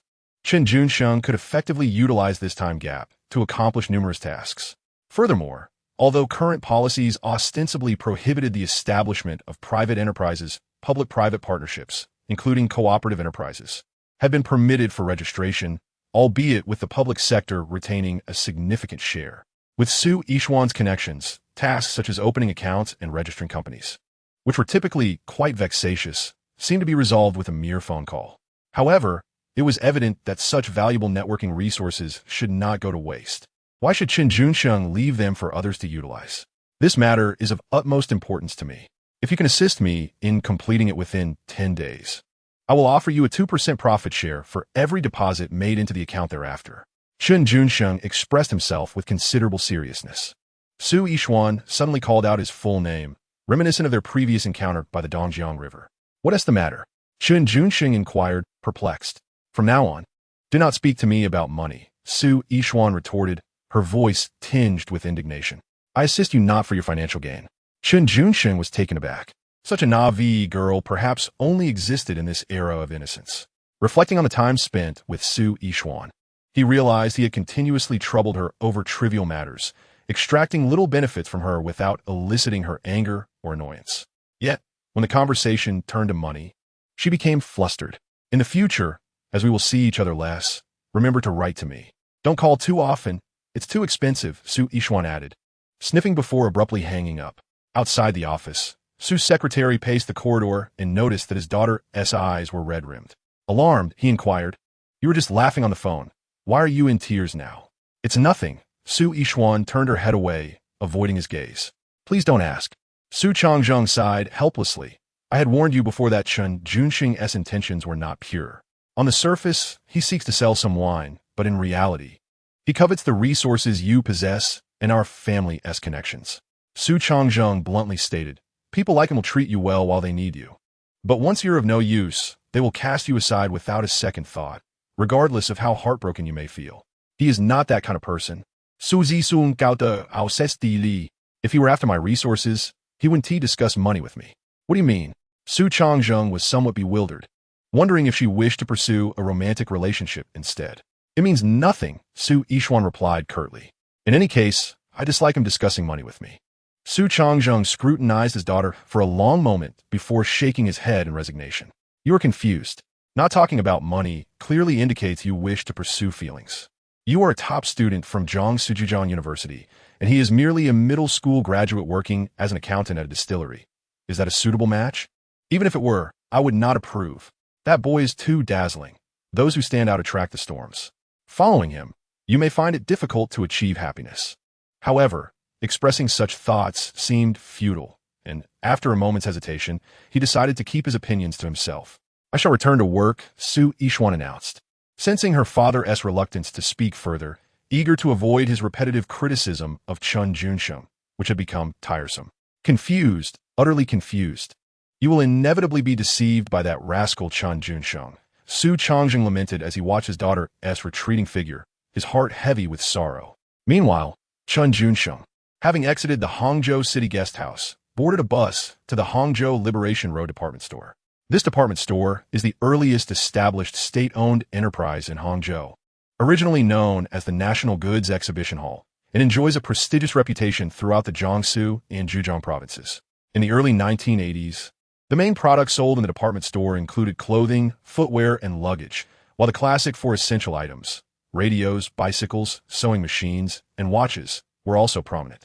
Additionally, there were black and white televisions available at specialized counters, purchasable only with industrial coupons, along with the Hu City 555 model clock. Chen Junsheng's primary purpose for visiting was to investigate the sales of the Hu City clock in Hangzhou. "Excuse me, comrades, why is the Hu City clock counter empty?" After wandering around, Chen sought the assistance of a store clerk to inquire about the situation. The price of the Hu City 555 clock was 50 industrial coupons plus 56 yuan, which was quite steep. However, after his exploration, he found this particular counter devoid of stock. "I'm sorry, comrade, The clerk responded politely, displaying a commendable attitude. The Who's City 555 clock is extremely popular, but unfortunately, the manufacturer is struggling to meet the demand, even in Who's City itself. We have been out of stock here in Hangzhou for over half a year. Chen smiled faintly and remarked, "Have you considered substituting it with clocks from other brands?" The clerk smiled back. "We tried, but the results were unsatisfactory. The public only recognizes the Who's City 555 brand." "Oh," Chen said, a hint of regret in his voice. "I intended to purchase one, but it seems I have visited several department stores without success." "You may have to make the effort to go to Who's City," the clerk suggested. Externally, Chen sighed. Yet internally, he had already solidified the idea of reselling the Who's City clock. Given the limited production capacity of the manufacturers in Who's City and the high demand, why not procure a sample to take back to Rayong County, find a capable manufacturer to replicate it, and then sell it in Hangzhou, Nanjing, Suzhou, Wuxi, and other areas, thereby filling the market void in the Yangtze River Delta that the Who's City manufacturers could not cover? Chen had even contemplated which manufacturer to approach for the imitation. The Rayong County Ice Factory, previously a military industrial facility, had once produced notable items during its glory days, even achieving the status of an 8th-level factory. Although it had transitioned to civilian production, the skilled craftsmen were still quite capable. If they were to focus on creating a clock, it would surely be within their expertise. Chen thought to himself, "If others can do it, so can I, and I shall do it on a larger, stronger, and more audacious scale." To the readers who have reached the latest chapter, I kindly urge you to prompt for updates, as your encouragement serves as the author's motivation for progress. Chapter 57. Love in Lushan. Naturally, Chen Junsheng would not embark on a journey to Who's City merely to acquire a Who's City clock.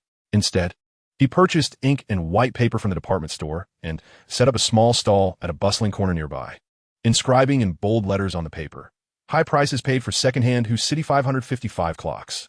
In the early 1980s, collecting scrap materials while traversing the streets provided ample opportunities for substantial earnings.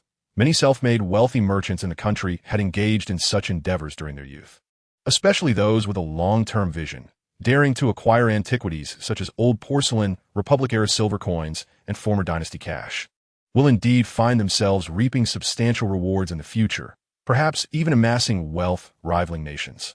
However, Chen Junsheng currently harbors little interest in such items, finding their liquidation period excessively prolonged and the time and effort required for their collection to be burdensome and unrewarding. Instead, he contemplates organizing the professors and seniors from the history or archaeology departments at Jiangsu Zhejiang University after he enrolls. Today, fortune smiles upon him. After setting up a stall for roughly an hour and a half, he successfully procures 2 splendidly maintained and fully functional Hucheng 555 model clocks. With the clock samples in hand, Chen Junsheng proceeds to queue at the Shihu Cinema, where he spends 36 cents on 3 tickets for Lushan Love. Before returning to the Hangzhou guest house, "Yao Annie, I invite you to the movies tonight," he declares at dinner, presenting a ticket to her. The cultural history, local customs, and natural landscapes of Hangzhou possess a certain charm, yet the culinary offerings leave much to be desired. Nonetheless, Chen Junsheng is not particularly finicky about food. As long as it fills his stomach, he is content. Going to the movies? Upon hearing his invitation, Song Yao's eyes brighten with joy, and as she glances at the ticket, her expression becomes increasingly animated. "This is a good film. I often hear it mentioned at the Yiwu market. It is rumored to contain scenes that may provoke blushes." Song Yao appears especially intrigued by such matters. Cough. Chen Junsheng clears his throat and innocently responds, "I haven't seen it, so I don't know what scenes it contains." In truth, he has watched the classic film Lushan Love several times in his past life. The film may not be particularly captivating, but the naive sentiments and unique sense of the era it encapsulates have left an indelible impression on Chen Junsheng, one that lingers even after many years. "Hey, we're eating here." Lin Chuxia observes the 2 whispering sweet nothings to each other and feels an inexplicable discomfort. Unable to restrain herself, she turns to Chen Junsheng and says, "Why are you only inviting Yao Annie to the movies and not me?" Chen Junsheng chuckles at her words and, with an air of mystery, replies, "Don't be impatient. I have arranged another delightful outing for you." "Is there anywhere better than the cinema?" Lin Chuxia blinks her eyes in curiosity, pressing for more information. Nowadays, whether in the city or the countryside, aside from locking oneself away to sleep at night, watching movies is virtually the sole form of entertainment. The difference lies in the presence of cinemas in urban areas. While rural locales rely on sporadic collective viewing events organized by local committees or communes. While queuing for tickets at the Shihu Cinema, Chen Junsheng observed that the place was bustling with activity, and there was a spacious area nearby that was perfect for setting up a stall. He circled back to the main topic to offer a rather enticing suggestion to Lin Chuxia. After you finish dinner, why not set up a stall there to sell clothes? Business is bound to be booming. What? Lin Chuxia's enchanting eyes nearly widened to the point of being cross-eyed upon hearing this. Not only is she not invited to the cinema, but he also suggests she sell clothes outside it. What has been the purpose of her tireless efforts to earn money day and night? What is she truly after? Frustrated and exasperated, Lin Chuxia's mind simmered with irritation as she poked at her bowl of rice with chopsticks. Apologies for my earlier mistake. Chen Junsheng, having angered Aunt Xia, magically produced a movie ticket from his fingertips, suggesting that he should sell clothes at the stall while Aunt Xia and Aunt Yao enjoyed a film. Oomph. Lin Chuxia scoffed softly, dismissing his attempts to placate her after having provoked her earlier. Chen Junsheng then conjured another ticket, cheerfully proposing to Aunt Xia. How about the three of us set up a stall, earn some money, and then watch the movie together? This was more palatable, and Lin Chuxia reluctantly acquiesced.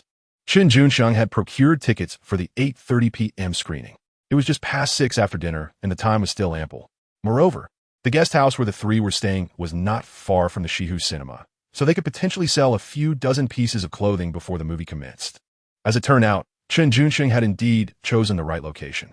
The entrance of the Shihu Cinema at night could only be described as a sea of people.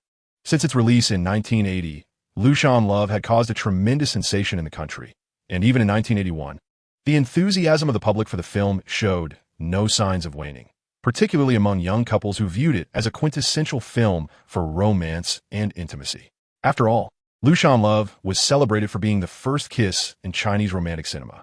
However, popcorn, cola, and similar refreshments were still not sold in cinemas at this time, although several vendors outside were peddling popsicles, candied fruits, and movie stills. Like his previous venture at the Yiwu agricultural market, Chen Junsheng had brought along a tin horn. Yet this time, he had no intention of using gimmicks like giving away sweaters to attract customers, as the primary audience at the cinema comprised young couples. With a gentle yet captivating presence, he began to sing. Despite lacking musical talent and not being a star, his voice was passable, not entirely tone-deaf, to enhance the performance. He even sang the Mandarin Song Your Eyes in Cantonese, a rather unconventional and bold choice for 1981, as many would secretly listen to popular songs from Hong Kong and Taiwan on their radios and tapes. After captivating the audience with his sophisticated Cantonese rendition, he seamlessly switched to Mandarin. I cannot help but look up at you while you remain unperturbed. The crowd responded with applause and cheers. This song, Your Eyes, had nearly dominated the music scene in the 1980s and was beloved by the youth. The lyrics conveyed a subtle, restrained emotion, pure and beautiful, resonating deeply with the spirit of contemporary young people. Thus, even though many in attendance had never heard the song before, Chen Junsheng's performance garnered significant attention. Song Yao and Lin Chuxia were utterly surprised by Chen Junsheng's creative approach to attracting customers through song. I mentioned it, didn't I? This mischievous lad always manages to conjure up something new. Song Yao, with a playful grin, whispered conspiratorially in Lin Chuxia's ear, with him around.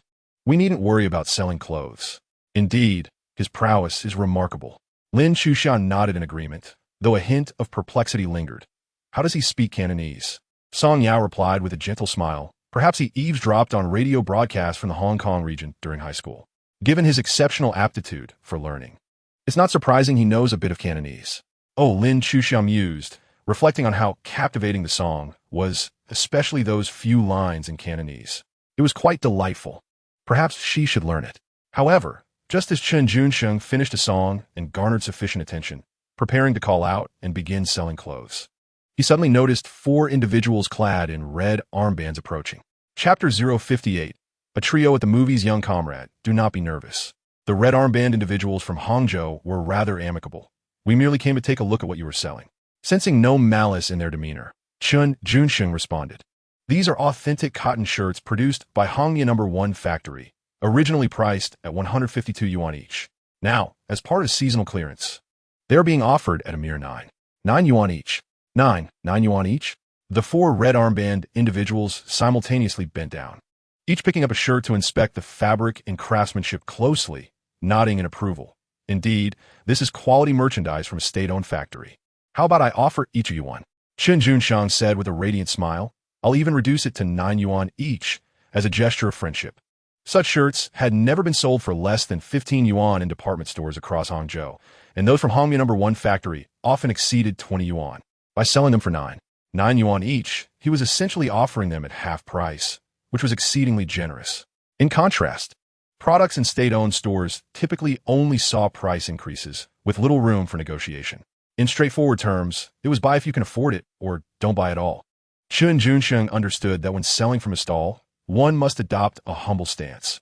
Even if sourced through legitimate channels, the emphasis should be on affordability, catering to the public's penchant for bargains. Otherwise, he would surely go unnoticed. All right, I'll buy it.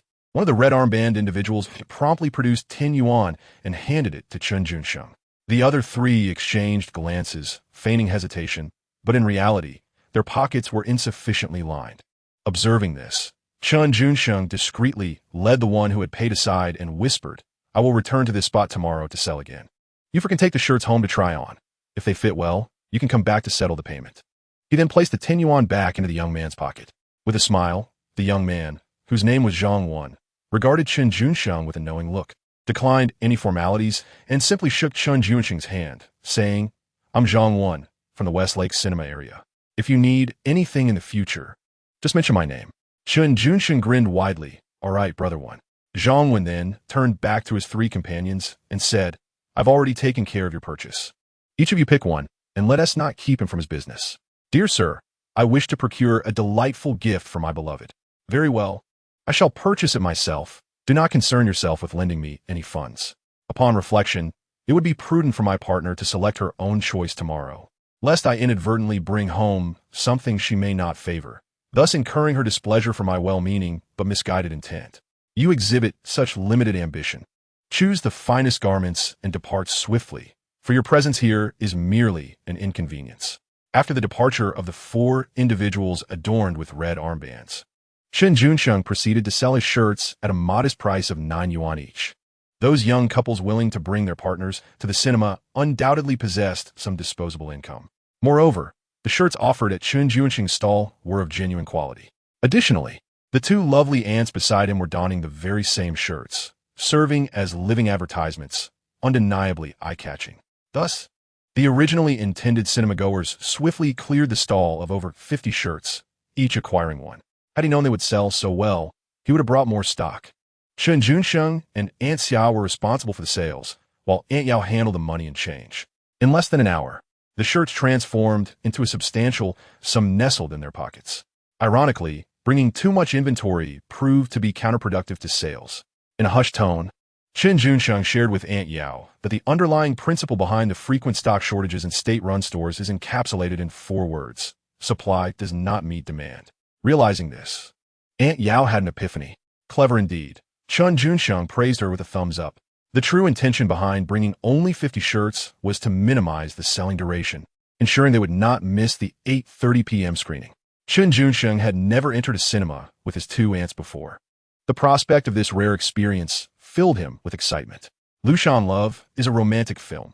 While other gentlemen brought their partners, he amusingly had two aunts by his side. Before the ticket check, Chen Junsheng thoughtfully purchased an ice pop and a candied hawthorn for each aunt, while he himself abstained from any treats, hands tucked in his pockets, anticipating their generous offerings. At that moment, the cinema was nearly at full capacity, with even standing room available. The trio arrived early, comfortably seated in the back row. However, just before the film commenced, an unexpected incident occurred. Whether it was a circuit breaker or a temporary power outage from the Electricity Bureau, a sudden crackle plunged the entire cinema into darkness, rendering it impossible to see even one's own hand.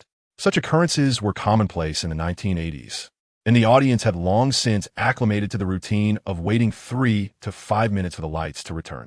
Some mischievous individuals relished the opportunity to indulge in playful antics during the blackout, often resorting to unruly behavior or attempting to take advantage of the ladies. Suddenly, Chen Junsheng felt a cool sensation on his lips. Upon investigation, he realized Aunt Yao had seized the moment to stealthily take a bite of her ice pop, and with swiftness akin to a flash, directed it into his mouth. She was not inclined to relinquish her playful assault easily, teasingly rolling the icy sweet tip across his lips before gliding it along his cheek and gently nibbling on his earlobe. Chen Junsheng felt a jolt of surprise coursing through him, nearly prompting him to stand. Aunt Yao reached out and pressed down on him. Then, through Chen Junsheng, she stealthily extended her other icy cold hand towards Lin Chuxiao's collar. Lin Chuxiao sensed something amiss, her heart tightening in surprise as she turned to glance at Chen Junsheng. The call for updates continued, urging readers to amplify their requests. Disregarding her delicate nature.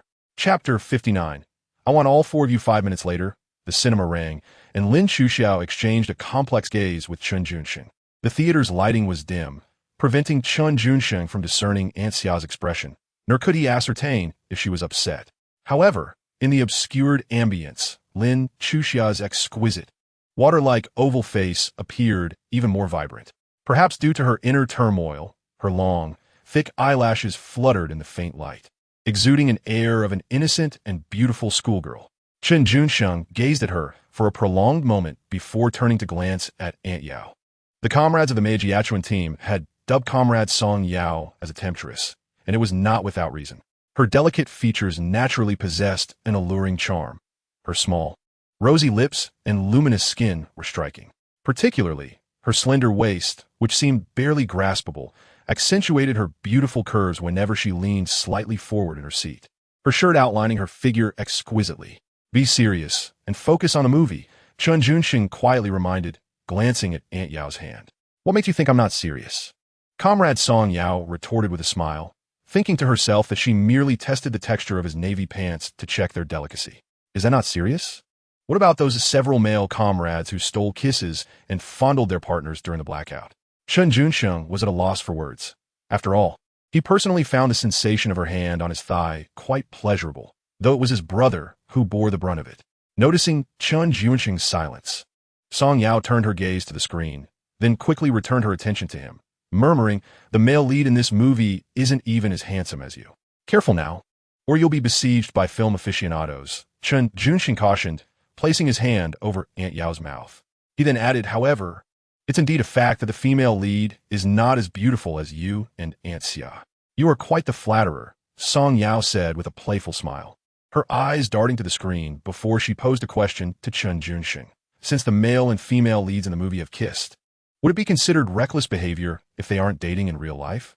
Chen Junsheng chuckled softly and replied, "Film is a work of art.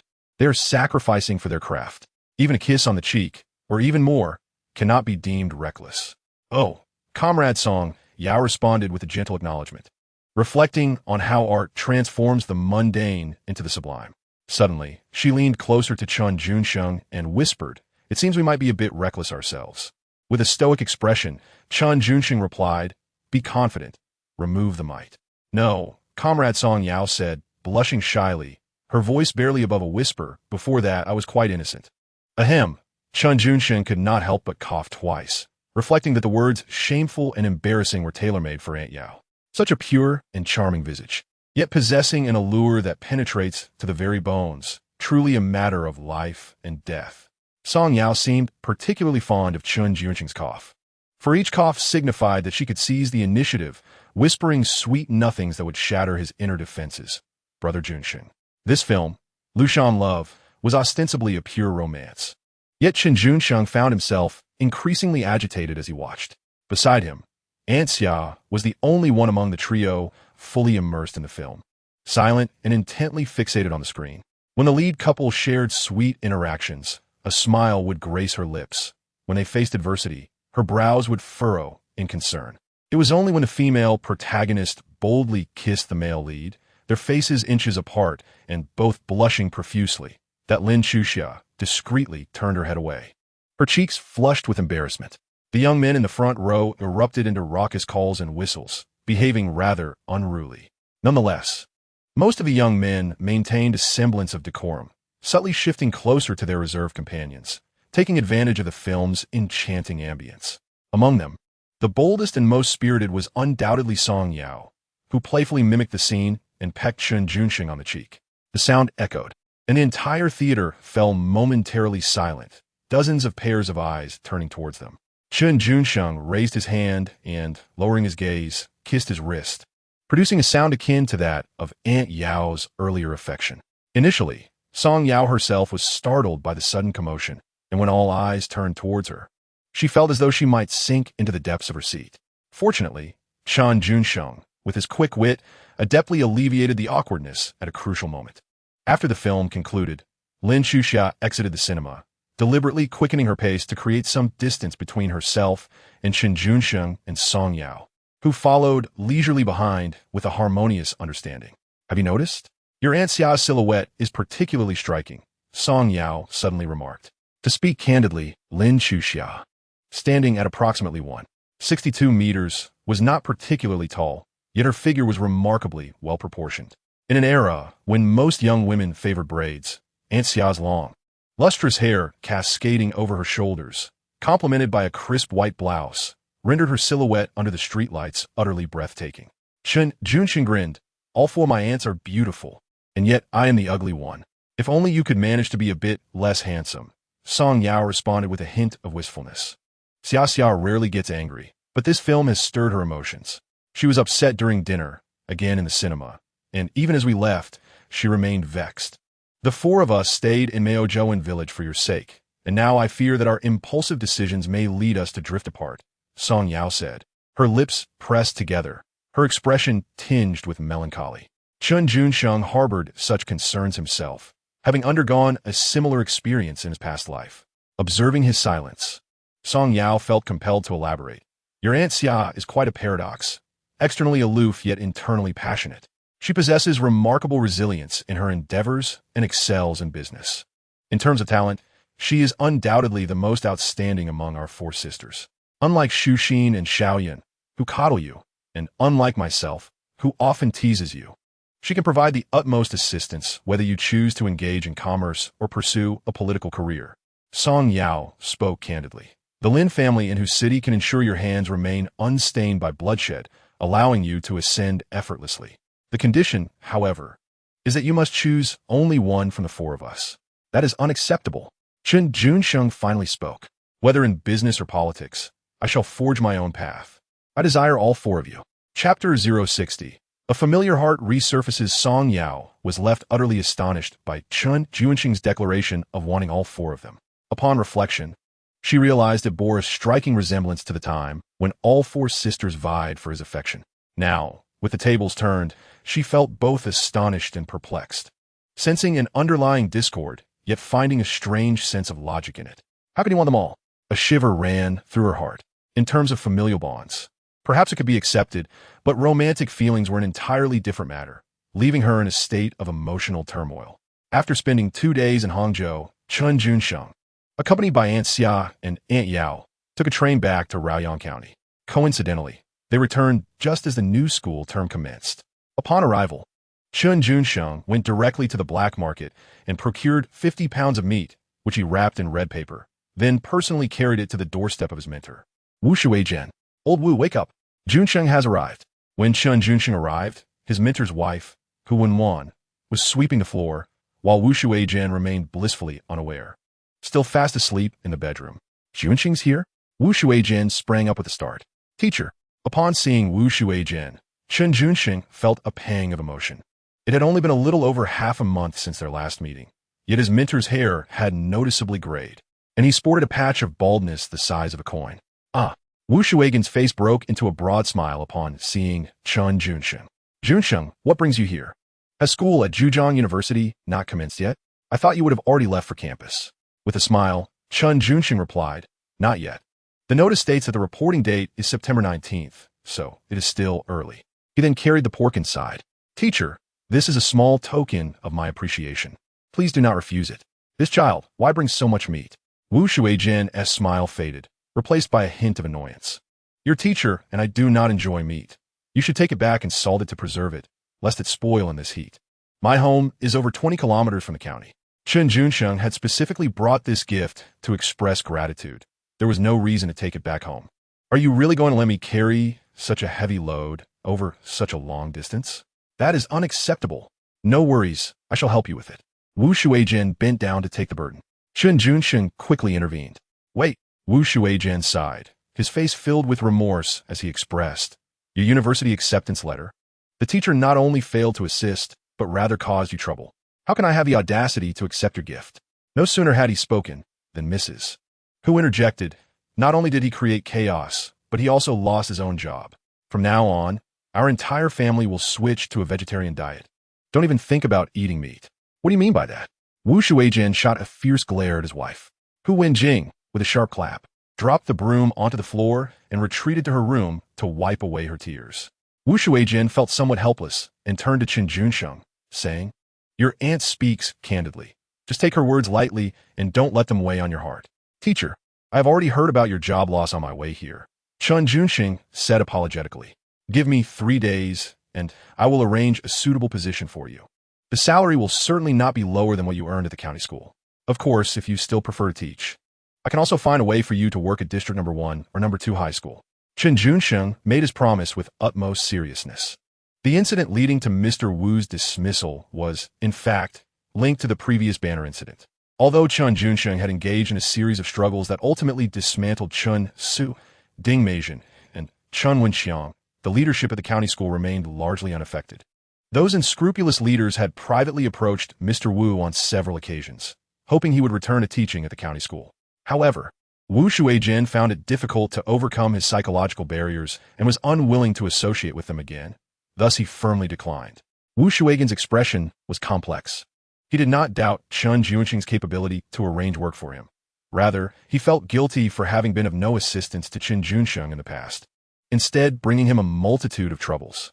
Fortunately, Chen Junsheng proved his worth. After resolving everything on his own, he returned carrying dozens of pounds of pork as a token of gratitude for his teacher, while still considering ways to help him with employment issues. Such a commendable student is indeed rare to find. Wu Shuijian felt a deep sense of appreciation. Junsheng is eager to assist you. Do not maintain the aloofness of a teacher in declining his offer. Mrs. Hu's voice floated from the bedroom, choked with emotion. Apart from teaching, you possess no other skills. If you can become a teacher at District Number 1 or Number 2, that would be the best arrangement. What do you know? Wu Shuijian suddenly shouted, District No. 1 or Number 2 high school. Is it a place one can simply enter? Doesn't T. Junsheng have his own matters to attend to? Always thinking of burdening the child. Do you even remember your role as a teacher's wife? Upon hearing this, Mrs. Hu could not help but burst into tears. Junsheng, the pork you painstakingly brought. The teacher will accept. Wu Shuijian clasped Chen Junsheng's hand, his expression earnest. Regarding the job, there is no need for your assistance. Worst case, I can return to the countryside and farm. With some diligence, I can still make a living. As he spoke, tears welled in the corners of his eyes. Do not let the teacher feel indebted. A teacher as good as you leaving the education field would indeed be a great loss. Chen Junsheng bowed deeply to his mentor. Despite teacher Wu's repeated refusals, Chen Junsheng resolutely decided to assist him in returning to his teaching position. While Chen Junsheng was busy purchasing pork to express his gratitude to his mentor, Aunt Xia and Aunt Yao set up a stall selling shirts beneath the shade of a tree not far from the county school entrance. They truly regarded their stall as a venture, seizing every opportunity to earn money. Particularly Aunt Xia, who creatively incorporated Chen Junsheng's name into her marketing strategy. When Chen Junsheng arrived, Aunt Xia had already written a catchy promotional slogan on bright red paper. Any student or parent purchasing a shirt from this stall will have a chance to receive the high school study notes or examination papers of this year's top science student in the Dongjiang region. Chen Junsheng. This was indeed quite amusing. Aunt Xia's business acumen was remarkable. Chen Junsheng read aloud the words on the red paper, smiling to himself. He had gained considerable notoriety, especially around the county school. Perhaps some had not seen him, but many had heard of the name Chen Junsheng. In 1981, during an era when even gaining admission to a vocational school was prestigious, Chen Junsheng had achieved remarkable success by securing the highest science scores in the region to enroll at Jiangsu and Zhejiang University. Furthermore, having previously endured the ordeal of being impersonated, his life had taken on an air of legend. Without delving into the past, even today, parents accompanying their children to register at the county school eagerly approached Chen Junsheng, driven by curiosity to discern what set this illustrious scholar apart. Chen Junsheng stood beneath the tree like a simpleton, allowing a crowd to gather around him for quite some time. Aunt Xia, Aunt Yao, Stay here for a while longer. Don't wander off. I need to attend to some matters at the state-owned ice factory. I'll bring back some milk ice cream for you," he said, unable to linger any longer. He bent down to pick up two city clocks from the stall, preparing to visit the ice factory to discuss significant business with the factory leaders. Suddenly, a familiar figure caught his eye. As he walked from the county school towards the state-owned ice factory, he inadvertently glimpsed a woman with a backpack heading towards the bus station. Her silhouette was strikingly familiar. "Is that Chen Junsheng?" Chen Junsheng paused in astonishment. Were it not for the uncanny familiarity of the figure ahead, he might have thought the sun had dazed him, leading to a hallucination. Or perhaps he was bewitched, suddenly reminded of her. Setting aside the tumultuous past they shared, Chen Junsheng was, in truth, Chen Junsheng's genuine love interest. The last moment of affection they shared remained vivid in his memory. To claim he held no feelings for her would be self-deception. Yet, reflecting on the misdeeds committed by her mother in their previous life stirred a profound sense of melancholy within him. Even with a second chance at life, his heart remained unsettled. Chen Junsheng.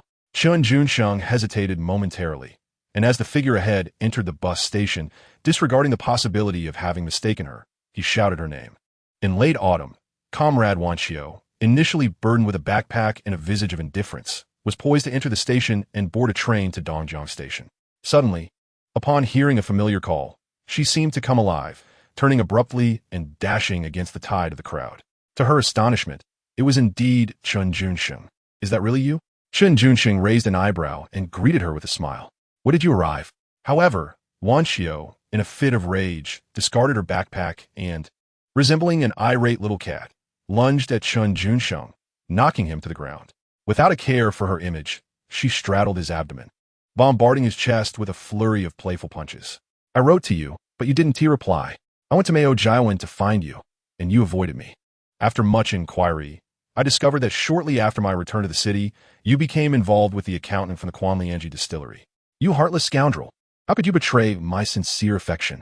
I foolishly envisioned a future with you, dreaming of marrying you and bearing 10 or 8 children. And this is how you repay me? Do you truly think you deserve my devotion?" Junsheng, in a frenzy of emotion, struck Chen Junsheng, yet could not bring herself to exert real force. Chen Junsheng, feeling overwhelmed, quickly covered her mouth, aware that despite the absence of strict law enforcement in 1981, societal norms remained conservative. The thought of this incident becoming public knowledge filled him with dread, particularly regarding future encounters with Sui Xuan. "Can we discuss this after I get up? Is it fair to meet and then immediately resort to violence?" Chen Junsheng implored, his expression one of exasperation. With tears brimming in her eyes, Junsheng, resembling a weeping pear blossom, choked out, "You won't let me, will you? You refuse, don't you?" Gritting his teeth, Chen Junsheng suddenly poked her firmly with a stick and, seizing the moment, stood up and maneuvered her to a more secluded corner. Junsheng flailed and struggled like a trapped animal. "This area is less crowded. Please calm down for a moment and let me explain," Chen Junsheng said, guiding her beneath the shade of a tree. Taking a deep breath to steady himself, he began, "On the morning you returned to the city, your mother left me a letter stating that we were incompatible and advising me to abandon my feelings for you. And then?" Junsheng asked, her eyes reddening. Chen Junsheng continued, "Upon reflection, I realized she was right. You are from Hangzhou, while I am from the countryside. How could a mountain chicken ever be worthy of a phoenix? So, I took her advice and sought out several suitable candidates. I have been too busy to respond to you and inform you of this development. I sincerely apologize for my negligence." "Several?" Junsheng gazed at Chen Junsheng in disbelief. "Aside from Sui Xuan, who else did you pursue?" "My 4 young relatives among the educated youth," Chen Junsheng replied candidly, not shying away from the truth. "All 4 of them possess exceptional looks, figures, character, and talents. I was blinded before, failing to appreciate what was before me. After reading your mother's letter, I came to enlightenment." After absorbing his words in silence for a long while, Junsheng wiped her tears and, sniffling, asked, "Junsheng, are you intentionally trying to provoke me?" Chen Junsheng shook his head, responding earnestly, "No, I speak only the truth, believe it or not." "I do not believe you," Chen Junsheng stated with unwavering resolve. "My mother does not understand you, nor does she comprehend the bond between us. Her opinions are entirely ignorable, and I need not heed them. Why should you listen to her? Why must you treat me this way?" As she uttered these words, tears cascaded from the corners of her eyes like a breached dam, unstoppable and overwhelming. The words of elders, however, must still be acknowledged. Chen Junsheng gently raised his hand to wipe away her tears, his touch tender. Yet his heart was as unyielding as iron. "You are still too young," he said, believing that mere affection is sufficient for a lasting union. Such a notion is fundamentally flawed. Romantic relationships are a matter for two individuals, while marriage concerns two families. If we were to consider matrimony, your mother would undoubtedly object, and my aunt would likely disapprove as well. He paused briefly, then added, "In short, your mother is right. We are incompatible. Furthermore, I have already given up on you. I shall not seek you out henceforth, and you should refrain from pursuing me as well." Our chapter ends here. In matters of separation, the one who speaks first holds the advantage. The more resolute and callous one appears, the more the other is likely to resist. Chen Junsheng did not desire this outcome. His heart quivered at the thought of breaking up. Yet, how could he be lenient, given the circumstances with Chen Wanqiu's mother? If he did not act decisively now, how could he maintain his resolve in her presence later? The moment Chen Wanqiu heard these words, she was rendered utterly bewildered. "I have a few matters to attend to, so I must take my leave." Chen Junsheng turned to depart, holding his breath and straining to control his emotions. "Chen Junsheng, stop!" Chen Wanqiu called out loudly. He halted, but did not turn back. Chen Wanqiu sprinted to catch up with him, grasping his hand tightly as she implored. "You promised me once that you would be with me for a lifetime." Finally, Chen Junsheng turned to face her, articulating each word with precision. "The past is the past. I have changed. You scoundrel." Chen Wanqiu felt an urge to bite him fiercely, yet feared causing him pain. Instead, she cried out when we first met, "You smiled at me. You are deliberately provoking me. You are so petty and vengeful. My mother deems us incompatible, and you treat it as a decree. I assert that we are perfectly suited for one another, and I wish to spend my life with you. You ought to listen to that." Chen Junsheng was taken aback. "Why do you persist in clinging to me when I have made my stance clear? I have given myself to you. If I do not cling to you, to whom else shall I turn?" Chen Wanqiu insisted. "If you dare abandon me, I will jump into the river. I will haunt you even as a ghost." Chen Junsheng retorted, "With such emotional instability, which man would dare to take you?" Chen Wanqiu paused, taking several deep breaths to regain her composure. "Then tell me, after 3 years of our relationship, what makes Su Yishuan superior after just a few days with you?" Chen Junsheng glanced down. "She is older than you." Chen Wanqiu faltered momentarily, her anger flaring. "I have been slightly undernourished during my years in the countryside. Since returning to Hangzhou, I have been drinking milk and eating eggs daily. I have grown a little." Chen Junsheng was somewhat perplexed, thinking to himself that the female mind truly defies conventional understanding. Despite having reached the point of separation, how is it possible to revert to discussing trivial matters? "Are you not supposed to report to Zhejiang University in a few days?" Chen Wanqiu suddenly inquired. "Indeed," Chen Junsheng nodded, believing there was no need for concealment regarding such matters. "Then I shall forego studying abroad. I wish to attend Hangzhou University." Chen Wanqiu declared with unwavering determination. "Su Yishuan is an accountant at the brewery. She cannot attend Hangzhou, and if we are unsuitable for each other, then she is even less so." Chen Junsheng furrowed his brow, pondering whether Hangzhou University was a family enterprise, thinking, "You cannot simply declare your intention to enroll. You are deliberately trying to provoke me, but that is acceptable." Wiping away her tears, Chen Wanqiu, with a face full of stubbornness and sincerity, proclaimed, "Once I attend university, I shall surely make you reconsider your decision." Chapter 62. Hitting the wall and not turning back. "Could you possibly release me?"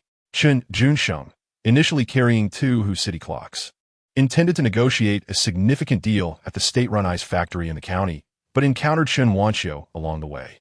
Their meeting sparked an argument, leading to a discussion about breaking up, ultimately resulting in a relentless entanglement. "I refuse," Wanqiu exclaimed, gripping Chen Junsheng's hand tightly.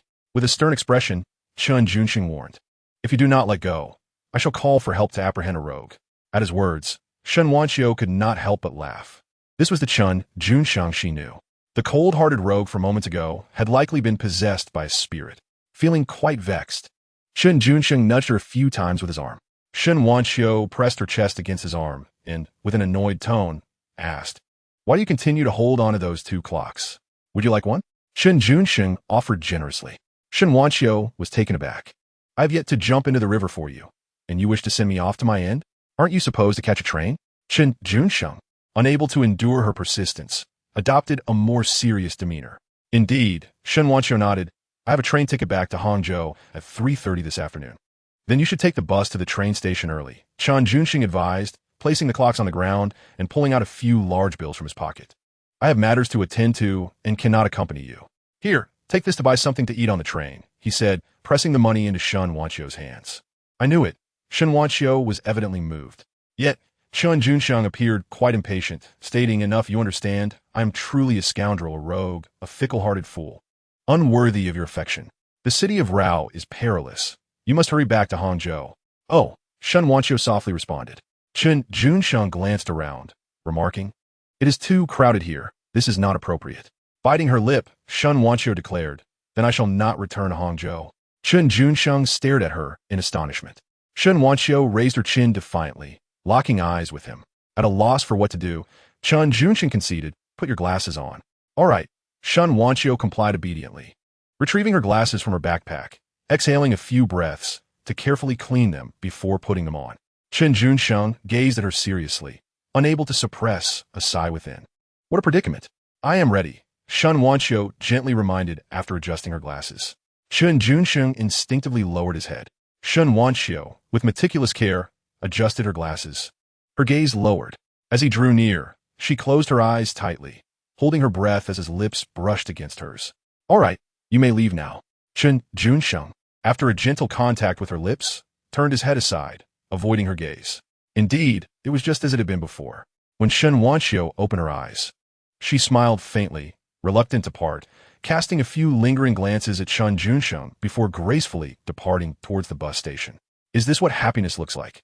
Chen Junsheng watched her enter the station, reflecting on the beauty of youth.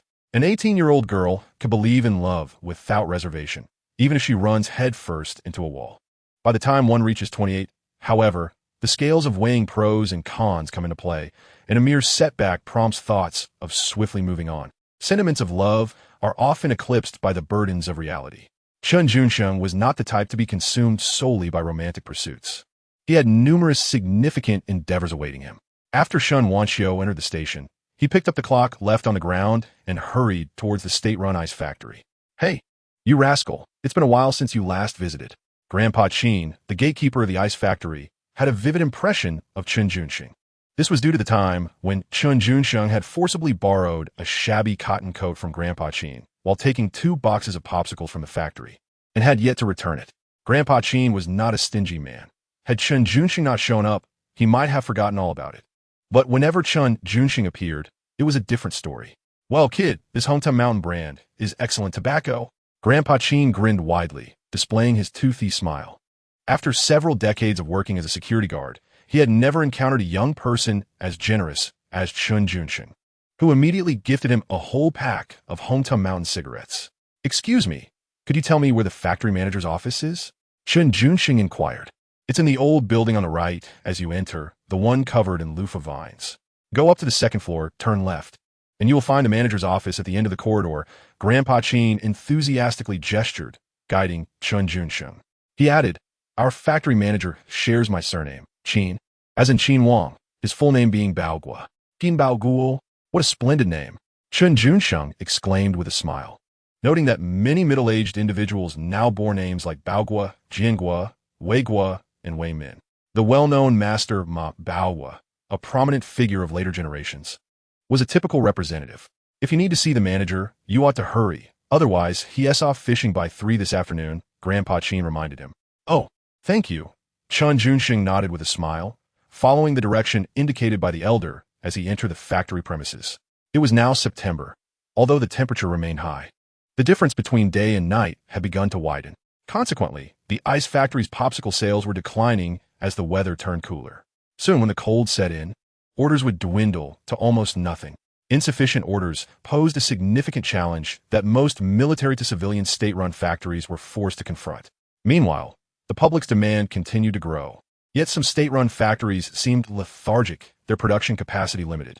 Ultimately, the issue stemmed from internal management problems within the state-run factories. When Chen Junsheng arrived at the manager's office, he found the door wide open, revealing Qin Baoguo reclining in his office chair, casually crossing his legs and leisurely perusing a newspaper. Upon witnessing his demeanor, Chen Junsheng contemplated departing. However, Director Chen, catching a glimpse of the items in his hands, set aside his newspaper and called out, "Comrade, do you require my assistance?" Chen Junsheng thought to himself that since he was already there, he might as well afford this old fellow an opportunity to demonstrate his subsequent conduct before deliberating on any collaboration. "I am here to provide you with funds," Chen Junsheng declared astonishingly. "Funds for me?" Chen Baoguo raised his eyebrows, scrutinizing Chen Junsheng, internally musing that this young man must be audacious indeed to openly engage in bribery. Chen Junsheng entered the office, carefully placing the two pendulum clocks on Chen Baoguo's desk, and then produced a self-made work certificate from his pocket, presenting it to him. Upon receiving the certificate and glancing at it, Chen Baoguo immediately adjusted his posture, sitting upright. "Comrade Junsheng, what brings you here? In your office?" "You may address me as Comrade Junsheng without concern," Chen Junsheng replied with a slight smile. "However, do remember to use proper titles in public settings next time." Chen Baoguo, upon hearing this, instinctively leaned forward, responding with utmost respect, "Certainly, Director Chen." Although he was somewhat uncertain about the status of the Department of Economic Coordination in the Dongjiang region, the fact that Junsheng was a graduate from Zhejiang University lent him considerable prestige. Since the reinstatement of the college entrance examination in 1977, the nation had placed unprecedented emphasis on university students. In contemporary society, the status of an ordinary undergraduate was nearly equivalent to that of a scholar in ancient times, with a prestigious degree akin to that of a jinshi. Thus, even though Chen Baoguo was the director of a thriving county ordnance factory, he felt compelled to exhibit politeness in the presence of Chen Junsheng. As for the present, a plucked phoenix was no better than a mere chicken. How could he dare to strut in front of a distinguished graduate? He promptly vacated his chair and brewed tea for Chen Junsheng. This was precisely the attitude Chen desired from Director Chen. "Do you recognize this?" Chen Junsheng seated himself in Chen Baoguo's office chair, placing the teacup aside, and gently tapped the clock on the desk. Chen Baoguo narrowed his eyes, observing it closely before smiling. The Hu City 555 pendulum clock, a prestigious brand, is unavailable to the average consumer and is often out of stock even in Hu City.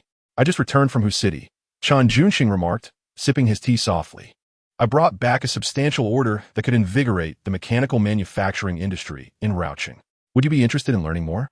Chen Baoguo's eyes brightened as he eagerly responded, "Please do tell." Chen Junsheng cleared his throat with a sip of tea before continuing. "The Hu City 555 clock factory, constrained by its production capacity, is unable to meet market demands. Therefore, I, representing the Department of Economic Coordination, have been authorized to commission state-owned manufacturers with military-grade precision instrument production qualifications to urgently produce 100,000 pendulum clocks in the Dongjiang region to satisfy the demands of Hu City, Hangzhou, Nanjing, Wuxi, Suzhou, and other locales." 100,000? Chen Baoguo thought he must have misheard. Indeed, 100,000, with a contract value of 1 million yuan. Chen Junsheng reiterated with a serious demeanor. "However, do not rejoice prematurely. For this order, the manufacturers in Huqing have sought assistance not only from our Dongjiang Minsheng Economic Development Department, but have also reached out to military factories in Jiangsheng and Yuqing. Prior to my arrival here, I conducted an inspection of Dongjiang Machinery Manufacturing Factory," he emphasized. Chen Baoguo was oblivious to whether Chen had indeed visited the Dongjiang Machinery Manufacturing Factory.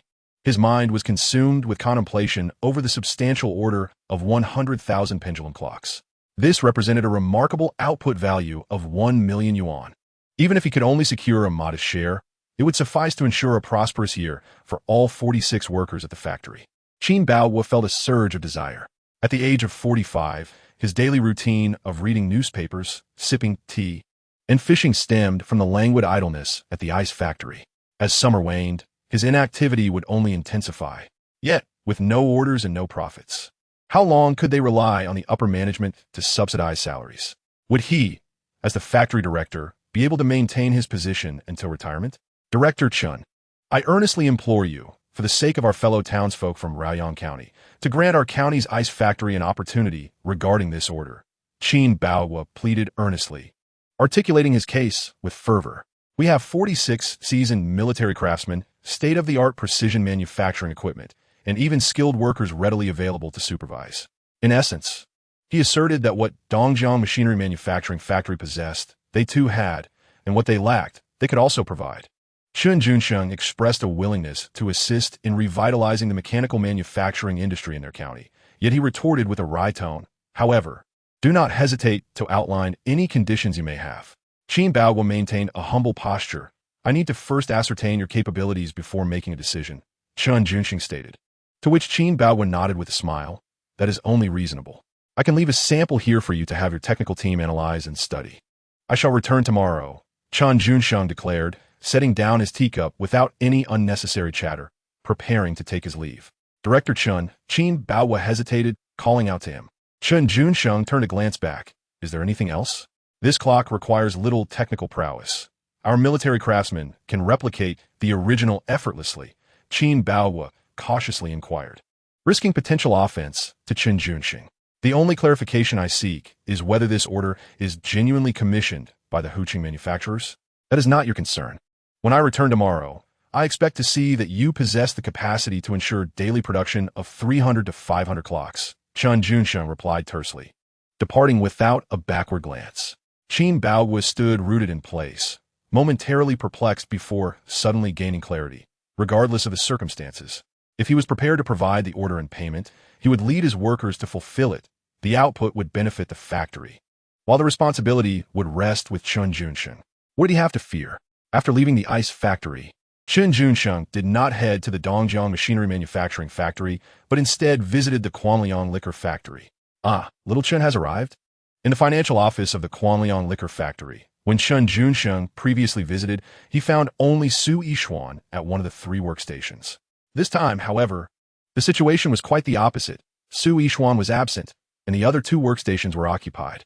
One of the occupants was a middle-aged woman, likely in her early 40s, bearing a striking resemblance to Su Yishuan. It was this woman who greeted Chen Junsheng, her smile radiant as she assessed him. "Accountant Su has gone to the People's Bank and may not return until evening. Is there something you need from her?" "Nothing of great importance," Chen Junsheng replied with a smile. "I always felt her desk was missing a decorative piece." The middle-aged woman raised an eyebrow, thinking to herself that he seemed quite clever yet rather naive. What kind of person gifts a clock to a lady? However, upon noticing the brand of the clock, she couldn't help but feel a twinge of surprise. It was a fine piece, rare in the Dongjiang region, with only a few leaders possessing such an item, and most people couldn't afford it. Although not one to judge others based on material possessions, the woman was pleased by Chen Junsheng's thoughtfulness and invited him warmly. "Please, sit for a while and have some tea. Accountant Su might return shortly." "No, thank you," Chen Junsheng politely declined, placing the clock down. "I have a few other matters to attend to, and will come back another day." The middle-aged woman chuckled inwardly at his shyness. Previously, she had heard her husband describe him as a rogue who deceived for wealth and affection. Now, it seemed that Su Changzheng was becoming increasingly unable to comprehend the youth of today. Not having found Su Yishuan, Chen Junsheng turned to seek Aunt Yao and Aunt Xia at the No. 1 middle school in Raoche County. Where are they? Upon returning to the school gate, he found a shady spot where the 2 aunts had set up their clothing stall was now empty. "Hey, over here." Suddenly, he heard Aunt Yao's voice from a distance. Turning around, he saw them sitting beneath the northeast corner of the school gate, enjoying a meal of fried noodles from a nearby stall.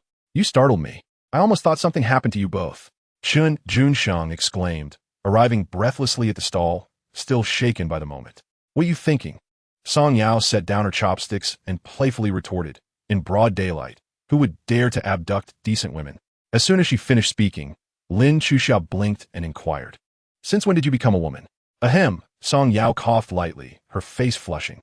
"That was a slip of the tongue." After which, she lifted her enamel bowl and said, "Junsheng, you arrived just in time. Please help me with this bowl of noodles. It's too spicy for me." Chen Junsheng chuckled. "You've lived in Raoche for quite some time now. You can't handle spicy food?" Song Yao playfully pinched her fingers together and replied with a slight smile, "I can eat it, but only a little." Chen Junsheng found amusement in her playful demeanor. "What kind of eating style is that?" He then savored the fragrant broth from the clay pot, offering, "This soup is quite delicious. To give a try." Lin Chuxia quietly pushed the bowl of soup she had just tasted toward Chen Junsheng. Seeing him engrossed in his noodles, neglecting the soup, Lin Chuxia decided to lean in closer, personally scooping a spoonful of broth, gently blowing on it before bringing it to Chen Junsheng's lips. Taken aback by her unexpected kindness, Chen Junsheng turned to Lin Chuxia and remarked, "Aunt Xia, your sudden generosity towards me. Is there some ulterior motive? Haven't I always treated you well?" Lin Chuxia, previously resembling an icy beauty when angered, now smiled slightly, her demeanor thawing. "However, once we return home, you might find yourself in for some hard work." "What do you intend?" Chen Junsheng inquired. Lin Chuxia leaned closer, whispering in his ear, "Today I sold 96 shirts. And I promised to give away a copy of your high school study notes with each." "Oh," Chen Junsheng non-committally responded, casually asking, "How much did you earn?" Lin Chuxia beamed, 15 yuan each, do the math. Chen Junsheng, disinterested in calculations, merely commented with a straight face, "You little schemer." "What do you mean?" Lin Chuxia protested. "It's primarily because your study notes are valuable. We essentially gave the shirts away." Suppressing a laugh, Chen Junsheng pressed on. "So how will we divide the money?" Without a moment's hesitation, Lin Chuxia declared, "It all belongs to you." "What?" Chen Junsheng was somewhat taken aback. "The hard-earned money from you and Aunt Yao's efforts all goes to me?" A glimmer of cleverness flickered in Lin Chuxia's eyes. Yao, I only need to keep a small amount for ourselves. The excess is for you to invest and multiply." "Ah, your calculations are astute." Even a dog would shake its head at that. Chen Junsheng could not help but shake his head. The bewildered Song Yao followed suit, shaking her head as well. Lin Chuxia gently tapped the table, urging, "Hurry up and eat. We need to head home once we're done." "Yes, home." Remarkably, despite Chen Junsheng's brief trip to Yiwu and Hangzhou lasting less than a week, he felt a profound longing for Aunt Xian and Aunt Yun, as if it had been ages since their last encounter. On the way home, he wished he could sprout wings and soar back directly. "Oh, am I seeing things? How did that vixen Song Yao return? Just look at her swaying hips, quite the temptress. I bet she hasn't spared a thought for our Junsheng. Why doesn't she come and tempt me instead? I'm not any less appealing than Junsheng. With that frail body of yours, barely weighing 80 pounds, do you dare pursue a vixen?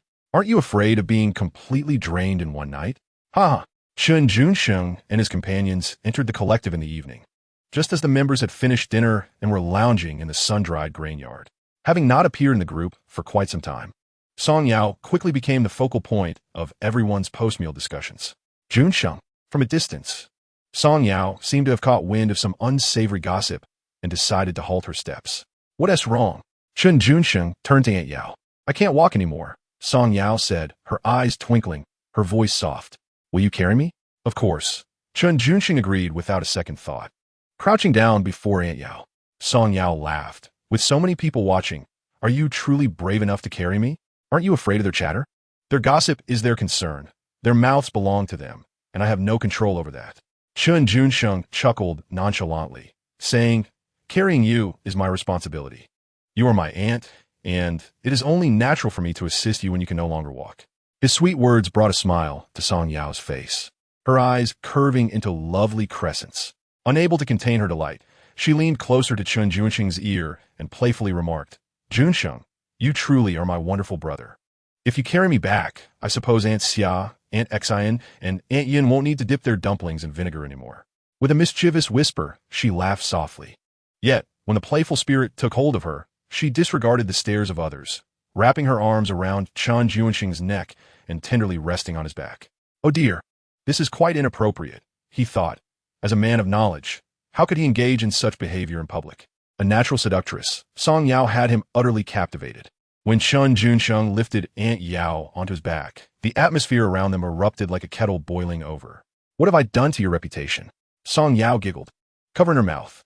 Chen Junsheng shook his head, unconcerned. "I never had a good reputation to begin with. If it's ruined, so be it." Song Yao adored his fearless nature, unfettered by societal norms. "Look at Aunt Xia. She seems to have sprouted a pair of fiery wheels under her feet, dashing away in a flash." Chen Junsheng chuckled. "She is eager to reunite with Aunts Xian and Yun." Song Yao smiled, contemplating, then whispered, "Tonight, after they fall asleep, I shall visit your room. What do you think?" Chen Junsheng raised an eyebrow. "You sound as if you're bringing a new son-in-law home." Song Yao smiled, playfully nibbling on his ear. "I have long been without a home. Wherever you are will be my home from now on. Please urge for updates. Don't hesitate. Dear readers, please press that update button until it smokes." Chapter 65. a family of 5 together, Aunt Xen, Aunt Yin, come out to greet us. I've brought back a formidable lady for you. Chen Junsheng boisterously declared, resembling a bandit leader, always returning home with delightful surprises for comrades Xiao and Xiaoyun. Upon hearing this, Song Yao promptly leapt from his back. Though she was a woman of somewhat traditional values, she was not so traditional as to accept playing the role of a concubine. You're actually coming back? Xiao Shuxin dashed out from the kitchen, having swiftly appeared at the door. Raising her eyebrows, her autumn-like eyes scrutinized Chen Junsheng. Oh my, you've gotten a new haircut and changed your attire. You seem to be glowing, a bit dazzling indeed. Chen Junsheng grinned, admiring Aunt Xin as well.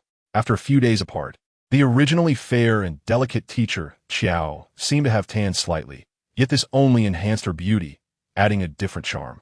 Let us hug, Chen Junsheng said, stepping over the threshold. Not a chance. Xiao Shuxin playfully swatted his hand away. I'll be the one to hug. Song Yao, appearing from behind Chen Junsheng, swiftly embraced Xiao Shuxin without hesitation. Sister, you smell divine. Not only did Song Yao give Xiao Shuxin a big hug in front of Chen Junsheng, but she also leaned down to nuzzle her chest. Xiao Shuxin has a penchant for applying fragrant balm daily and is particularly diligent about her bathing routine. Her aura, however, is not imbued with the sun-kissed essence that characterizes Chen Junsheng. You are not permitted to embrace, she playfully asserts. With a few gentle scratches, Xiao Shuxin easily subdues Song Yao, gazing at her dear friend with a smile and exclaiming, Jiangsu and Zhejiang truly are splendid regions. You and Xiaxia have only been back for a little over a month, yet you both appear so radiant, fair, and beautiful. The climate and soil of Jiangsu and Zhejiang are, in fact, quite similar to that of Longxi. Song Yao, with a lively smile, responds.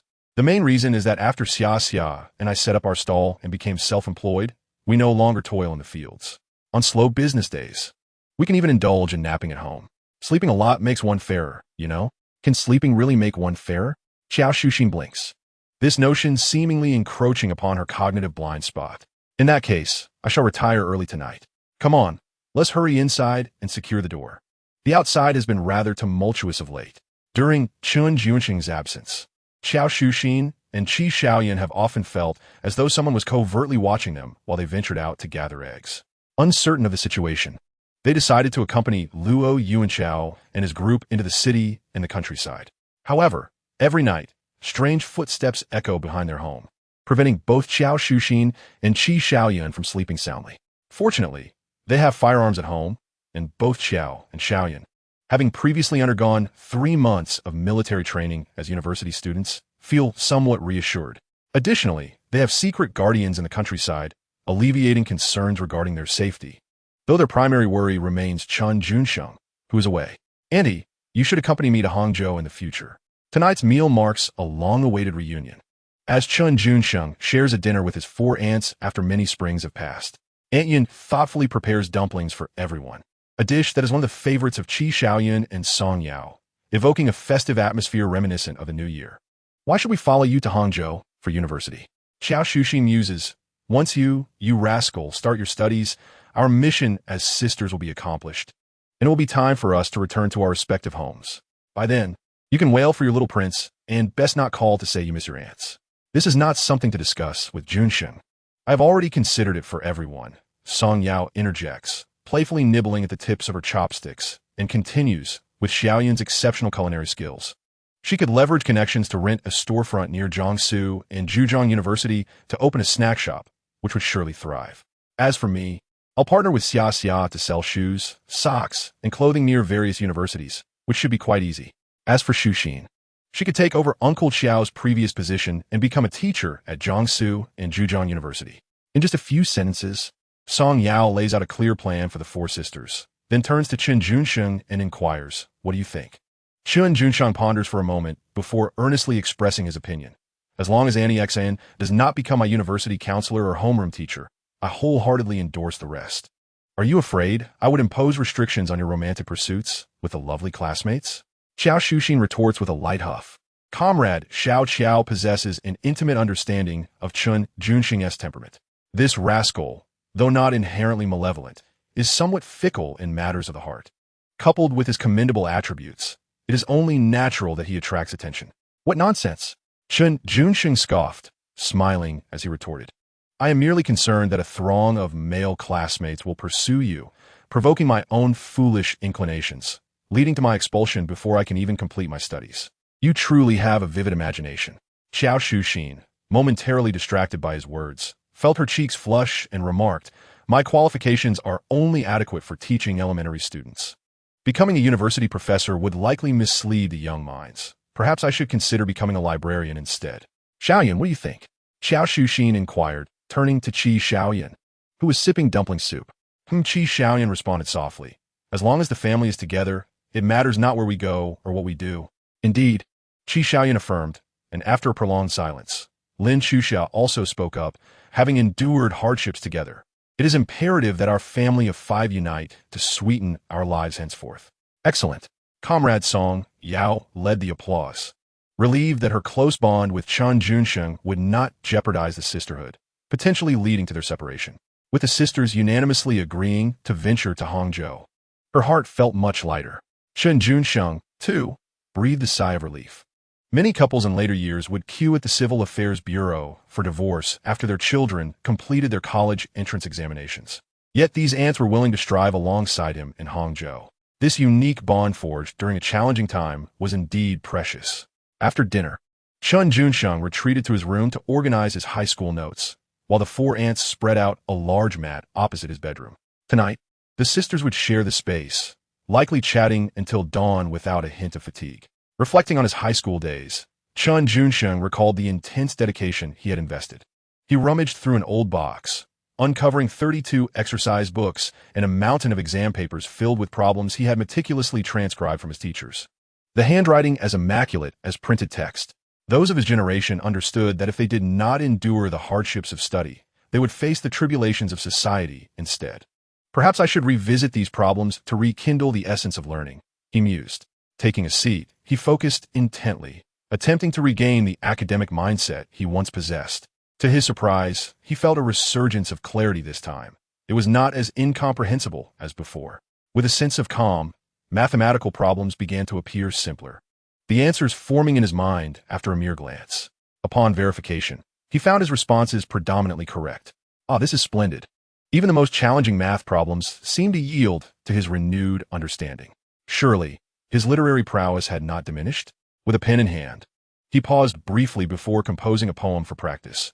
Yearning to behold the azure Arai and the pristine Songshan, I observe this sorrow, delicate as a thread.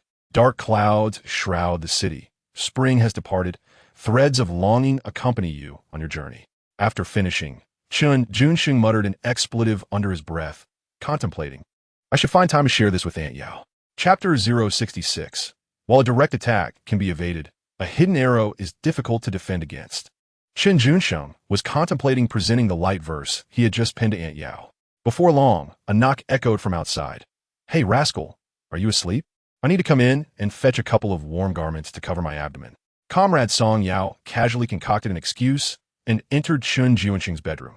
Her gaze traversed the room before finally fixating on the white shirt he wore. I want that shirt you're wearing. Chen Junsheng chuckled softly. This shirt is rather thin. Thin is fine, I don't mind, Song Yao replied, her smile radiant and charming. She sauntered over to Chen Junsheng, playfully unbuttoning 2 of his shirt buttons. I have some unfortunate news for you.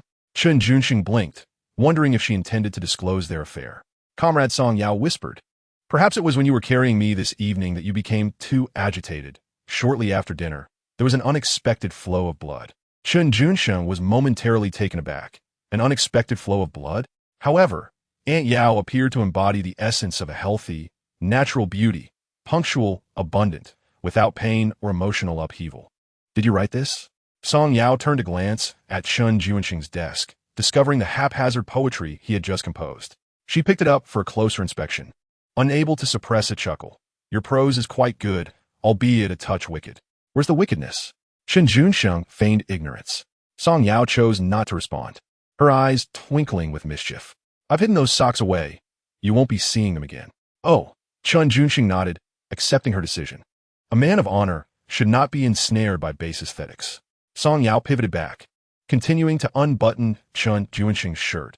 If you give me this shirt and grant me a kiss, I shall return to my slumber. Okish. Chen Junsheng sensed that the kiss she proposed differed from her usual playful banter. Indeed, as anticipated, Song Yao nodded with a smile, gently explaining, "I've read a few casual books that mention this." Huh? Chen Junsheng was unsure of what kind of idle literature Aunt Yao had perused, enabling her to master such skills without formal instruction. As the direct beneficiary, Junsheng felt no need for words, instead immersing himself in the experience. "All right, Comrade Song Yao," with her playful nature, abruptly halted mid-flirtation, tilting her chin closer to Chen Junsheng's lips. His eyes widened in astonishment. Yet, she merely smiled, removing his shirt and turning to leave. "Get some rest," she advised warmly, her slender waist swaying tantalizingly before Chen Junsheng's eyes as she departed, undeniably alluring. Fortunately, Chen Junsheng possessed remarkable self-control. After a few deep breaths, he lay down and fell asleep. Yao Gu. Chen Junsheng has returned to Raoyang County.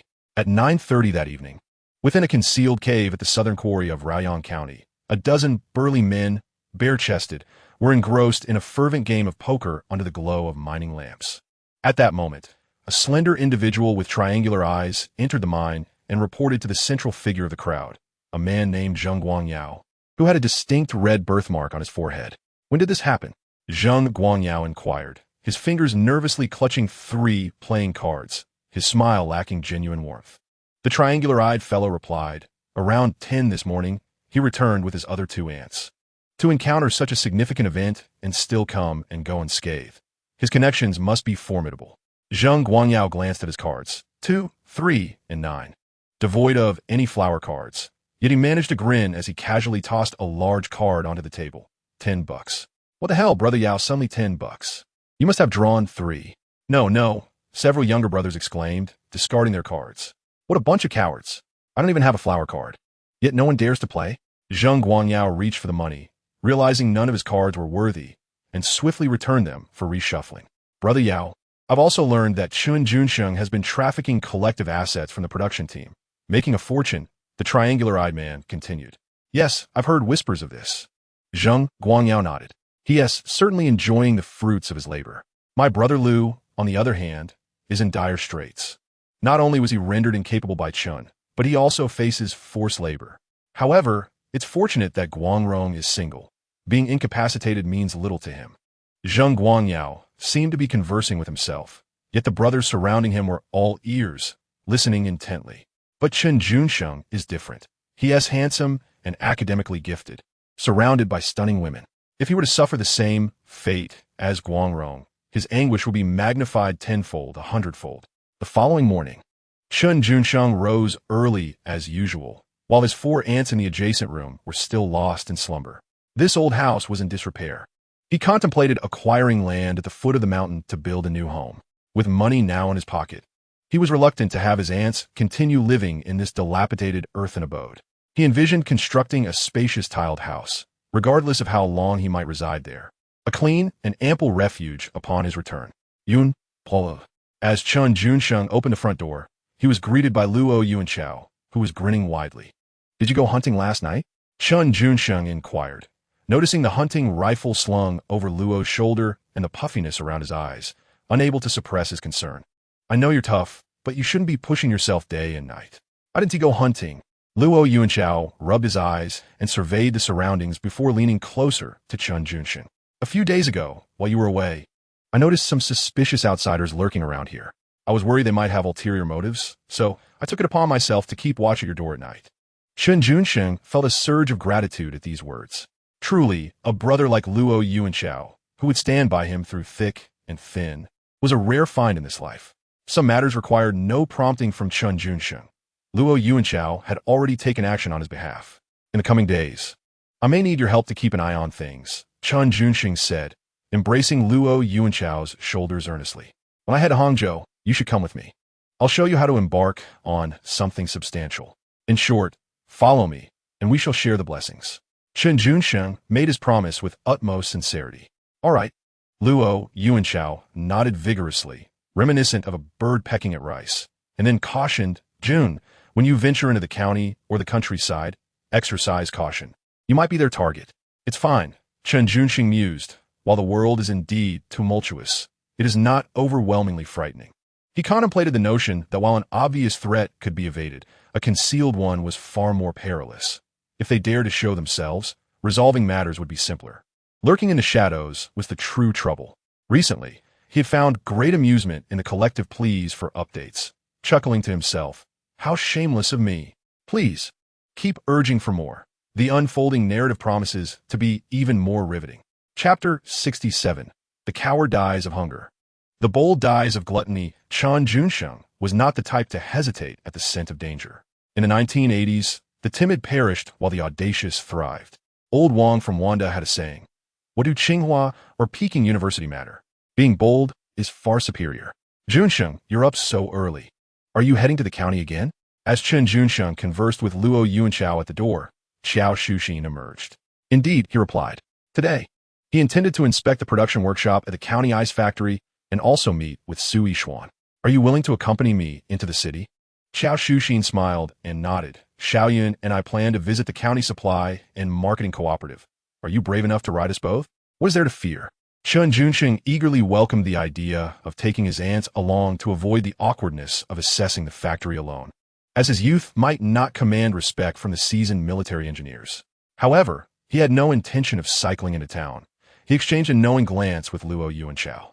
Luo Yuanchao, albeit slightly slow to respond, eventually grasped his intent. "I'll fetch Gao Cheng and Gao Chong to bring the tractor over." A smile of understanding spread across Chen Junsheng's face. The Gao brothers' tractor, which he had previously acquired from the Huangmiling production team, was primarily used for transporting distillery byproducts. Now, with his aunts accompanying him into the county, taking the tractor was undoubtedly more convenient than cycling, and having the Gao brothers as company ensured added safety. Of course, Chen Junsheng did not intend to exploit the Gao brothers as free labor. In addition to providing diesel for the tractor, he also gifted them each a new outfit. The brothers, delighted, donned their new clothes and admired each other, feeling more stylish than the workers in the city. "Don't be envious. This set is for you." Chen Junsheng casually offered Luo Yuanchao a suit as well, along with 2 pounds of big pancakes. "Once we reach Hangzhou, I'll find a good tailor to craft a tailored Zhongshan suit for you. I guarantee it will dazzle the beautiful ladies of Hangzhou. You and your obsession with beautiful ladies," he teased. At that moment, Comrade Xiao Qiao playfully pinched Chen Junsheng's ear from behind. Her cheeks puffed as she inquired, "Why haven't you thought of making us beautiful clothes? With your and Xiaoyun's beauty, why concern yourselves with such trifles? Natural beauty is best unadorned." Chen Junsheng thought inwardly, yet he replied earnestly, "Feel my pocket. See if I have any fabric coupons for your garments." Xiao Shuxin, somewhat skeptical, extended her hand and rummaged through his pocket. Chen Junsheng suddenly felt his face flush. Comrade Xiao Qiao's face was even redder than his, inwardly thinking that this mischievous lad must have done it on purpose. As I reached out, "Are you holding a flag-raising ceremony?" However, she soon retrieved cloth tickets, meat tickets, and cigarette tickets from another pocket of Chen Junsheng's. "See, I didn't deceive you." Chen Junsheng chuckled. "Humph." Xiao Shuxin, her face resembling the morning glow, playfully retorted, "If I hadn't inquired, you would have likely given those cloth tickets away or used them to curry favor with some beautiful ladies. Certainly not for me and Xiaoyun." "That's nonsense." Chen Junsheng replied with utmost seriousness. "Those people are not worth my attention compared to Aunt Xian and Aunt Yun." Xiao Shuxin eyed him skeptically, thinking to herself, "I can't believe you. You probably said that because you think Xiaoyun and I have such fair and smooth legs that one could hardly find a hair on them. Why look at me with such dubious eyes? Do you believe I wouldn't go to the kitchen right now and fetch 2 ribs to make soup for you and Aunt Yin?"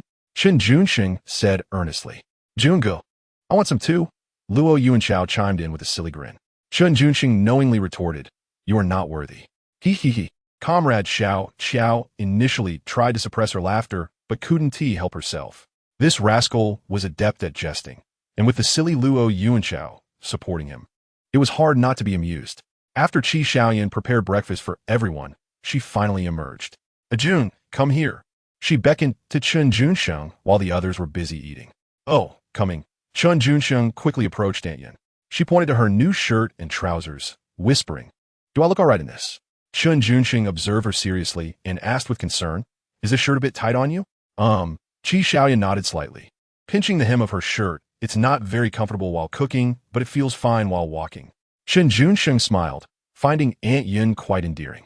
Given that most women in the country are slender, the designs for women's shirts tend to be on the smaller side. If this shirt were worn by Chen Wanxiu, it would likely fit perfectly, but it was evidently tight on her, to the extent that she felt as if the buttons might pop off while working. It is indeed a mystery how some women are naturally beautiful, despite Aunt Yin's hard work under the sun and her modest diet. She is the most striking among the four aunts, with the richest provisions. How can one explain that? I think it looks wonderful, Chen Junsheng sincerely remarked, then added, if it hinders you from working comfortably, just do less. I can handle it. Qi Xiaoyun's eyes sparkled as she smiled gently. You are a scholar. Such tasks are not suited for you. Go eat breakfast now. After we finish, we'll head into town to take care of business. All right. Chen Junsheng replied with a smile. After breakfast, Chen Junsheng, Xiao Shuxin, and Qi Xiaoyun boarded a hand tractor to the county town. Aunt Xin clearly hadn't slept well the night before, leaning against Chen Junsheng's shoulder as she dozed off on the ride, while Aunt Yin seemed fine. Using a small branch to scrape the scattered distiller's grains on the tractor's surface, happily doodling away. Chen Junsheng, while gently resting his hand on Aunt Xin's waist to prevent the slumbering comrade, Xiao Qiao, from being jostled by the bumpy road traversed by the tractor, observed with keen interest as Aunt Yin wrote. After a prolonged silence, Chen Junsheng suddenly inquired, what business do you and Aunt Xin have the county supply and marketing cooperative? Collecting payments, Qi Xiaoyun replied, lifting her gaze to Chen Junsheng.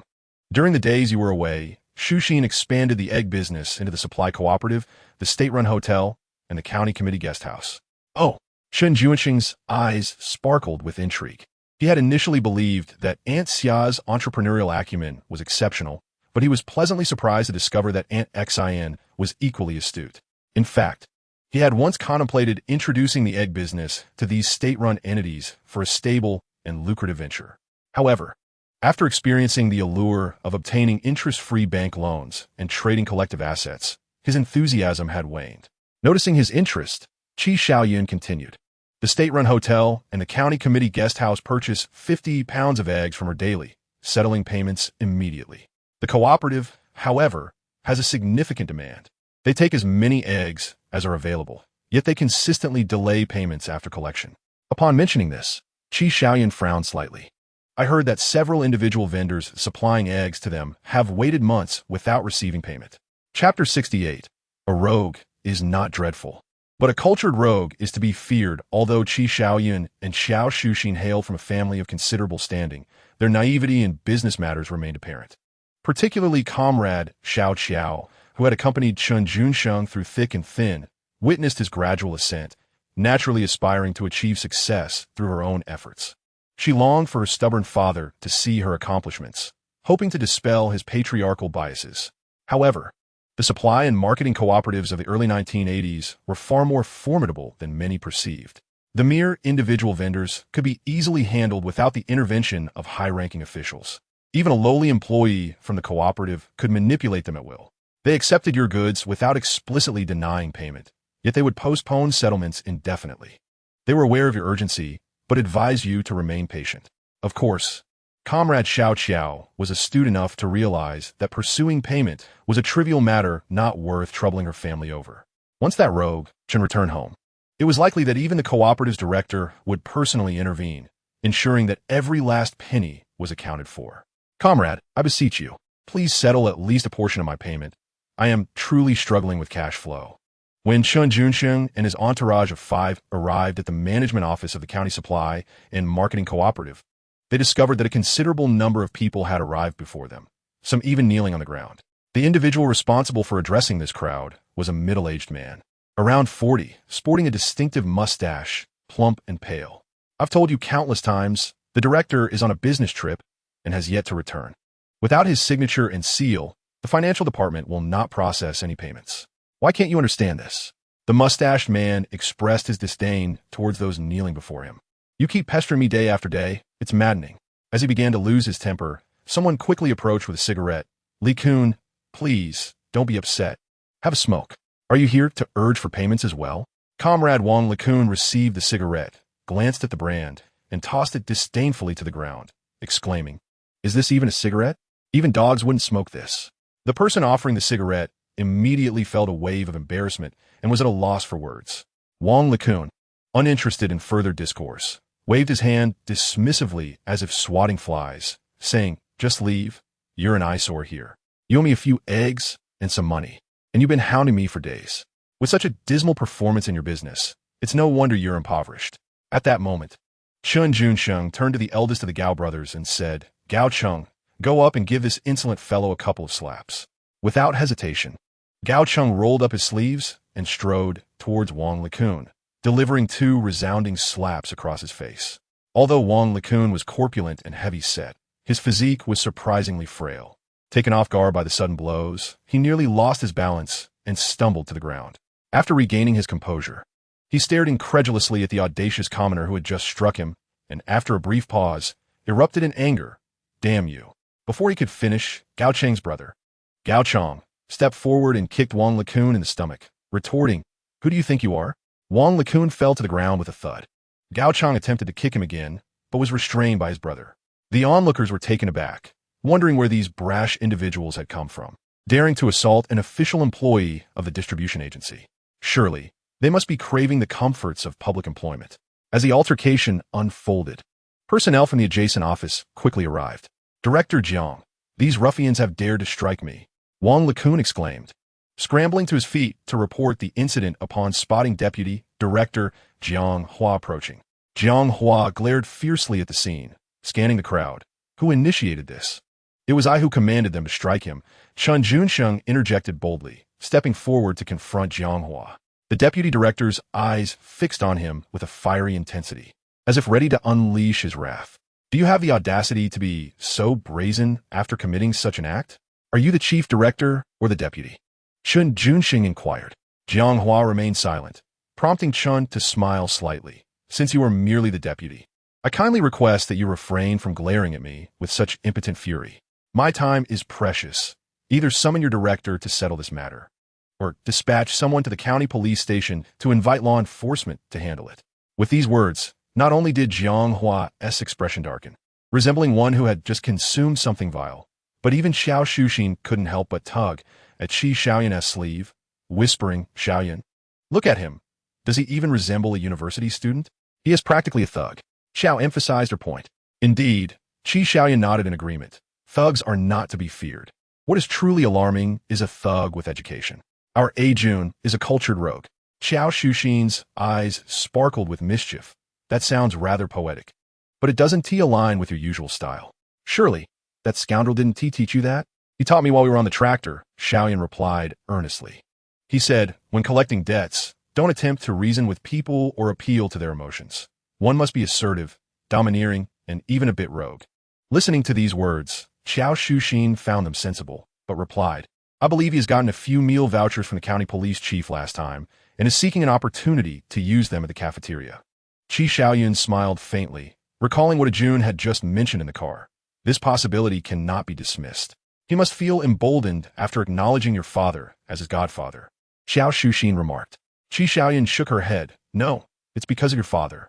Ever since he learned that the old man from Aunt Exine's family holds a minor position in the Longxi Provincial Committee, Chen Junsheng dares to stand while relieving himself. There is no way he can bend his back. His pride is too rigid." In truth, his altercation at the Supply and Marketing Cooperative was merely a pretext. Primarily, he aimed to seize this opportunity for the police to assist in resolving the surveillance issues surrounding his residence. Deputy Director Jiang, though angry, maintained his composure, and within 10 minutes, the police arrived at the scene. "Again you?" The responding officers included Su Yishuan's uncle, Comrade Lu Dabin, and Wang Yang, who had previously interrogated Chen Junsheng. What a coincidence! Chen Junsheng approached the 2 officers with the familiarity of an old acquaintance, extending a warm handshake. After Lu Dabin shook hands with Chen Junsheng, he approached Wang Liqiu, scrutinizing his swollen face and the large footprint on his abdomen, then shot an incredulous glare at Chen Junsheng. How could a distinguished student from Jiangsu Zhejiang University do something so reckless? Comrade Wang Liqiu thought to himself that this arrogant scoundrel should be brought to justice without mercy, but he refrained from voicing his thoughts. The distinguished student from Jiangsu Zhejiang University is the one and only rogue Chen present in the entire Raoche County. Please urge for updates, and kindly leave a 5-star review. He chuckled. Chapter 69. Uncle, you must stand up for me. If the police do not serve the people, They might as well go home and sell sweet potatoes. Wang Liqiu hesitated, his words caught in his throat, inadvertently granting Chen Junsheng the chance to act as the accuser. He stepped forward to Lu Dabin, whispering in the ear of the kindly old officer, "Uncle, you must stand up for me this time." "What do you mean?" Lu Dabin raised an eyebrow. "Thinking, you brat. You've beaten someone to such a state, and yet you have the audacity to ask me to support you? Are you the victim? Wait, what did you just call me?" Lu Dabin's gaze scrutinized Chen Junsheng closely, unable to contain himself as he grabbed him and pulled him away from the crowd. "Did you just call me uncle?" "Yes." Chen Junsheng nodded with a smile, and then leaned closer to his uncle. "Yishuan often speaks highly of you, saying you are just and uphold justice, a good police officer for the people, a guardian of the public. Didn't she mention that I am her boyfriend?"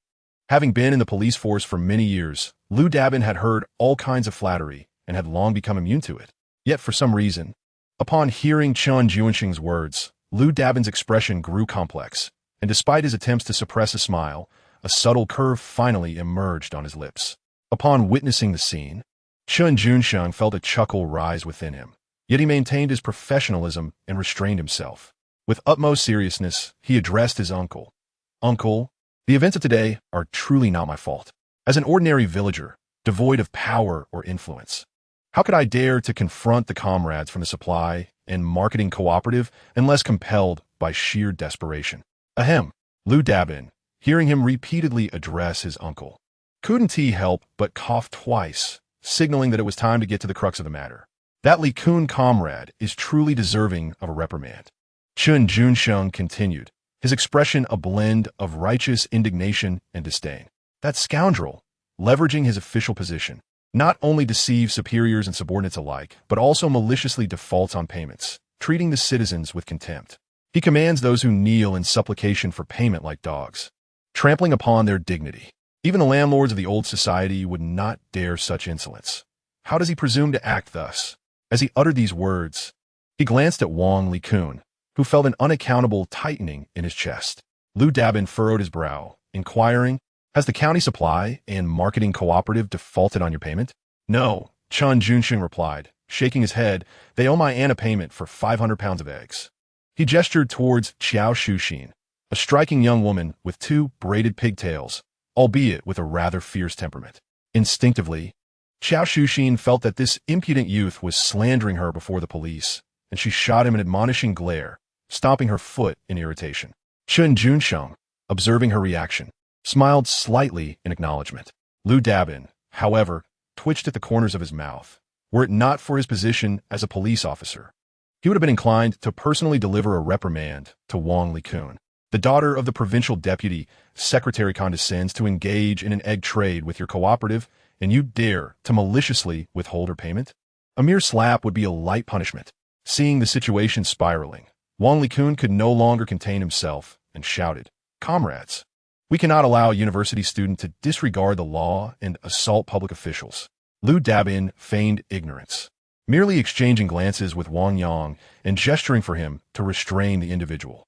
Without further ado, Wang Yang approached Liqiu and, without hesitation, presented him with a pair of silver handcuffs. "Comrade, are you truly daft? You are apprehending a victim while allowing the real criminal to roam free? Is there no justice left in this world?"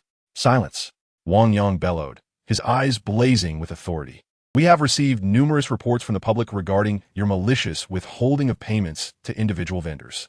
Any statements you wish to make can be addressed in the interrogation room." Indeed, it was not surprising that Wang Yang reacted so vehemently. The last time he had spoken loudly in front of Xiao Shuxin, he had received 2 hefty slaps from director Wu Taisong. If today a situation were to escalate without resolution, the consequences were unfathomable. No need for such alarm. Chen Junsheng interjected, attempting to mediate as Liqiu was being led away. "Wang Yang, if you take him to the police station, who will we turn to for our payment? Furthermore, we are not troublemakers. We are law-abiding citizens. Any disputes can be resolved here on the spot," Chen Junsheng stated earnestly. At this moment, Lu Dabin took the initiative to engage in collaboration. "How do you wish to mediate?" Chen Junsheng, seizing the opportunity, clearly articulated his demands.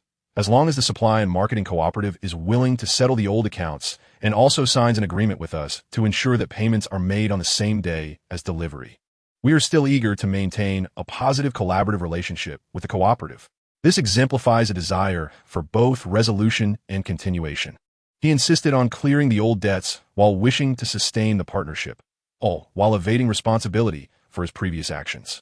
His demeanor was brazen during the confrontation, yet remarkably diplomatic when seeking to resolve tensions, striving to prevent any escalation that might jeopardize his interests. Frankly, human nature can be rather despicable at times. Upon hearing Chen Junsheng's words, Wang Likun, who had been filled with resentment moments ago, now looked at this rogue university student with a hint of gratitude. As a public servant, Wang Likun was acutely aware that being handcuffed and taken to the police station would spell disaster for his career. In comparison to his future, or a couple of slaps. Director Jiang, would you care to say a few words? Wang Likun cast a pleading glance at Jiang Hua. Jiang Hua, having risen to the position of deputy director of the county supply and marketing cooperative, was undoubtedly a person of considerable tact. Concerned that Wang Likun's predicament might ensnare him as well, he promptly declared, I cannot unilaterally decide on other matters, but regarding the payment issue, I can sign off on it immediately. Upon hearing this, Chen Junsheng's face brightened with satisfaction, yet he pressed further. In that case, I will draft a cooperation agreement, which you should also be able to sign and stamp, making it effective at once, correct? Indeed, Jiang Hua nodded with considerable resolve. As long as the agreement's contents are lawful and compliant, I can sign and stamp it. Chapter 070. Piecework Production System, having decisively tackled the issue of overdue payments from the county supply and marketing cooperative through somewhat unscrupulous methods. Chen Junsheng privately mentioned to his uncle the suspicious presence of potential wrongdoers lurking nearby, before turning his attention to his own significant matters at the county ice factory. Accompanied by his two aunts, Director Chen Bao warmly and ceremoniously guided Chen Junsheng and his companions through the production workshop, treating them with the respect due to superior leaders. Director, all 46 of our military craftsmen are present. Would you care to say a few words? Chen Bao spoke with considerable courtesy. No need, Chen Junsheng replied.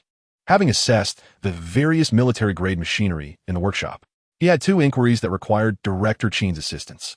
Chen Bao smiled and nodded. Please go ahead. Chen Junsheng inquired with a smile. Are you solely responsible for the production matters in the workshop? Chen Bao confidently replied. Our situation is as follows. The secretary oversees ideology, while the director manages production. In other words, as long as there are orders, the entire factory must heed my directives. Chen Junsheng nodded in acknowledgement and then posed his second question. Given this, could you estimate how many clocks the factory could produce in a day if operating at full capacity? That's difficult to say. Chen Bao responded with a troubled expression, explaining with resignation. The factory's performance is lacking. Some of our veteran craftsmen are taking on side jobs repairing clocks and bicycles. Chen Junsheng, uninterested in such details, interjected, please provide an estimate based on the maximum production capacity. Each craftsman produces an average of 4 units daily, totaling a maximum of around 200 units. Chen Bao did not exaggerate. He cautiously reported the estimated figures. The production capacity is insufficient. Chen Junsheng shook his head and remarked, if production capacity does not increase, cost cannot decrease. Indeed, Chen Bao regarded Chen Junsheng intently and hesitantly stated, we calculated last night that the average cost for producing 200 units in a single day is 20 yuan per unit. If we can elevate production to 300 units, we could reduce the cost to below 15 yuan. Chen Junsheng continued to shake his head. The purchasing price offered by manufacturers in whose city is 18 yuan per unit. If your costs remain high, profitability is unattainable. This left Chen Bao feeling troubled.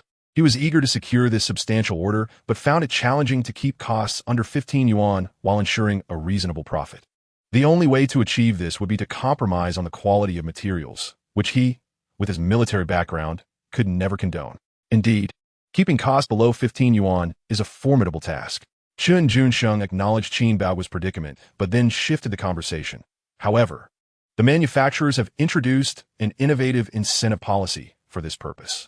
Would you be interested in learning more? What policy? Chen Bao's eyes brightened. A piece rate production system, Chen Junsheng stated directly, without any circumlocution. While ensuring product quality, each clock will yield an additional 2 yuan as personal remuneration for the craftsman.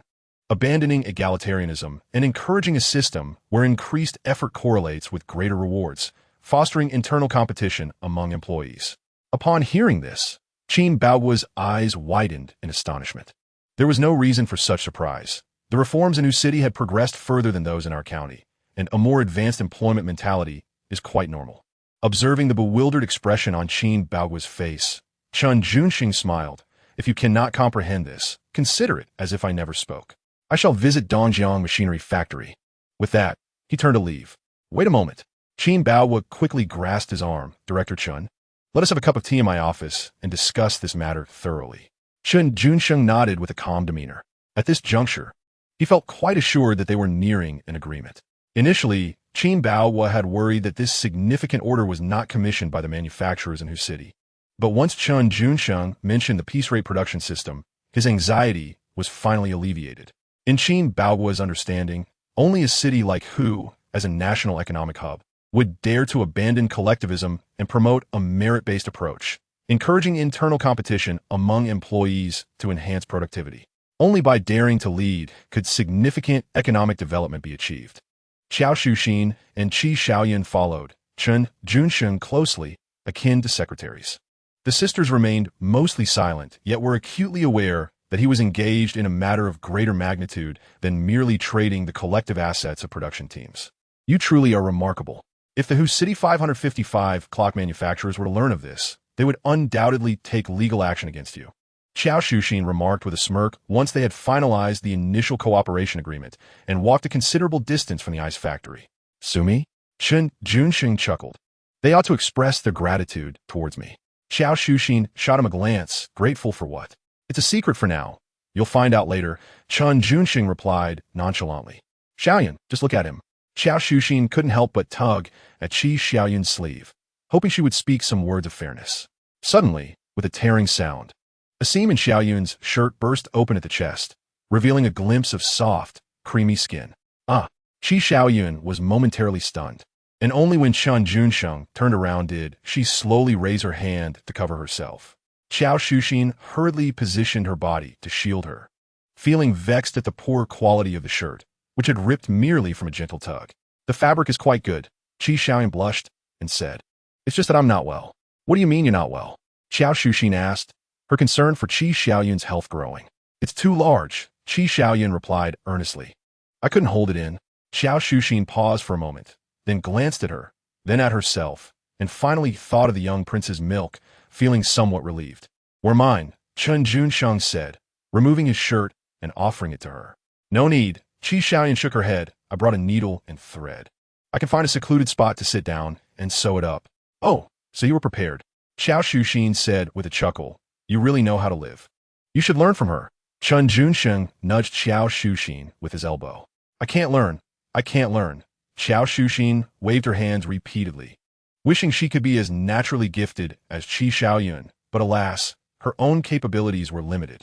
Xiaoyun is so wonderful. I wonder who that scoundrel man will benefit from her. Qiao Shuxin pondered, recalling how she often teased Chen Junsheng about marrying Xiaoyun and leading a good life together.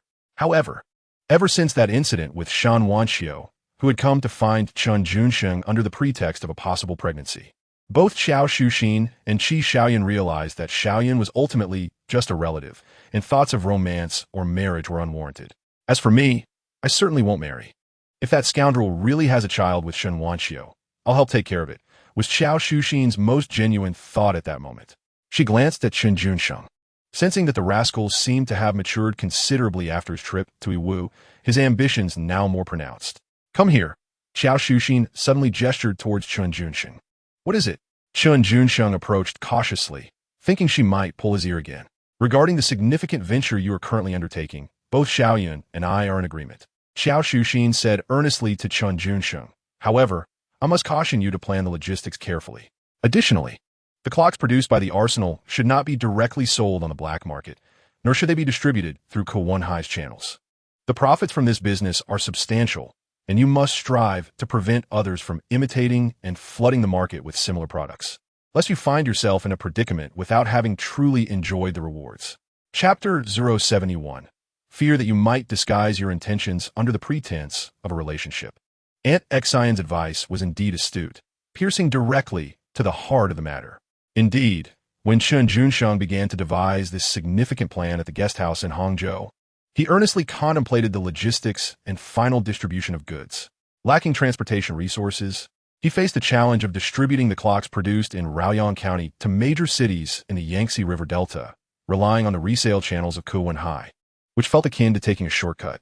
Human intentions are inscrutable, Chen Junsheng pondered. Although Kuwenhai superficially regards me as a brother, our interactions have been minimal. In the face of substantial interests, it would not be surprising if he were to betray me. As Aunt Xian had just mentioned, the profits from this clock business are exceedingly lucrative. Utilizing another's channel for distribution could lead to a situation where I find myself in a vulnerable position.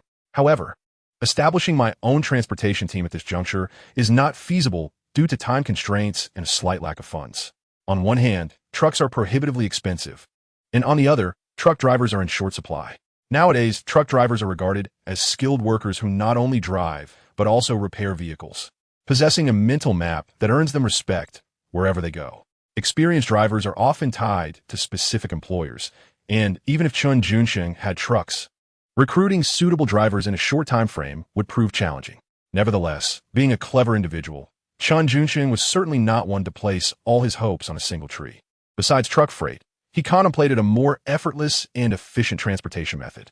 With a bit of time and effort, he could liaise with the railway department to transport goods in bulk to the various urban clusters of the Yangtze River Delta via dedicated freight compartments.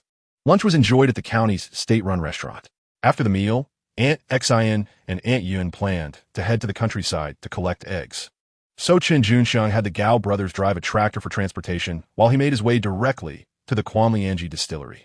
Ah, young Chen has returned. The timing of Chen Junsheng's visit was fortuitous. The financial office of the distillery was bustling with activity, and he was greeted by a middle-aged woman he had met the previous day. It is often said that a mother-in-law grows increasingly fond of her son-in-law. The same sentiment was echoed by Su Yishuan's mother, Comrade Li Ailian. In her eyes, Chen Junsheng embodied the ideal son-in-law she envisioned. Good day, Annie. Each time he visited Su Yishuan, he brought a little something, and this occasion was no exception, as he presented 3 boxes of handmade pastries. Oh, I just realized I haven't had lunch yet. Ping Jia, would you accompany me to the cafeteria? Li Ailian graciously accepted Chen Junsheng's pastries, smiling as she found an excuse to dismiss her colleagues, leaving the office to the 2 young individuals. Was that our mother, just now? Chen Junsheng casually inquired after Li Ailian departed. Su Yishuan nearly missed the question, smiling as she corrected him. That was my mother. You can call her Auntie or Aunt Li. Oh, Chen Junsheng nodded, contemplating the expiration of their temporary relationship experiment. Su Yishuan was unaware of his thoughts and merely raised her hand to gently tap the clock on the desk. Is this also a gift from you? Do you like it? Chen Junsheng countered. It feels a bit strange, Su Yishuan expressed somewhat coyly. Who give a clock to a girl? Don't overthink it. Chen Junsheng explained. I gift you this clock as a decorative piece for your office, hoping that, much like time, I may remain by your side. I have no desire for your constant presence, Su Yishuan replied with a gentle smile, graciously declining his good intention. Chen Junsheng cast a glance at the photograph of the 2 of them on the desk. While verbally denying it, she had placed their picture in the most conspicuous spot. That is because every time I see you, I feel drowsy. Having a photo here might aid my slumber, Su Yishuan candidly remarked without a hint of embarrassment. Is that truly the case? Chen Junsheng chuckled. Then do provide me with a photo. I shall place it by my bedside to ward off evil spirits. I will not. Su Yishuan firmly rejected, but then turned to retrieve a file from her drawer, playfully adding, The matter you requested of me over the phone last time was quite the ordeal. I nearly found myself kneeling before my grandfather in desperation. Chen Junsheng paused, accepting the file and perusing its contents with astonishment. You actually registered a state-owned enterprise in the Dongjiang region on my behalf? What else was there to do? Su Yishuan observed his naive expression with a hint of pride. Without registering a state-owned enterprise, your corporate account would remain inaccessible. Chen Junsheng gazed at Su Yishuan with a complex look. Merely a phone call had yielded such an unexpected outcome. This favor felt overwhelmingly significant. In essence, it was akin to Chen Junsheng fabricating an identity for himself, while Su Yishuan had promptly secured him an official position. With an identity established, a workplace secured, and a corporate account opened, his endeavors would undoubtedly be far more convenient in the future. Do not be anxious or overthink it, Su Yixuan reassured, perceiving a hint of unease in his gaze, fearing her well-meaning efforts might have unintended consequences. My grandfather stated that registering this enterprise is merely a FAA of being state-owned while operating as a private entity, allowing the Dongjiang Provincial Committee to remain uninvolved, thus granting young people the opportunity to boldly explore. She further clarified, he mentioned that should we find ourselves in trouble, we can simply cite his name. His influence is considerable. Su Yixuan explained everything in one breath to prevent any misunderstandings on Chen Junsheng's part. He listened in astonishment. Su's grandfather was indeed astute, having not only perceived his potential actions, but also ensured a safe retreat. Of course, the old man likely feared for his beloved granddaughter's deep entanglement. What troubles you? Su Yixuan inquired, her eyes glimmering as she bit her lip and quietly asked, have I erred in my actions? You have done nothing wrong. This is indeed the right course, Chen Junsheng replied, shaking his head before earnestly questioning her. Tell me, what is our relationship? Su Yixuan hesitated slightly, responding, we are classmates. Chen Junsheng laughed. Not even friends? I suppose that counts. Su Yixuan blinked, saying, regardless, I consider you a friend. I do not know about you. Ah, you truly are a heartless woman. Chen Junsheng's smile suddenly faltered, his face adopting a look of mock disappointment. Not long ago, you publicly declared me your partner. I did not expect your affections to shift so swiftly. Upon hearing his words, Su Yixuan quietly rose to her feet and took a few steps back, maintaining a safe distance from this dramatic individual. Chen Junsheng's gaze sharpened slightly as he inquired, are you serious about stepping back? Indeed, Su Yixuan nodded. Her cheeks tinged with a soft blush as she playfully remarked, I suddenly feel a bit frightened. Frightened of what? Chen Junsheng feigned ignorance. Clearing her throat, Su Yixuan replied, frightened that you might once again disguise your intentions under the pretense of being my partner. Chapter 072. Su Yixuan also wishes to visit Hangzhou. The relationship between Chen Junsheng and Su Yixuan was, in truth, rather delicate. They had shared intimate moments, touching, embracing, and kissing, almost exhausting the list of things couples might do, leaving only the ambiguity of their true depth and length uncharted. However, according to Su Yixuan's own words, they were merely classmates. Such wonderful classmates, I wouldn't mind having a few more, was a true reflection of Chen Junsheng's inner thoughts. He had previously undergone a medical examination, during which the doctor had informed him of his poor digestive health, suggesting that he was suited to a softer lifestyle. As Chen Junsheng reminisced about the accuracy of that esteemed hospital's assessments, he turned and closed the office door before stepping closer to Su Yixuan. What are you doing? Su Yixuan retreated a few more steps. Stay still, Chen Junsheng called out, then squatted before her.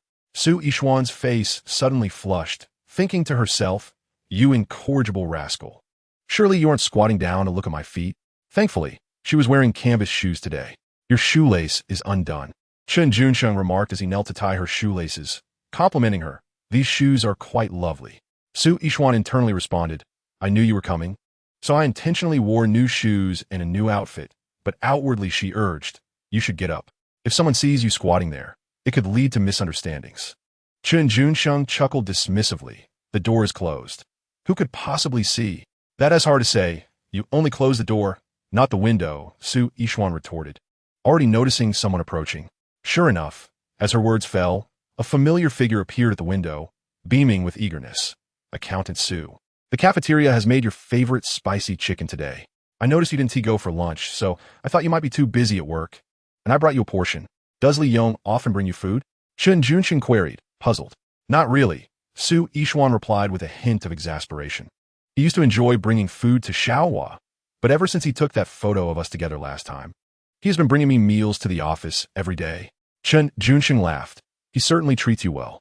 I find it quite unpleasant, Su Yixuan pouted, declaring, flattery without reason is often a sign of ulterior motives. Chen Junsheng countered, so you don't appreciate those who offer unsolicited kindness? Do you prefer someone like me, who constantly seeks out reasons to ask for your assistance? Su Yixuan regarded him thoughtfully before breaking into a slight smile. Xiaohua seems to like you for that. Comrade Yixuan, you truly are impervious to reason, Chen Junsheng remarked, unable to contain himself any longer, and stood up to open the office door. Upon seeing him, Liang's heart skipped a beat. Chen Junsheng, what brings you here?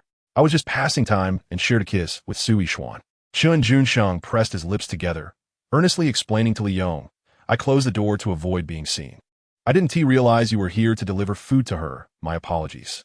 His voice was not loud, yet it was distinctly audible not only to Li Yong standing before him, but also to Su Yishuan, who was several meters away, capturing every word with clarity. How could you dare to utter such words after kissing Su Yishuan? Her cheeks flushed crimson. It was rare for her to blush. But ever since she became entangled with the scoundrel Chen Junsheng, her blushing had become a frequent occurrence. However, in Liang's eyes, her blush held a different connotation.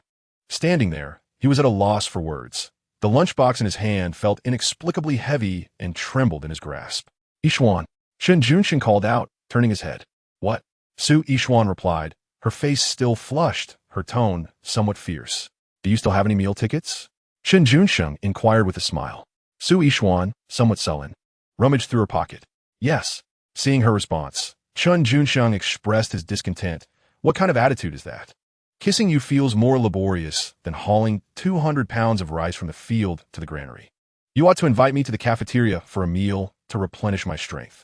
Upon hearing this, Su Yishuan felt a pang of irritation, wishing she could strike him. Yet, observing Li Yong's expression, she thought it might not be so bad to let him misunderstand. It was preferable to being relentlessly pursued by him. Let us go. Let us go. Su Yishuan grasped the ticket and hurried over to Chen Junsheng, tugging at his sleeve and playfully chiding, You, the reincarnation of a starving ghost. Must not touch me again. How can we have children if I don't? Chen Junsheng asked, feigning innocence. Who just claimed they would bear me 6 sons and 4 daughters? I'll kill you. Su Yishuan, overwhelmed, quickly led him away, fearing her mother might overhear such embarrassing words. With a thud, as Chen Junsheng and Su Yishuan walked away, Li Yong could no longer hold on to the lunchbox, allowing it to fall to the ground. Thank you, Su Yishuan said as she walked, biting her lip to suppress her laughter, yet ultimately managed to express her gratitude to Chen Junsheng seriously. Chen Junsheng chuckled. It was merely a trivial matter, nothing of significance. Su Yishuan scrutinized him for a moment. I genuinely wanted to hit you just now, but considering Li Yong's expression, your words were indeed for my benefit.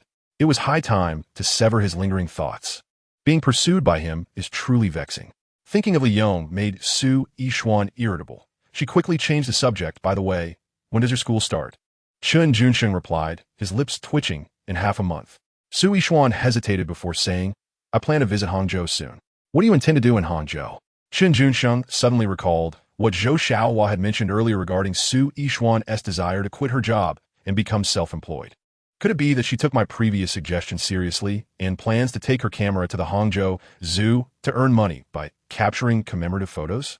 That could indeed be a lucrative venture, but can Su Yishuan endure the hardships of being self-employed? Chen Junsheng pondered, a large question mark looming in his mind. Offered a faint smile, seemingly resolved. After spending an extended period at the distillery, she yearned to explore the outside world. The reality beyond, however, was not as splendid as she envisioned. And as a young woman venturing far from home, she would find herself in precarious circumstances. Chen Junsheng intended to dissuade her from this notion. My father said the same, she replied, biting her lip. In truth, I wish to accompany you. If it's inconvenient for you to take me along, I shall go alone. Chapter 073. You must exercise caution in the future. It's best not to enter. In a few days, I will travel to Hangzhou and the Jinling area to conduct some small business, and I happen to require a poised, tall, and charming assistant who is adept in both writing and calculations. Having been quite clear in her earlier remarks, Su Yishuan found no reason for Chen Junsheng to feign ignorance. He promptly employed the familiar strategy of charming a lovely girl, if you wish to explore the outside world. Perhaps you could request a long leave of absence from the factory, or even take a sabbatical. I will first take you to Suzhou and Hangzhou, and we can discuss the future later.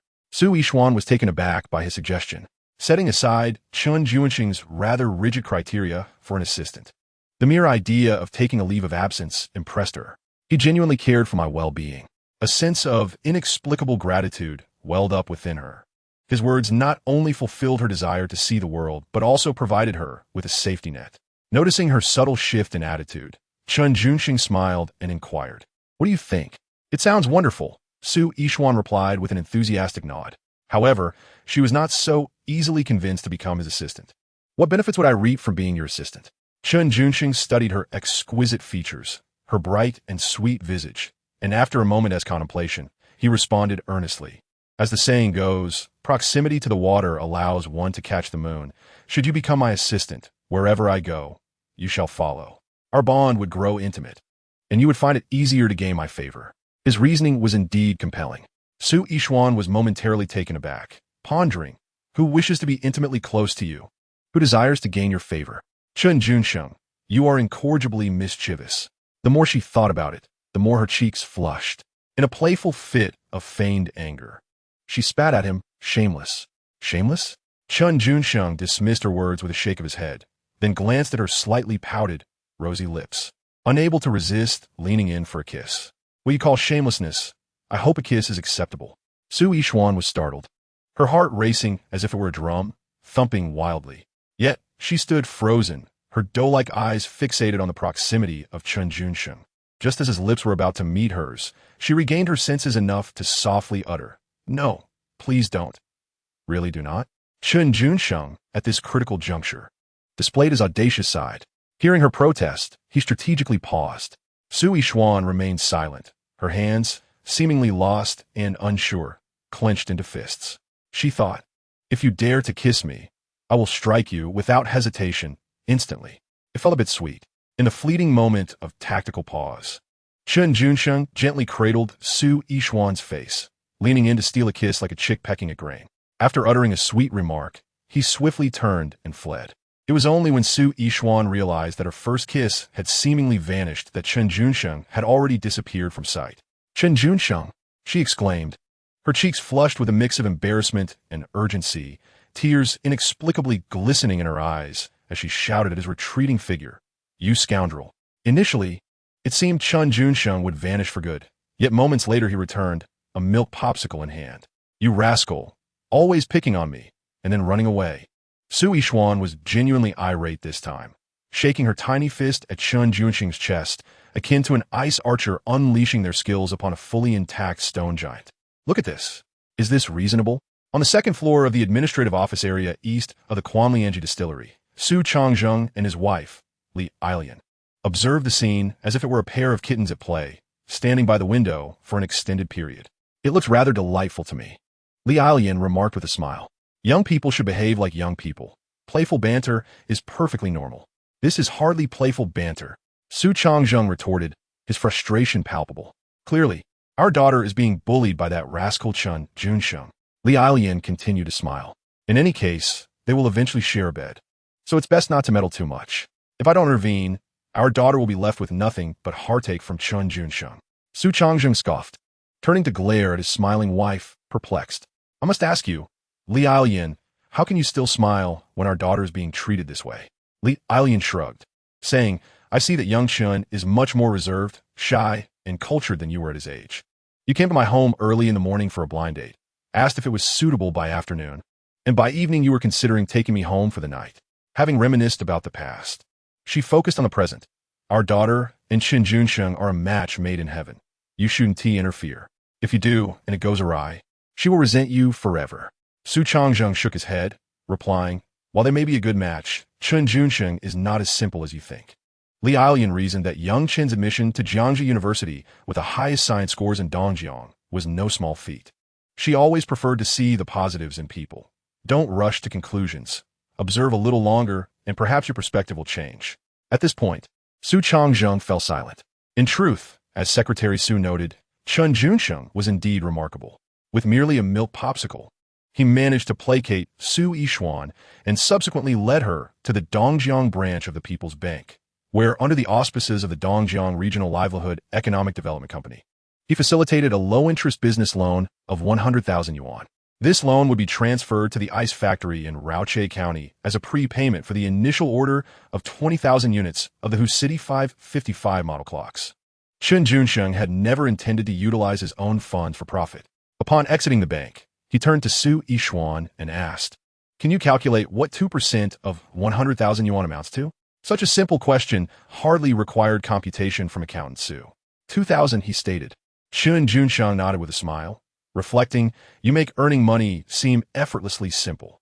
"What do you mean by that?" Su Zisun Bolinket, suddenly struck by the absurd notion of being sold out by Chen Junsheng while foolishly counting his money. However, it was evident that Chen Junsheng was not the heartless type.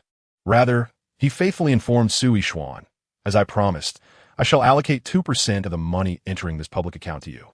"Oh, don't look so shocked. This is what you rightfully deserve," Chen Junsheng explained, half in jest and half earnestly. "If I were to inadvertently breach economic laws and find myself imprisoned in the future, I might need you to spend money to secure my release. Therefore, this 2% serves as both your remuneration and a safety net for me." Upon hearing this, Su Yishuan felt a peculiar discomfort. When Chen Junsheng was playful, she often regarded him as a rogue, a scoundrel who delighted in tormenting her. Yet when he turned serious, she found herself wishing to be wholeheartedly devoted to him. "You should be cautious in the future. It would be best to avoid getting into trouble," Su Yishuan gently advised.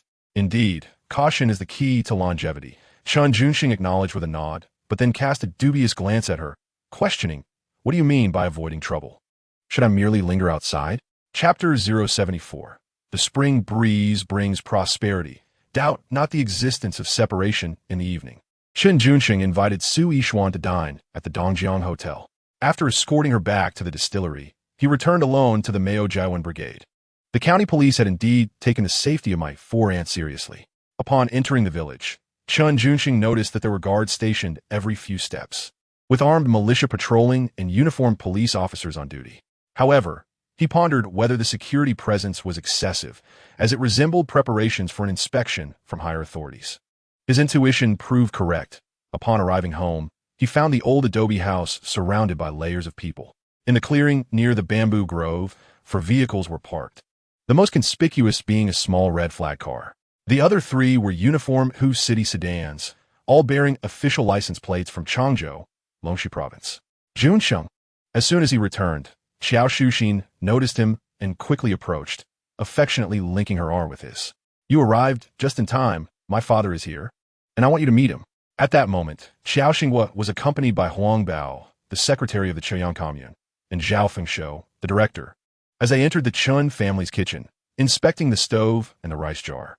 Noticing Qi Xiaoyun busy cooking, he even knelt down to assist her with firewood. Xiao Shuxin led Chen Junsheng inside, saying, "The gentleman in the Zhongshan suit is my father."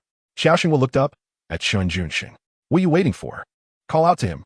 Xiao Shuxin gently nudged Chen Junsheng.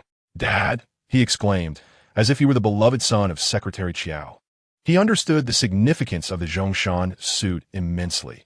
Before the era of reform and opening up, the Zhongshan suit was considered formal attire in the country, worn by everyone, including leaders and officials.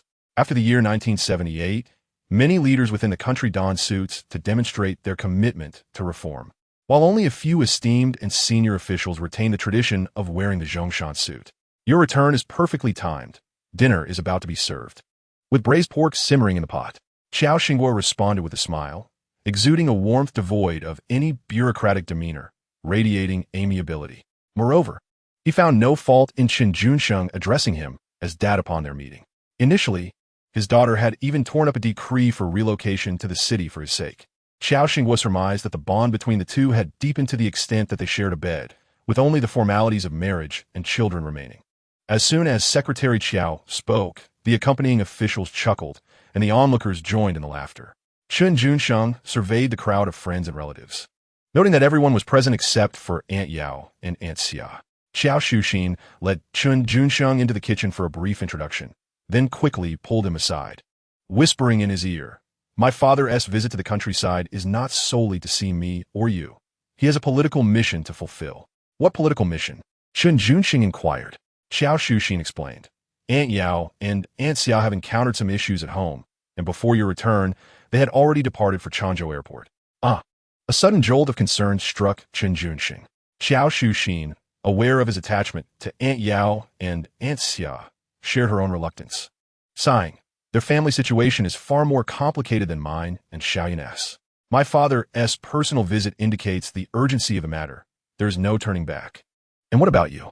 Chen Junsheng took a deep breath, contemplating seriously before asking, "Are you also going back? What would I return for?" Xiao Shuxin blinked, glancing at Chen Junsheng, and replied, "I have 4 older brothers and 2 younger sisters, and I am the least favored among them. There is no throne for me to inherit at home, nor any significant position awaiting my succession. So I have little hope of you providing for me in my old age. With a self-deprecating tone, Xiao Shuxin portrayed herself as a pitiful, neglected little cabbage. So, does this mean Aunt Yao and Aunt Xia are returning home to take over? Chen Junsheng astutely grasped the crux of her words. Xiao Shuxin shook her head, saying, "It's likely more complex than merely taking over. Otherwise, they wouldn't have departed so swiftly upon receiving the news. However, do not worry excessively. They have grown amid struggles and have endured many hardships in the countryside over the years, so nothing can truly defeat them," Xiao Shuxin reassured him. Chen Junsheng nodded in agreement.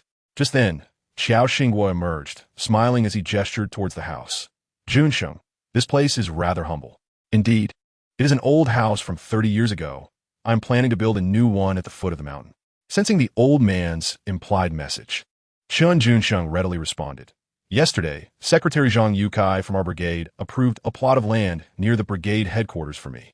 Soon, I'll bring some people over to level it, and we can choose an auspicious day to commence construction." As soon as Chen Junsheng finished speaking, Zhang Yukai, the secretary of the Maozhouan brigade, swiftly stepped forward to respond. Indeed, the brigade has arranged for 10 experienced carpenters and masons for Comrade Junsheng, so he need not worry about the construction of the house. Xiao Xinghua glanced at Zhang Yukai, smiled but said nothing. A staff member quietly pulled someone aside. "Accompany me for a stroll by the river." Xiao Xinghua approached Chen Junsheng, patted him on the shoulder, then turned to the accompanying personnel and said, "You all go back to the brigade office. There's no need to follow. Do you have any recollection of your biological father?" Upon reaching the banks of the Qingshui River, Xiao Xinghua, who had been walking with his hands clasped behind his back, turned to scrutinize Chen Junsheng and suddenly posed the question. Chen Junsheng shook his head, replying, "I can't remember clearly. My father passed away when I was very young, and there isn't even a photograph of him at home." Xiao Xinghua smiled faintly and remarked, "Your father, Comrade Chen Zhonghua, was an exceptionally remarkable individual." Upon hearing this, Chen Junsheng's face displayed a look of surprise. "You knew him?" "Not just knew him. I worked alongside your father for over 3 years in the Northwest," Xiao Xinghua replied. "Thus, the connections of fate can sometimes be rather inexplicable." Reflecting on the past, he felt a tinge of nostalgia. "Had it not been for my transfer to Longxi, I would never have imagined that my own daughter, who willingly gave up an opportunity to return to the city for work, chose to remain in the countryside to care for the son of an old acquaintance." "You bear a striking resemblance to your father," Xiao Xinghua observed seriously while examining Chen Junsheng, his expression calm. "However, there's a certain sharpness about you that Comrade Zhonghua did not possess in his youth. What major did you pursue in university?" Chen Junsheng answered honestly, "Political economy." "Ah." Xiao Xinghua raised his eyebrows slightly. A science student choosing humanities major, he was unlikely to succeed his father's footsteps. Nevertheless, he mused, the purpose of the country's reform and opening up was to foster economic development. Pursuing a degree in political economy could be seen as a wise alignment with the prevailing tide. Each generation bears its own distinct responsibilities and missions. You are a clever individual, traversing the right path. Some truths require no elaboration. You should inherently understand them. Removing his glasses, Xiao Xinghua gently advised Chen Junsheng with the warmth of a family elder. "However, I hope you remember that as you embark on your political journey, you must first learn how to align yourself with the right factions, then nurture a sense of reverence and maintain a firm boundary." Upon hearing this, Chen Junsheng's eyes sparkled. The advice, though simple, was imbued with profound political wisdom. The generation of Chen Junsheng truly found itself amidst the surging currents of reform and opening up. Seizing an opportunity could elevate one to great heights, but such splendor is inevitably accompanied by boundless temptations and risks. In truth, Secretary Qiao understood well that a young man like Chen Junsheng, imbued with ambition and courage, is destined for a bright future. Whether he can withstand trials, endure solitude, and safeguard prosperity is the philosophical insight he deliberately imparted to Chen Junsheng in their earlier conversation. However, Chen Junshi is not yet able to contemplate such matters. At present, he finds himself in the nascent stages of capital accumulation, inevitably resorting to some unscrupulous means. It is said that poverty breeds cunning, while wealth nurtures virtue. Before achieving immense prosperity, Chen Junsh's bottom line is that he possesses no bottom line. "Could you tell me about my father?" Chen Junshi was eager to discern the true nature of the man who sired him. "I cannot divulge too much about your father," Xiao Xinghua smiled. Just remember that he is a hero, a pillar of the nation. If fate allows, you shall meet one another in due time. Chen Junshi was taken aback. My father is still alive? Indeed, Xiao Xingwen nodded. Father, Junshi, dinner is ready. A voice called from a distance, belonging to Xiao Shuxin. Let's go home for dinner. Xiao Xingwa approached Chen Junshi and gave his shoulder a gentle pat. The twilight sun cast elongated shadows of the two, while Xiao Shuxin stood at a distance, observing them. The evening glow illuminated her fair face, tinged with a rosy hue, and her graceful figure exuded elegance. From Chen Junsheng's perspective, Aunt Xin appeared akin to a peach, radiant and enticing from afar, and as she drew near, the air was filled with a sweet and refreshing fragrance. How lovely, Chen Junshi mused. The presence of the deputy governor graces our humble abode, truly a moment of glory for the Chen family. The dinner was especially sumptuous, and the atmosphere was as lively as during the New Year celebrations. However, due to Xiao Xing's pressing duties, he departed shortly after the meal. The Chen family, along with the entire Meijeben collective, experienced a brief surge of excitement with the arrival of Secretary Qiao, only to return to tranquility in the blink of an eye. As soon as Secretary Qiao's official vehicle departed, Chen Junshi found himself being led into the bedroom by Aunt Xin, who playfully pressed him against the headboard and softly murmured, "Now that we are alone in the bedroom, explain to me how you dare to call my father dad in public." Chen Junshi gazed at Aunt Xin intently. "There is nothing to explain. I call Aunt Yun's father dad, so naturally, I must address yours the same way. It is only fair, lest I show favoritism. You little rascal. Who said you needed to be fair?" Xiao Shuxin arched an eyebrow. "Aunt Yun's family situation differs from mine. She is the only child. Your kneeling to Uncle Qi to acknowledge him as your godfather was a fortuitous decision. In my family, your calling him dad will undoubtedly lead that old man to see you as a son-in-law. Just wait and see how he pressures you into marriage." Xiao Shuxin teased. Chen Junshi chuckled at her words. "Isn't being urged to marry a good thing? It aligns perfectly with my intentions. I've mentioned my desire to marry you." "You must be joking." Xiao Shuxin shot him an exasperated glare. "I'm being serious. Do not think I jest." Chen Junshi suddenly became earnest. "I truly wish to marry you." "Oomph." Xiao Shuxin could not help but pinch Chen Junsh's face as they exchanged intense gazes, curious when you lied in the past. Your eyes would dart away, but now you remain unwavering. Chen Junshi replied, "Unwaveringly, because I speak the truth. I am not lying." "That cannot be right." Xiao Shuxin gently shook her head, then confidently asserted, "You must have matured. Your skin has thickened, allowing you to lie without batting an eye." Chen Junsheng was momentarily taken aback, then reminded Comrade Xiao Shuxin, "As a teacher of the people, you must speak with integrity. My face is nearly bruised from your pinching. How can you dare to accuse me of having thick skin?" Xiao Shuxin pouted, replying, "My conscience is clear. It is you who lacks integrity." Chen Junsheng raised his hand, seemingly tempted to touch her. Observing this, Xiao Shuxin boldly puffed out her chest, deliberately positioning herself closer to his hand, implying, "Go ahead if you dare." What sort of man was Chen Junsheng? Even when Comrade Su Yishuan still regarded him as a friend, he had the audacity to kiss her lips. Faced with such an inviting opportunity, could he resist the urge to reach out? Naturally, he wouldn't be foolish enough to act overtly that would invite trouble. Instead, he moved closer, his gaze lingering on Xiao Shuxin's charming and radiant face. As her cheeks flushed and her eyes darted away, he whispered, "Aunt Xin, may I kiss your eyes?" "No, you may not." Xiao Shuxin's heart raced. Despite having intended to confront him seriously, the dynamics had shifted in an instant. Chen Junsheng paid her response no mind. His inquiry was merely a sign of respect towards Aunt Xin. Regardless of her answer, whether affirmative or negative, he would kiss her without hesitation, driven by instinct. In that moment, while kissing, he also sought to caress her conscience, reflecting a man's physiological attraction to a woman. Touching was natural, refraining indicated an issue. With a sharp intake of breath, Chen Junsheng savored the sensation of her lips and hand, though the softness at his waist suddenly tightened. It seemed that Xiao Shuxin was akin to a crab, her small pincers inflicting pain. As she pinched his waist, he felt a jolt of surprise and instinctively wrapped his arms around her neck, pressing her against the headboard, and leaned in to kiss her.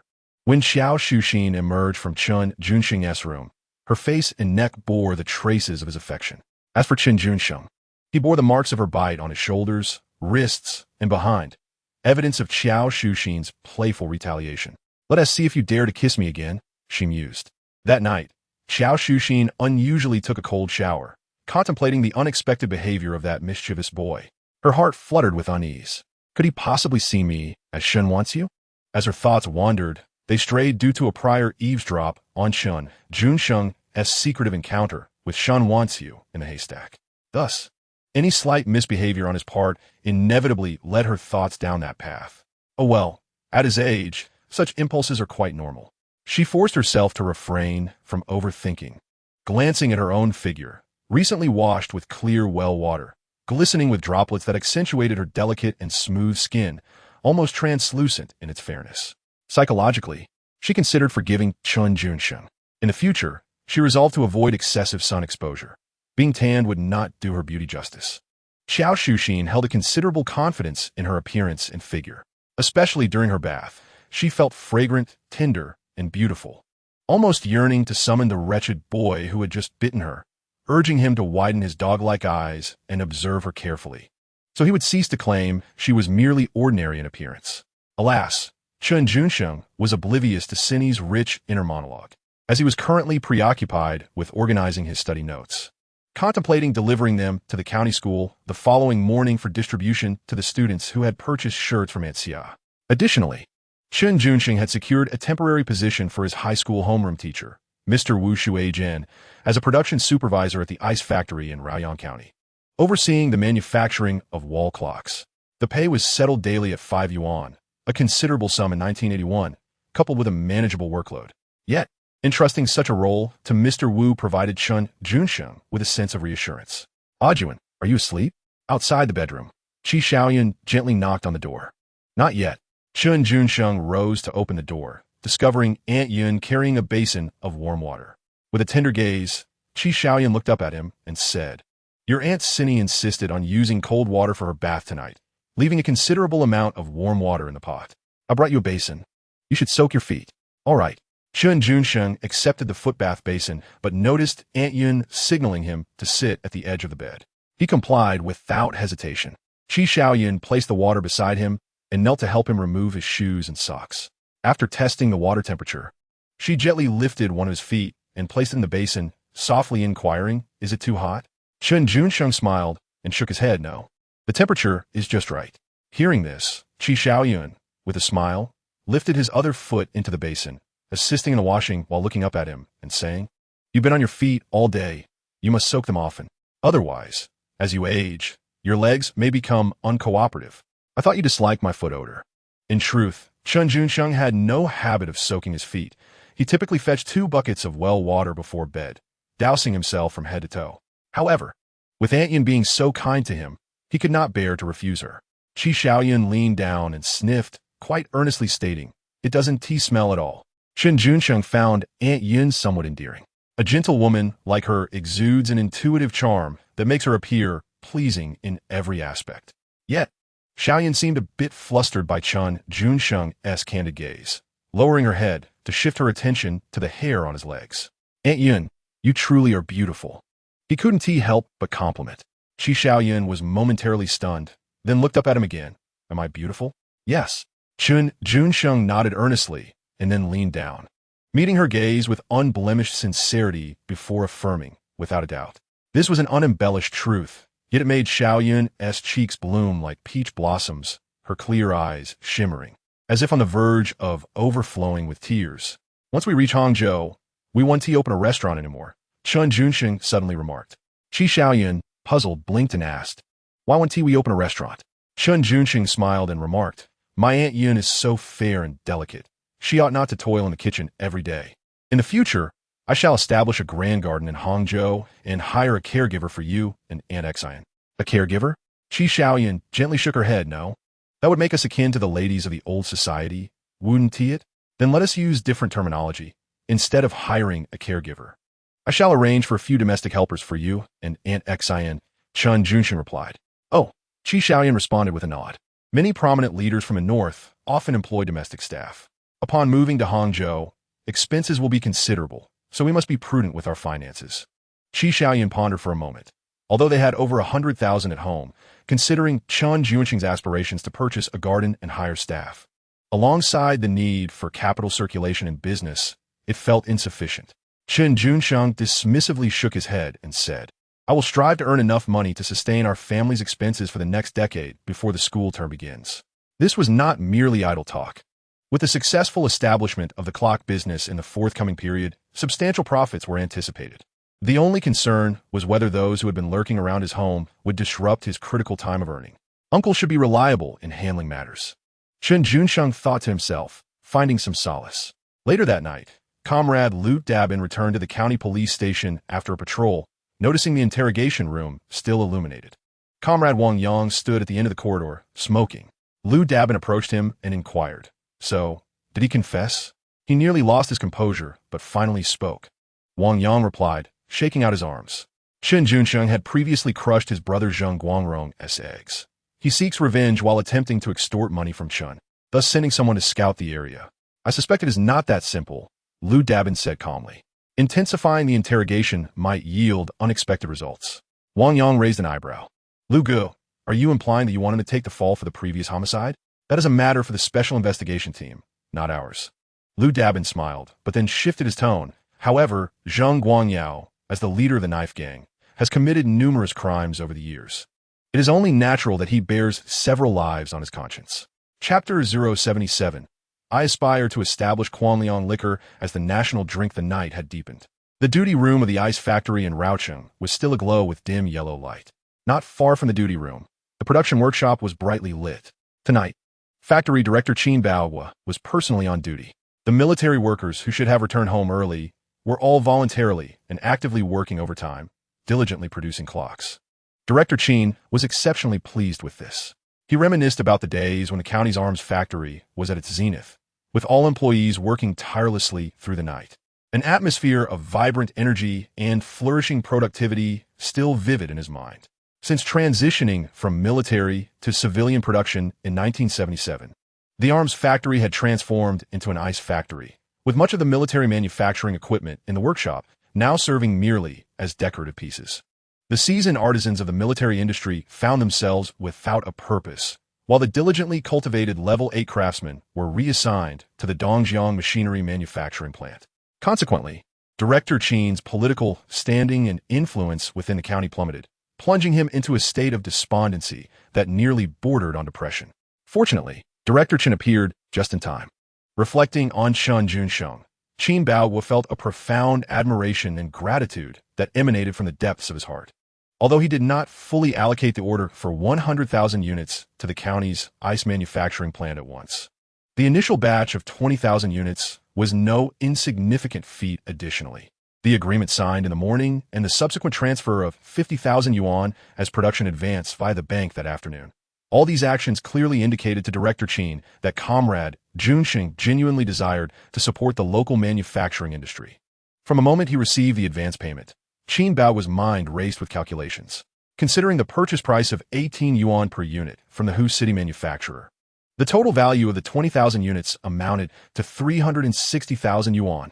In stark contrast, the factory's output of sugar ice pops, priced at merely 5 cents each, could never yield such a substantial return, even if they pushed their machinery to the limit. Moreover, there was an additional incentive for the military artisans, with a piece rate of 2 yuan per unit. Such generous remuneration, one could surmise, could only be afforded by the financially robust Hu City manufacturers. The thought thrilled Qin Baohua, igniting a spirited excitement within him. Sleep eluded him as he lay in bed. It is no exaggeration to assert that this order for 20,000 Hu City 555 brand clocks was akin to a lifeline, rescuing the county's ice factory from the brink of demise, revitalizing the languishing state-owned enterprise. Qin Baohua felt fortunate that the factory's old guard remained intact, with a wealth of experience still available, and that the production equipment and materials were securely stored in the warehouse, ready for deployment at a moment's notice. Comrade Junsheng was indeed somewhat youthful.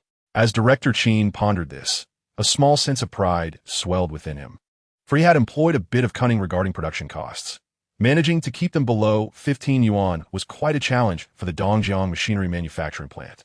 However, within his own facility, achieving 10 yuan or even 8 yuan was well within reach, and profits would soar directly.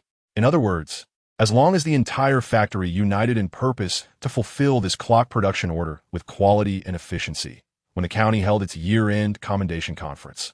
Even if Bao himself were absent, the county secretary would be left waiting in vain. The long night stretched ahead, and sleep was elusive. Perhaps he should procure some peanuts and uncork a bottle of whole-grain liquor to indulge in a couple of drinks. Unable to rest, Chen Bao rose and decided to wander through the production workshop. As he walked, he contemplated. Alcohol could lead to missteps, so, starting today, until the first batch of orders was completed, he would abstain from alcohol, tobacco, and indulgences. He would even refrain from fishing. No, just giving up smoking and drinking would suffice. At his age, there were not many years left for such pursuits. It must be said, the efficacy of the piece-rate production system truly opened Chen Bao's eyes, even after his lengthy tenure as a director of a state-owned factory. Initially, he estimated that each military artisan could produce only 4 clocks per day. As a result, from a moment the production advance payment was received at 4:35 p.m., marking the official commencement of operations, until now at 11:20 p.m., a mere span of less than 8 hours has elapsed. The most efficient worker, Master Zhang Dexing, has astonishingly achieved a personal output of 10 units. Chen Bao glanced around, meticulously comparing samples and costs before summoning Master Zhang Dexing. Expecting praise from the factory director, Zhang was taken aback when he was confronted with a multitude of product defects, akin to picking bones from an egg. Bao reprimanded him sternly, ultimately using him as a cautionary example, addressing all present in the workshop. Comrades, do not solely pursue production speed. Rather, seek to balance speed with quality assurance. Should any comrade be found with quality issues again, I shall send them back to the ice cream production line without hesitation. The following morning, after his habitual early morning exercise, Chen Junsheng rode his bicycle to the county, attending to his study notes and addressing work-related matters with his mentor.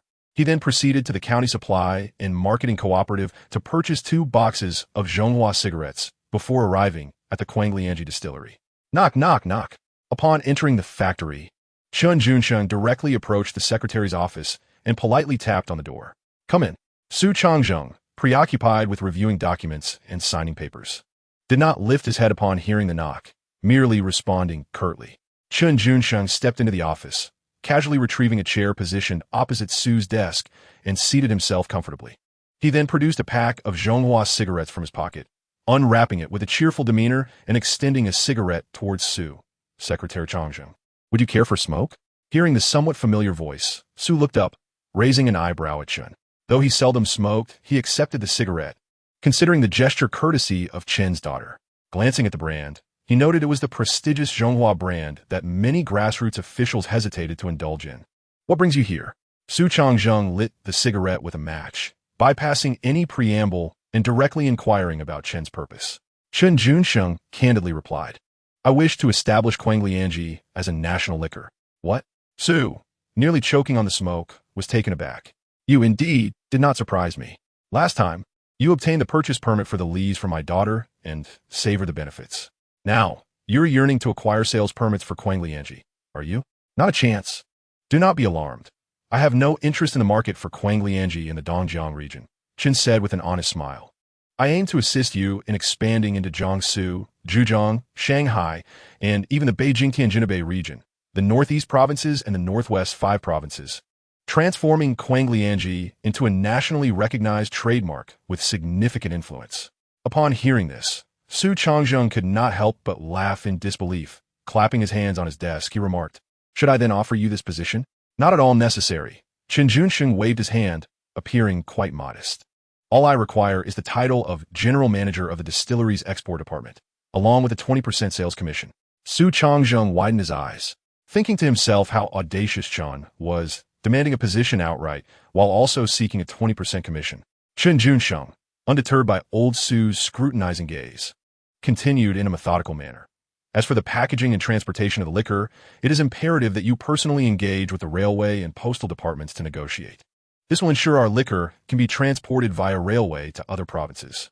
Furthermore, upon arrival, it can be swiftly transferred by postal vehicles to various supply cooperatives.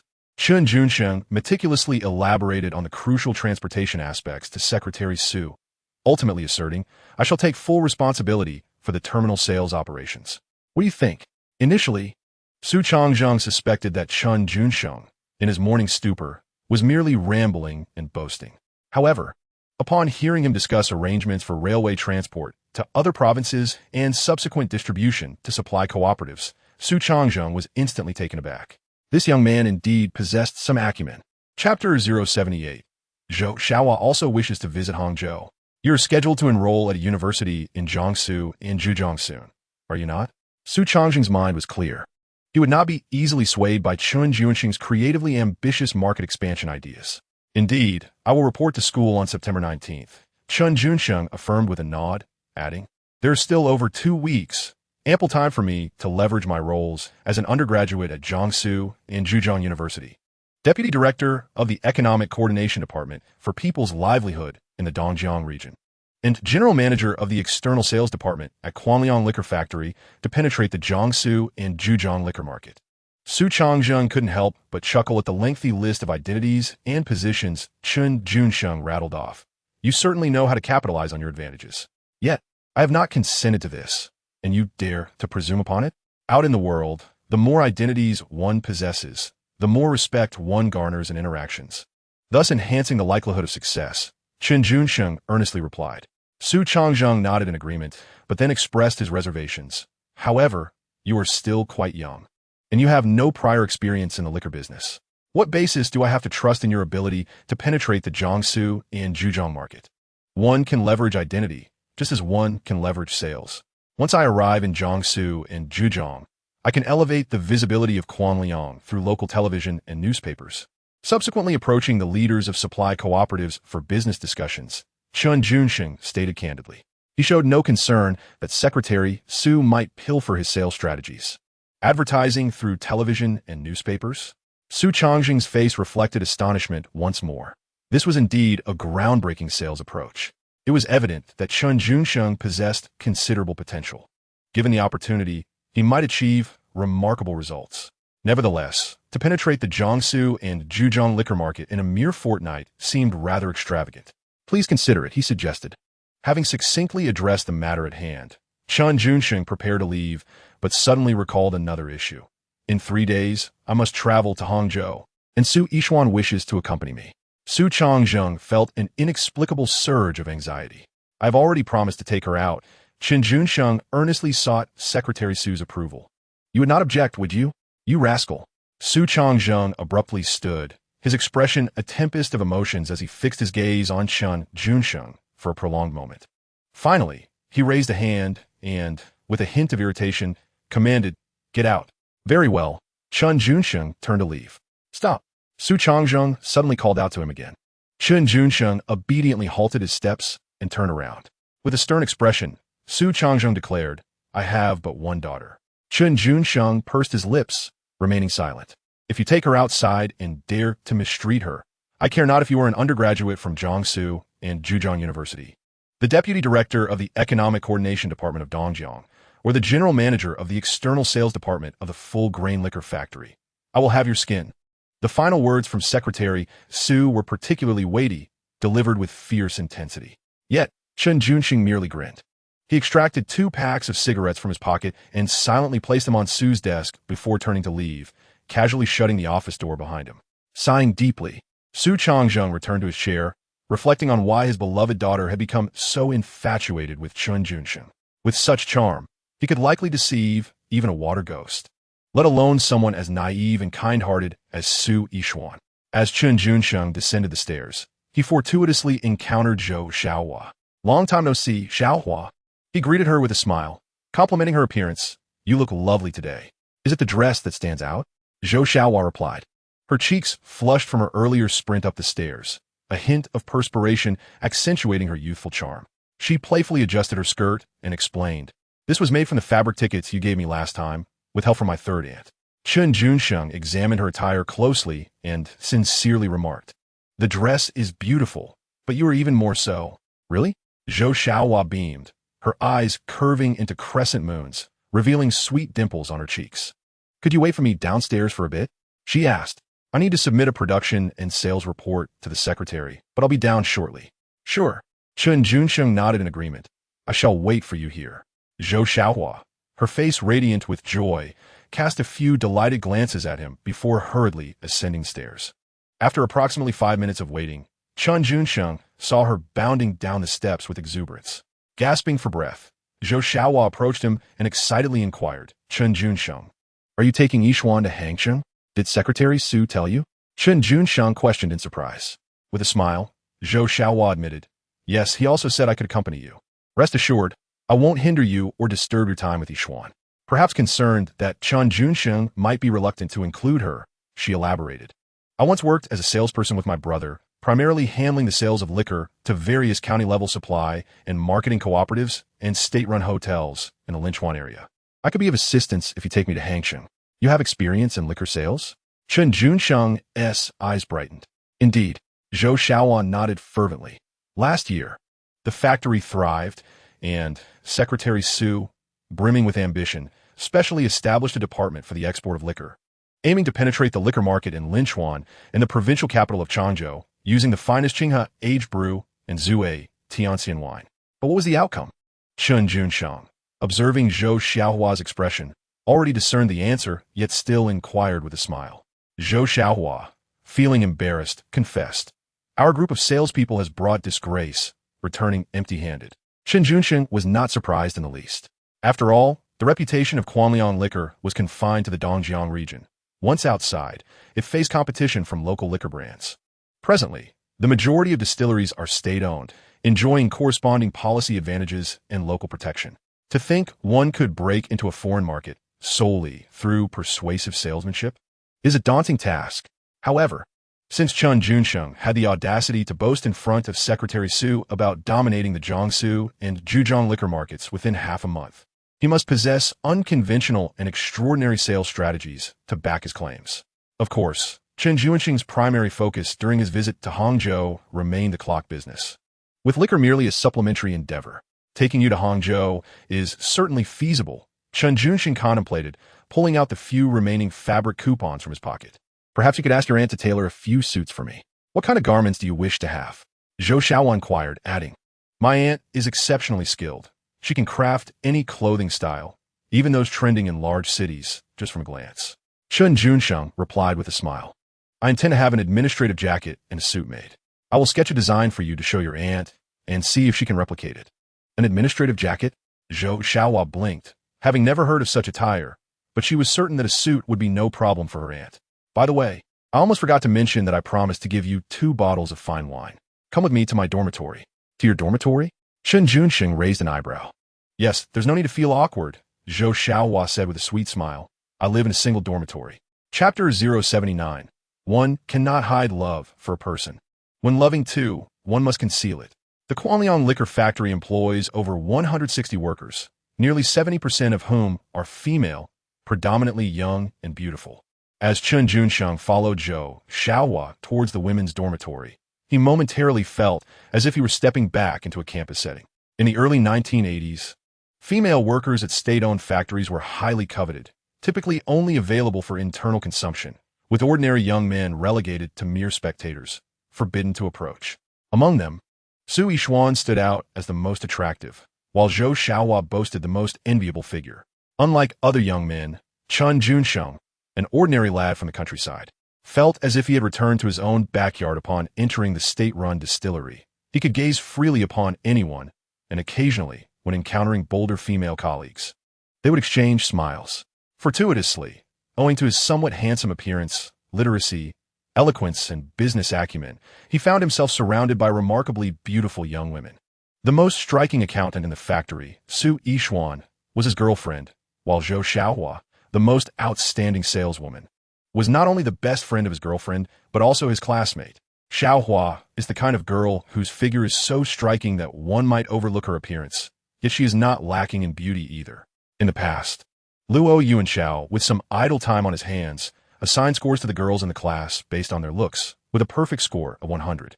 Su Yixuan received 92, Zhou Xiaohua was given 85, and his cousin, Luo Chunxiao, who is half a year younger than him and somewhat fails to meet conventional standards of beauty, was awarded a score of 0. "Come in," she said. Zhou Xiaohua seemed to harbor no reservations about Chen Junsheng. After leading him to her dormitory, she warmly invited him inside and closed the door behind them. This was Chen Junsheng's first time entering a female worker's single dormitory at the distillery. He glanced around the roughly 8 square meter space, which was furnished with a 1.2 meter workbed, a desk, a lamp, a wardrobe, and a dressing table. The bed was neatly made, the floor was spotless, not a strand of long hair in sight, and the room exuded a faint scent of milk, which felt reminiscent of Zhou Xiaohua's own fragrance. "How do you like my living environment?" Zhou Xiaohua asked with a smile. "It's quite nice," Chen Junsheng replied, recalling his own experience living in a school dormitory during his second year of middle school, which bore little resemblance to civilized living, more akin to a pigsty or cow shed, particularly in the boys' dormitory, where 2 to 3 dozen boys would share a room. Many would neglect to wash their feet before bed, and the stench that arose upon the removal of shoes was unbearable, a smell he seemed oblivious to. As they slept, the sounds of teeth grinding, flatulence, snoring, and even sleep-talking filled the air, not to mention the frequent occurrences of boys sleepwalking in the dead of night. Zhou Xiaohua bent down to open the storage cabinet beneath her desk, retrieving 2 bottles of fine Qinghe Chunliang. "These are brewed by my master. I had intended to save them for my future wedding. Unfortunately, I can't even find a partner, and I have nothing substantial to offer as a gift, so I'm giving these to you. I hope you don't mind." Her sincerity was palpable. Chen Junsheng's gaze sharpened. "You can't find a partner?" "Indeed." Zhou Xiaohua nodded lightly, her voice sweetly innocent. "To be honest, I had a crush on a boy in my middle school class. However, he's already taken." Chen Junsheng chuckled. "It's hard to find a 3-legged frog, but there are plenty of 2-legged men. With your qualities, why cling to just one tree?"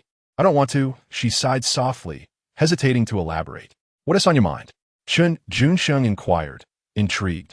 Zhou Xiaohua gazed at him, thinking to herself, "Whenever I see him, my heart races, and I can't help but want to be close to him. I find him pleasing in every aspect. Yet with other boys, I feel nothing at all." Suddenly, a series of knocks echoed from outside the dormitory, followed by Su Yishuan's voice. "Xiaohua, are you in your dorm?" "Oh no, someone must have gone to Su Yishuan and gossiped," Zhou Xiaohua said, her demeanor shifting to one of anxiety. She hurriedly shoved Chen Junsheng into the wardrobe, then wiped her face with a damp towel and steadied her breathing before opening the door. Su Yishuan immediately noticed the tension on her face and smiled, asking, "Were you sleeping in?" "No, not all," Zhou Xiaohua stammered, her tongue feeling slightly tied. "I got up early, just came back to grab a few things." "Oh." Su Yishuan nodded with a hint of suspicion and then handed over a report. "There are discrepancies in your production and sales report. The data is incorrect in several places. Secretary, Su asked me to verify it with you." Zhou Xiaohua stood there, speechless. "What's wrong with you?" Su Yishuan noticed something was amiss with Zhou Xiaohua. "Why are you so nervous? Your face is flushed all the way to your ears. Could it be that you are secretly hiding a man in your dormitory?" "Su Zisun di that sop di." "No, no." Zhou Xiaohua shook her head vigorously in denial. "How could I dare to hide a man in the dorm? Such a violation of discipline would get me expelled if discovered. If you aren't hiding a man, then why are you blocking me at the door?" Su Yishuan smirked. "Rest assured, even if there were a man inside, I would certainly keep your secret." Upon hearing this, Zhou Xiaohua bit her lip, unsure of how to respond. "I have marked the issues in the report. Take a look yourself and ensure everything is correct before submitting." Su Yishuan returned the report to Zhou Xiaohua, glancing down for a moment. "That floral dress you're wearing is lovely. If you get the chance, wear it for your beloved Chen Junsheng. Perhaps it will leave him utterly mesmerized." "Ahem." Zhou Xiaohua coughed, her face burning as she replied. "Chen Junsheng and I are merely classmates, not even friends. How could I possibly wear it just for him?" Su Yishuan found this remark strangely familiar, as if she had heard it from that scoundrel Chen Junsheng just the day before. The mere thought of him ignited her anger. That rascal had gone behind her back to speak with Secretary Su, causing her to be inexplicably summoned to the office for a reprimand early that morning. "Yishuan, do you have anything else?" Zhou Xiaohua asked timidly, glancing at Su Yishuan's expression. "No, just check the report." Su Yishuan shook her head, burdened with her thoughts, and turned to leave. "All right, come out now." Yishuan has left. As Zhou Xiaohua opened the cupboard, she saw Chen Junsheng, who was curled up inside, drenched in sweat. She couldn't help but feel a twinge of laughter. Although she had never been in a relationship, she felt a peculiar sense of shame for seemingly stealing a man, mixed with excitement and thrill. It must be due to his good looks. Sometimes, a man could truly captivate a girl. As Xiaohua gazed at Chen Junsheng, whose white shirt was soaked with sweat, her cheeks involuntarily flushed, and she even found herself pondering names for their future twins. Stop thinking. He is Yixuan's partner. Zhou Xiaohua quickly extinguished these unwarranted thoughts. Perhaps due to his striking physique, every time she blushed or her expressions subtly changed. They carried an allure of innocence and desire in Chen Junsheng's eyes. Especially when he emerged from the wardrobe, Zhou Xiaohua's head hung low, too shy to look at him. Her fair, rosy face nearly buried in her chest, prompting Chen Junsheng to reach out and gently pinch her cheek. Zhou Xiaohua let out a soft sound, her embarrassment and surprise causing her to meet Chen Junsheng's gaze. Chapter 080. You smell wonderful. Zhou Xiaohua's face was so tender it seemed as if water could be squeezed from it. As Chen Junsheng lightly pinched her cheek, a delicate blush immediately blossomed on her face. Though her visage may not rival that of Su Yixuan's beauty, the delicate and soft texture of her skin undeniably enhances her charm. Chen Junsheng's actions, if placed in the early 1980s, would undoubtedly be deemed inappropriate. Yet, for a young woman like Xiaohua, who has never even engaged in a romantic relationship, no male counterpart has ever dared to approach her with such directness and boldness as Chen Junsheng did. Unfortunately, she herself did not comprehend the notion of rejection. She merely stood frozen in place, shy and hesitant, her gaze blankly fixed on Chen Junsheng, exuding an impression of being bullied yet too timid to voice her discomfort. When Chen Junsheng applied a slight pressure with his hand, Xiaohua merely pursed her lips and silently endured it, even too bashful to utter a word of pain. She truly appeared fragile, helpless, and pitiable, a delicate flower in distress. Chen Junsheng chuckled inwardly. Under normal circumstances, Zhou Xiaohua presented a vibrant and extroverted persona. Yet in close proximity, she revealed an unexpectedly tender softness. He harbored no ill intentions towards her. It was merely a spontaneous desire to pinch her cheek. Naturally, if circumstances permitted, he would also entertain the thought of caressing her bosom. As an ambitious man, he inevitably harbored aspirations of conquering the highest peaks. Among the summits he had encountered, all were present, save for one. Would he dare to embrace me or even kiss me? At that moment, Zhou Xiaohua's emotions were a tangled web of shyness and confusion from Chen Junsheng's unexpected gesture, intertwined with a hint of anticipation and trepidation. Such are the musings of a young maiden in love. It seemed as though Chen Junsheng could perceive her innermost thoughts. He abruptly withdrew his hand and leaned in closer. In that instant, Zhou Xiaohua felt her heart leap to her throat, pounding violently, leaving her flustered and disoriented. Xiaohua, Chen Junsheng gently called her name, devoid of any misconduct or reckless behavior.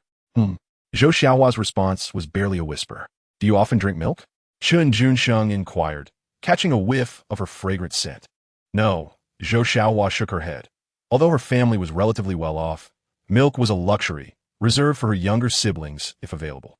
Chen Junsheng, perplexed, asked, Then how do you carry a faint scent of milk?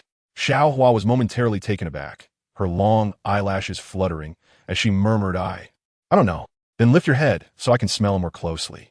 Chen Junsheng's request was quite audacious. Such an outrageous demand would be unimaginable even for his most favored aunt accent, let alone for Zhou Xiaohua, who felt too bashful to comply. However, to Chen Junsheng's astonishment, the girl obediently raised her head, her gaze evasively avoiding his intense stare, instinctively puffing out her chest. If it were the harsh crackdown of 1983, a rogue like me would likely face execution. Chen Junsheng mused about the crackdown while his actions remained unabated. He relished the milky scent that enveloped Xiaohua, invigorating his senses and igniting a man's thirst for success. All right, is it done? Zhou Xiaohua was utterly unprepared for such a request. Done. Chen Junsheng nodded with a smile, but soon adopted a serious demeanor. Do you have paper and a pen? I do, Zhou Xiaohua replied, her heart racing as she turned to fetch them for him. Chen Junsheng took the materials, seated himself at the desk, and sketched a few rough designs. While he drew, Zhou Xiaohua watched intently, her eyes sparkling with curiosity. You know about fashion design? A little, not much, he replied modestly. In his early days of foreign trade in the special economic zone of Pengcheng, he initially dealt with electronic products, later shifting focus to clothing, thus gaining considerable exposure to the field. Designing a couple of simple outfits was a trivial task for him. However, his understated ability to craft a suit left Zhou Xiaohua, the observer, quite mesmerized. As they exited the female workers' dormitory of the liquor factory, Chen Junsheng carried 2 bottles of Qinghe Qinyang, a gift from Zhou Xiaohua. He did not intend to give them away, but, with no urgent need to return home, decided to store them at the security office of the distillery. He then mounted his bicycle to visit Comrade Chen Baohua at the county ice factory. When Chen Junsheng arrived, he found factory director Chen had not slept a wink the previous night and was now sound asleep in the duty room. "Oh, Director Chen, when did you arrive?" Chen Baohua inquired, seemingly groggy, but with a mind preoccupied with significant matters, which had him waking up automatically after brief moments of rest. "Just arrived," Chen Junsheng replied, having actually been waiting in the duty room for over an hour. "You've worked hard, Director Chen." "Not at all. Not at all." Chen Baohua gestured humbly, lowering his posture. "I heard you personally led the factory's military engineers to work through the night in the production workshop?" Chen Junsheng casually asked. "Yes, indeed." Chen Baohua answered candidly. "To boost production capacity and maintain efficiency, we are willing to work tirelessly." Chen Junsheng shook his head. "This approach is not sustainable. The military engineers are skilled talents, not mere workhorses or machines on the production line. It would be wiser to schedule 3 shifts, morning, afternoon, and evening." Chen Junsheng clearly was not there to lecture, but rather to guide.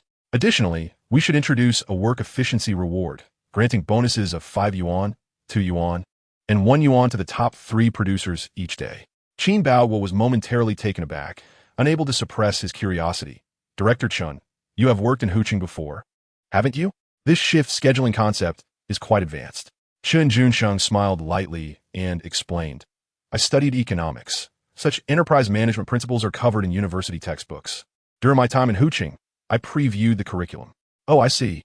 Chen Baohua, who only held a secondary vocational education and had never encountered university material, was inclined to believe Chen Junsheng entirely, given the latter's esteemed position. "I have a confidentiality agreement here, which requires Director Chen to lead the effort in having all military engineers sign and imprint their fingerprints to safeguard the production technology of the clock." Chen Junsheng was bold in his actions, yet meticulous in his approach. The signing of the confidentiality agreement was not merely a precaution against the leakage of clock production technology, but rather a means to ensure the production process remained unhindered by external factors. He preferred to operate discreetly, accumulating wealth quietly. Comrade Chen Baohua, aside from employing a bit of cunning regarding costs, proves to be reliable in other respects. He is quite cooperative, following my lead without hesitation. Chen Junsheng, in fact, does not mind Chen Baohua's deliberate underreporting of production costs in pursuit of substantial profits. Without sufficient profit margins, Director Chen would lack the motivation to exert himself, and the military craftsman would be disinclined to work overtime for production. With a daily capacity of 600 units and shipments occurring every 3 days, the total output reaches between 1,802,000 units. Calculating at a sales price of 50 yuan per unit, deducting 20 yuan for costs, alongside transportation fees, public relations expenses, and losses, a single trip guarantees a profit of 50,000 yuan. Chen Junsheng quickly recognizes the immense profitability of the clock business. Now, everything is in place. It simply hinges on whether Secretary Su is willing to assist him in securing transportation resources from the railway and postal departments. Chapter 081. You eat the tip. I eat the bottom. Su Changzheng genuinely wishes to grant Chen Junsheng an opportunity to showcase his true capabilities. However, that young man's appetite and ambition are excessively vast. He audaciously requests the position of general manager of the export department and a 20% sales commission. Should Chen Junsheng indeed possess the prowess to penetrate the liquor market in Jiangsu and Zhejiang, the position and commission would be his. The concern lies in the possibility that his intentions extend beyond mere sales. Su Changzheng harbors 2 primary fears. Firstly, that his daughter might be exploited by Chen Junsheng and fall victim to deceit. Secondly, that Chen Junsheng might feign assistance in expanding the liquor factory's market, while clandestinely commandeering transportation resources from the railway and postal sectors to engage in cross-provincial smuggling. While others may dare to conceive such plans, yet lack the means to execute them, Chen Junsheng's character suggests he is likely to transform thought into action. Although Su Changzheng has met Chen Junsheng only a handful of times, he has been covertly observing him for an extended period. Nevertheless, Su Changzheng's keen insight leads him to believe that Chen Junsheng, being an astute individual, would not be foolish enough to misuse public resources for blatant speculation in other provinces. That would be akin to a long-lived elder taking his own life out of disdain for existence. The truth of his character will be revealed with a simple examination. Su Changzheng lifted his hand to the phone. Finally resolved. Let me also assist my naive daughter in discerning whether Chen Junsheng is merely a smooth talker or possesses genuine talent. Chen Junsheng, I find you to be quite the dichotomy, remarked Su Yixuan upon encountering him after her midday respite. Am I truly so bad? Chen Junsheng replied, bewildered, wondering if she had dreamt of his mischief during her slumber and now sought to confront him. Nevertheless, he swiftly tore open the wrapper of a milk ice cream bar and extended it towards Su Yixuan. Would you care for a bite? Her eyes sparkled with desire for the treat, yet she exhibited a wary demeanor. You aren't trying to drag me to the bank for a loan, are you? What nonsense! Chen Junsheng chuckled, adopting a serious expression. This milk ice cream was gifted by the leadership of the county ice factory. I couldn't bear to indulge myself, so I brought it for my significant other.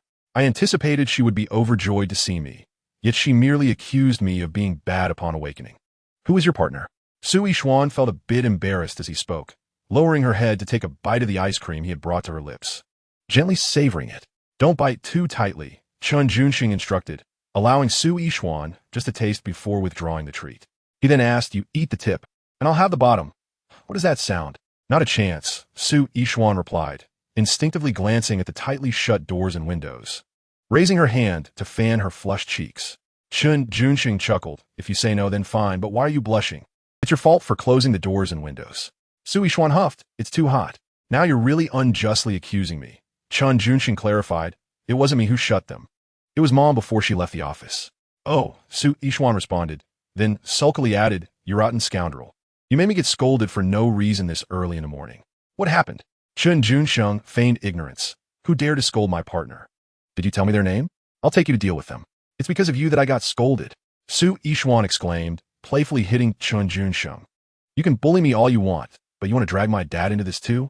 Upon hearing this, Chen Junsheng felt a wave of panic. Does old Su know about us? You're pretending. When you were the one who confessed to him first, Su Yixuan retorted. Angered, she snatched the ice cream from Chen Junsheng and took a few aggressive bites. You're just taking advantage of my feelings for you, bullying me without restraint. Su Yixuan pouted, her cheeks puffed up in indignation, and you're using my desire to go to Hangzhou to ask my dad for a position and resources.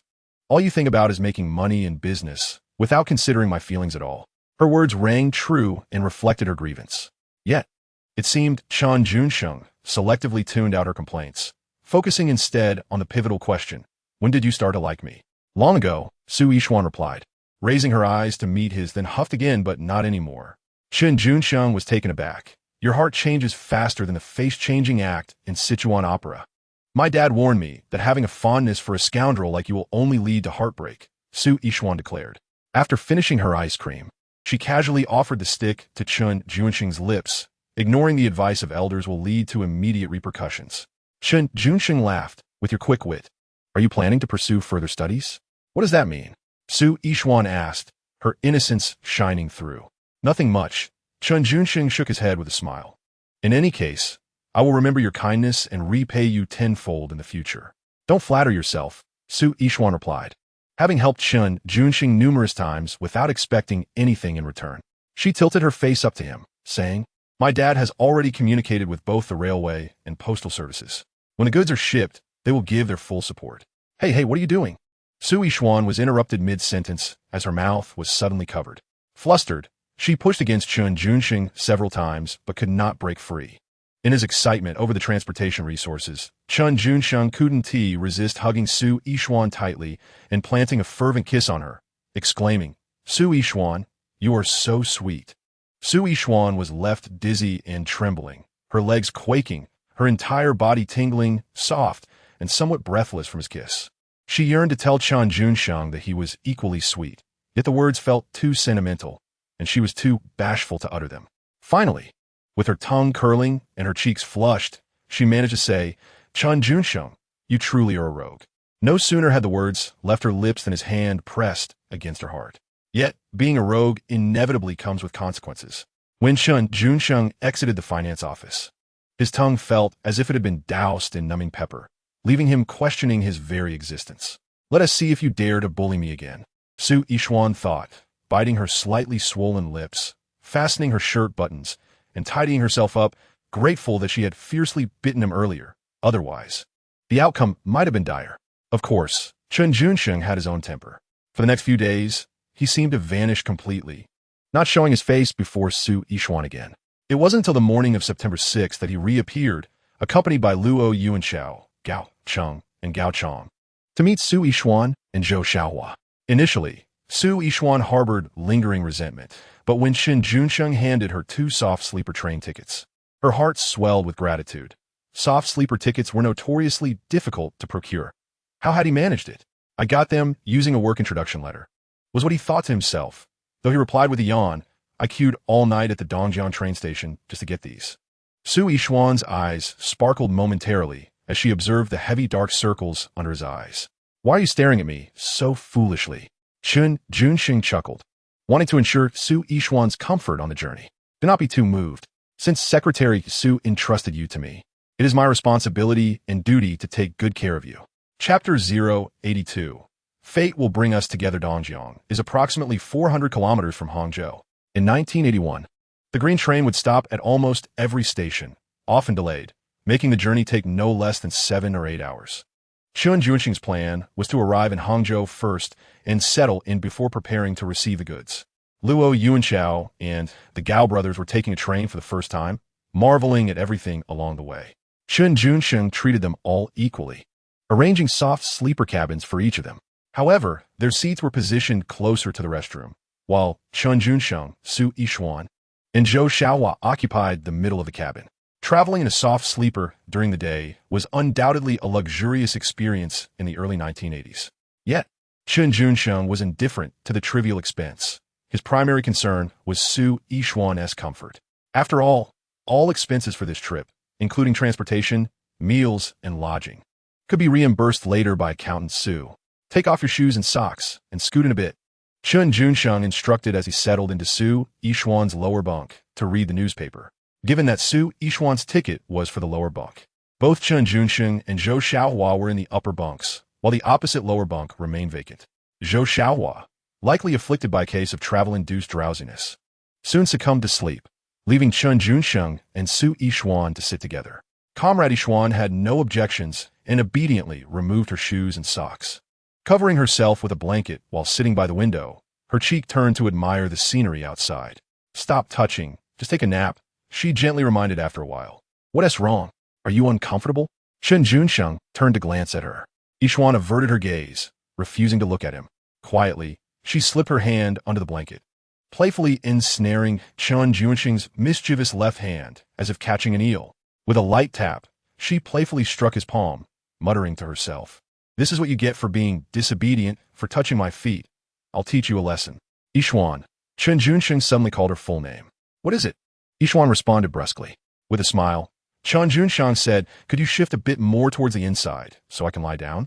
I'm practically pressed against the wall here. How can I move?" Yixuan felt a surge of frustration, but then, pondering, eyed Chen Junsheng suspiciously. "Wait, why don't you just lie on your upper bunk? It's inconvenient to climb up and down." He offered a rather reasonable explanation. With no retort left, Yixuan pouted, reluctantly stating, "All right, let us switch places, but you have to take your hand away first." Chen Junsheng, having finally the chance to share the same bed with her, was unwilling to let her go. "We haven't seen each other for several days. Don't you miss me at all?" "I do," Yixuan admitted, not denying her feelings. "But I didn't expect you to bully me again upon our meeting." She faltered, unable to finish her thought. Chen Junsheng, eager to hear more, pressed on. "And what else?" Yixuan glanced at him and murmured, "You've become even bolder. Touching my feet is one thing, but now you want to touch other places too." In that moment, Chen Junsheng found Yixuan particularly endearing and couldn't help but lean closer, whispering, "I have a habit when reading the newspaper." "What habit?" Yixuan asked, intrigued. Chen Junsheng replied softly, "To keep my hands moisturized." "Moisturized?" Yixuan found his habit rather odd, lifting the blanket to play with her delicate, fair feet. "But my feet don't sweat." Observing her, Chen Junsheng struggled to suppress a laugh. "Hide them. Don't let other men see." It seemed he regarded Yixuan's feet as treasures. As soon as she uncovered them, he swiftly covered them back up, clasping them as if they were a hand warmer. "Are you feeling hot?" Chen Junsheng noticed a blush spreading across Yixuan's face, her temples glistening with perspiration. "I'll open a window for some fresh air." All right. Yixuan nodded softly. The windows of the green train could be opened, as there was no air conditioning on board.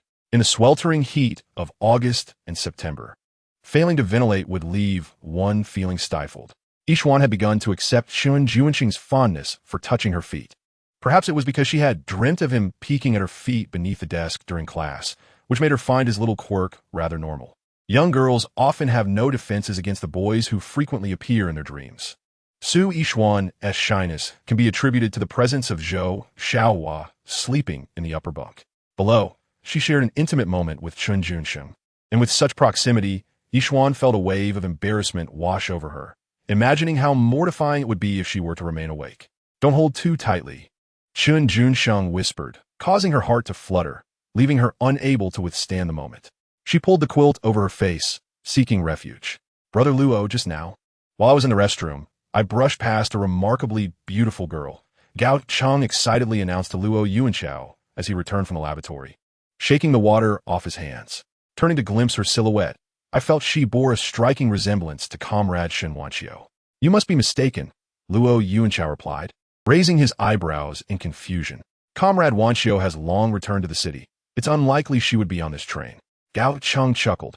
I only saw her from behind. I'm not entirely certain. Upon hearing this, Gao Cheng, who had been pretending to sleep in the upper bunk, opened his eyes and poked his head out. If Comrade Wanqiu were indeed on this train, and by chance encountered Junge and accountant Xiao Su, it would be quite unfortunate. Don't speak such nonsense, Gao Cheng admonished, playfully tapping his brother on the head. Junge is here for important matters. Keep your superstitions to yourself. Oh, Gao Cheng realized he had misspoken and quickly covered his mouth, silently repeating to himself, let us hope they don't meet. Let us hope they don't meet. Let us hope they don't meet. Chapter 083. To excel in one's craft, one must first sharpen their tools. After hiding beneath the covers for over 10 minutes, Yixuan felt stifled and overheated. She finally emerged, hugging her knees as she sat up. Chen Junsheng had just opened the window, and the train rattled along the wilderness, a refreshing breeze brushing against her cheeks, invigorating her spirit. Yixuan had once longed for such a simple yet delightful afternoon, sharing a train journey with someone she cherished, traveling to distant lands. Her cheek resting against his shoulder in the swaying carriage, finding a comfortable spot to doze off until they reached their destination. Chen Junsheng, may I borrow your shoulder? Yixuan suddenly asked. With generous ease, he shifted slightly to offer her his shoulder, smiling as he said, you should say thank you. Not saying it, Yixuan pouted, turning her rosy lips towards him without hesitation. The wind outside tousled her hair, strands brushing against Chen Junsheng's neck, tickling him gently. Unbeknownst to him, whenever he was with Su Yixuan, an inexplicable sense of tranquility enveloped his heart. As he turned to gaze at her serene and delicate profile, a gentle wave of happiness flowed through him. Yixuan, may I pose a question? Chen Junsheng softly inquired, observing her eyes narrowing in the sunlight.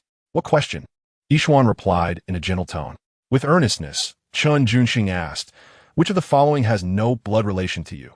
Your father, your mother, or the father of your child? Yixuan pondered for a moment before responding, the father of my child. Chen Junsheng raised an eyebrow. Why is that? You're so mischievous. Meanwhile, an unexpected commotion arose from the lower bunk. Zhou Xiaohua, unable to bear it any longer, discreetly peeked through the gap of the bed against the wall, curious about the situation below. I shouldn't he look? I shouldn't he look? If I do, I'll get sty. Comrade Xiaohua, both curious about what Chen Junsheng and Su Yixuan were engaged in below and too shy to blatantly spy, merely cast a few fleeting glances before holding her breath and pretending to be asleep. As the train pulled into Jinhua Station, Luo Yuanchao approached and knocked softly on the door. What is it? Chen Junsheng inquired, rising to open the door a crack, peering out at him. Luo Yuanchao leaned closer to Chen Junsheng's ear, raising a hand to shield his mouth as he whispered. I heard from Gao Cheng that he saw a figure resembling Comrade Wanqiu while he was in the restroom, just now, although he isn't entirely sure it was her. I thought it necessary to inform you. Shen Wanqiu. A tremor of surprise coursed through Chen Junsheng. Indeed, he had pondered the possibility of an unexpected encounter with her during this trip to Hangzhou. After all, fate has a curious way of manifesting, often inescapable. However, in Chen Junsheng's estimation, the likelihood of encountering Shen Wanqiu on this train journey from Changzhou to Hangzhou was akin to winning the lottery, practically improbable. It must have been a case of mistaken identity, he concluded, shaking his head nonchalantly. Turning his gaze to the window, he remarked, "The next stop is Hangzhou. I have a few sets of clothing here. Please take them to Gaocheng and Gaochong so they can change." Understood. Luo Yuanchao nodded in agreement. Chen Junsheng then retrieved a large wooden box from beneath the bunk, extracting 3 sets of work attire emblazoned with the emblem of the Raoqing military industry, which he handed to Luo Yuanchao, along with 3 identification badges. "Be sure to pin these to your chests," he instructed. Luo Yuanchao accepted the clothing and badges, returning with a satisfied demeanor. "Xiaohua, are you still asleep?" As Chen Junsheng stood, he reached up to gently pat the edge of the upper bunk. "Wake up. We are almost at Hangzhou." Comrade Xiaohua rubbed her eyes, then stretched her delicate arms and slender waist, her head tilting back. The sunlight streaming through the window illuminated her soft, rounded figure, casting a warm and vibrant glow upon the previously languid and innocent girl, rendering her appearance sweet and inviting. "Yixuan, Xiaohua, you two need to change clothes." While he had prepared work attire for Luo Yuanchao and the others, he had selected an elegant flight attendant's outfit for Su Yixuan and Zhou Xiaohua. As for himself, he donned an administrative jacket over a crisp white shirt, paired with tailored trousers and polished shoes, accessorized with a diamond watch from Huqing and gold-rimmed glasses. As Chen Junsheng changed his attire, Zhou Xiaohua remained seated on the upper bunk, her eyes fixed upon him without blinking. Having never before seen a man in such an administrative jacket, she recalled how her aunt had crafted it from a blueprint just days prior, and she had thought it somewhat outdated. Yet, upon seeing Chen Junsheng in this ensemble, her gaze became entranced. She lamented her limited vocabulary, struggling to find the right words to encapsulate the charm of the man before her.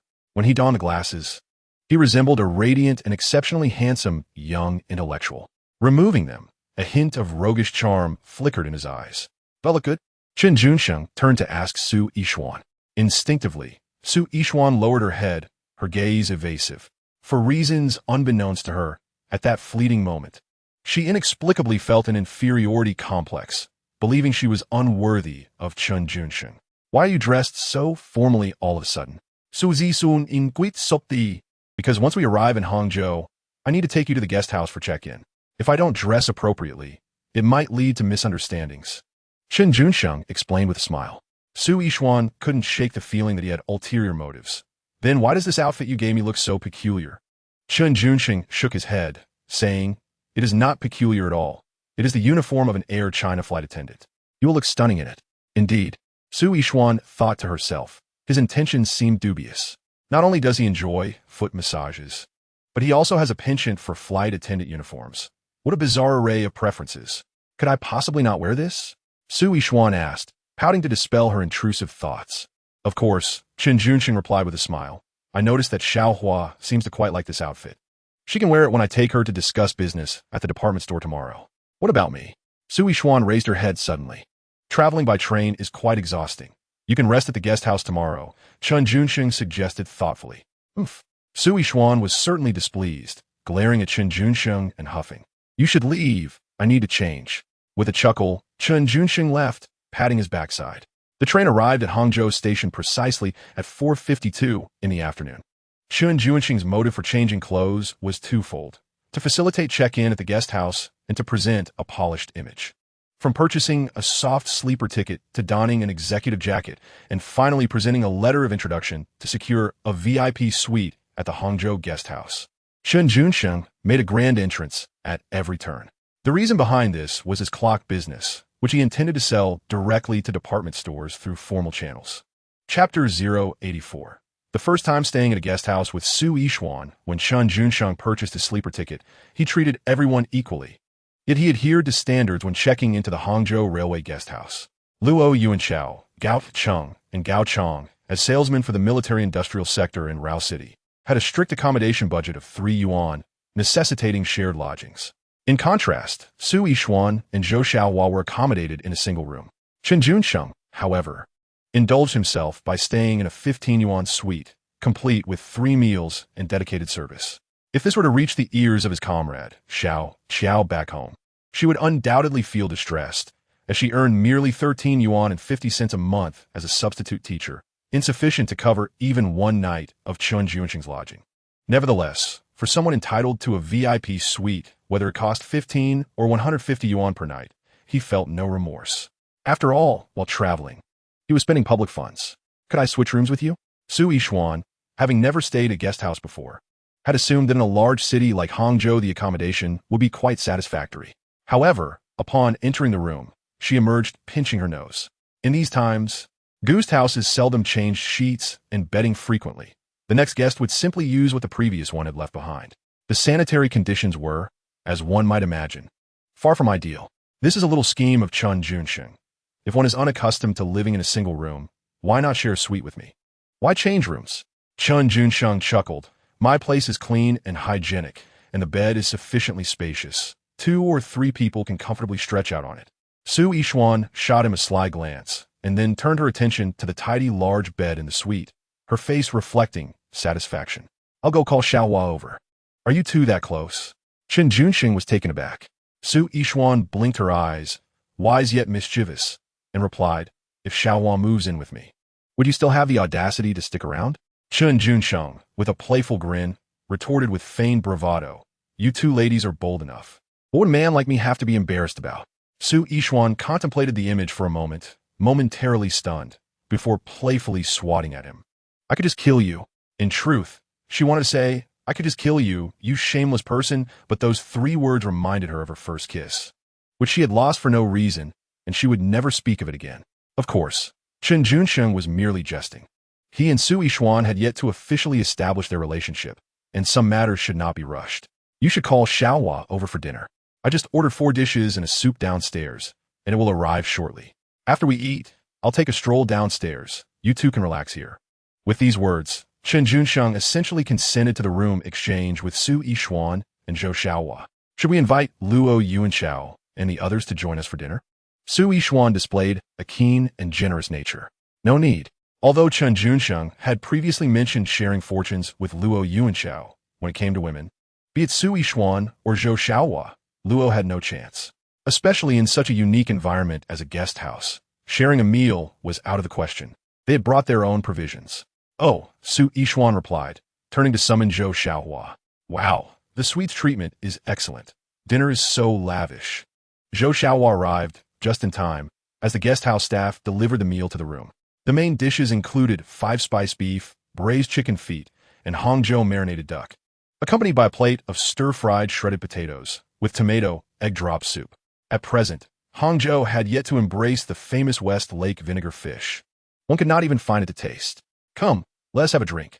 Chen Junsheng opened a bottle of Qinghe Qinyan, pouring half a glass for Su Yishuan, filling his own to the brim, and then politely inquired Xiaohua, how well can you handle your liquor? Zhou Xiaohua remained silent, playfully raising her right index finger. Chen Junsheng chuckled, just one drink?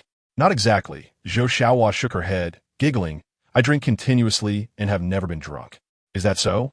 Chen Junsheng's eyes lit up. This was a top-notch quality for business and public relations. He poured Zhou Xiaohua a full glass. The Qinghe Qinyan was mild, akin to homemade rice wine. It was smooth, not harsh on the throat, with a sweet aftertaste that lingered.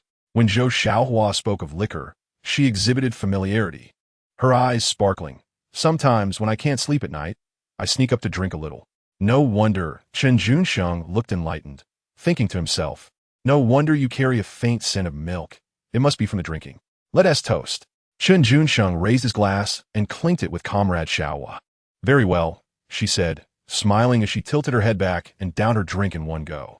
With a gentle sigh of satisfaction, she turned to look at Chen Junsheng, who also finished his drink in one breath. Noticing that he did not exhale audibly, Xiaohua blinked and playfully mimicked the sound. Ha, Chen Junsheng raised an eyebrow at her, struggling to contain his amusement, nearly causing the liquor to escape through his nostrils, his face flushing red. Meanwhile, Su Yishuan had already burst into laughter. She thought to herself, who drinks white liquor without letting out a sigh? Chen Junsheng, you silly fool, truly foolish. Don't just drink. Have some food as well. After a struggle to suppress her laughter, Su Yishuan placed 2 slices of beef into Chen Junsheng's bowl. In truth, Chen Junsheng had a good tolerance for alcohol, handling 1.5 gin of white liquor and drinking beer freely. He believed in the old adage that a person's character can be gauged by their drinking habits. Thus, Sharing a few drinks with Su Yixuan and Xiaohua could serve as a foundation for deeper relationships in the future. Comrade Xiaohua, however, was no braggart. Her capacity for alcohol was astonishingly vast. Su Yixuan's face easily flushed when drinking, and when she had too much, she would prop her face with her hands. Her head swaying like a diligent student fighting off drowsiness in class, terrified of being caught by the teacher. Yixuan seems to be getting tipsy. Should we continue drinking? Xiaohua glanced at Su Yixuan and then turned her gaze to Chen Junsheng.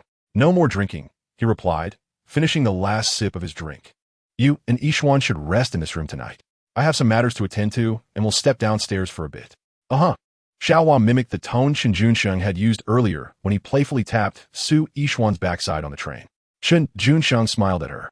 To be honest, a girl like Comrade Xiaohua, with an outstanding figure, looked absolutely stunning in the National Airlines stewardess uniform, epitomizing pure allure. This was a rarity in the 1980s. Taking her out for business, the seasoned leaders of state-owned stores would certainly ponder over Chen Junsheng's true standing. As for Comrade Yixuan, in Chen Junsheng's heart, she held the position of a cherished home flower. Her innocence and sweetness were something he wished to savor privately. Chapter 085. It seems he likes me. Zheng Hongyun, the general manager of the Westlake department store, was just in his early 40s, at the peak of his career, enjoying a golden phase of steady ascent. When Chen Junsheng and his team approached Zheng, he was emphatically instructing the sales staff on the service ethos. No unwarranted scolding or mistreatment of customers. Noticing Chen Junsheng's group from the corner of his eye, Zheng turned to glance at the two postal vehicles parked not far from the entrance. Realizing that a delivery had arrived, judging by the scale, this shipment was of considerable value. Comrade, hello, Zheng Hongyun greeted warmly, ushering Chen Junsheng and his associates into his office and shutting the door to inquire, which unit are you from? Chen Junsheng remained silent, merely glancing at the name tag on Zheng's chest. He then took the Shanghai 555 clock that Xiaohua was cradling and placed it on Zheng Hongyun's desk, quietly asking, how many of these clocks could your store sell in a day when there was stock? Zheng Hongyun chuckled cheerfully, remarking that the Shanghai 555 clock was exceedingly popular in Hangzhou, with the store selling at least 30 to 40 units daily, provided there was ample supply. Regrettably, they had been out of stock for over half a year. I have 20,000 units, Chen Junsheng stated bluntly. What? Zheng Hongyun face register de surprise. 20,000 units? Each priced at 56 yuan, with production costs estimated at 50%, the total cost for 20,000 units amounts to 560,000 yuan. The young man before him had not mentioned any affiliation with the company, indicating he was not an employee of the Shanghai manufacturer. However, his attire exuded an extraordinary elegance. Accompanying him was a striking young woman dressed in a National Airlines stewardess uniform. Her beauty and figure were truly unforgettable, suggesting she had an impressive background. Zheng Hongyun only glanced at her a few times before discreetly averting his gaze. Chen Junsheng pulled out a pack of cigarettes from his pocket and offered one to Zheng. Comrade Hongyun, do you smoke? Ido, Zheng Hongyun replied, accepting the cigarette and glancing at the packaging, which turned out to be a special 5-pack of Zhonghua cigarettes for airline use. Chen Junsheng struck a match and lit Zheng's cigarette before attempting to light his own. The young woman, Xiaohua, stepped forward to shield him from the wind with her chest. Chen Junsheng calmly ignited the cigarette, casually flicking the match aside as if it were second nature. Zheng Hongyun, however, was taken aback, thinking to himself how remarkably impressive this was. Taking a puff, Chen Junsheng tapped the clock and smiled at Zheng. The postal vehicle outside carries 2,500 units of ready stock. If the Westlake store wishes to replenish, we can arrange for your quality inspection department to verify the goods before we discuss further. Zheng Hongyun understood. This was a bold move, leveraging available resources to collaborate with state-owned enterprises for quick profits. For someone of his leadership level, the primary concern was political risk, followed by economic benefit. There was no rush for the inspection. Zheng Hongyun cautiously inquired, may I first see your letter of introduction and proof of employment? This was precisely what Chen Junsheng had been hoping to hear since entering. Asking directly about his company would have been awkward to answer, especially since Dongjiang was not well known. Casually mentioning it could evoke ridicule for someone from a small place trying to act grandiose.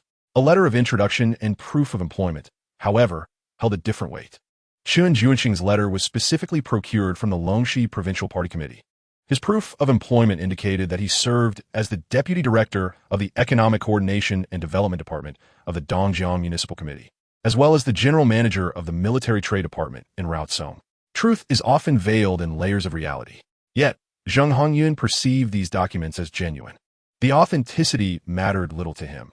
As long as the young man was willing to present them, he would trust him. Moreover, as long as the batch of clocks outside posed no quality issues, he would not hesitate to display them for sale. As for whether the Shanghai manufacturer would object, that was a matter between them and Chen Junsheng, entirely unrelated to Zheng Hongyun or the Westlake department store. In fact, Chen Junsheng himself harbored no concerns about potential trouble from the Shanghai manufacturer. In 1981, a comrade, surnamed Mu, well aware of the lucrative opportunity in reselling the Shanghai 555 clocks, sought collaboration with a military factory in Yuqing to produce 10,000 units. Armed with samples, he approached a department store in Shanghai to facilitate a substantial profit margin. As the adage goes, one plants trees for future generations to enjoy the shade. Mr. Mu initiated the venture, while I merely followed suit. Mr. Mu, prioritizing profits over safety, infiltrated the heart of Shanghai's market, while I opted to sell in the larger cities surrounding Shanghai, avoiding direct competition. Should any misfortune arise, Mr. Mu would bear the consequences. This was the true reason behind Chen Junsheng's audacity in seeking collaboration with state-run stores. The military products from Raocheng were of exceptional quality. Zheng Hongyun dispatched 3 seasoned inspectors to verify the goods, and they all reported no issues. Director Chen, shall we discuss the pricing? Zheng Hongyun personally brewed a cup of tea for Chen Junsheng. My time is limited, Chen Junsheng remarked, glancing at his watch. A firm price of 40 yuan per unit, plus 20 industrial coupons, payment upon delivery. Zheng Hongyun smiled silently, tugging at his shirt sleeves. It was evident that Zheng found the offer excessive and hoped for a reduction. However, Chen Junsheng had made his position clear. He would not entertain negotiations. In the era of planned economy, possessing goods bestowed a sense of confidence. If one could not meet the price, there would always be another buyer. You've been out of stock for over half a year. Why pretend otherwise? Chen Junsheng scoffed. Rising to leave, his steam still rose from his teacup. Wait, Director Chen, please don't be hasty. Zheng Hongyun quickly extended his hand to retain him. How about this? I'll take the 500 units available outside for 35 yuan each, plus 10 industrial coupons. Is that acceptable? Chen Junsheng shook his head. That price is only viable for bulk orders of at least 10,000 units. Zheng Hongyun, however, was not so greedy. I'll order 5,000 units at 35 yuan each, plus 15 industrial coupons. If this works for you, we can sign the agreement now, with payment for 500 units up front, and the next batch will follow the same price. Seeing Zheng's straightforwardness, Chen Junsheng extended his right hand, which Zheng promptly grasped. Chen Junsheng, you are truly impressive, exclaimed Zhou Xiaohua, her face filled with admiration as they exited the Westlake department store. Such a massive order finalized in under an hour. I am not impressive at all, Chen Junsheng chuckled, shaking his head dismissively. It's primarily due to leveraging connections with the military and postal industries, as well as your support. Zhou Xiaohua, her eyes sparkling, shyly replied, I merely followed behind you, scarcely uttering a word. How could I possibly contribute? When you lit a cigarette, you were the light in my eyes, Chen Junsheng said earnestly. Zhou Xiaohua did not fully grasp the meaning behind his words, yet she could distinctly sense the compliment, filling her with delight. Details determine success or failure, Chen Junsheng remarked with a smile. When you shielded me from the wind, Zheng Hongyun's eyes widened, and my heart raced wildly, even eliciting a reaction. Really? Zhou Xiaohua was surprised that such a small gesture of hers could have such an impact. If you don't believe me, you may touch my heartbeat, Chen Junsheng said with an air of confidence. I trust you, Zhou Xiaohua replied with a nod and a smile, glancing around before returning her gaze to Chen Junsheng. With a rosy blush illuminating her cheeks, she shyly reached out to touch him, whispering, It seems he likes me. Chen Junsheng felt a sudden rush of unease. Chapter 086. An unexpected encounter with an old flame. Is it pleasant to touch? Chen Junsheng stood there, frozen in astonishment. In that moment, he regarded himself merely as an accountant, a role that involved the mundane task of keeping records. The young women of the 1980s typically exhibited conservative behavior, rarely taking the initiative. Yet when they did muster the courage to act, they could be quite audacious. Yes, it feels nice, Zhou Xiaohua murmured, her head lowered. Her cheeks flushed crimson, and her eyes glistening as if they might overflow with tears. Nevertheless, she candidly provided her response. One might mistake her bashful demeanor for something more scandalous, believing Chen Junsheng had led her astray. Chen Junsheng felt an unusual discomfort. Ever since Aunt Yao returned to Yinjing, he had put aside his adventurous spirit, finding himself devoid of opportunities to stir up trouble. Little did he anticipate that Zhou Xiaohua's gentle teasing would nearly breach his defenses. In the interest of fairness, let us find a secluded spot. Chen Junsheng, ever the strategist, realized that if Zhou Xiaohua dared to be bold, he would rise to the occasion. Oh, Zhou Xiaohua replied obediently, reasoning that Chen Junsheng was harmless. Following him seemed a reasonable choice. Just this once, and it won't happen again, she earnestly resolved in her heart. Mr. Zheng, please sign the bank remittance receipt. Tang Moli, an accountant from Shihu department store, sashayed into the general manager's office, bearing a remittance slip for 87,500 yuan. Zheng Hongyun accepted the document, pinching his chubby chin as a thought flickered through his mind. If he reported the situation to the office that combats speculation, perhaps he could intercept this sum and acquire 500 clock units without any expense. However, doing so would undoubtedly offend that young man. After careful consideration, Zheng Hongyun shook his head.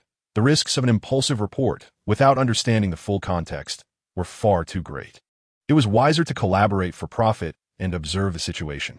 When Zheng Hongyun signed a contract with Chen Junsheng, his agreeable demeanor stemmed from the irresistible allure of the 555 brand clocks. Priced at a premium of 50 to 60 yuan, these items were sure to sell on the shelves, and which department store manager could refuse such an opportunity? As for the bank remittance, it was conducted through official channels, and the interprovincial transfer would take 7 to 10 days to process. Should any issues arise, the funds could be swiftly reclaimed. For prudence's sake, he resolved to investigate the backgrounds of the Dongjiang Economic Planning Department and the military industry in Raocheng, lest the flames of conflict consume the innocent. Zheng Hongyun signed the receipt, temporarily setting aside his calculations. Little did he know, he had overlooked one crucial detail. Chen Junsheng had an accountant by his side, and this accountant's connections were not trivial. His uncle was the vice president of the People's Bank of China's Dongjiang branch. Chen Junsheng, you deceitful trickster, he lamented inwardly. At this moment, Accountant Su sat on the grand bed of the railway guest house's VIP suite, clutching her knees and weeping. That detestable Chen Junsheng had deceived her into donning the uniform of a national airlines stewardess yesterday. Yet today, as he ventured out for business, he took only the charming Xiao Hu with him, leaving her behind. Although this was partly due to her inebriation last night and her subsequent deep slumber, Su Yixuan had dreamt of joyfully accompanying Chen Junsheng on his business dealings, laughing as she counted money for him. Yet upon awakening, she found herself alone in the room. The only solace for Su Yixuan was that Chen Junsheng had not brought along Luo Yuanxiao and the Gao brothers, but had instead arranged for them to stay in a single room next door, ensuring her safety. Meanwhile, Chen Junsheng had taken Xiao Hu out of the secluded alley and boarded a bus to the Jiangsu Provincial People's Broadcasting Station. You, young comrade, are indeed intriguing, remarked Deputy Director Wang Hai, who was responsible for hosting Chen Junsheng. To seek advertising for your Dongjiang region's winery from our Jiangsu Broadcasting Station. You truly possess a creative mind. Misunderstanding the intent, Wang Hai continued, this is not merely my personal initiative. Chen Junsheng replied with a smile, shaking his head. This is a bold endeavor in interprovincial economic cooperation. Without explicit instructions from above, I would not dare to visit. Oh, Wang Hai regarded Chen Junsheng with a knowing smile. Consider this. If this collaboration is achieved, could the underlying logic be interpreted as a pioneering economic partnership between the state-owned factory in Longxi Province and our Jiangsu Broadcasting Station? Wang Hai's eyes brightened. This young man, despite his youth, possessed a remarkably high political awareness. Economic development is of utmost importance in the context of reform and opening up. When Chen Junsheng mentioned interprovincial economic cooperation, Wang Hai could not help but take it more seriously. An advertisement for a toothpaste factory published in the Tianjin Daily on January 4, 1979, was regarded as a significant milestone in the new era of reform and opening up. Chen Junsheng was evidently well prepared. In March of that same year, the Shanghai television station aired the first overseas product advertisement, promoting Swiss radar watches. On the same day, the Liberation Daily also published an advertisement for the radar watch. Having made his point clear, Chen Junsheng paused to observe Wang Hai's expression. His intent was unmistakable. If multinational advertising was feasible, why hesitate over interprovincial advertising? It was said that the people of Jiangsu were never short of bold attempts and a pioneering spirit. And this sentiment was echoed officially. Now, I present this opportunity to you. The choice is yours to make. Wang Hai, having ascended to the position of deputy director at a provincial station, was certainly no ordinary individual. With the ladder placed before him, he understood the need to ascend. Comrade Junsheng, let us discuss the duration and costs of the advertisement. 15 seconds, 3,000 yuan. Chen Junsheng quoted without batting an eye, exuding confidence. However, he had an additional condition. Our factory director has already prepared the advertisement script.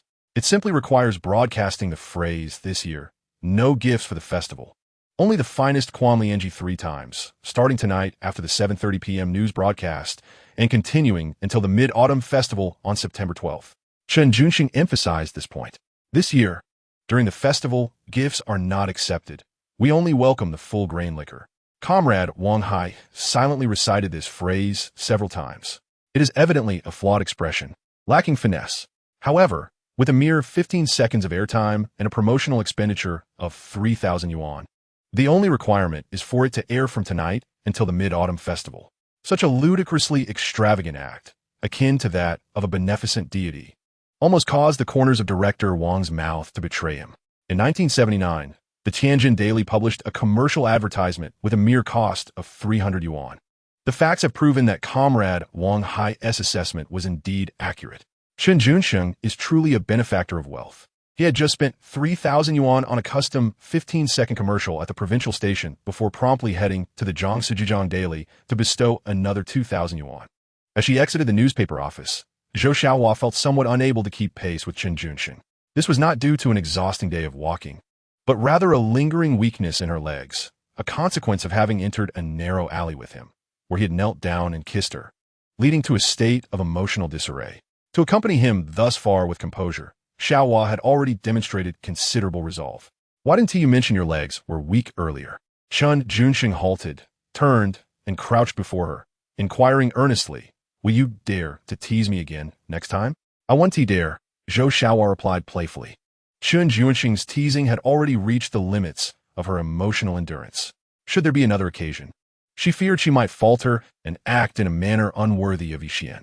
Just as well, Chen Junsheng nodded in satisfaction, then patted her shoulder, saying, climb on.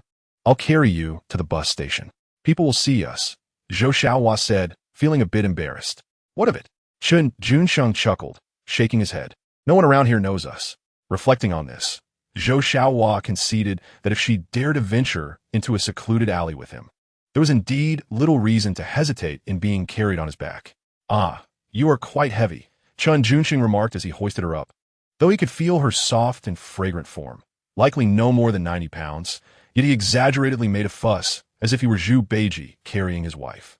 Zhou Xiaohua detected no hint of disdain in his tone and smiled, saying, my grandmother says that girls with ample bosoms and generous figures are blessed and good for bearing children. Chen Junsheng grinned, choosing not to respond, as he jogged towards the bus station, carrying her along. Slow down, Zhou Xiaohua exclaimed, genuinely excited now. Though Chen Junsheng had been running quite cheerfully, upon reaching a corner near the bus station, he suddenly spotted 2 approaching female figures, causing him to immediately pivot and sprint in the opposite direction. The 2 women he had just seen. One was unfamiliar to him, but the other he would recognize even in a haze. It was Shen Wanxiu. Chen Junsheng was utterly taken aback, never expecting to encounter Shen Wanxiu so fortuitously near the Jiangsu Daily. Certainly, Wanxiu was somewhat taken aback. While on her way to the newspaper office with a friend from the Provincial Writers Association, she unexpectedly caught sight of a male figure strikingly reminiscent of the charming yet mischievous Chen Junsheng, whom she had been preoccupied with day and night. She even paused to rub her eyes. Unfortunately, the individual dashed away too swiftly, accompanied by a young lady, and merely observing his silhouette left her unable to ascertain whether it truly was Chen Junsheng. It seemed too coincidental. Wanxiu pondered earnestly. After all, there were still over 10 days until Jiangsu University officially commenced its academic term, and he had no need to arrive in Hangzhou so early. Wanxiu, what is the matter? Her friend Yu Qingli turned to glance at her, a hint of concern in her voice. "I'm fine," Wanchio replied with a gentle smile, shaking her head. "I just felt as though I've seen that young man carrying a girl while racing by, so I stopped to take a closer look." Yu Qingli scrutinized her expression and teased. "You saw that couple looking so sweet together and couldn't help but think of your own partner, could you?" "Indeed," Wanchio admitted with a candid nod. Yu Qingli expressed genuine envy for the rural lad named Chen Junsheng. "I am quite curious about what your partner looks like. To have bewitched our esteemed Wanchio so thoroughly. He will be coming to Hangzhou soon. I'll introduce you to him then," Wanchio replied, her eyes sparkling with the memory of Chen Junsheng. "He used to carry me along the riverside and the countryside, just like that young man did."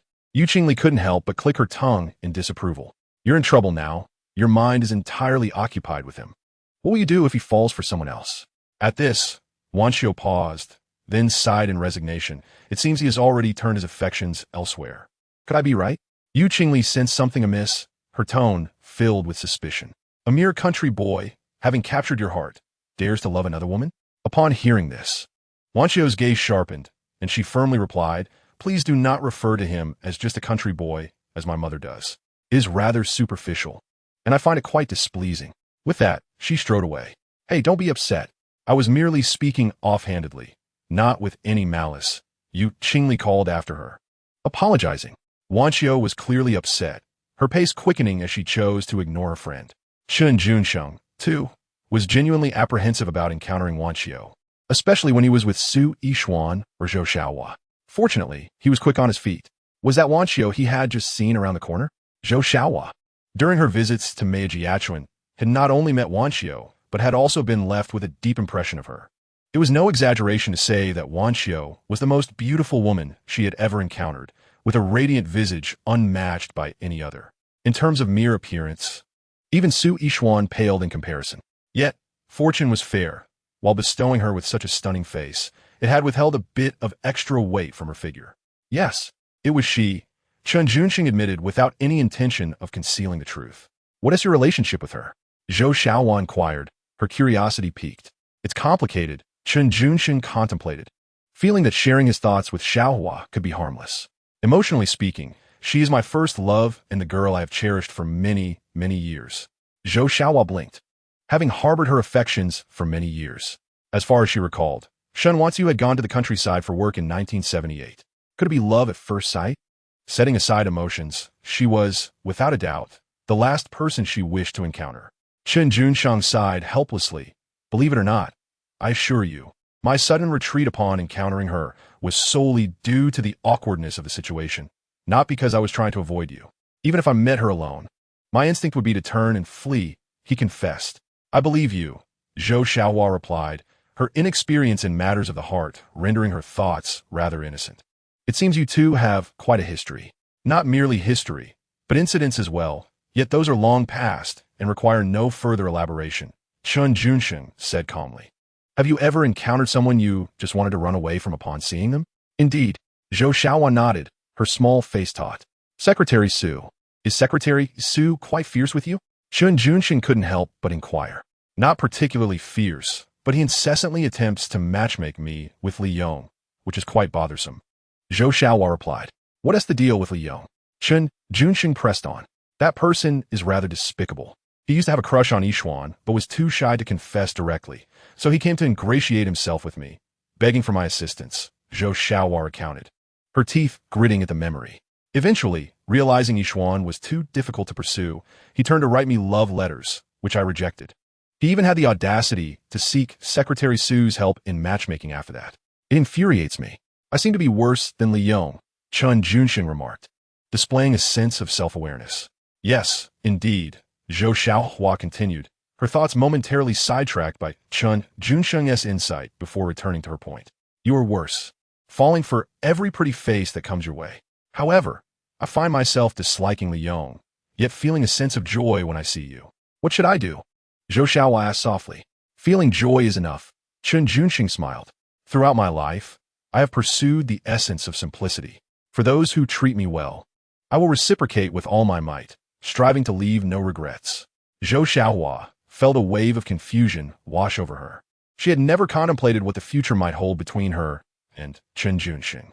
Yet, Upon hearing his words, she sensed a weighty promise that was both unexpected and delightful. Let us return to the guest house. We've been out for quite a while, and Su Yixuan must be anxious, Chen Junsheng suggested. Yes, it is time to head back. Zhou Xiaowan nodded. Although their time together had been less than half a day, the experiences they shared had far exceeded her expectations. She had initially thought that securing advertising for all liquor brands on Jiangzhou Radio and Jiangzhou Daily was an unrealistic dream. Yet with Chen Junsheng's intervention, he effortlessly accomplished it. Additionally, Zhou Xiaohua had the privilege of participating in Chen Junsheng's clock business, witnessing the impressive bank remittance slip of 87,500 yuan. This was truly an eye-opening experience.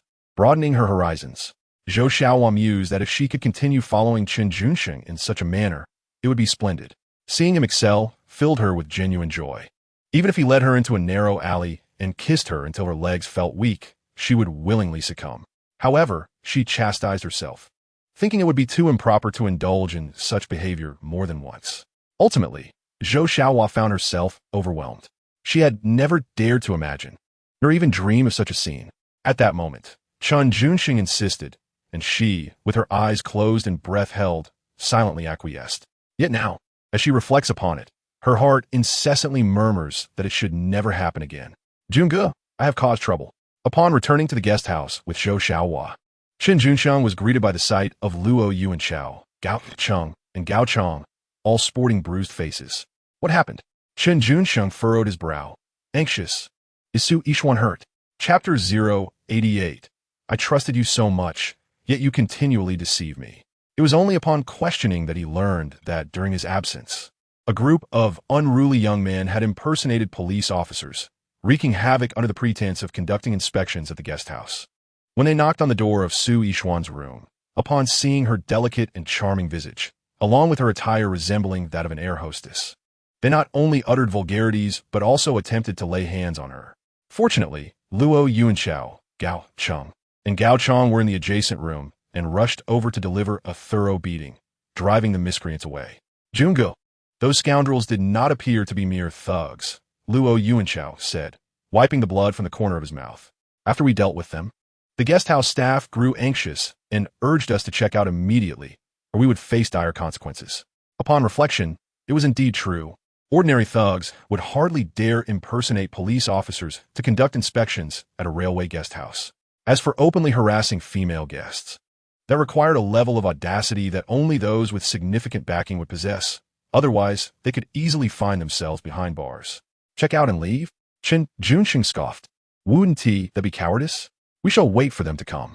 Although a powerful dragon may not suppress a local snake, the notion of retreat was absent from Chen Junsheng's lexicon. With his beloved being harassed and his brothers battered, how could he tolerate such indignities? We are all individuals with responsibilities. Who fears whom? What the local thugs?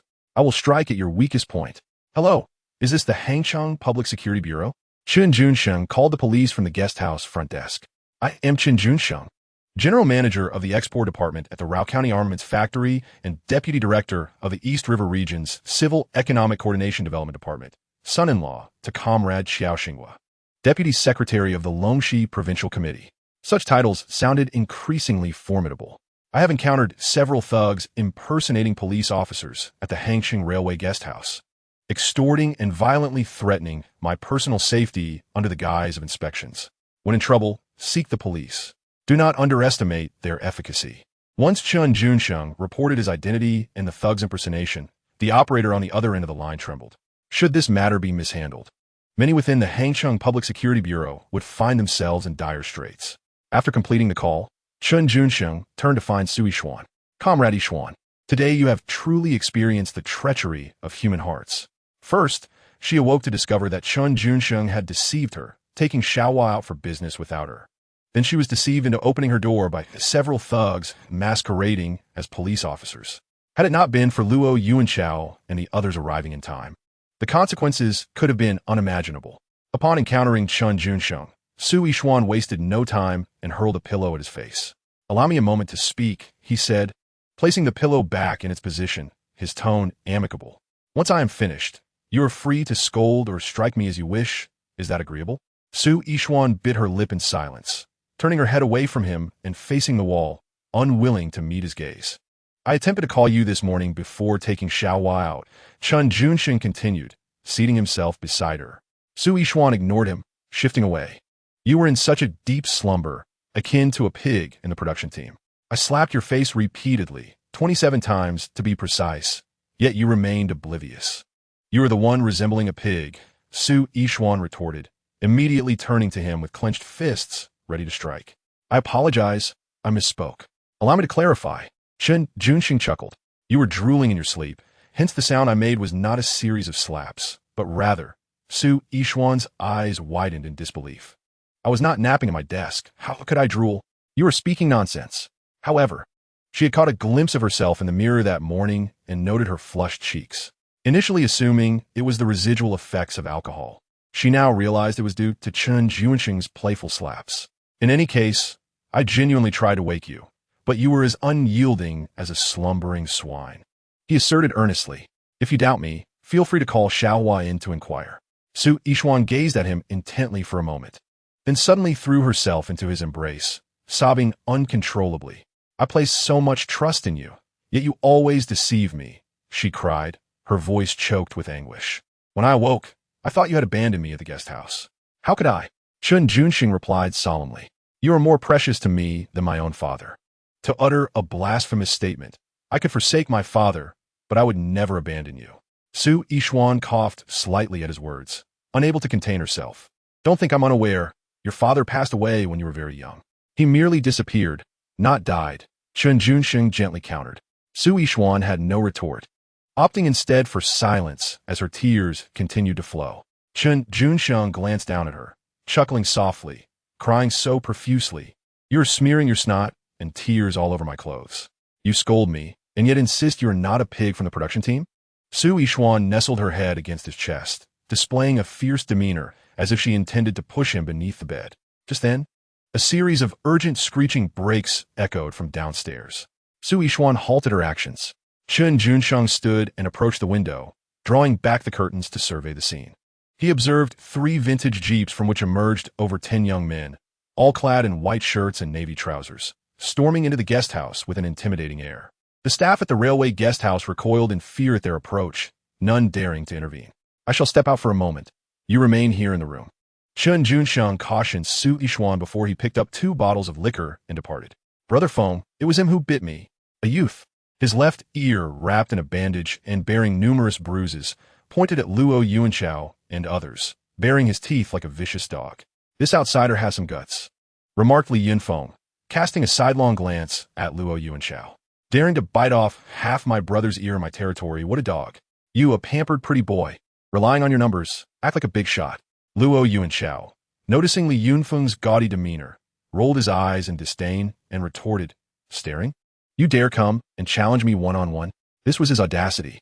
Previously, with Chen Junsheng absent, Luo Yuanchao feared escalating the situation into a grave disaster. Now that Junsheng had returned, providing a backbone, and facing merely a dozen adversaries, he felt emboldened. Attack! Li Yunfeng, known for his quick temper, was ready to unleash his fury. However, while he focused on directing his brothers to deal with Luo Yuanchao and his group, he overlooked Chen Junsheng approaching from behind, wielding a liquor bottle.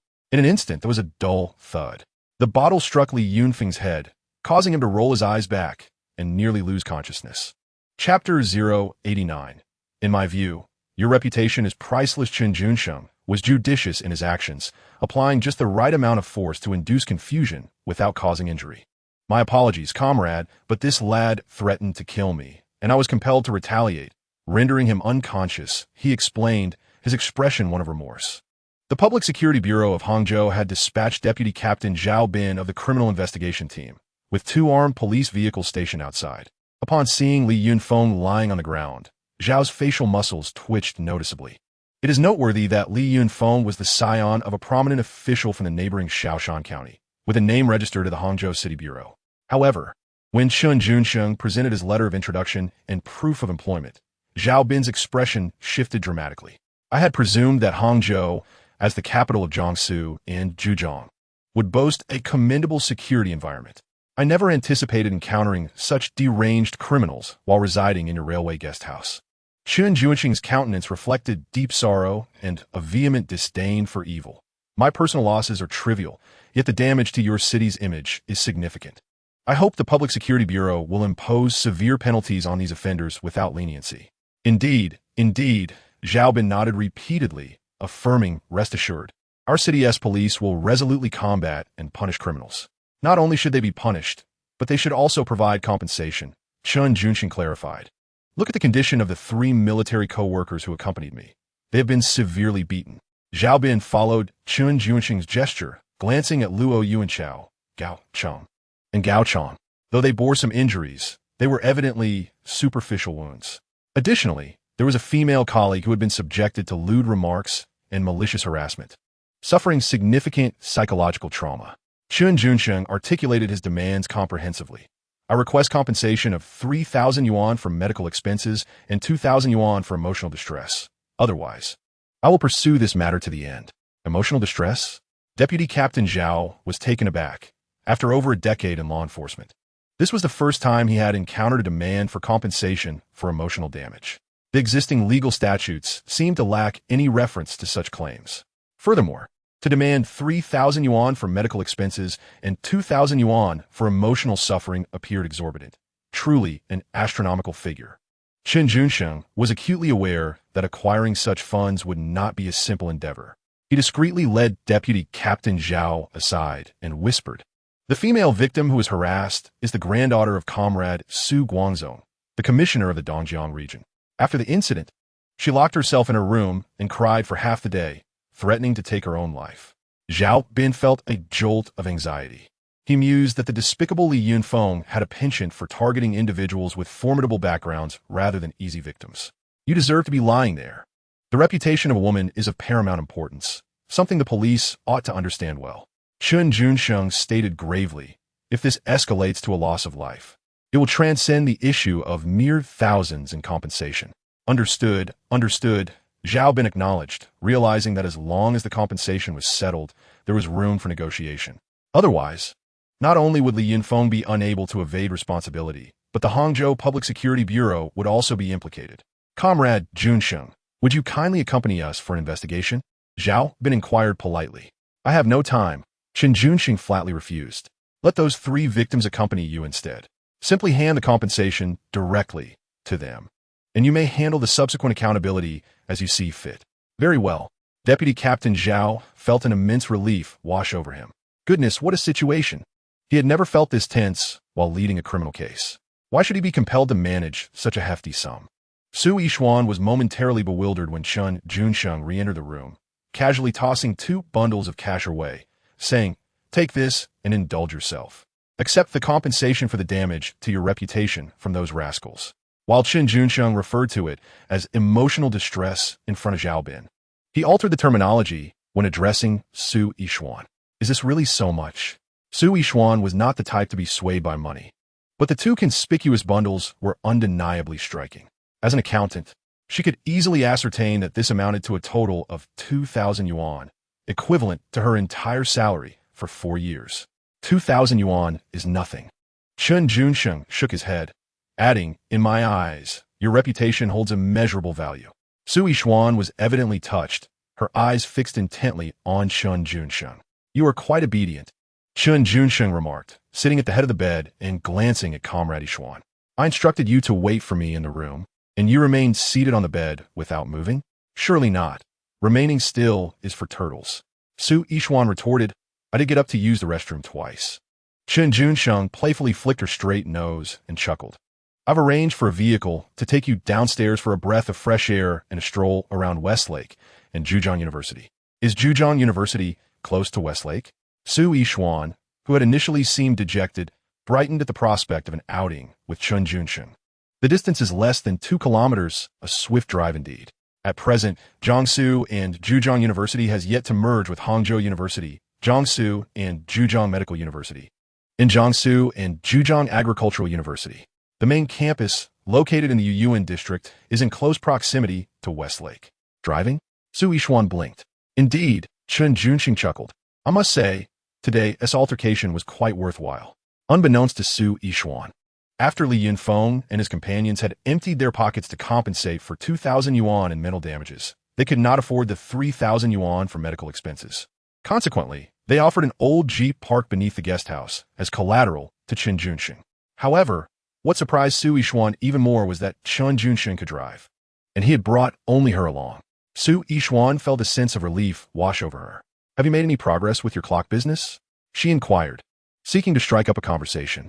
"We successfully sold 5,000 units, though we have only received payment for 2,500 thus far," Chen Junsheng candidly replied, explaining that the funds would be deposited into the company account and that accountant Su would assist with the follow-up.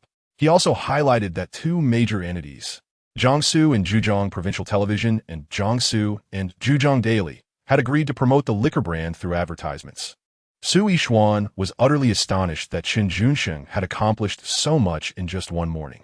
Although he spoke of it nonchalantly, as if it were an effortless task, she understood the complexities involved. "I'm sorry, Chen Junsheng. I misjudged you," Su Yixuan suddenly said earnestly. Chen Junsheng smiled at her words, "Though your apology is sincere. I tend to be rather petty and may not forgive so easily. Unless, of course, you fulfill a small request of mine once we reach Westlake." "What request?" Su Yixuan asked curiously. Chapter 090. I wish to have you in 1981. Hangzhou was far from bustling and prosperous. Yet, this city possessed an ancient charm alongside the characteristics of a new era. The train station featured a faux antique architecture adorned with glazed tiles, while trolley buses glided through the streets, pulling along two long poles. On West Lake, boats ferried passengers, and at Lingyin Temple, individuals sought romantic fortunes. The picturesque scenes of Jiangnan, with its gentle flowing waters and quaint bridges, were ubiquitous. However, the beauty often masked underlying hardships, the troubles of damp clothing during the plum rain season, the frustration of sweltering summer heat at 40 degrees, and the winter chill that made one long for the warmth of several companions. These were the true impressions of Hangzhou, held by many. "I don't wish to sleep alone tonight," Chen Junsheng suggested earnestly, gazing at Su Yixuan's radiant face by the lakeside. "You don't want to sleep alone? Do you wish to share a bed with me?" Su Yixuan's thoughts wandered, her cheeks flushed with embarrassment, and she shot him a glare, biting her lip in silence. Chen Junsheng found her subtle gesture of nibbling her lip endearing, imbued with a sense of unspoken affection and playful annoyance, capturing the essence of youthful shyness that was genuinely captivating. "What are you thinking?" Chen Junsheng asked, locking eyes with Su Yixuan and adding with a smile. "I merely find single rooms rather dull, and thought it would be enjoyable to share a room with more people and make some friends." "Surely, you didn't think I want to share a bed with you?" I didn't think that." Su Yixuan's thoughts first wandered, then were laid bare, leaving her both bashful and anxious. "You mustn't speak nonsense. It was better left unsaid." Chen Junsheng let out a long sigh of relief and proceeded to speak earnestly. "Though you possess wealth, beauty, height, and a slender waist, your youthful allure carries a hint of flirtation, making you quite suitable as a partner." Such words made Su Yixuan's ears flush crimson.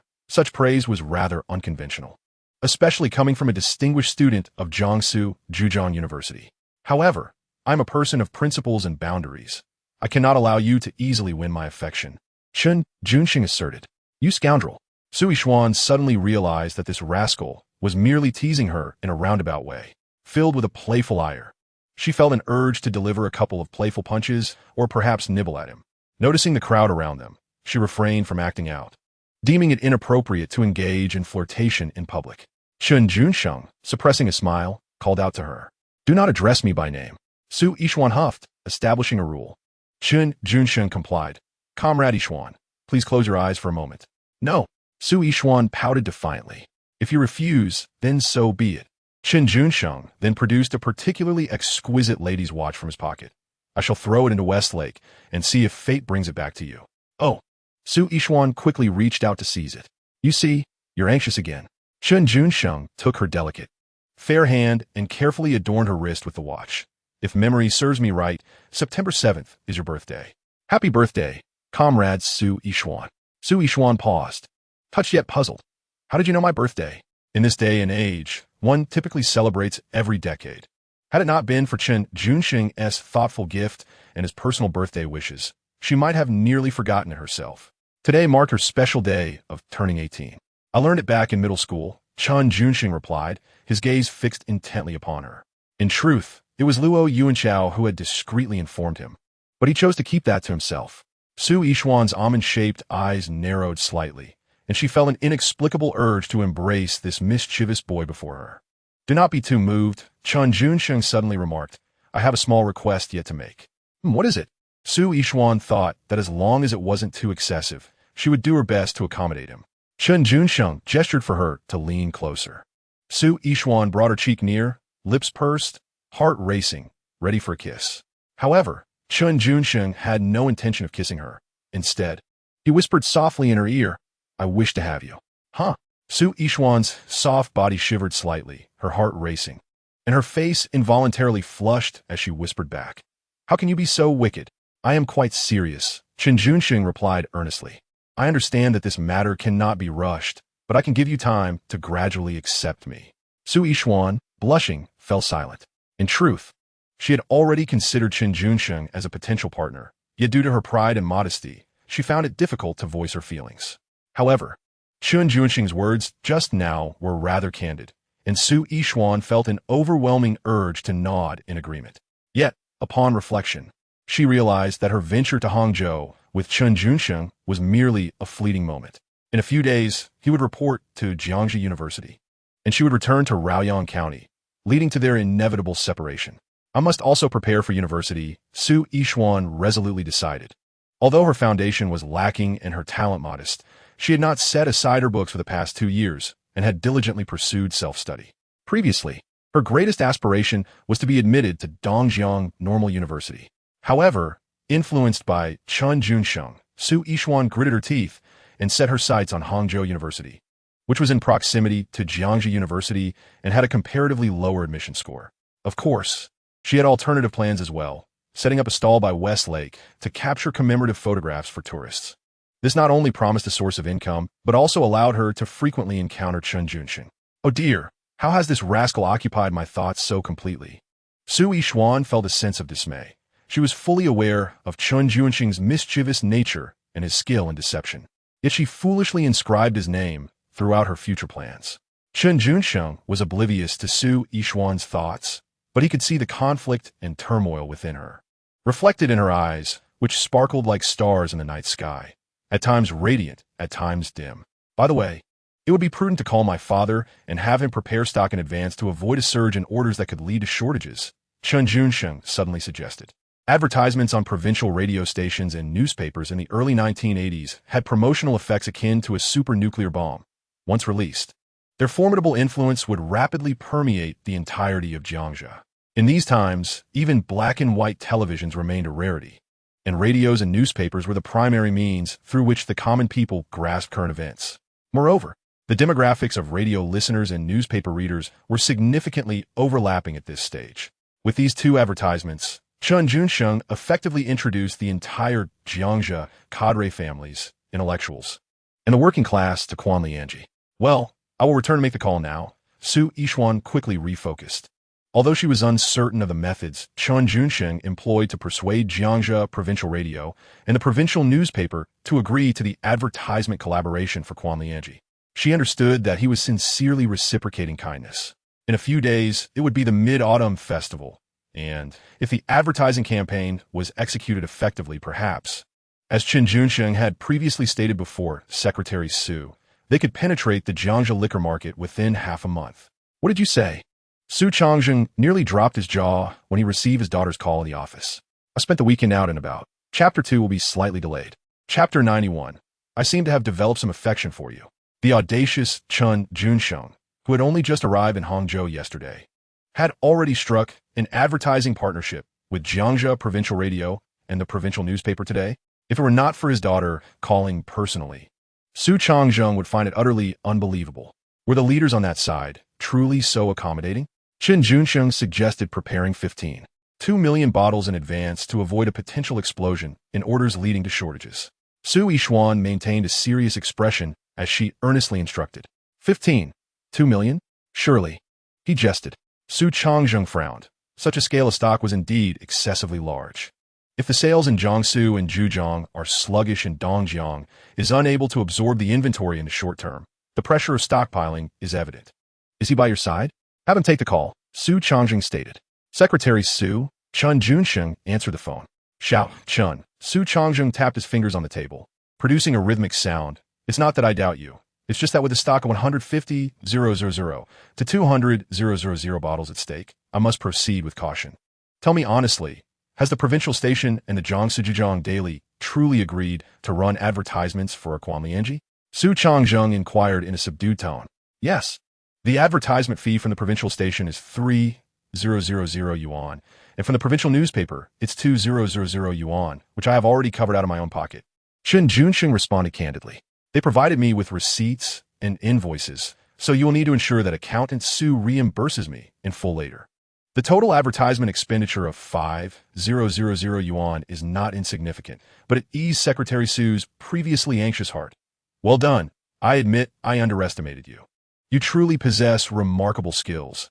I will not only reimburse you fully, but also treat you to a celebratory feast. Su Changzheng declared generously. You are too kind. Chen Junsheng replied modestly. Advertising is merely the first step to success. We face a significant challenge ahead. Do tell. Su Changzheng was eager to hear his insights. We must devise a strategy to distribute the goods to all supply and marketing cooperatives, state-owned hotels, and goose houses within Hangzhou in 3 days. Ensuring that Kuomlianji products circulate in the market, Chen Junsheng emphasized. First, we establish a foothold in Hangzhou. Then deploy sales personnel to vigorously expand state-owned sales channels in other regions of Jiangsu and Zhejiang. Yes, please continue. Su Changzheng listened intently. Chen Junsheng was reluctant to elaborate further on sales matters, instead emphasizing the importance of stockpiling. Before the Mid-Autumn Festival, we must ensure a supply of at least 150,000 bottles. Otherwise, if the advertisements are loud, but the people of Jiangsu and Zhejiang find they cannot purchase the product, it would be akin to a blind man lighting a lantern, wasted efforts. You make a valid point, and your thought process is clear. Su Changzheng nodded. However, I need to contemplate this further. I will finalize the business arrangements once I see the advertisements. Understood. Chen Junsheng was in no rush. Have Yishuan take the call. Su Changzheng had more to convey to his daughter. Chen Junsheng passed the receiver to Su Yishuan. Have you and Chen Junsheng confirmed your relationship? Su Changzheng in quit sopti. Not yet, Su Yishuan replied. Then what is your relationship now? Su Changzheng pressed. Su Yishuan pursed her lips, glanced at Chen Junsheng, then blinked thoughtfully and replied evasively. I don't know. Su Changzheng couldn't suppress a cough. This foolish girl hadn't even defined a relationship yet she was gallivanting around Hangzhou with Chen Junsheng. What will you do if he goes to university and meets someone prettier, more accomplished, or better than you, turning into a chinshimi? However, such sentiments were difficult to articulate, and Secretary Su did not wish to cause distress to his daughter, who was far away. With patience, she gently reminded her, as a young lady venturing out, it is essential to safeguard yourself. Until there is a marriage certificate, you must never share a room with him. Understood? Yes, I understand. Su Yishuan nodded in agreement. They indeed had regulations that required couples to present a marriage certificate to stay together. However, this was merely a formality at the front desk. Once upstairs, many things became less clear. Just after Su Yishuan hung up the phone, she turned and ushered Chen Junsheng into the suite, asking Zhou Xiaohua to step outside for a moment, and then she locked the door. Hey, what is going on? Chen Junsheng was taken aback. He could hardly fathom that Su Yishuan would suddenly act impulsively and throw herself at him. After all, they had yet to breach that delicate barrier and had not formally established a relationship. Strictly speaking, Chen Junsheng and she were still just classmates and friends. Chen Junsheng? Su Yishuan unexpectedly called out his full name. What is it? Chen Junsheng sensed something was amiss. Su Yishuan glanced at him. The words she wished to utter lodged in her throat. What's wrong? Chen Junsheng asked with concern. Are you feeling unwell? No. Su Yishuan shook her head, then took a deep breath, her gaze fixed intently upon him. Do you have something important to tell me? Chen Junsheng blinked in surprise. Yes, Su Yishuan nodded earnestly. I think I might like you a little. Really? Chen Junsheng raised his eyebrows. This was the first confession he had received since his rebirth. Unable to contain his excitement, he swept Su Yishuan into his arms, inhaling the delicate fragrance that enveloped her, and spun around joyfully. What are you doing? Put me down, don't do this. Su Yishuan lightly struggled, but finding his grip too tight, she ceased her efforts. She thought to herself how fortunate it was that they were in a locked suite. Were they by Westlake, they would surely attract a crowd of onlookers. I must clarify that I merely like you a bit. I never said I wanted to be in a relationship, Su Yishuan declared softly, resting her head on Chen Junsheng's shoulder. Chen Junsheng, grinning, replied, if we're not in a relationship, then my holding you like this is tantamount to being a rogue. I senti it? You already are a rogue. Su Yishuan pouted in response. So do you still like me? Chen Junsheng inquired playfully. Su Yishuan closed her eyes. I must be blind. Su Yishuan. Chen Junsheng realized he quite enjoyed calling her by her full name. What is it? Su Yishuan would always respond sharply whenever she heard him use her full name. Leaning closer, Chen Junsheng whispered, I want to kiss your eyes. No kisses, put me down. Su Yishuan sensed his unusual reaction and began to regret locking the door. Not a chance. You've locked the door, so I must kiss you enough before I leave, Chen Junsheng insisted. Chapter 092. Sweet and delightful Su Yishuan found herself utterly unable to contend with Chen Junsheng. Prior to her confession, he had already cornered her. And after taking the initiative to express her feelings, the defenses she had maintained for years crumbled instantly. Nevertheless, when Chen Junsheng kissed her, his movements were gentle, and his eyes shone with sincerity. He carefully unwrapped a piece of white rabbit candy, instinctively lowering his head to inhale its delightful fragrance. Then let it rest on his tongue, savoring its sweetness. Su Yishuan, shy to the point of not daring to meet his gaze, felt as if a gentle spring breeze was warming her heart, melting away the icy barriers within her, flooding her with tender emotions. It turned out that kissing someone you adore could be such an exquisite experience. Despite her flushed cheeks and racing heart, with her long, thick eyelashes fluttering, the sensation coursing from her heart to her mind and then radiating throughout her entire being felt like a gentle electric current, awakening every cell in her body. Chen Junsheng, however, engaged in this tender moment only briefly, showing no inclination to take advantage of the situation. Leaning against the wall, Su Yishuan took a while to regain her composure before finally opening her eyes and gazing at Chen Junsheng with warmth. How about we catch a movie? She suggested. Chen Junsheng was momentarily taken aback, wondering if they were about to watch Lushan Romance again. Sure enough, Su Yishuan went on to propose. I've heard Lushan Romance is quite good. I've never seen it. No? Chen Junsheng replied firmly. Su Yishuan was about to inquire why he refused, but he quickly added, what movie could possibly be more captivating than you? Eventually, you might grow tired of it and lose interest in me. Su Yishuan gently countered, then shifted the conversation, asking, what strategy do you plan to implement to distribute your goods to the supply and marketing cooperatives, state-run hotels, and goose houses throughout Hangzhou? Chen Junsheng was eager to hear her thoughts. After contemplating for a moment, Su Yishuan suggested, perhaps visiting them directly and discussing cooperation with the leaders? Dealing with the underlings is often more challenging than engaging with the higher-ups. Chen Junsheng chuckled, shaking his head. Negotiating with leaders of these relevant units for collaboration is far more daunting than placing advertisements in Jiangsu and Zhejiang provinces' newspapers. Often, no matter how many flattering words you offer or gifts you present, the heads of county-level supply and marketing cooperatives might still dismiss your overtures. This is a stark reality. During the planned economy era, these cooperatives held significant power, and their directors wielded considerable authority. They might regard Chen Junsheng with a modicum of respect due to his status. Yet they would not readily agree to stock a foreign liquor like Quanlianji on their shelves. What should we do then? Su Yishuan, whose primary role was as an accountant, admitted her lack of expertise in business matters. Aside from visiting them directly, she could not conjure a better plan.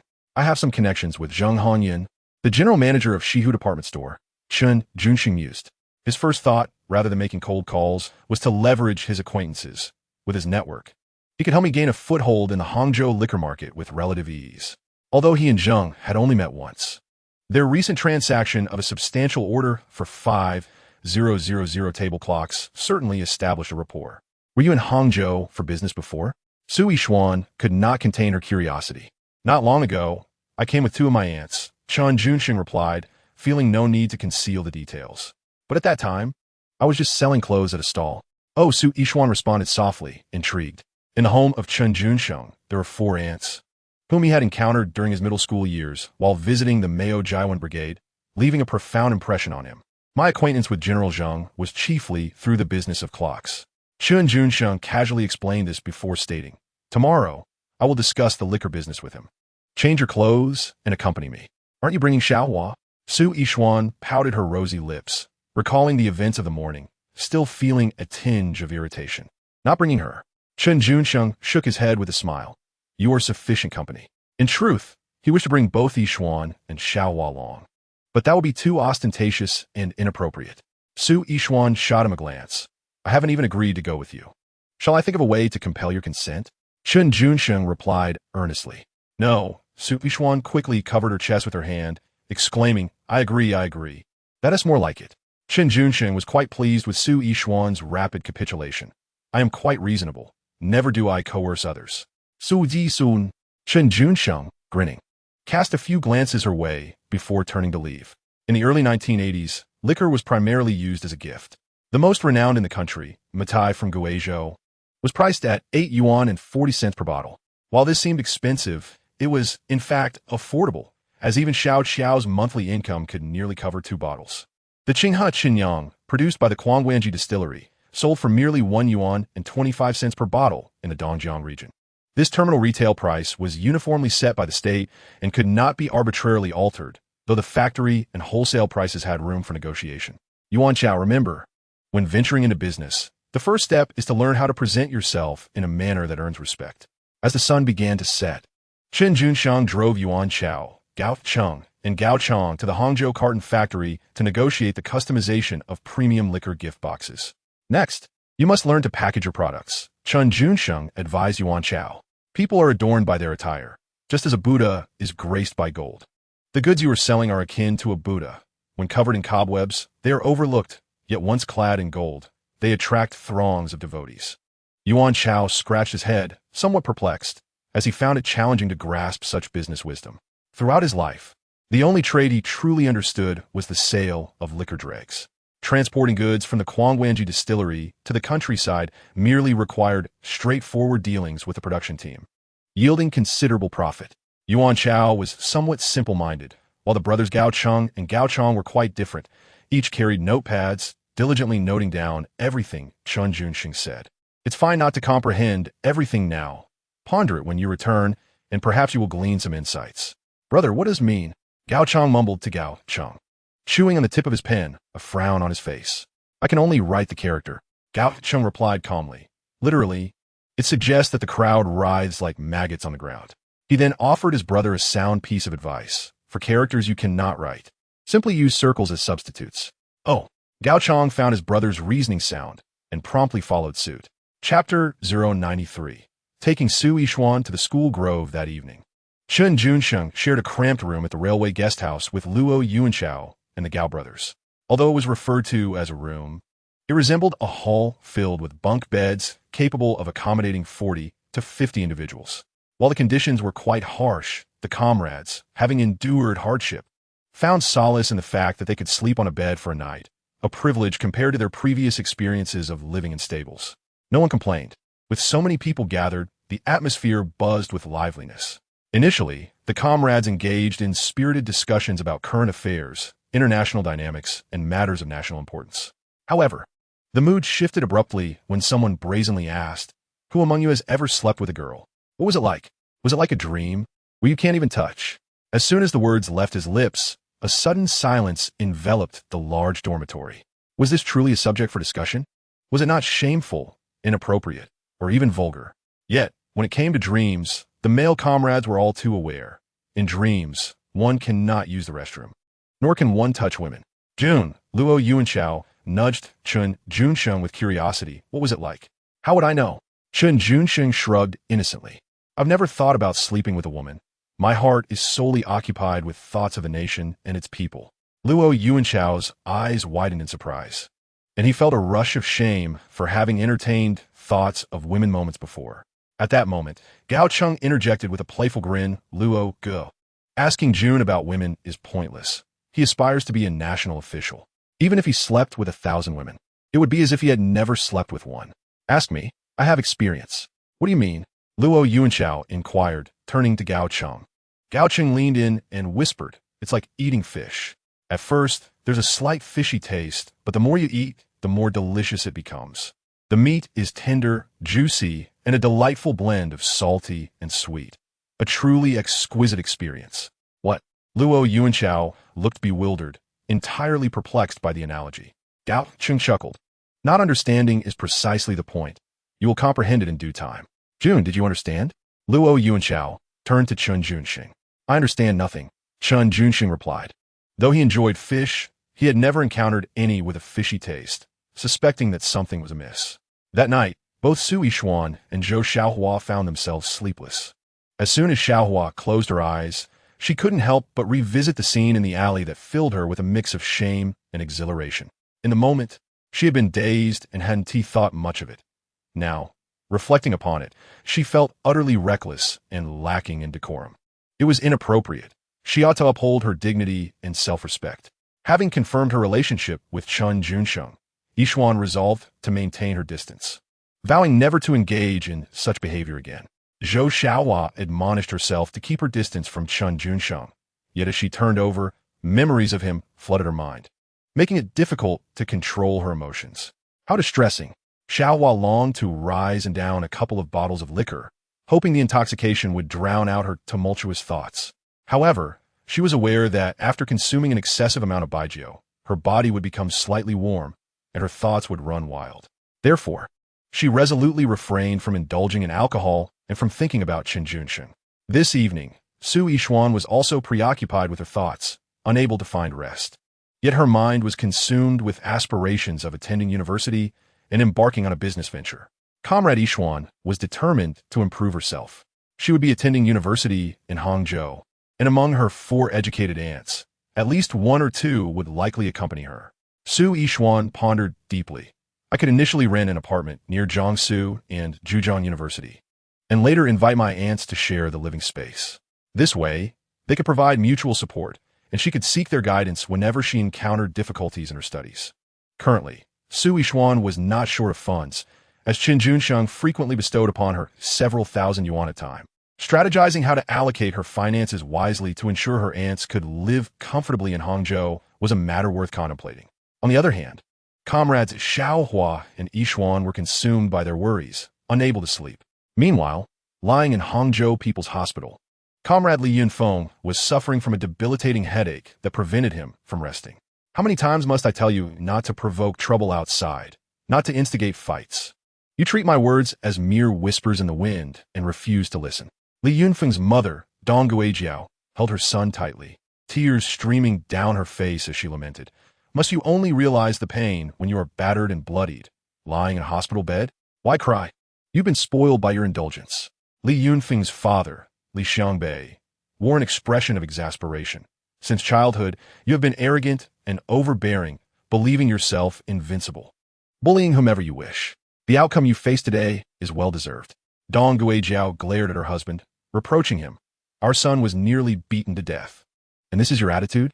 You are nothing but a cold-blooded creature. Yes, still alive, ISNT, Li Xiangbei scoffed. One cannot teach a person who refuses to learn. Experience is the best teacher. Suffering is akin to a meal. The more one endures, the more one grows. Dong Guijiao, as anger caused veins to bulge on her forehead. Stop arguing. Li Yunfeng slammed his fist onto the hospital bed, gritting his teeth. I will handle my own affairs. Whether I live or die is inconsequential, but they shall not have it easy. With a resounding slap, Li Xiangbei advanced. Do you not think you have stirred up enough trouble? How could I have fathered such an ignorant child? You old man, try hitting me again. Li Yunfeng suddenly rose, towering over the bed, his eyes filled with resentment as he glared at his father. Throughout my life, aside from hitting and berating me, what else can you do? I have had enough. Let me make myself clear. If you dare strike me again, I will have my brothers take you down. Very well. Go ahead and have your brothers take me down. How ambitious of you. Li Xiangbei, in a fit of rage, laughed bitterly. Dong Guijiao, your precious son certainly has guts. Spoil him further. Go on. With that, Li Xiangbei turned in fury and slammed the door behind him. The following morning, Su Yishuan rose early, diligently grooming herself. Xiaohua, do you think this floral dress paired with the sun hat looks all right? Su Yishuan stood before the mirror, trying on the outfit again and again, ultimately seeking Zhou Xiaohua's opinion. Of course, it looks great. Zhou Xiaohua gazed intently at Su Yishuan, showering her with compliments. If only my skin were as fair and supple as yours, my figure is slender, and my face as beautiful as a flower. I would wear floral dresses every day without hesitation. Ah, your words are truly sweet. You are not lacking in beauty yourself, Su Yishuan replied, smacking her lips, contemplating that if only her bosom were a tad larger, any outfit she donned would naturally accentuate her curves. Of course, Yixuan's assets were not insignificant. Chen Junsheng could easily encompass one with a single hand. You and Chen Junsheng, aside from discussing business today, is there anything else on your agenda? Zhou Xiaowan inquired, unable to quell her curiosity upon seeing Su Yixuan's exquisite appearance. No, Su Yixuan shook her head, but soon recalled something. Oh, right. We also plan to stroll around Jiangsu and Zhejiang University. He mentioned wanting to take me to explore a small grove, though I wonder what intentions he harbors. Su Yixuan kept this thought to herself, refraining from voicing it.